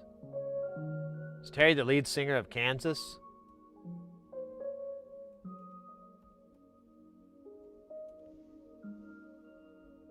I worked with him on a gig. He wasn't a dick, the lead singer, but he was annoying as hell. He did his vocal warm-ups like backstage, but we were outside. So we'd just be working on stuff and you'd hear this. And we're like, dude, shut up. Stop it.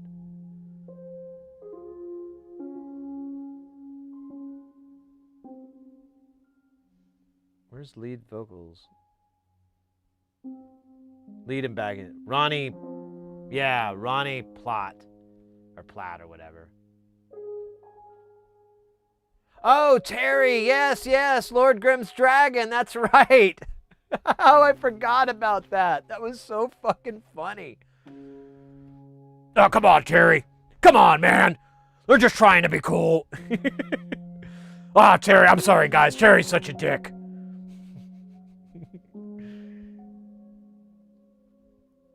Yeah, I should have caught that because that's a very Australian kind of. Oh, you mean Terry? Oh yeah, he's a real dick. Yeah, you're right. He was the dragon. I might go try to see what Lord Grimm. Let me look. Or Grimm or whatever. Streamer Grimm. So his Twitch thing is still let up, but I don't. Yeah, like the latest stream is from like 7 months ago, or yeah.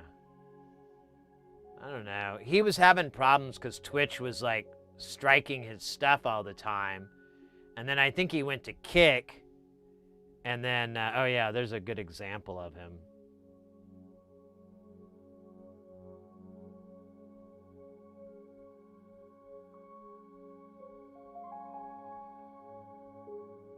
And he'd have like all this elaborate production. It was so crazy, the work he did. And he had a pretty decent viewership, I thought. I thought he was doing all right, but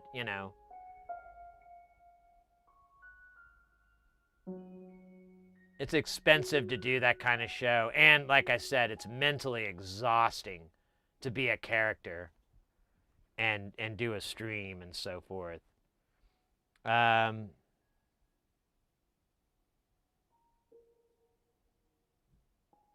Yeah, I just don't see him.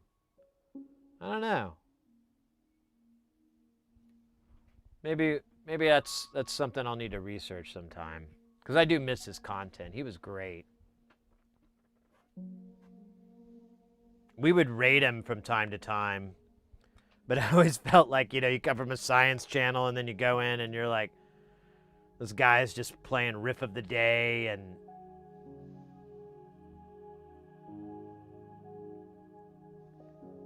but if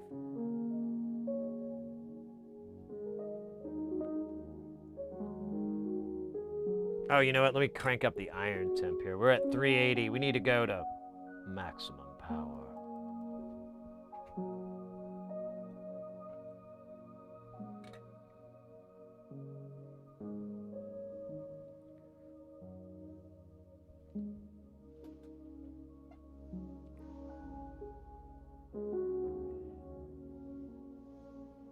Part of the charm of his stream too that I loved was that it was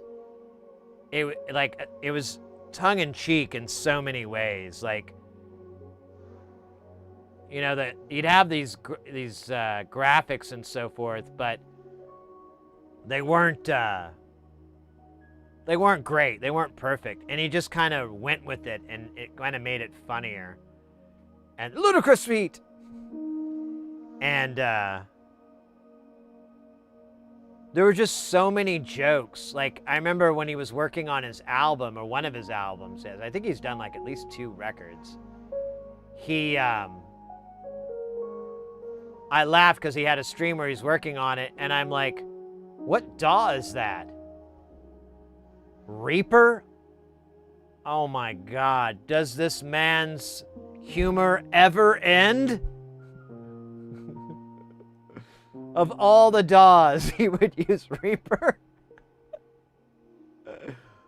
I'm getting solder on these pads. I'm just gonna not care.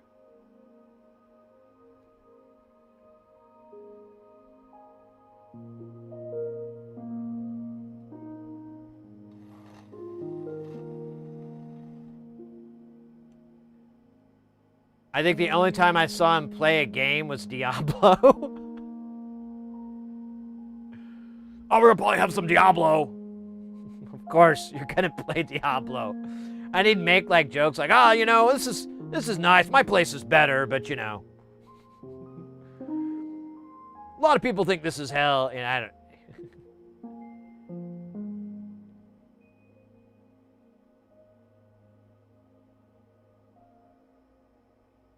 Now we could wick this off, I guess. Maybe I will, just to make myself feel better.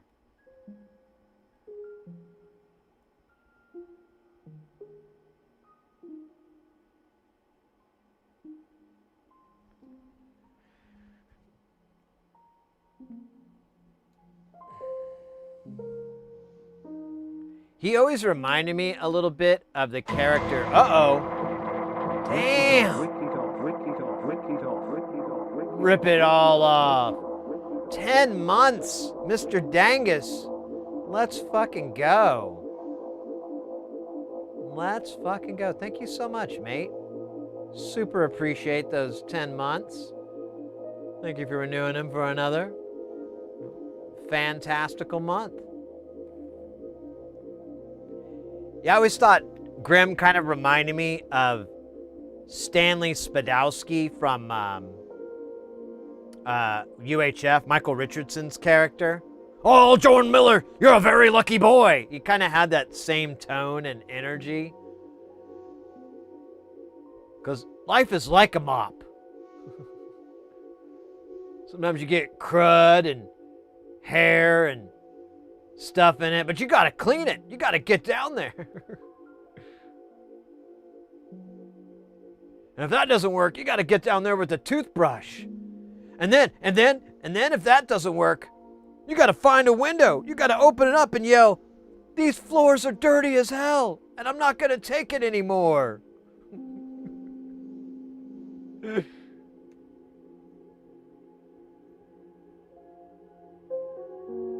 I always felt like they were somewhat similar.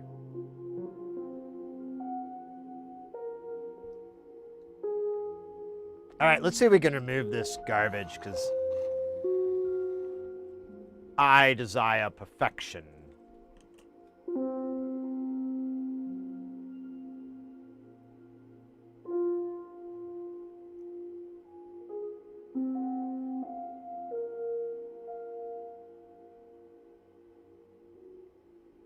No. Close, though.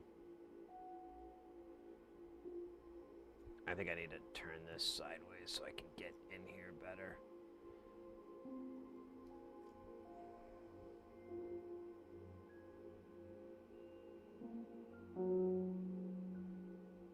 These floors are dirty as hell.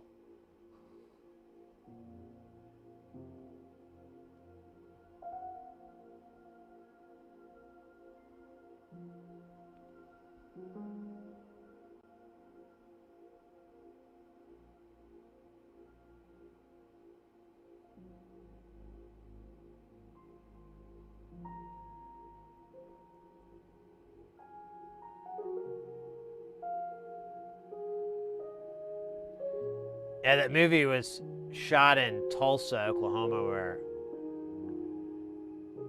I guess I'm kind of from. I never lived in Tulsa, but I lived around it.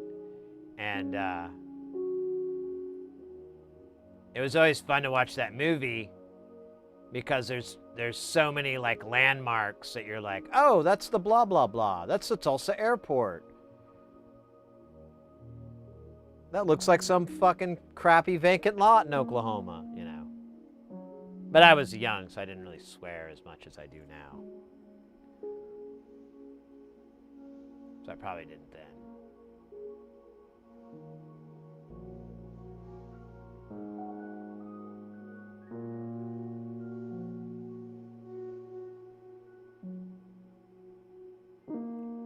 Oh, come on.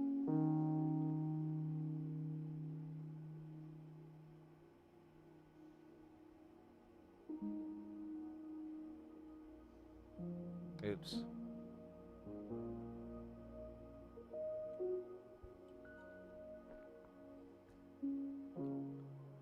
Life is like a mop. All right.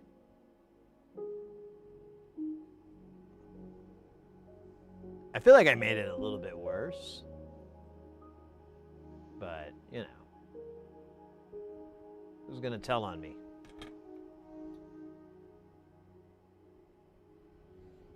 Oh, wrong scene. Or wrong camera, whatever. Wrong thing. Wrong thing, man.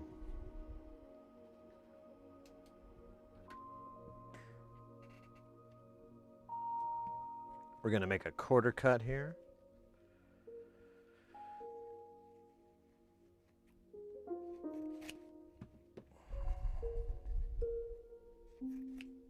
Yeah. Oh, yeah.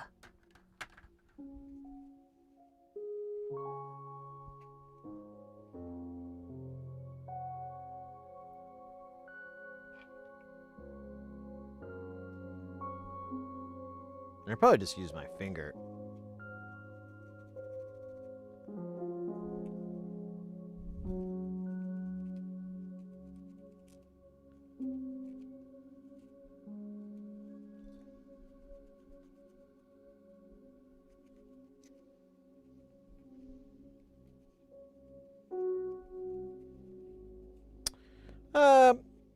Good enough. Not great, but not terrible. All right, now let's get the bits and we'll build the box. And ask the great question that everyone loves to ask. What's in the box?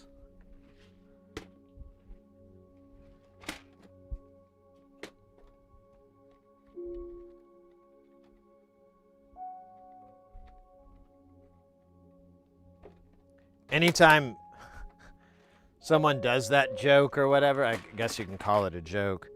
My buddy is always just says, her head.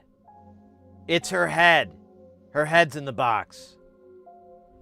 Oh, yeah, I knew that. Well, you didn't sound like you knew it because you kept going, what's in the box? And, you know, I don't know if you saw the movie or not, but it was very, very heavily implied what's in the box.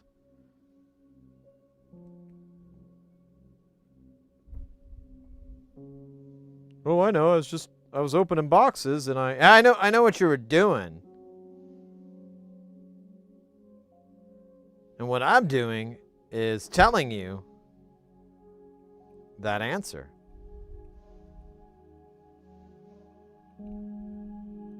So I think we just need to cut off one of these. Let's see if we can do it without destroying it. We don't have many left, so.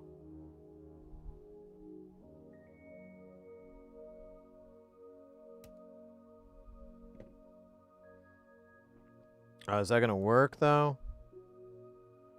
It's a little.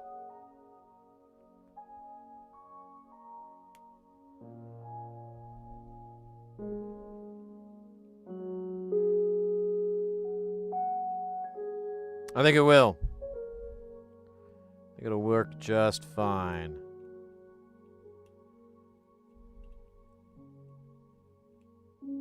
Oh, there you go. All right, let's see if we can do this twice.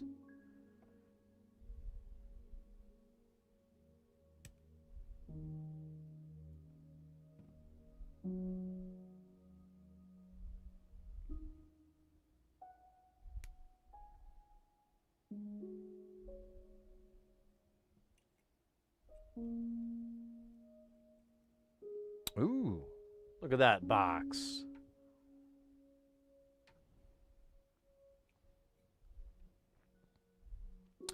And then we'll put the top on here. We got our little LDRs and our LEDs.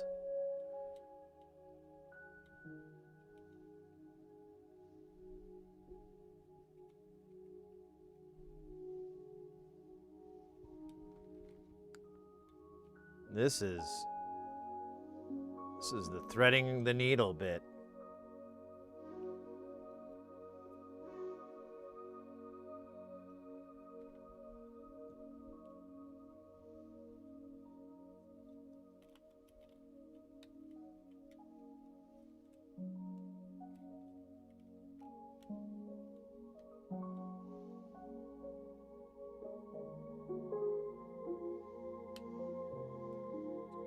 This is gonna be hard. Because this isn't... Like, they're all kind of splaying out. I can't even get this first one to work. Might have to ditch this whole project. Go back to stomp boxes.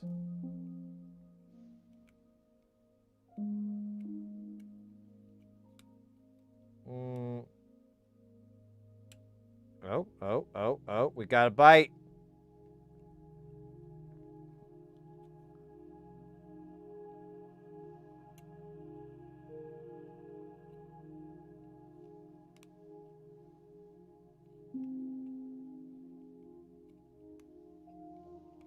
Oh, we got 2 bites.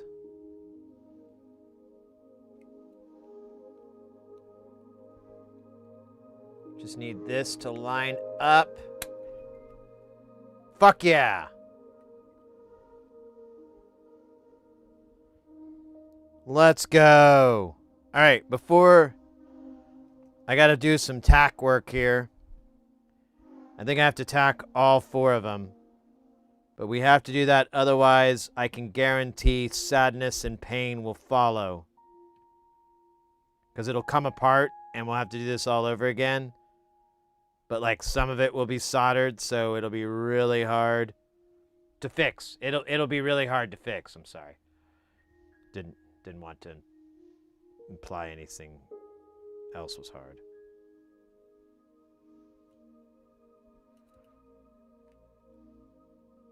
I should stop doing that joke. It's not funny the 50th time.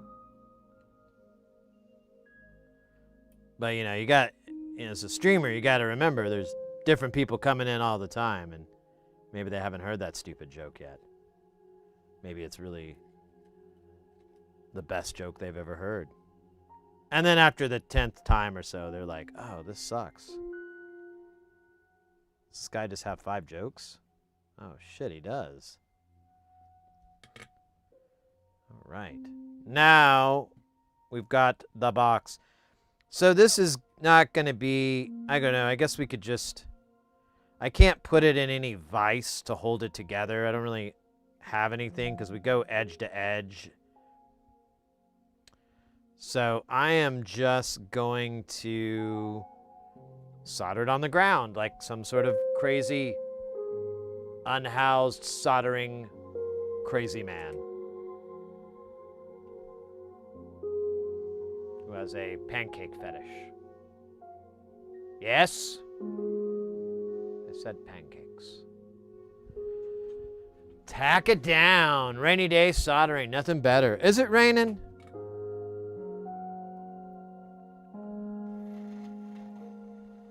I thought I heard rain noises, but I was like, I thought it was the music.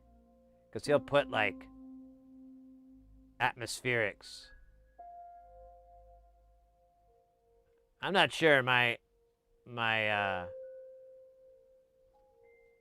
Alexa unit hasn't given me 52 warnings about it raining. Usually it gives me about 2 or 3 dozen. As if it's like the end of the world. It's like severe rain. And it's just like a little drizzle. And you're like, what's your definition of severe?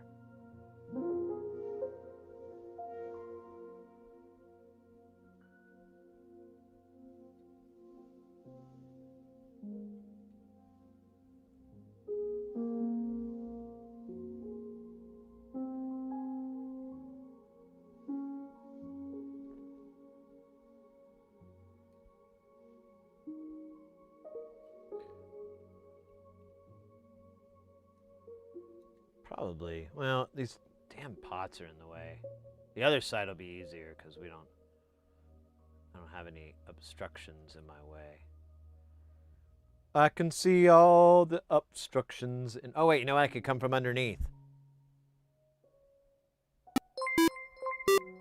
Holy fuck.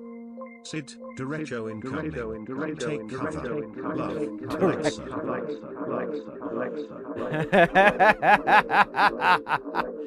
Anonymous, thank you so much for 1, the heads up, and 2, more importantly, that $35 dono tip donation rock. You guys have been really generous today. We got like 2 memberships over on the YouTube today. One was a gifted membership. I don't know if they're still in the chat, but thank you to that. We got the donation on here. We had a gift sub as well. You guys have just been, I don't know, making me feel all warm and fuzzy inside. I really super appreciate it so much. It's really helps with my drug addiction. I'm kidding. I have a separate budget for that. But, you know, we always pour it all into the modules and the drums. And the drums? Well, there's no drumming, but there is modulars. Yeah, we had Calderio pumping out 5 gift subs. And DJ Rusty Russ, who was also over on the YouTube, came over to Twitch and threw out a gift sub as well. Double gifting, as they say. And we had a bunch of bits as well. Yeah, we got like, I think it was like $10 in bits or something. It's like 1,000 bits. I should say not the dollar amount, the bit amount. But yeah, I think we had like 1,000 in bits and some change. Like, that's crazy. That's so crazy. Super, super love it. Super appreciate it. Thank you again. Stay Guile. Keep it Guile. And if you see any non-Guile activity around you, Guile it up. The Haboop. We were streaming when we had one. And I remember I looked outside. Or were we streaming? I can't, wait, maybe not. Maybe I'm thinking of a different instance. I looked outside and I was like, oh, weird. It's like dark and it looks like the street lights are on and everything. And I was like, oh, you know, I must have forgotten what the daytime was. And then later I saw online that it was a big dust storm. But I grew up in Oklahoma, and we have tornadoes every year. And that's severe weather. Not a stupid dust storm. I mean, the dust cloud looks cool. I won't argue with that. Like those photos they get from planes of it coming, and it's just this wall of brown. That's amazing stuff, but that's as much credit as I can give it. After that, I'm like, it just leaves mud on your car.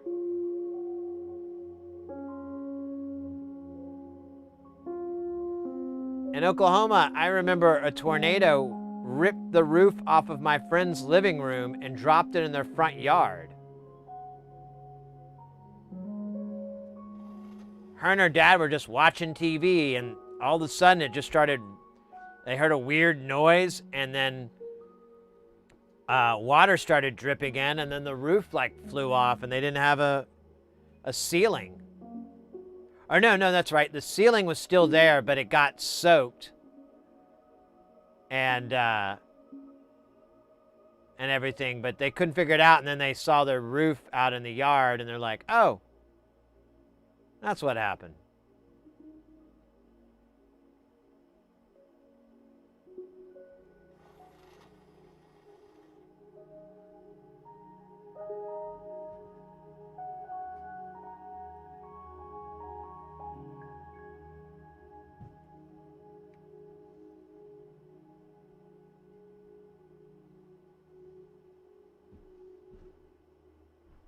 Oh man, the front door. I hear Mrs. Hearsay got home. Make sure she's not locked out.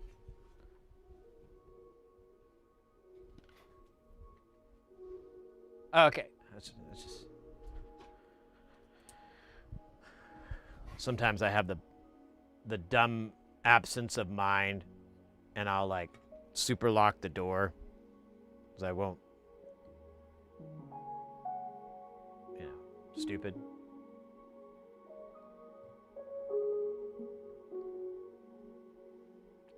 Baloo, oh mate, we were talking about something. Oh, so hold up, Baloo, you're gonna like this module that we're working on here. So this module is called the Suppository of All Wisdom. Wait for it. On the back, there's a little crazy little message. Now, Andrew NLC, he likes to do this, but this one I thought would be a little bit of an LOL for you. Quote, no one, however smart, however well educated, however experienced, is the suppository of all wisdom.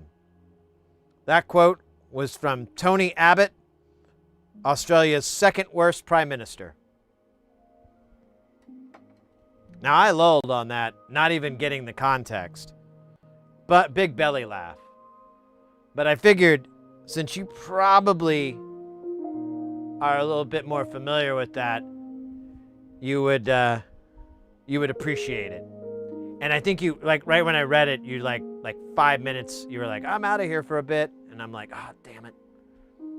Such bad timing. Never enough rain to wash things off, just enough to turn the nice fresh coating of dust into mud. Exactly. The suppository of all wisdom. Yeah, apparently you didn't know the difference between repository and suppository, which is really like, you know, it's when you're getting that wrong, that's probably the best way to get wrong, because you really don't You don't want to get it wrong in a medical fashion.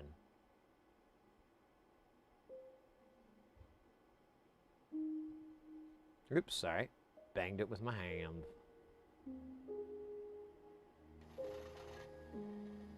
He was an AH? Is that an a-hole?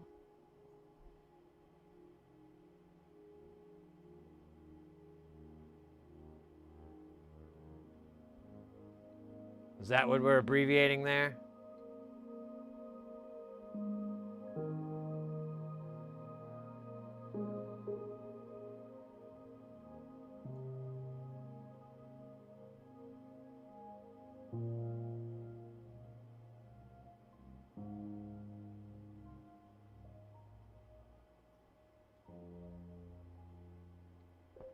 But he is as bad as the U.S. president. Asshole. Yeah, I figured that's what you meant. Yeah.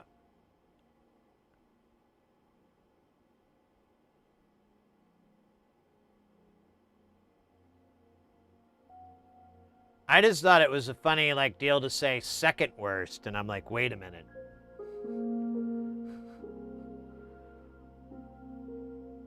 What are we implying here? There's more?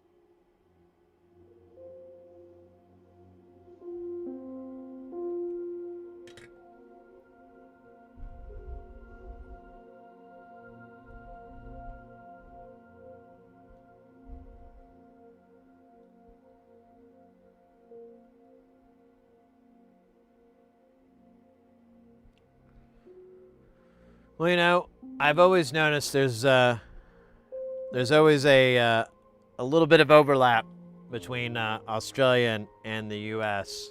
No offense, but you know, Australia is different enough to where it just doesn't work correctly. Like you can't make that analogy really stick, because once you start digging into it, you're like, well, what about this? Oh, well, yeah, okay. Or what about this? All right, you got me. I'll shut up.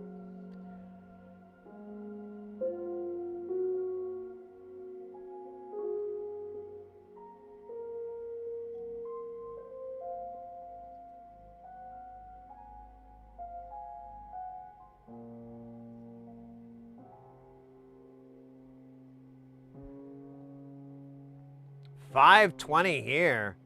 That's $420 plus 1. Well, there you go. Yeah, that reminds me. I haven't had a little tink this whole stream. I might have earned one.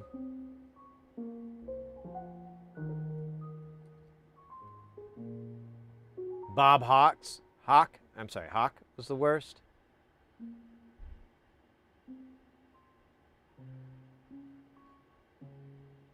How long ago was that?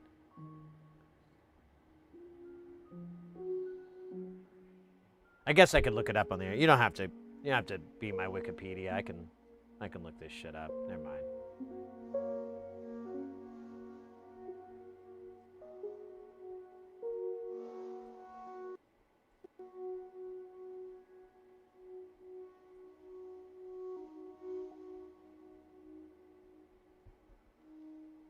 Ivy Freed, your field of view looks good.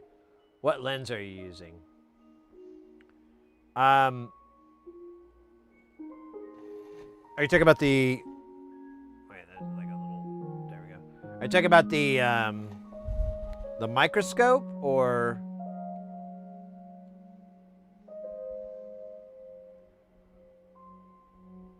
Or this microscope does have.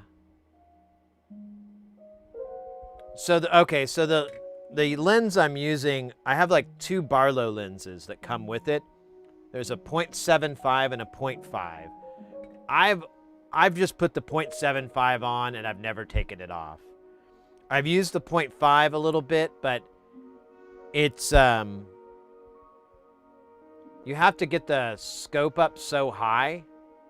Like, it's literally, like, over a foot off the table. And the light doesn't make it down there very well, so it kind of sucks. Like, you're dark. I think the 0.5 would work if I had a different light source that was, like, table side.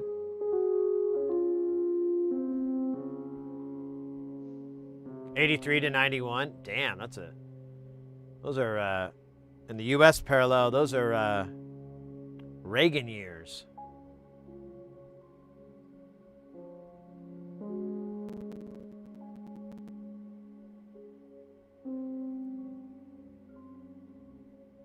Yeah, this scope has those, and I really recommend them.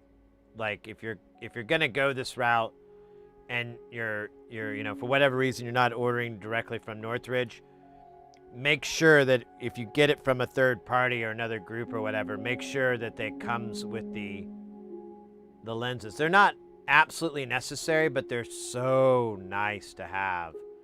Because this 0.75, I'll give it to you. So this is the work service. Oh, you can't see because the nose is in the way. So this is the work service, and the distance is my fingers plus my fist. So I can get over a fist, and then, that much. So that's 4.5 inches, or no, maybe about 4 inches, 10 centimeters, 11 centimeters, somewhere in that range. 4.25. It's man, we keep getting the glitch noises there from our buddy. You know what? Let me try from left to right. I wonder if that's my problem. I'm cupping it the wrong way.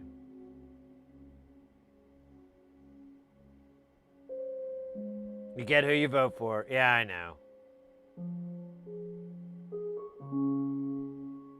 Voss 749 C64. Wait, C64 years? Wait, what? Oh, the date. Yeah, the time period. Reagan years, C64 years. There you go. Nice.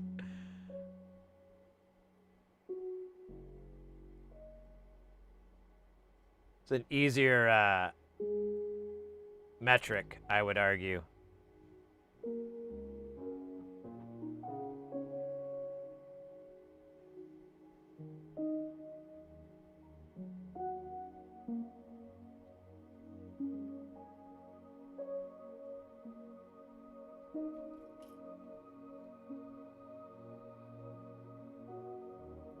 I should have been doing it from left to right this whole damn time.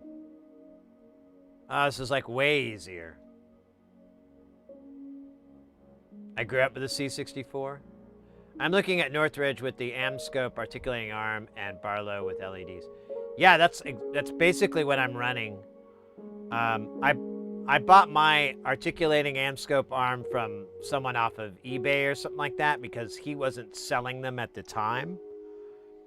And his current scope, at least the camera part, is a better version than what I have, but the version isn't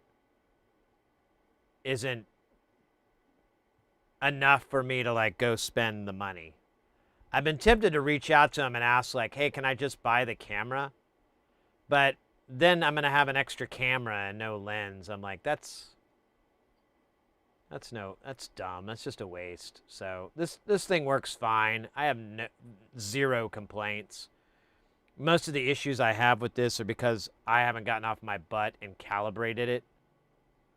Like, I haven't done a proper white balance or anything. I've just been like, this works. I can see everything. Moving on. But I think if I went to that trouble, it'd look better. Oh, you know what we have to do? I just remembered. We have to tend these goddamn vias.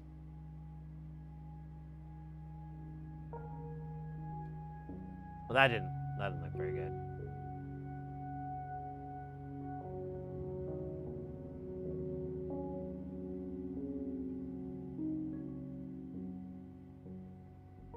He has these uncovered vias on his boards. I've had people noticeably troubled with that fact. But this is our black box Vactrol, so we kind of wanted to get it as light tight as we can.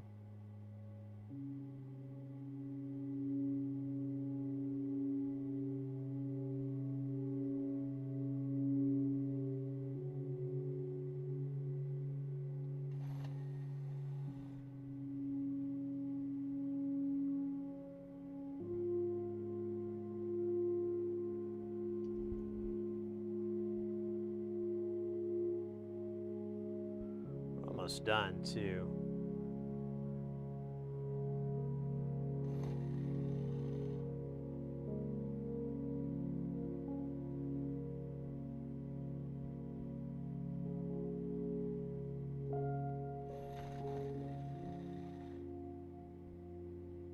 The green balance,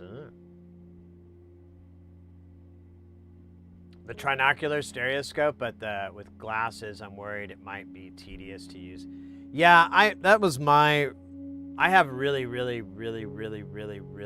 bad eyesight, and so it was exhausting for me to go between a stereoscope and not. If I was always working under it, it wouldn't be that big of a deal. I could just focus my eyes and it'd be fine, but having to go back and forth was just exhausting. I didn't get headaches or anything, but I just felt like, I don't know, just felt.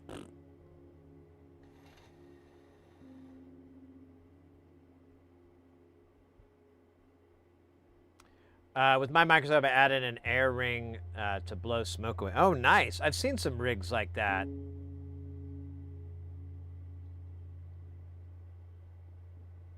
Where people will put like a little fan or whatever, so it pushes and disperses the smoke. The fumes, as it were. All right, I need to do a quick flyby here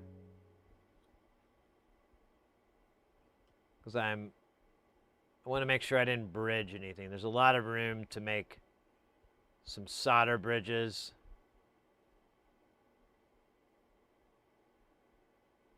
I think we're okay, but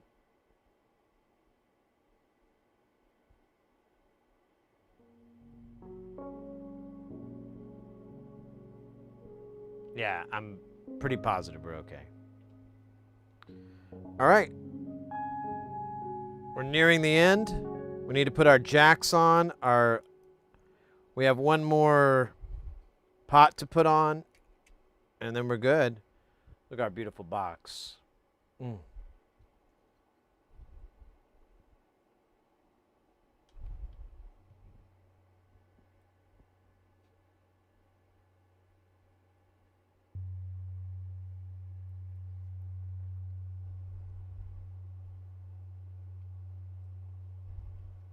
Also, the other issue with a trinocular or whatever microscope is, and this is pointed out by Northridge, how do you want to sit for hours? Do you want to sit like this and look at your television or your monitor, or do you want to do like this?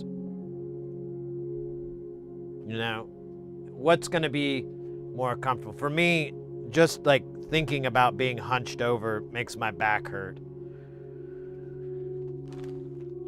But you might have a work surface where, you're not having to hunch over as bad. It may not be as nasty as it wants to be, like 2 Live Crew.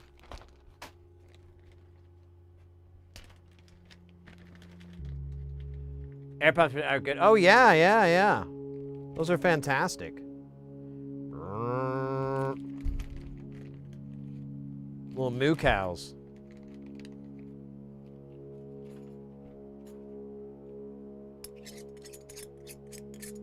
All right. We're nearing completion. I might need to take a quick little walk away and check with the missus. She just got home from work. Tough day at the diamond mines. And I know she's probably has the hunger. So I don't want to leave her hanging on that. Want to touch base and see what we want to do for dinner. Blasting pan with 2 LC might get me in trouble. What? I don't...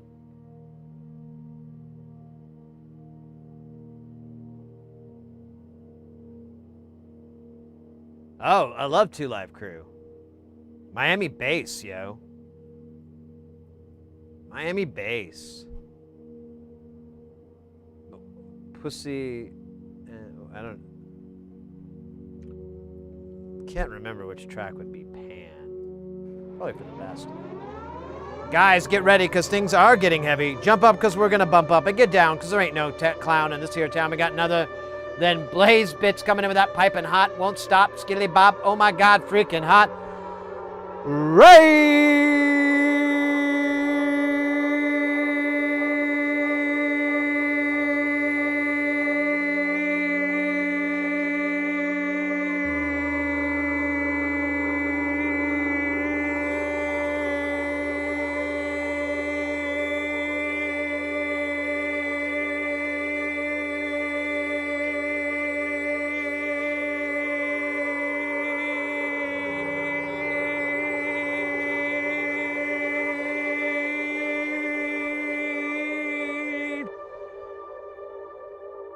Let's go. Let's go, let's go. Welcome in. Thank you so much, Kelton, for that shout out. Blaze Bits coming in with that raid action. Mate, thank you so much for the raid. How is it going? Welcome in, Raiders. What gives? What's up? How have y'all been? How was your stream? What were you doing this fine day, afternoon, evening? Let me see. I got Hack the Planet, Langgraph, AI Hackbot Dev, and Q&A. LFG, baby. LFG. Oops. I didn't mean to change that. Never. Let me catch up on the chat there. The Hack the Planet. And Peer Factor, thank you so much for the follow. Welcome in.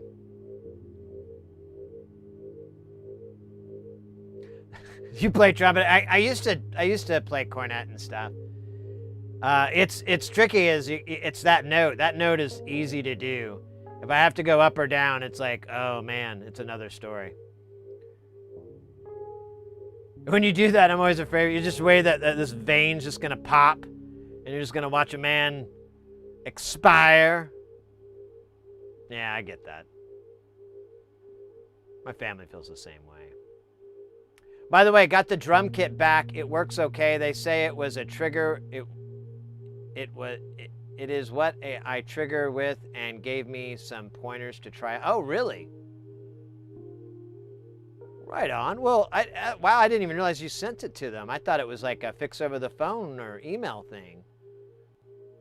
Working on an AI agent to play hacking CTF game. Oh, really?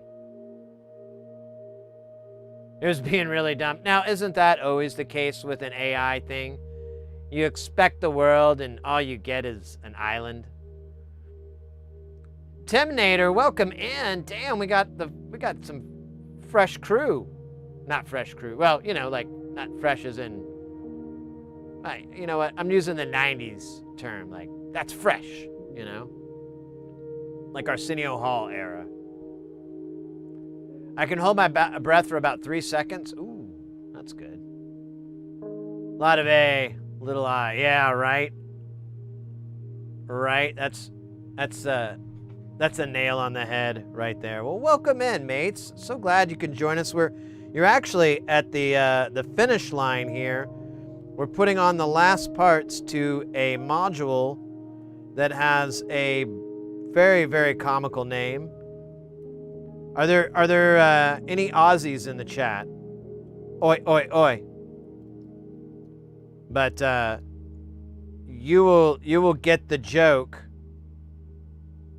if so. Otherwise, I don't think it really resonates outside of Australia. So this module is called the suppository of all wisdom. And I read this earlier, but I'll read it again just for the love of it. It has a quote on the back here, a little quote here. This is not uncommon. One time he had a quote from G.G. Allen.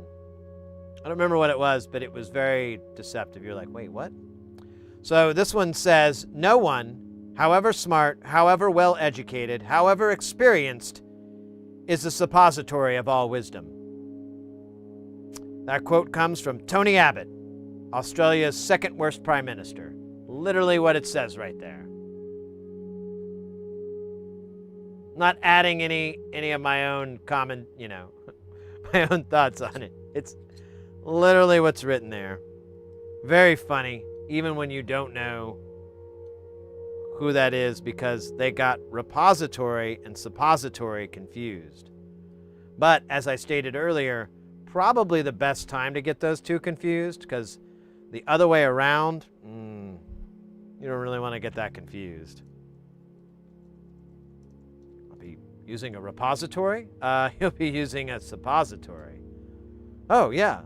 So where do I go? Well, it goes in your butt. What? Yeah. I'm afraid you might be mistaken. No, I'm a doctor. I know the difference between those two words. I went to doctor school, studied along other doctors.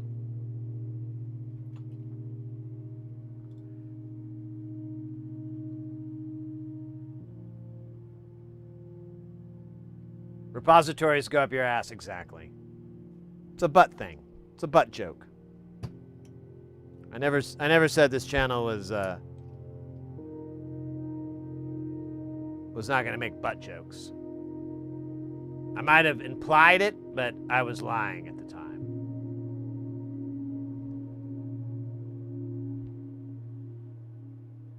I'm looking forward to my winter off. I'll be here more often. Awesome, mate. Same here. I just finished my last gig of the year. I don't have any more gigs. I have some little things I got to do, but they're not going to interfere with the stream. And I'm hyped, yo. I'm super hyped. We also have the group buy coming up. And on our Discord, if you're interested if you're living in the U.S. and you're wanting to order some stuff from NLC and maybe take a little tiny bit off that cost of shipping, our group buy is the answer. But once we do that, I'm gonna get I don't know, how many modules did I put in mine? Let's see. Oops. Oh, dude. Come on. 1, 2. Do I have to grab it from the different corners? Come on, spreadsheet.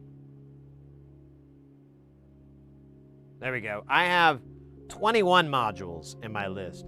And I'm going to add some more because I wanted to get some stuff just for builds. Because I don't know if I've mentioned this, but I am a trusted builder on the NLC list. It's actually something you email and he sends out. And I haven't tested it out, but he said he was going to put me on there, and even if he was just saying that to make me feel better about myself, it worked. I mean, look what I did there.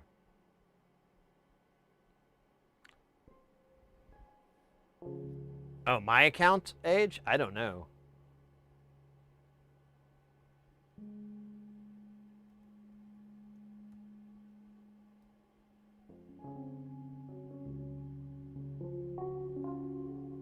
Oh, I guess that's not a command, or I can't spell.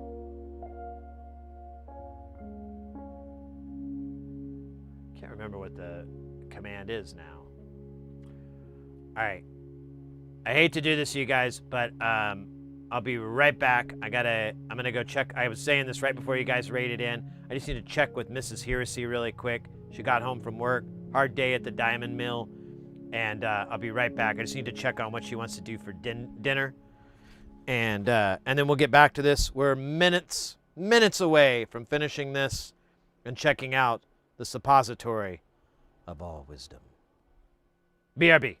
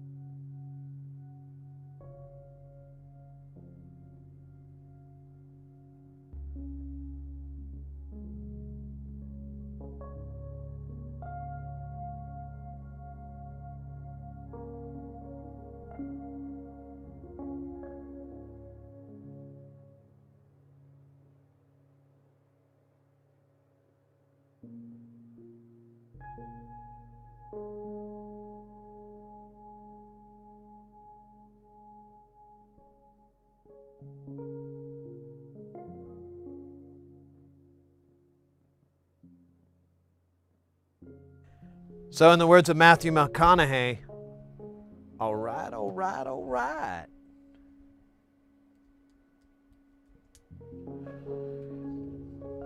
We ordered some pizza from the pizza gods. Actually, it was this place called, what's it called? Hungry Howie's. They make a great grease pie. It's pretty good, though. I know I talked badly about it, but that's because I truly love it.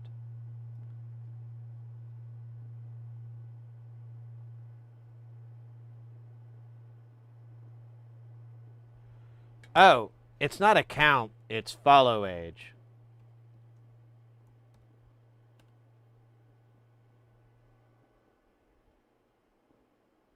And I'm not following myself. That's weird. But yeah, try that, Timonary. I think it's follow age is the command.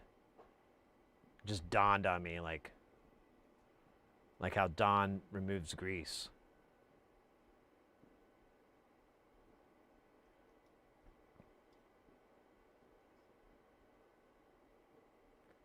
I'm waiting till we have like, we're right on the cusp of 1 million followers. and then I can follow, and that'll put us right over. I have a long-term plan.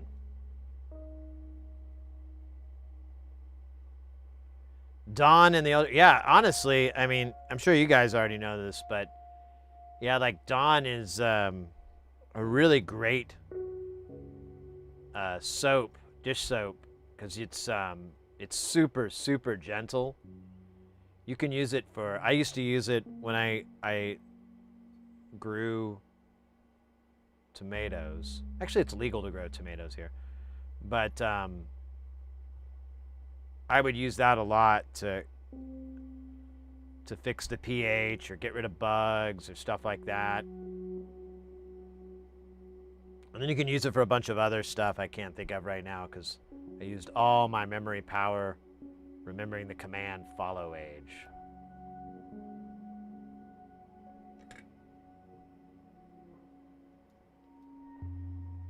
And there's genuinely nothing left. All right. Mates, it's time to hear the suppository of all wisdom.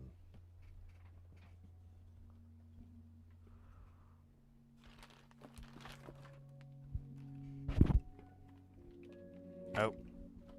I gotta unplug this, plug this in. It's so dumb. I need to get a real... I guess I could use that other mixer. It just kind of has dumpy preamps. Like when you overdrive them, they just sound like crap. And I overdrive stuff a lot. Some people call me the overdriver. They are correct. All right, so we're gonna plug the power in here. Hopefully I plugged it in right. And we're gonna plug the power in. This should light up, although I have a filter on the lens, so it might go out. So I'll go 1, 2, 3. That popping noise scared me. I thought I was electrocuted for a second.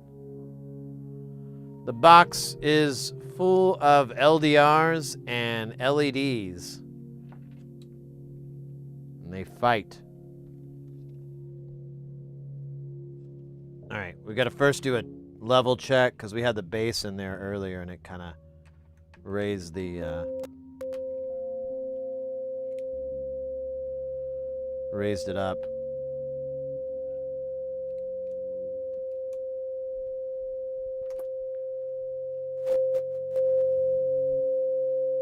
Oh, it's on one side. Hold up.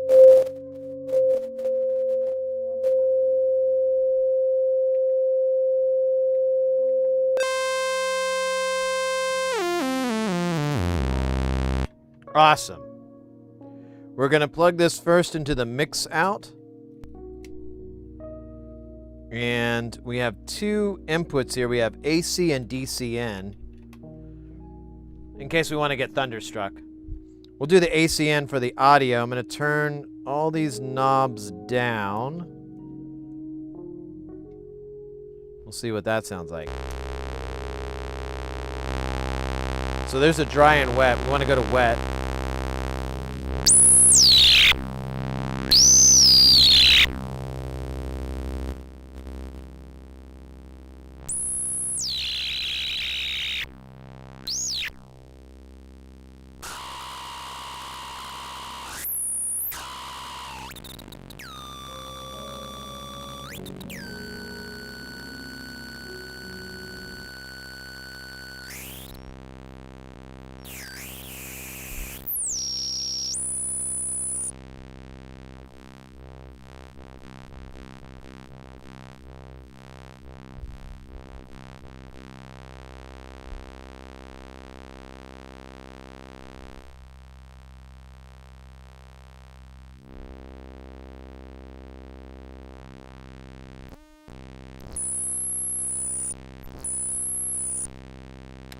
That is insane. I want to feed this some CV.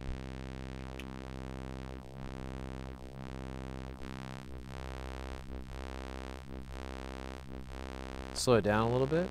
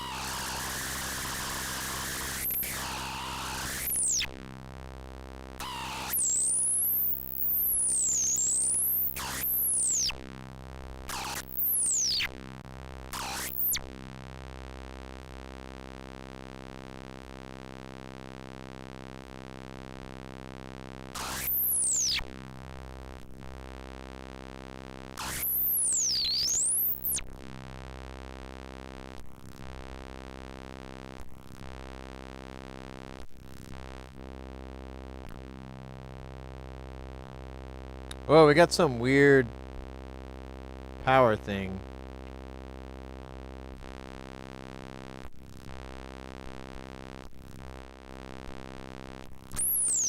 Because it nuked the screen on this.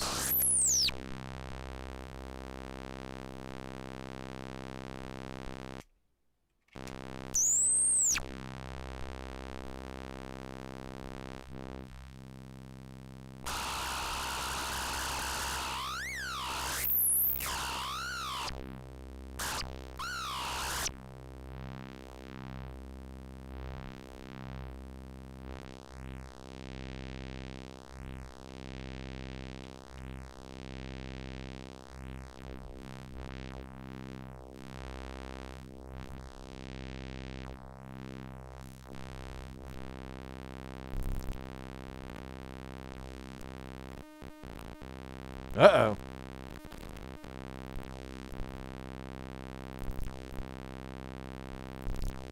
Oh, shit. I put blues in there? Oh, no, wait. It's the color combination. Wow.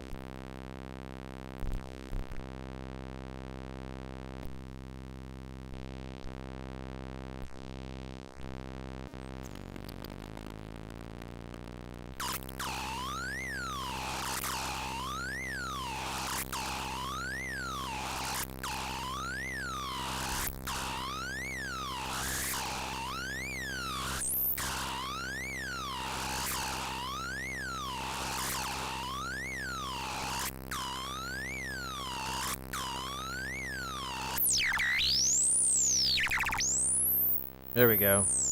Okay, I'm getting all the colors.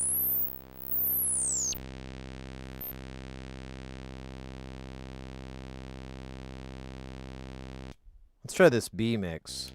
Or 8, I mean.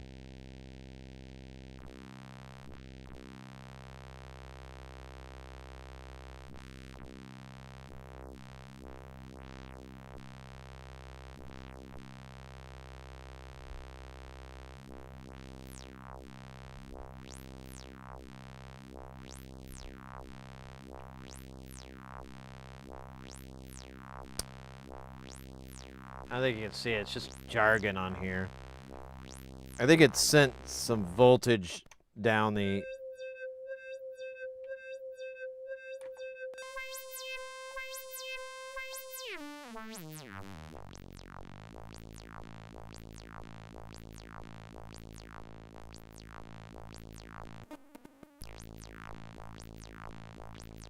Yeah, when I turn the color all the way, it glitches this out.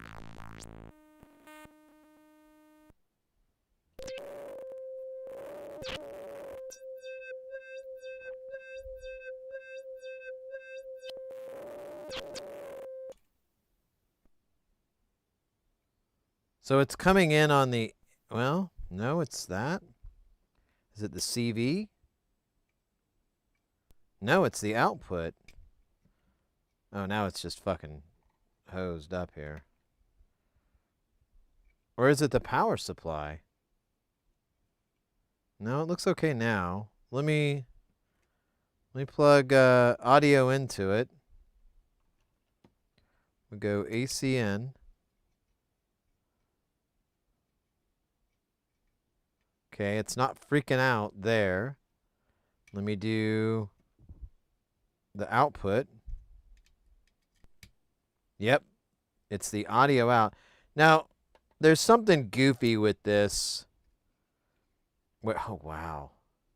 Yeah, you can even see that. That's wild. Does it show up on this? Yeah, it shows up on this lens. Let me switch lenses here.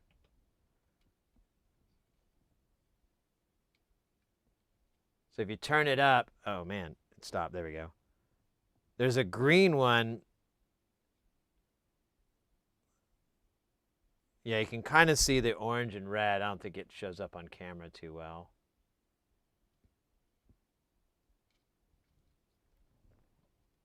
What the fuck? Why is this dipping out?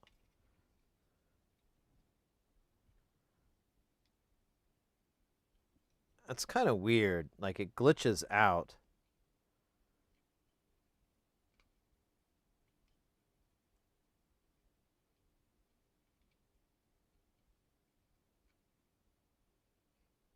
So if I turn the phase all the way up,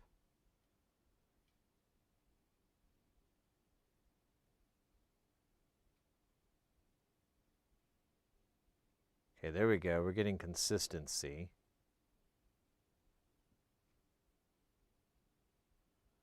So that's stage 1, 2, and this is 3, 4. Huh. Yeah, and then on this side, you can kind of see it. It glows blue. But the actual... Oh, damn it. Yeah, you can't really tell. It's got a very festive holiday. There we go. There was the reds. So we got red and orange up here, and then we have pink and green down here, and the pink is insanely bright. I think it's because the PCB is purple, so it's complementary to it. But it's pretty damn bright. So I want to measure this and make sure it's such a contrast here. Make sure we're not getting like crazy.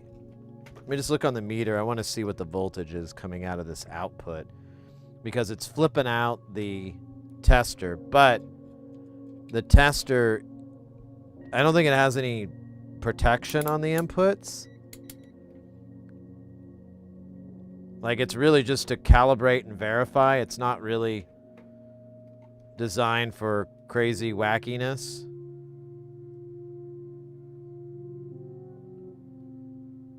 So yeah, it's got like a 2-volt bias. There's nothing in it, and it's pumping out 2 volts.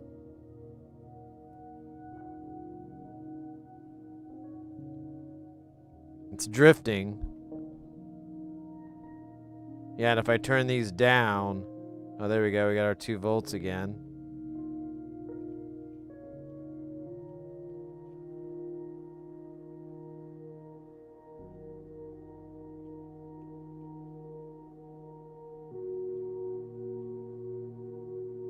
And there's no... I don't think there's any... Yeah, there's no signal. It's just a voltage. So if we put audio into this...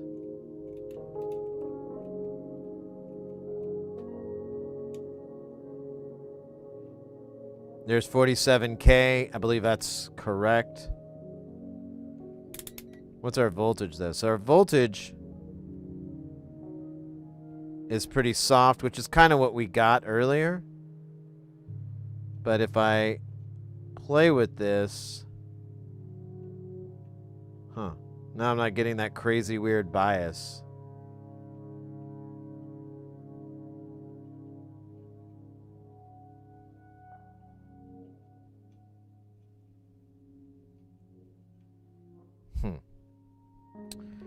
I don't know. I think it's working, but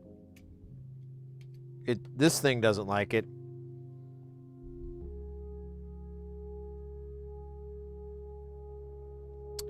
Let's try the... I don't know what NDC is for. Like, I guess we could send it as CV and run it at a high frequency. I just don't... Yeah, oh shit, look at that. It just... You can't see, but it just wigged the fuck out. It doesn't like what's coming out of mix out. Let's measure that. I think it's at 2 volts too. Or 1 point. That's nothing. Oh, 73 kilohertz. Oh. If only we could hear that.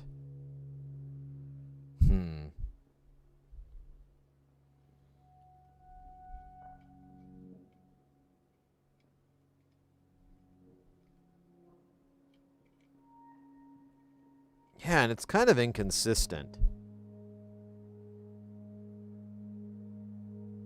I'm wondering if there's something wrong, like I've got a bridge or something somewhere.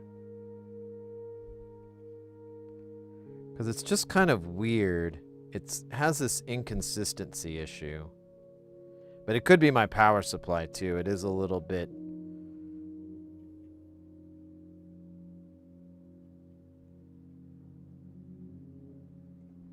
Yeah, now I can't get it all to light up again.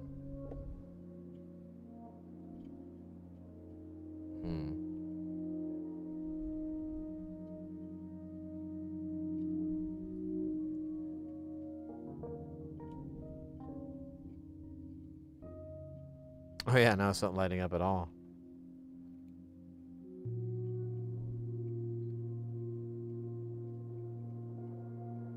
Like stage 1 is just not functioning anymore.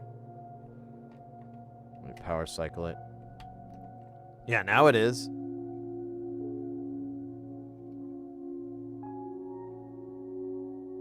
Yeah, it is so inconsistent.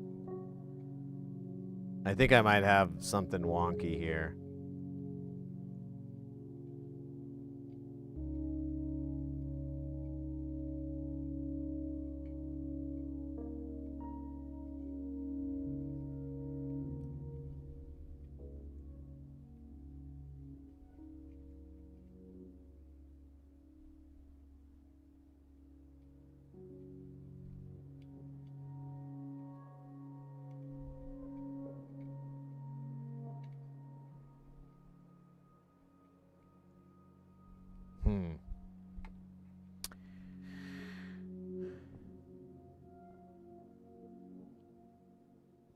I might have to do some checking here. There might be some sort of issue. It could also be related to the goofy LED colors I chose. Because I just kind of chose them all. Maybe I wasn't supposed to. You never can tell.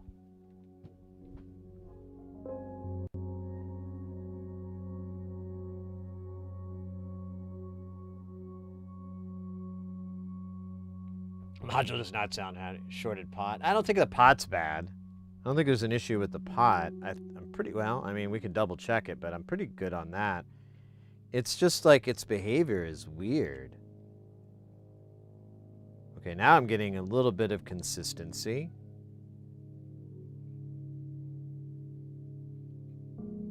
And now I'm not. It's really doesn't make any sense.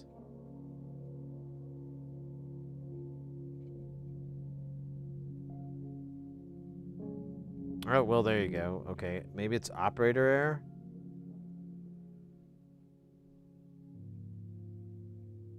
I should wear gloves on these.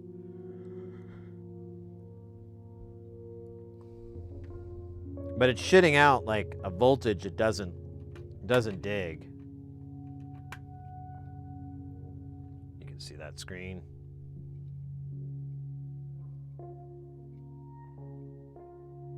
Oh, what? Now it's going to work? Oh, well, it's not lighting up anymore again. Bloody hell.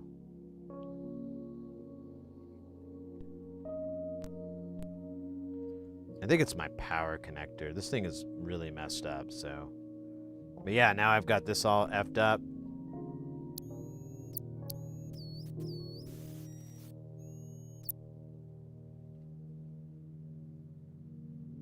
And it won't go away.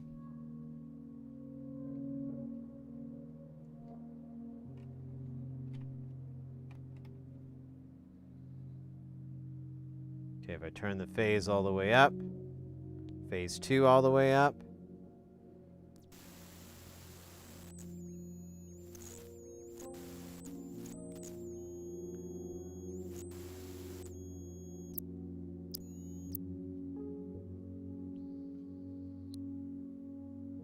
Yeah, and then it glitches out.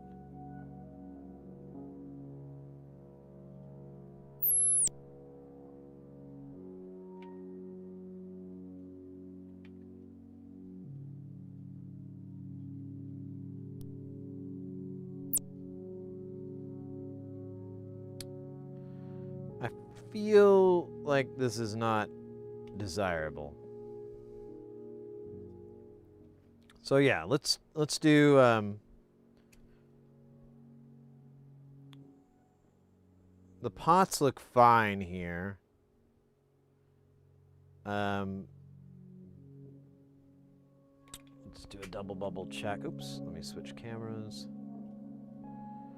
So the pots look okay. Switch this over.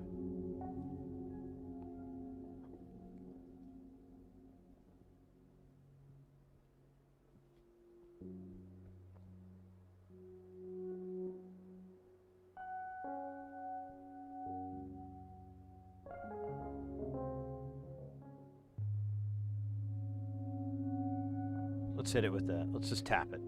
Do a little tap tap. Oh man.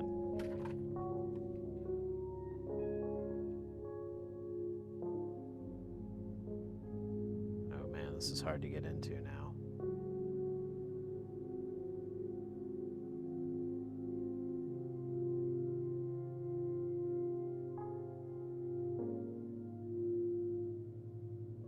Alright, I don't think there's any chance for a bridge. Those all look good. Those look great. So it's not that. Let me clean this top off a little bit so it'll be easier to see. And we'll take a look at these braids. We'll just kind of go through and check everybody. I might have made a mistake. We were chatting a lot. So, you know. Hey, foil hats, welcome in.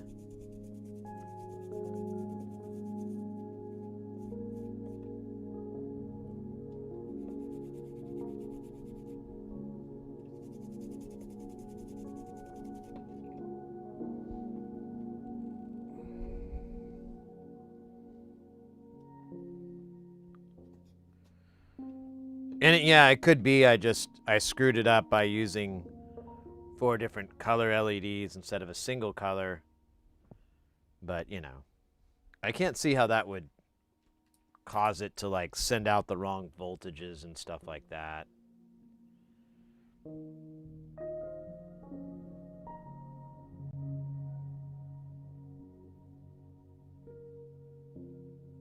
Let me tap that one real quick.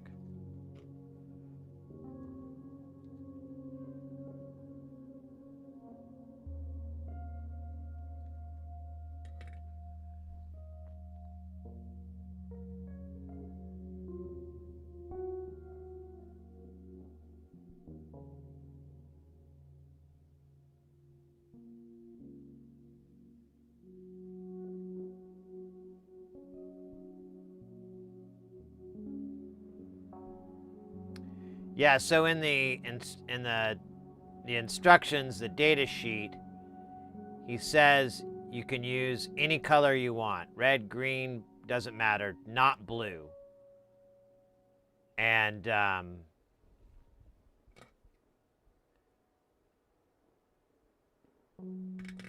that's just bugging me.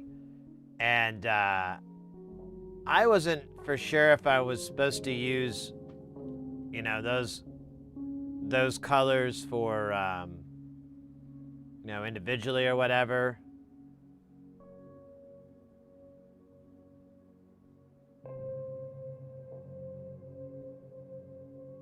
We're all together. There's a lot of little points for some hell here.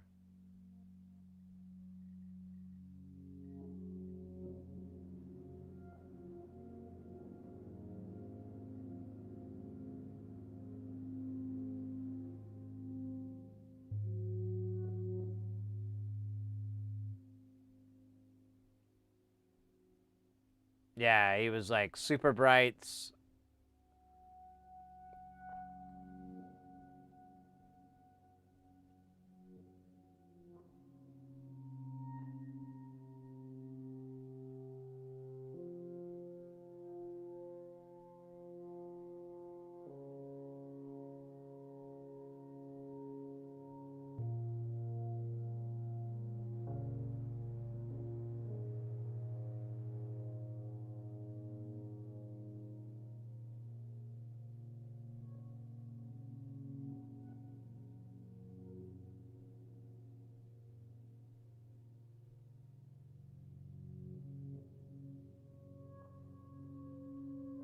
Found anything yet? We ain't found shit.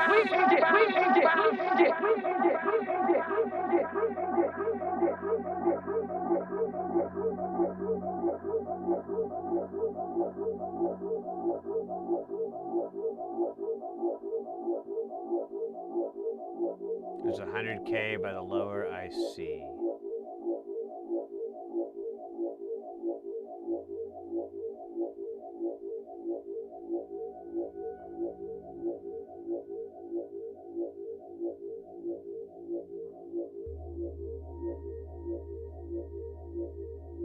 Hey, Shitwolf, welcome in. It's been a minute. I was talking about you a couple of weeks back. Hadn't seen you in a while. Hope that you were doing well.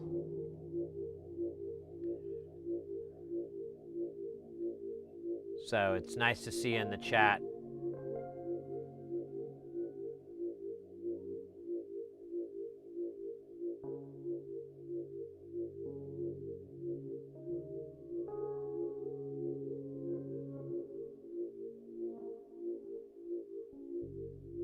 One of the right ICs looks unsoldered.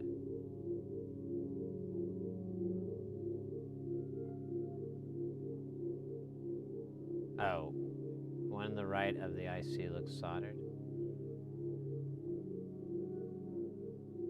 Yeah, it was just where I think it got hit with desoldering braid, so it gave it like a flap top.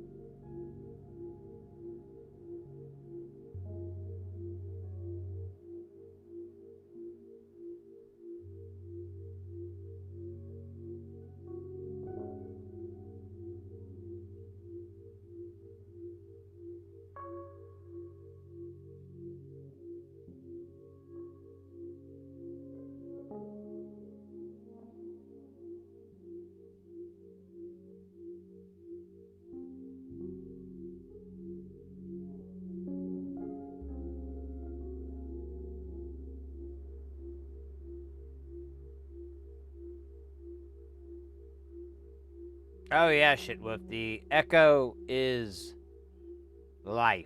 Life is the echo. And it also goes pretty long, yeah.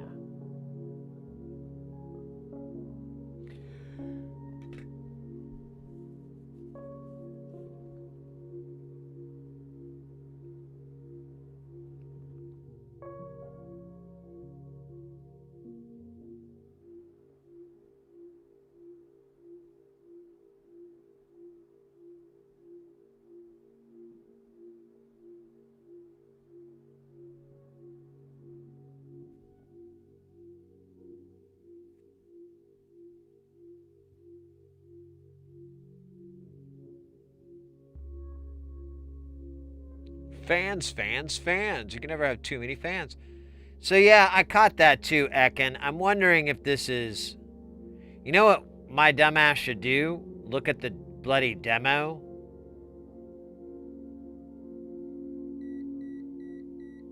Man, that pin right there is embarrassing. I mean, it's on there. It's fine, but it's nothing I'd want to show anybody. All right, let me check on our pizza. Pizza.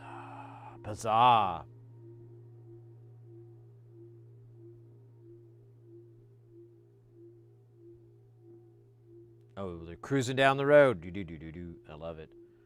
Let's check out the demo here on it. I think I got to unplug and replug. Oh, no, I don't. Oh, cool.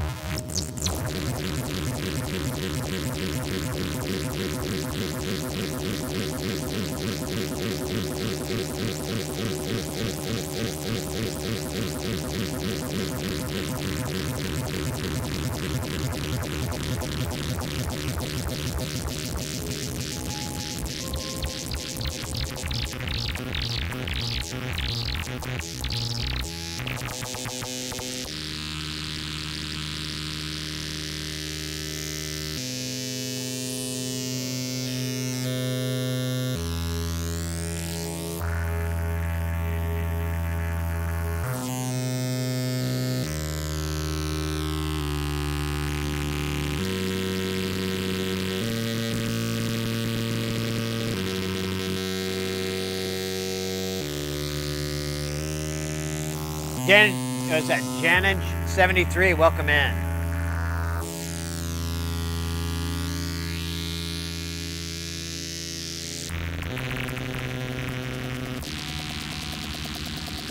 Sick transition.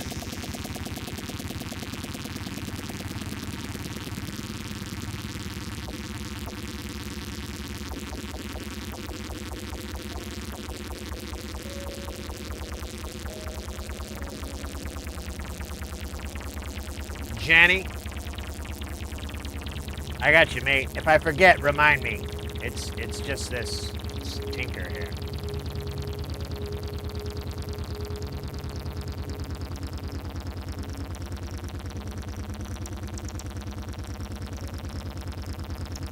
So I think the top line is the input and the bottom line is the output.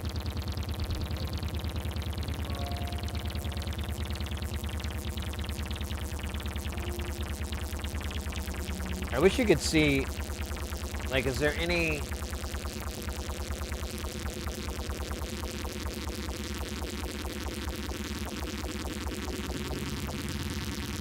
Oh, little pooch.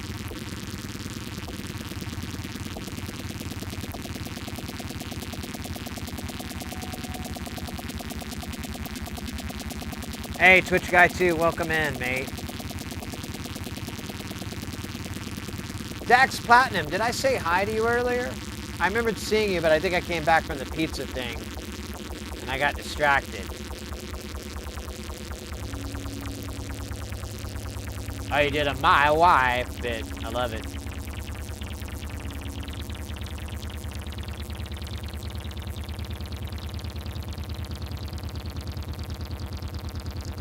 Didn't use filthy bastard, fair enough.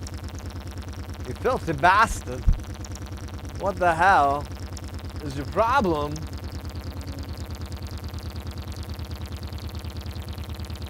So this kind of does sound like our module. So I don't know. Now I don't think I made an error. I think it's just this tester is goofy.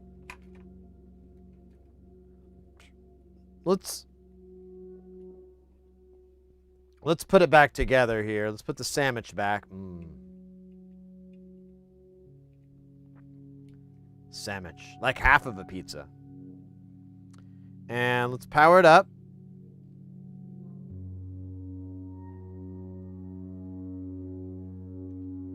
Okay.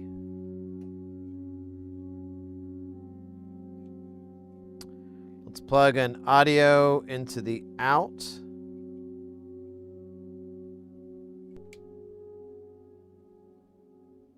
And then we gotta plug audio into the end. God, these details are dumb.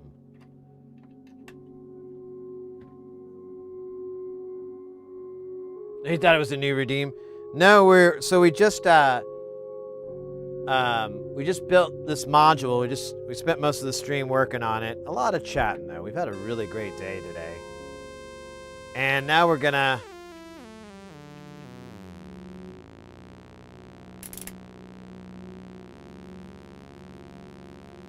So that's what it sounds like. That's dry. Now we're going to switch it to wet. It's a little bit of gain.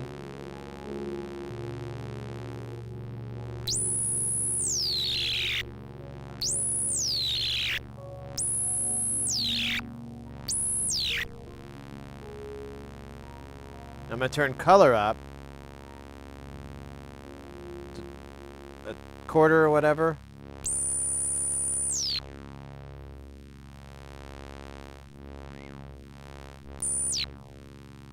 Turn it up to half.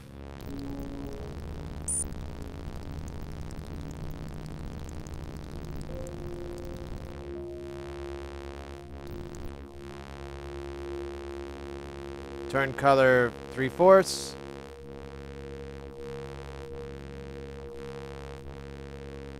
All the way. Okay, so we'll turn this all the way down. And we'll do phase 2. Guys, get ready, because things are going to get heavy. Jump up, because we're going to bump up. Get down, because there ain't no clown in this here town. We got none other than Blind Via coming in with that piping hot. Won't stop, skilly bop. Oh my God, freaking hot. Rage!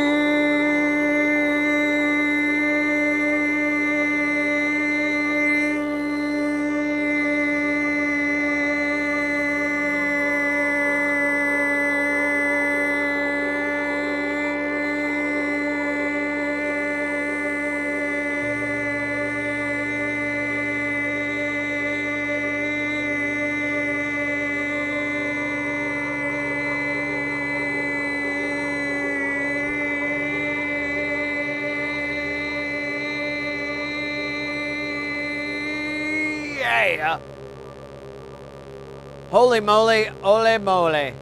Guys, we got none other than Blind Via in the house. Blind Via, welcome in. I'm going to stop this for a second so it doesn't pierce any brains. Thank you so much for the raid. Welcome in. Let's see, did we get a shout out? Let me do one.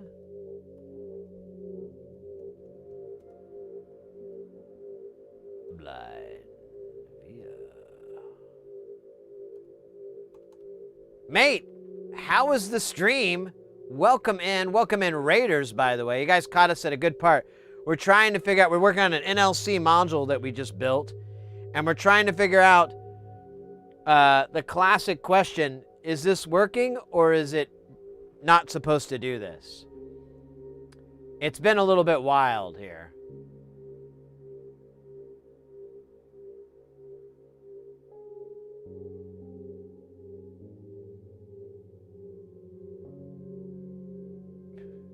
He's a king to king. What's up, Jenny? I missed that. Something about... Learned something interesting. I tried to take screenshots from Amazon Music Stream, but video gets always... Oh, weird. I've heard of that before. Like, they're trying to do some fun removal from the internet so they can make more money removing fun. I don't get it.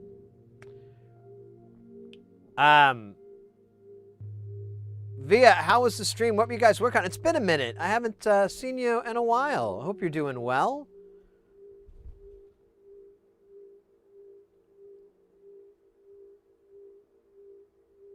The alarm sirens. Ugh. That sounds fun. PCB stuff. I know it. I know it. We're working on this module we just finished up. It's called the Suppository of All Wisdom. It's basically like two phaser concepts kind of combined, and it has a lot of weird bugginess and glitchiness, and we're trying to solve out to make sure that it's working correctly.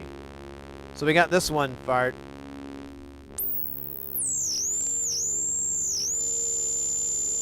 Oh, weird. Now we've got it stuck.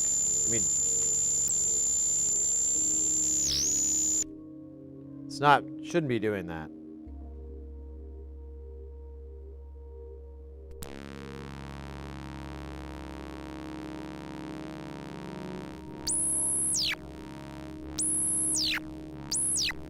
And now we're about, right when you came in, we're about to test channel 2.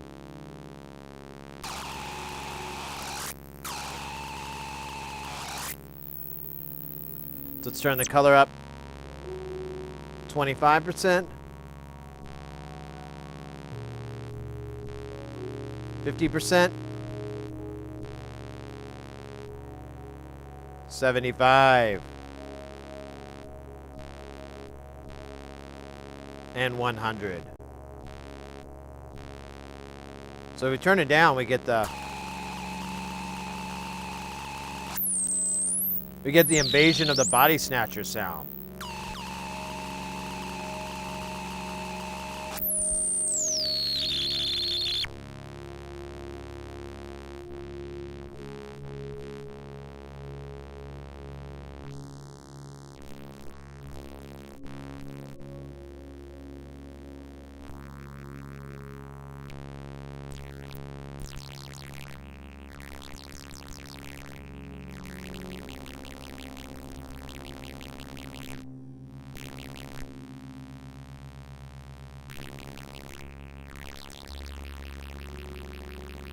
Oh shit, I'll be right back, guys. Our pizza is here.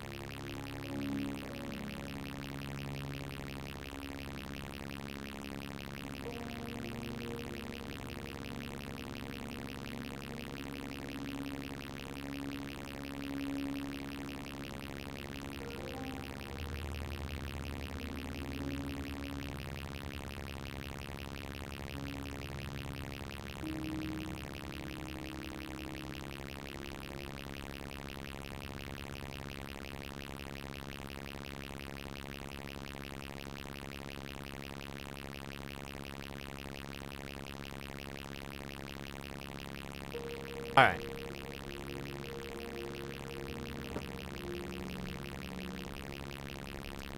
Oh shit. I'm sorry I left this on. My bad.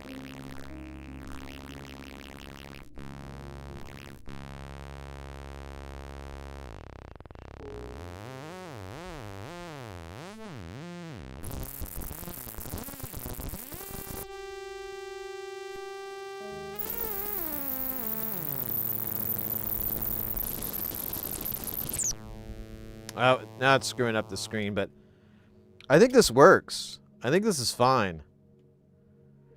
I think we're fine. We're gonna be all right, guys. Let me catch up on chat here because I had to run and do the pizza thing, and I think I'm behind. Oh shit, we're gonna have ads too. Oh, I love Invasion of the Body Snatchers.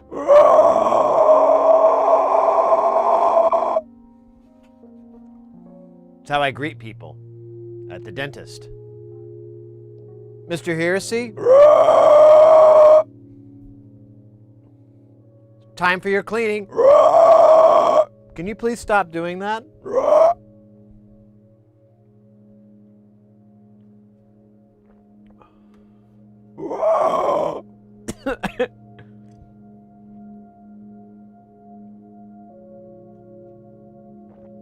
What are your plans for the week?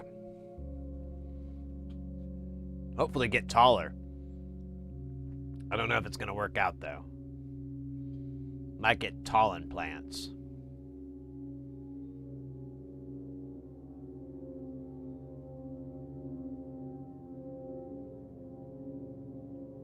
I hope you can get the name Shitwolf back. I mean, the douchewagon that most likely reported your name is like almost... I haven't seen them in ages. Like, they got banned from here. And then, like, 6 months ago or so. And let me tell you, things have been great. Best thing. Like, really wish I would have just banned them sooner. But I waited. Because, you know, I'm a nice guy. That's how I greet girls when they come to my door to sell cookies. Yeah, that's a great way. Get the Girl Scouts. I do that with like the religious people that come by and they're like, "Excuse me, but have you ever thought about, you know, having Jesus Christ in your heart or whatever?" And I'm like, "You guys know my last name is Heresy, right?" "What?" "Yeah, that's my last name. So, you coming to my door, preaching to me, it's so absurd, I can't even think of a proper metaphor. Like, it's in my name, it's baked in. It's part of my DNA, or DNA as it is commonly referred to. I don't do that. "Oh, well, if you ever died and you went to heaven, what would you say to God?" "What?" "If you died and went to heaven, what would you say to God?" I did my best. Now, have a good day. I actually had a buddy do that at my old roommate. I was at work or something. I can't remember the timeline. But he had these, I think it was Jehovah's Witnesses or whatever, come by, and they ask one of their loaded questions that they have, and his answer was so great. You'd think he had it loaded in advance, because they asked that same, "If you died and went to heaven, what would you say to God?" And he's like, "I did my best." I'm like, dude, that's awesome. That's a hell of an answer. Anyways, stop. I don't want to rub anybody the wrong way. I just, like to make jokes. How do you greet? Yeah, I should just greet you like that in the future, Dax. If we're ever working again, I'll just be like, "Arr!"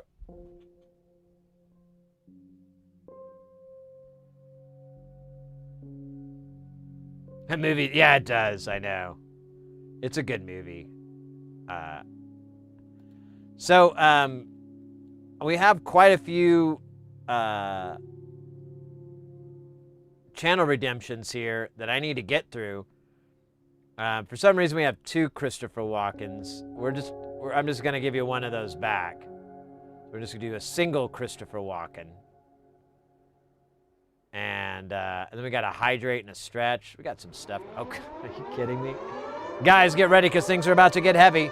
Jump up. We're gonna bump up. Konnichiwa, because we're gonna get down with the bass magic of Don. Knee, Bonet, with the pop top diddly bop. Oh my God, freaking hot.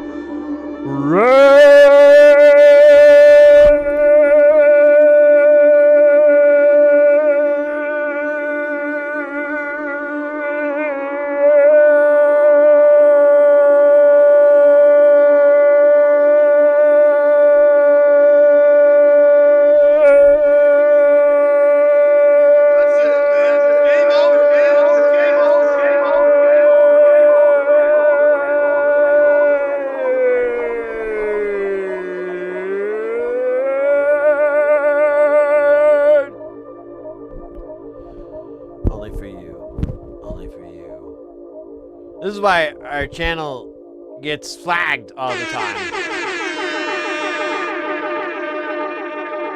This is just that meme. It's too damn loud. 25 seconds, and that was with my opera voice. Like, if I really tuned it in, I can easily break 30. Not easily. It's a little bit of a challenge, but I can do 30 seconds. But, you know, I gotta think about the kids. DJ Doey in the house. DJ Doey, thank you so much for the raid. Where's the thing? At Doey. Guys, he's one of our top mods here on the channel. Not that there's a lot of competition. And they're also a fantastical streamer. Go and follow them. No, God, please, no. If you like a little bit of gaming, a little bit of music, a little bit of what else? There's gaming, there's music, there's art, there's soldering, there's electronics. They got it all, baby. They got it all. Let me get through these channel redemptions real quick. Set a timer for 5 minutes. You see, Dax Platinum, he put us in for Christopher Walken. It's not very good, I know.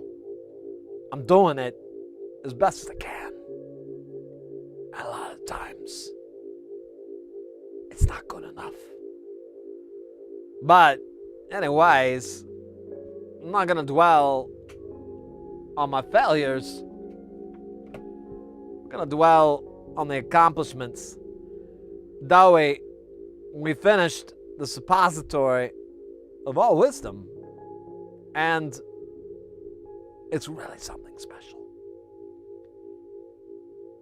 It broods. It makes sounds that are so weird that I'm worried that my equipment may fail. We don't really know, nor do we care.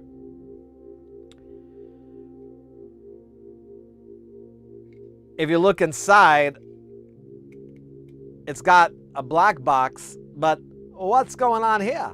All right? You're asking, Chris, why? Why are you showing this? What's going on? Well, you see, this is a LDR, and these are LEDs. That was very good.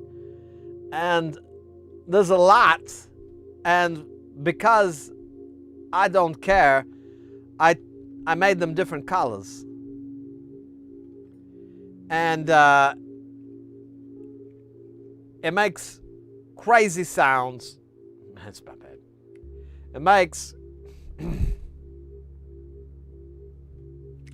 makes crazy sounds. It's so weird that I'm a little bit afraid to where I put this. Do I put it in the rack? Or do I do like your father's watch and have this up my ass for 3 years?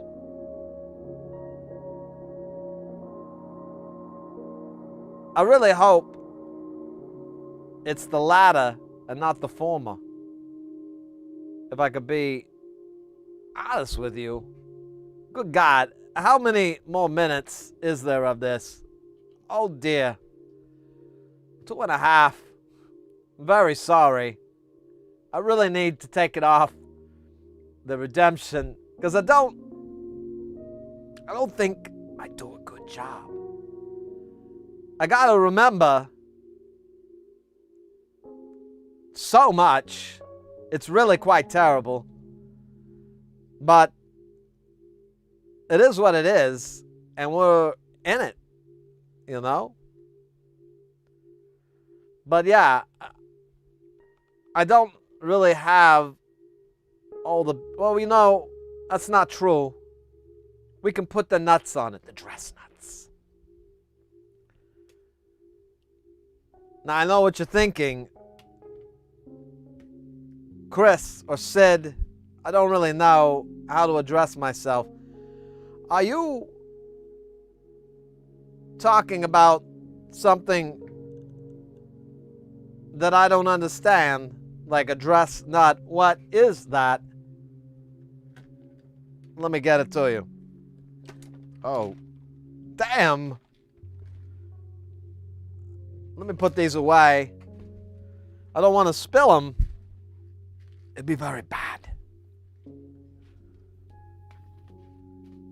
There's no way to tell who's what. There's no markings on those components. And even if you measure them, they're not going to give you anything good. Just bad.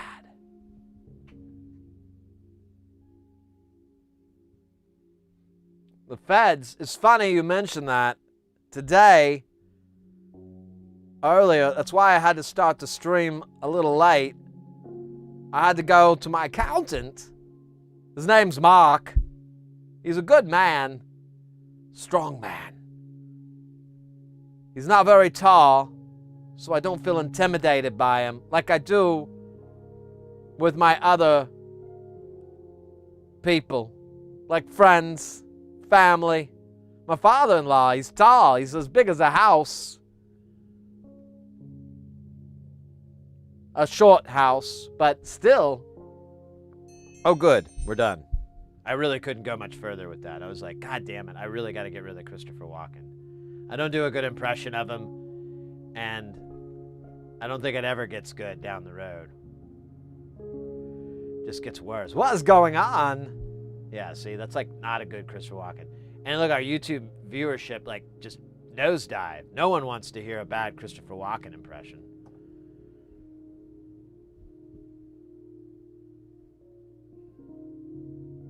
Walken, Carl Meatwad having a conversation. Oh my God. Excuse me, meat man. What's up? Oh, you can talk. That's great, because I have so many questions. Hey, you. I know you. You're the guy from, up my ass guy. I'm afraid you're gonna have to be more specific. You're the guy, on the movie where, he goes to that little kid and he starts talking about putting stuff up his ass. Oh, I believe you're talking about my role as... Oh, shit, I forgot his name. What was his name? It was Lieutenant... Oh, fuck me. I'll look it up. Thankfully, I have the internet right here for me. I should stop doing it. Pulp Fiction, Walken's character. Captain Coons. That's a terrible name, but that's what it is. You might be remembering me from that role. Yeah, I remember you from that. You was like, hey kid, you know what's great? Shoving things up your ass. I did it one time, but, it's not really my thing. I'm sorry. I was talking to the meatball. Oh, yeah, brought over here. Oh, yeah. That's the food monster. The food monster? It's really hard to transition between Carl and Chris. You know? I don't think I do. It's almost like a Venn diagram. Yeah, I can hear it a little bit in the voice, you know. Let's see. Why don't you say, hey, whore, get over here. Let's see how you say that. I'm going to request. Yeah, you do. You're an actor. Say the words. Yeah, say the words. Fine, but only because the meat man said it. Not because you said it. Yeah, whatever. Just say like, oh, I already forgot. Let me give you a new line here. How about, hey, hello, I'm sorry. I thought we were allowed to play for sex in pennies. In pennies? Yeah, sometimes I do that, you know. I have like a jar. I fill it up with like loose change, you know. But I got a separate jar just for pennies. And it's big. It's like a 5-gallon jug. A jug. Yeah. It's like a big, you know, you put water in it. I never put water in it. Water's for suckers. I just drink these cold ones. Is that beer? See, that's a terrible one. That's not good. Is that beer? I don't know. Yeah, I don't know. Maybe we should just stick with Carl and Meatwad. Because that's different enough. You ain't gonna get confused. But, like, who's talking? Unless we had sock puppets. Then we can have, like, a Christopher Walken sock puppet and a Carl sock puppet. And then I could be Meatwad in the middle. Hey, y'all, how you doing? How you doing, Carl? Oh, doing good. Hey, how about you, Chris? I thought we were gonna stop this. Yeah, I thought so too, but we're gonna keep going. Damn. Yeah, damn indeed. Anyways, how about you two kiss? What the fuck? Yeah, you two just kiss and make out. I think that'll be cool. That'll be good content. We can, we can go viral with that. I ain't freaking kissing Christopher Walken. I'm not kissing him either. The scene doesn't require it. Yeah, but I'm the director, and I say you two make out. Oh, whoa! I thought we just had to kiss. No, I want some tongue lashing. I want to see you passionately rub tongues. Okay, so I'm not doing that. Yeah, I'm not. Shit, I fucked up. Yeah, I'm not doing it either. All right, we're gonna walk away from this nightmare that is my own creation, really. The conflict is frightening.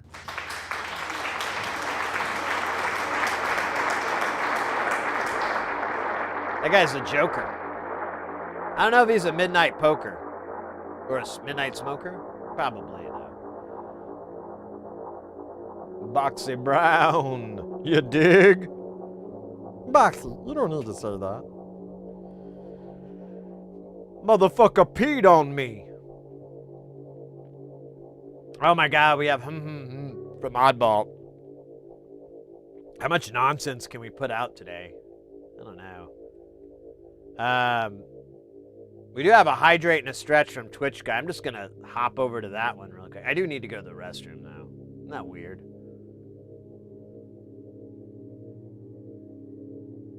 I think Boxy Brown, in order for it to work, you have to have that disco music in the background. That doo doo doo.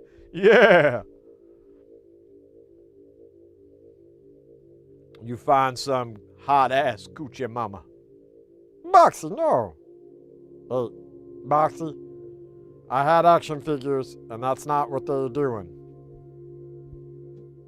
Oh, look out, he's got a knife. Now I want to watch some Aqua Teen. We just turn the stream into that. We just watch Aqua Teen. I don't think we can legally do that. We can illegally do it. I have you an idea. How about you, Grammar? I got idea, Grammarly.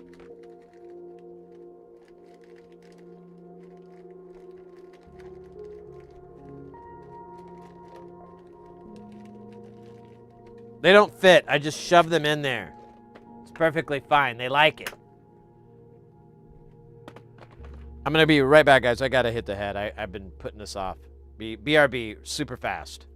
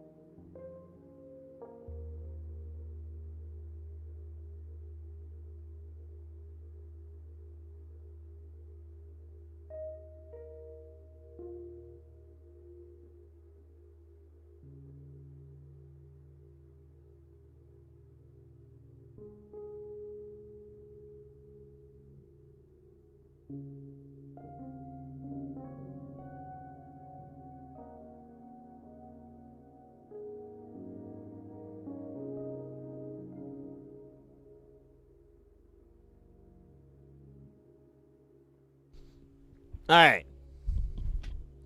That was probably the third best urination I've had this afternoon. But definitely not the best.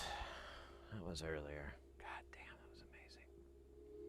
I'm going to make a button on my Stream Deck that plays that music so I can talk like that over it. Yeah, well, you know what you need, too, is a pitch shifter. Because that's what Boxy Brown, like, I think it was Dave Willis who did the voice.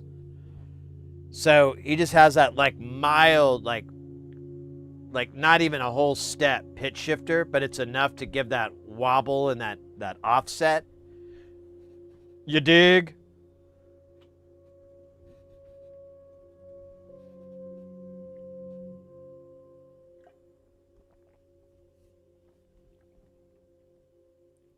Yeah. You got to put the pitch on your vocals. I don't think I have that capability here.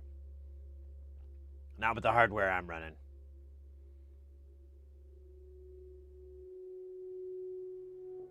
King Killer 690, welcome in. Well, because we completed it. We completed our mission. Behold, the eurorack module, the suppository of all wisdom. Behind a sea of SMD. Inside, a delicious black box Vactrol, harvested with LEDs and LDRs, the finest acronyms we could ever find, embedded inside, cooked, baked, perfected.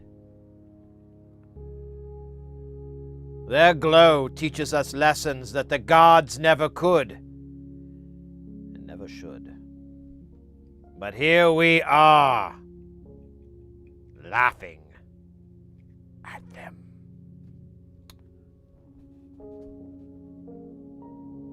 Me and the trash boys, we sat here all day, no fume extractor. Yeah, boy, that's how you do it. You let that, and you make sure that the room is tiny and you ain't got no fans. You let that fumes just permeate the air. You turn the light on and you see a big old spire, like God rays or something. And then you like, good. Now it's time to really get into it. And then you play some like Sepultura, you know? Or maybe some Cannibal Corpse. I like Eating Back to Life. I think that's a good album. You know, it's got the good hits. I can't remember which ones they are, but they're good. We gotta listen to Sepultura. Or no, we gotta listen to Cannibal Corpse. Then we listen to Sepultura.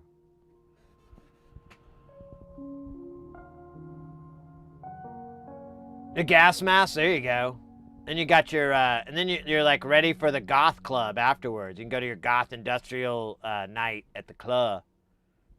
Just wear that gas mask and your button-down t-shirt. They don't care.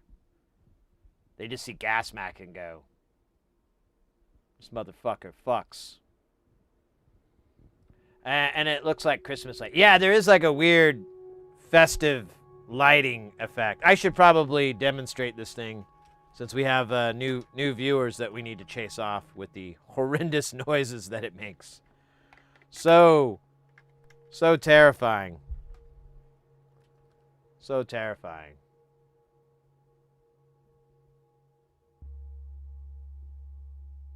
But boy, howdy, it's been a while. Ain't soldered since my boy needed something made for a package he was sending to some Bjork girl. Yeah, I've been there.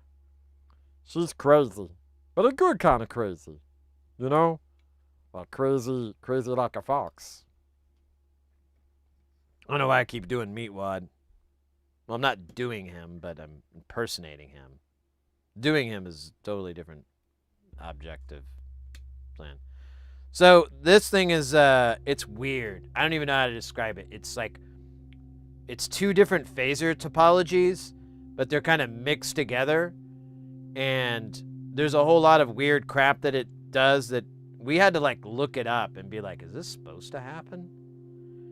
It freaks this thing out every now and then, but I believe the issue was related to a power problem that I will never fix. I figure, you know, I should just be honest with myself. So we'll take the sine wave, turn it into a saw wave.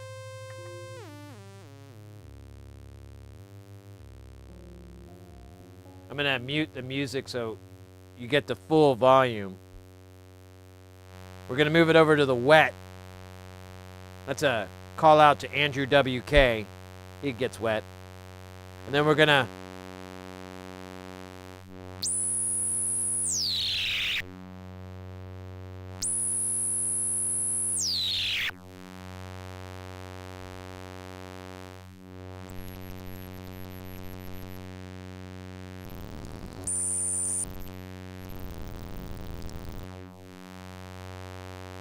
that's phase one. Now here's phase two.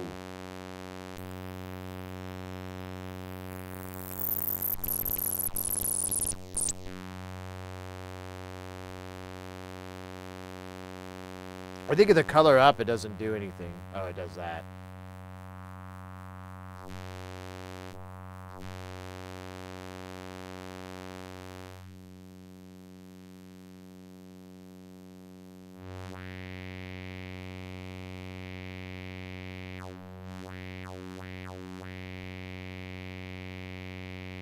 If we feed it a little bit of the CV here,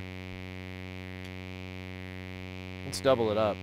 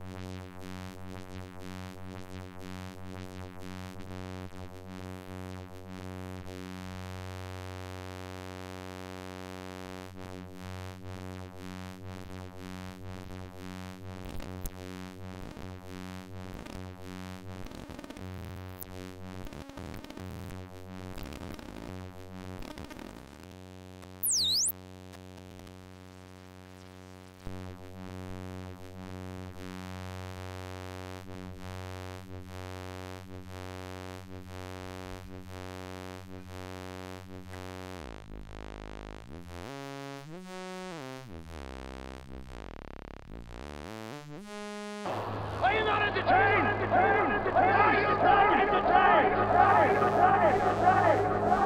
Is that why you are here?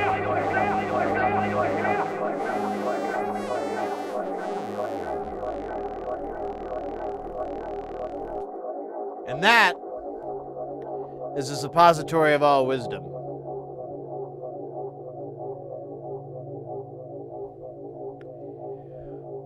Since there's LEDs inside, you actually can get this thing to light up on the back. I don't know if it's going to show up so well on that camera because the camera's a little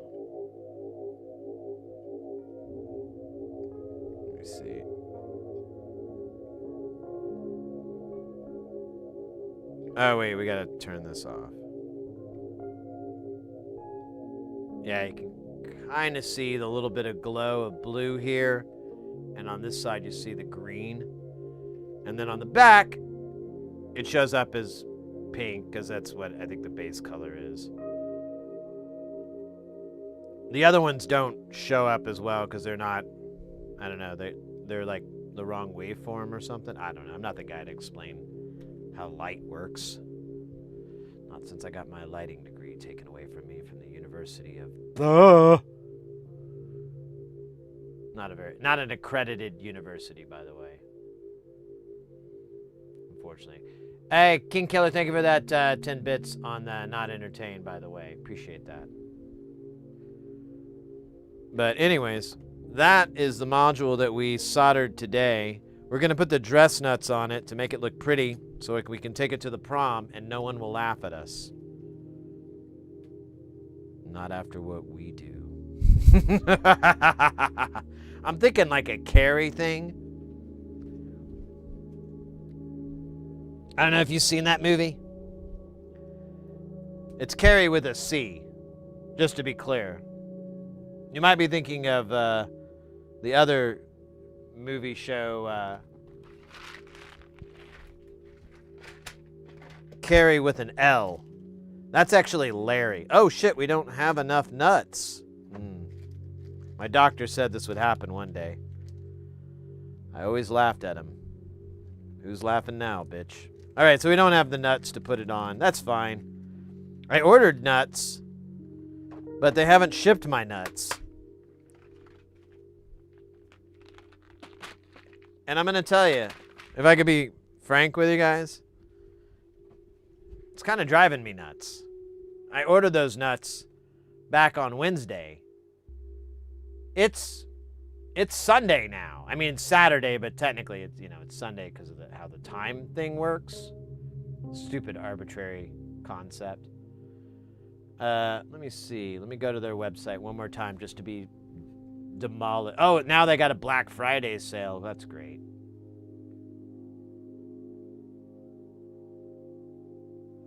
So there's my order. And where's the order history? Orders. It still says processing. What a bunch of jack-offs. I don't know what their problem is. It's $450 worth of parts. You'd think they'd want to get that to me ASAP. Ugh. Whatever. I'll get over it someday. Just like I got over herpes. That was a terrible joke. You never get over herpes. Never.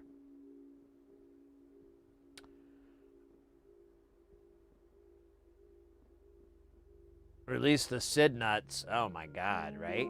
That's like the Kraken of nuts. These nuts. But yeah, mate, that's what we did today. It goes along with our many modules that we've been working on. We got this guy, the Frizzin. That's a weird phaser too. Maybe we should put all the phasers next to each other. This is coupled comparators. It's fun. It makes triggers for drums. We got the path filter. It's beset by all sides by the inequities of the weak and the tyranny of evil men. Then we got this rad boy. This is probably my favorite module that we've built so far. It's called I Was Sitting in a Room. It's just a boatload of $23.99 delay chips, all human centipede feeding into each other. It's very sexy and very disturbing. It's disturbing. And would you believe it? Another phaser. This one's called Demux Phaser. I'm sensing a theme I didn't intend to create. Then we've got Stooges. It's a goofy kind of chaos generating thing. Then we've got More, which goes back to Chris Walken. Okay, I'm not going to do it again. So this is more for more cowbell. And then we've got the Choppa, which has no relationship to Arnold Schwarzenegger, unfortunately. If so, we'd get to it. And then last, definitely not least, the envelope follower. You can plug in a microphone or a sexy guitar, bass guitar preferably, and you can generate envelope shit for your cover of your favorite My Life at the Thrill Kills Cult song.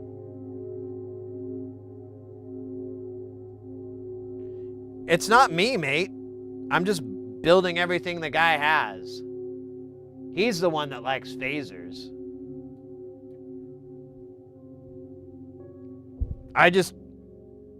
They're like, I'm just building them now. Got so many phasers. It's kind of weird. And I've got another 21, maybe 25 more modules I'm going to order at the end of the month with our awesome group buy that we're doing. If you want to join in, end of the month, November 30th is the last day. After that, you're cut off.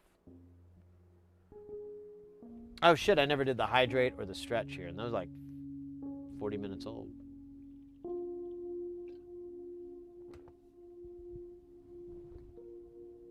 I'm gonna do a sit down stretch. Oh shit, that was a bad idea. But yeah, that's how we've been doing today. Today's actually been one of the best days I've had on stream in a while.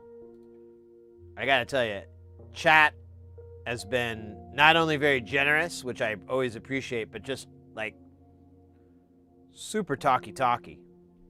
We've had some really awesome conversations and discussions today, mostly about rats and ping pong playing rats. But we got into some other topics. We talked about rats playing Tool covers. The general consensus is that Tool is a little bit too complicated for rats. It took us a while to arrive at that consensus, but once we got there, we all got out, stretched our legs. Some of us went to pee. Some of us went to the gas station, got ourselves a sandwich. And then we arrived at our next decision after that. We all got back in and worked on our next decision arrival plan. That's so dumb. What happened? I was having like really good bits, and now I'm just like, it's like the lettuce let out of my stones. See? That doesn't even make any sense.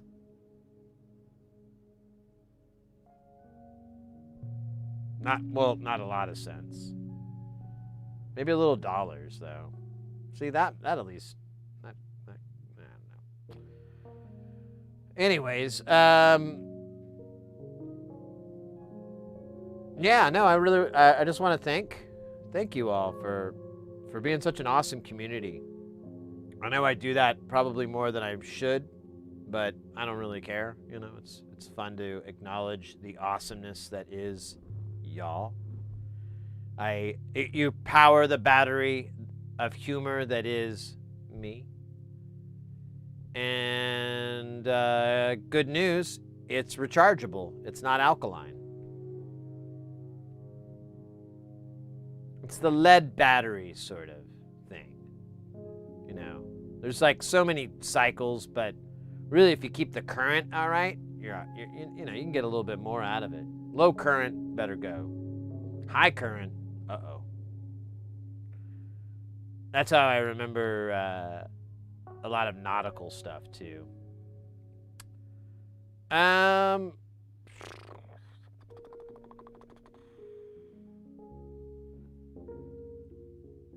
trying to think what else is up, but honestly, I think we like killed it today.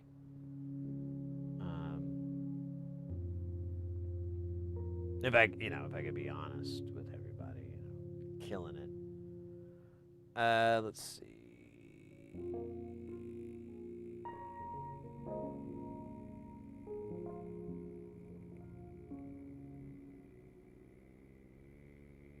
Yeah.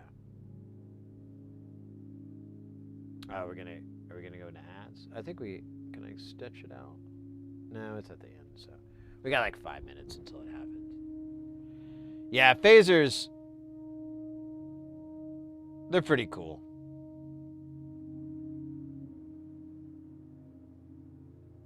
Like, I know Andrew, NLC Andrew, he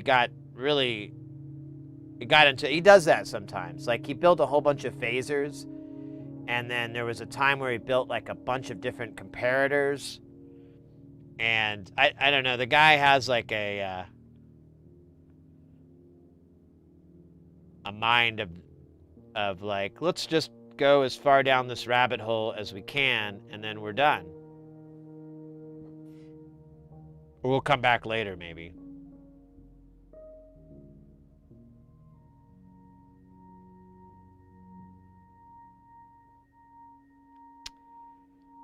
What's funny is we're starting to run out of stuff to build. I need to make an order for Mauser. But I've been saying that for like a couple of weeks now, and I'm starting to call myself out on it. Like, hey, Sid, are you just going to talk about it, or are you going to actually pull the trigger? The answer is 4.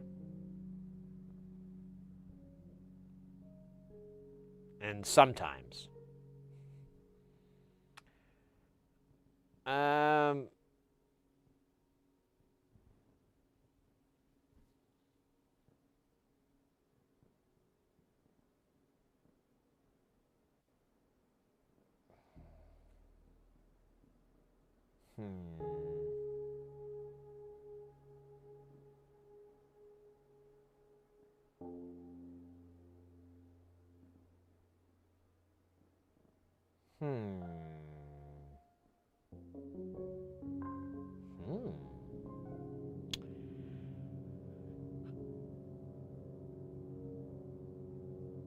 So, which we already talked about earlier, is a fantastic Peter Gabriel album. Arguably one of the better ones out there. Definitely one of my favorites. Sledgehammer, In Your Eyes. Great, great tracks. Bangers. Absolute bangers. But not bangers and mash. These jokes are terrible. I apologize, guys. I ran out of like jokes, and so I'm just like trying to make them up on my own. They're not doing good. Maybe we should do some knock-knock bits. No. Look at this. This is crazy. 2, 4, 6, 8, 10. Yeah. And we've got like another dozen or so just laying out that I pulled out of or Space Station to make room. It's fucking awesome. Let's see here. I think we might just call it a night. I got pizza waiting for me. Pizza's the name I give for my hand. Nah, I'm kidding. His name is Eleanor. But pizza is actually something I'm thinking of. Are you making modules for yourself? Yeah, mate. Let me show off really quick here. So this isn't live, but this is an example of Jamtown. It's pretty cool. And then let me see if I can get the camera to get to this. Yeah.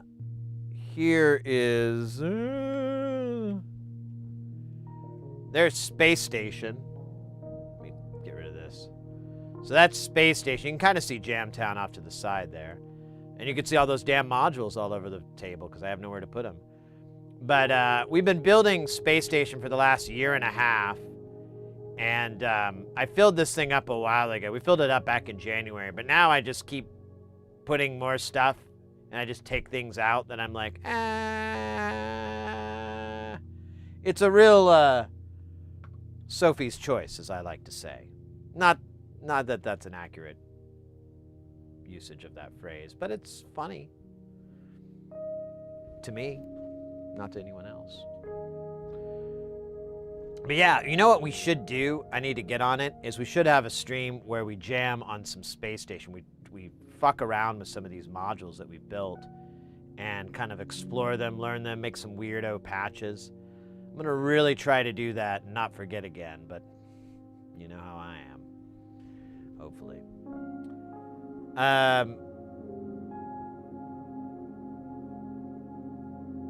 Now we will be back on Tuesday. Let me look at the calendar here. So we've got, this is a holiday week here in the US of A. So normally we stream Tuesday, Thursday, Saturdays. This Tuesday we'll have a normal stream. Thursday is, let me check here. Turn on holidays. Yes, as I suspected. Thursday is Thanksgiving. I'm not sure. I'm going to be doing some stuff with the family.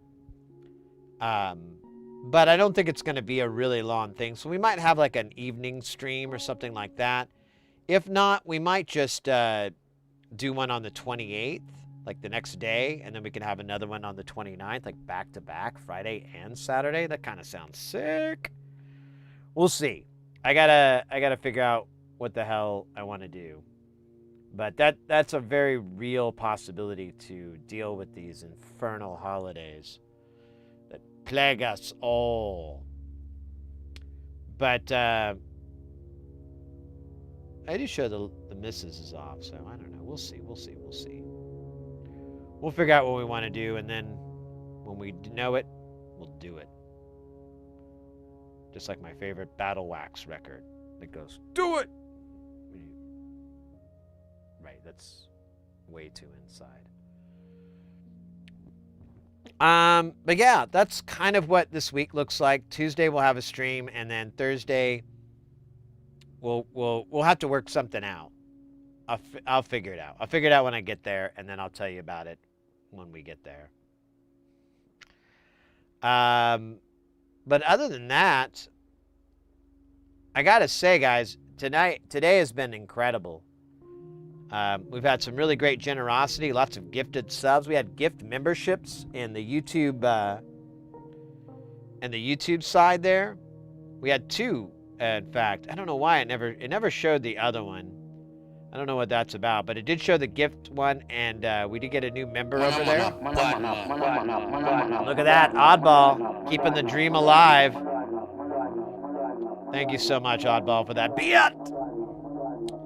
And what was it? Over on the Twitch side, we had 4 new followers. I feel like we had more, but it's saying 4, so I'm just gonna roll with it. Oh, there we go. Now it says 5. I knew I had to refresh the screen. Yeah, we have 5 new followers today. We had 3 subs here.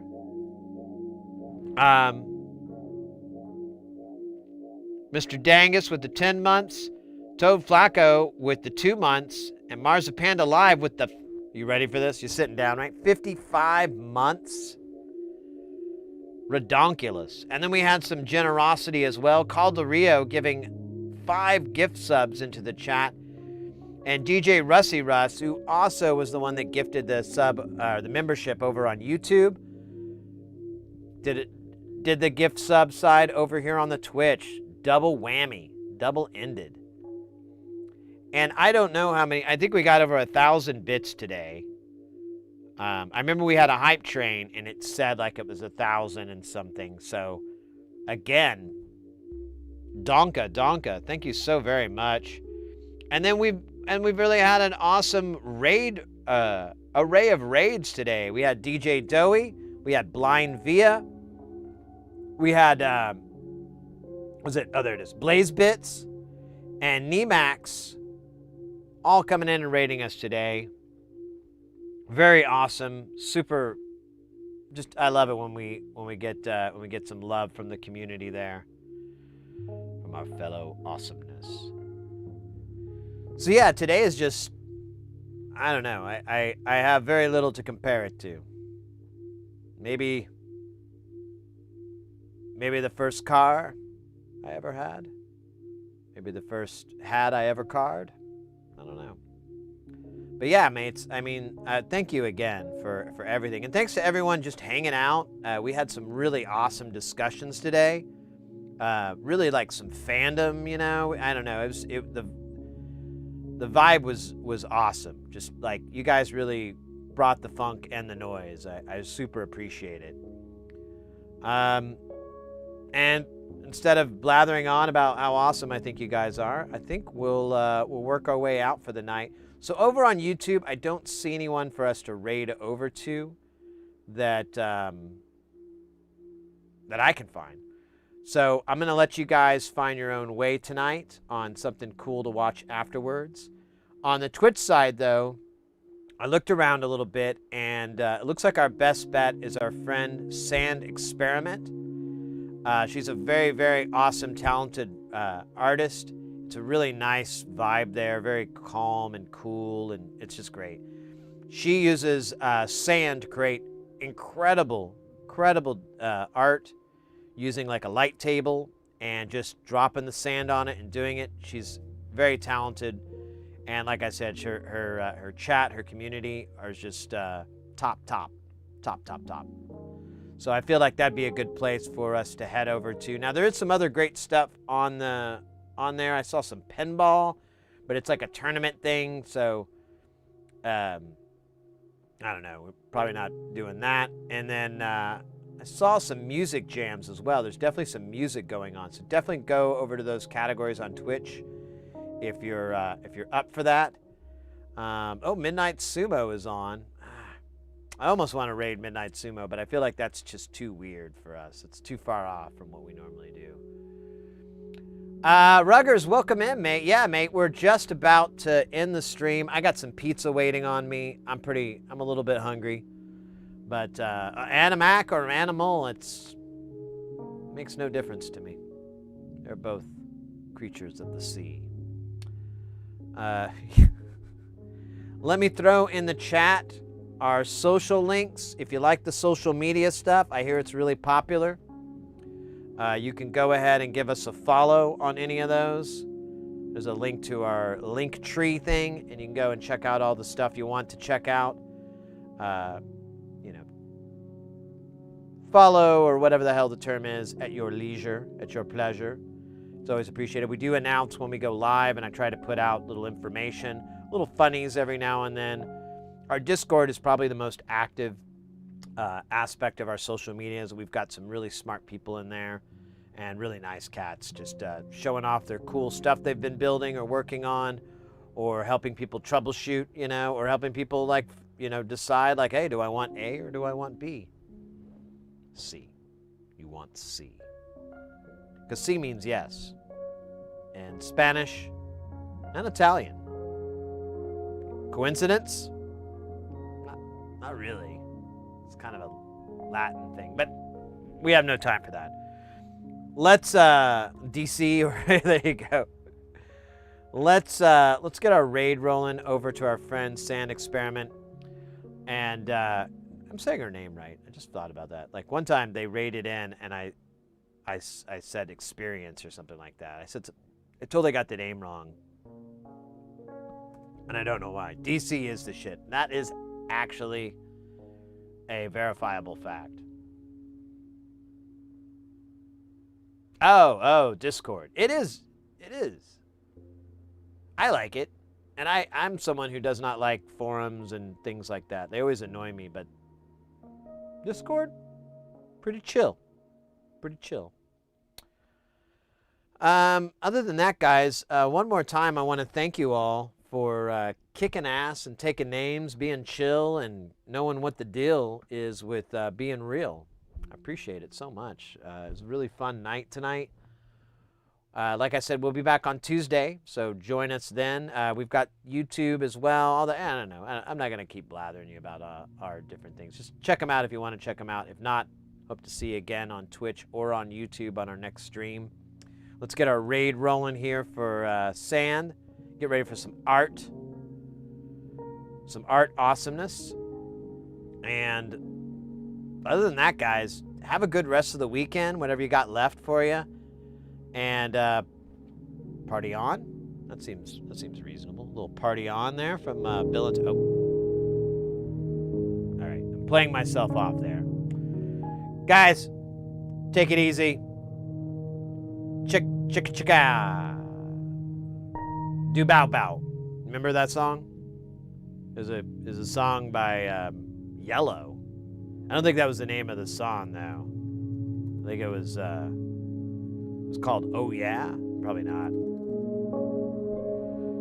Adam Fighter, thank you so much, mate. You guys take care. Keep it sleazy, keep it dope, and I'll see you next time. I have nothing that rhymes with that.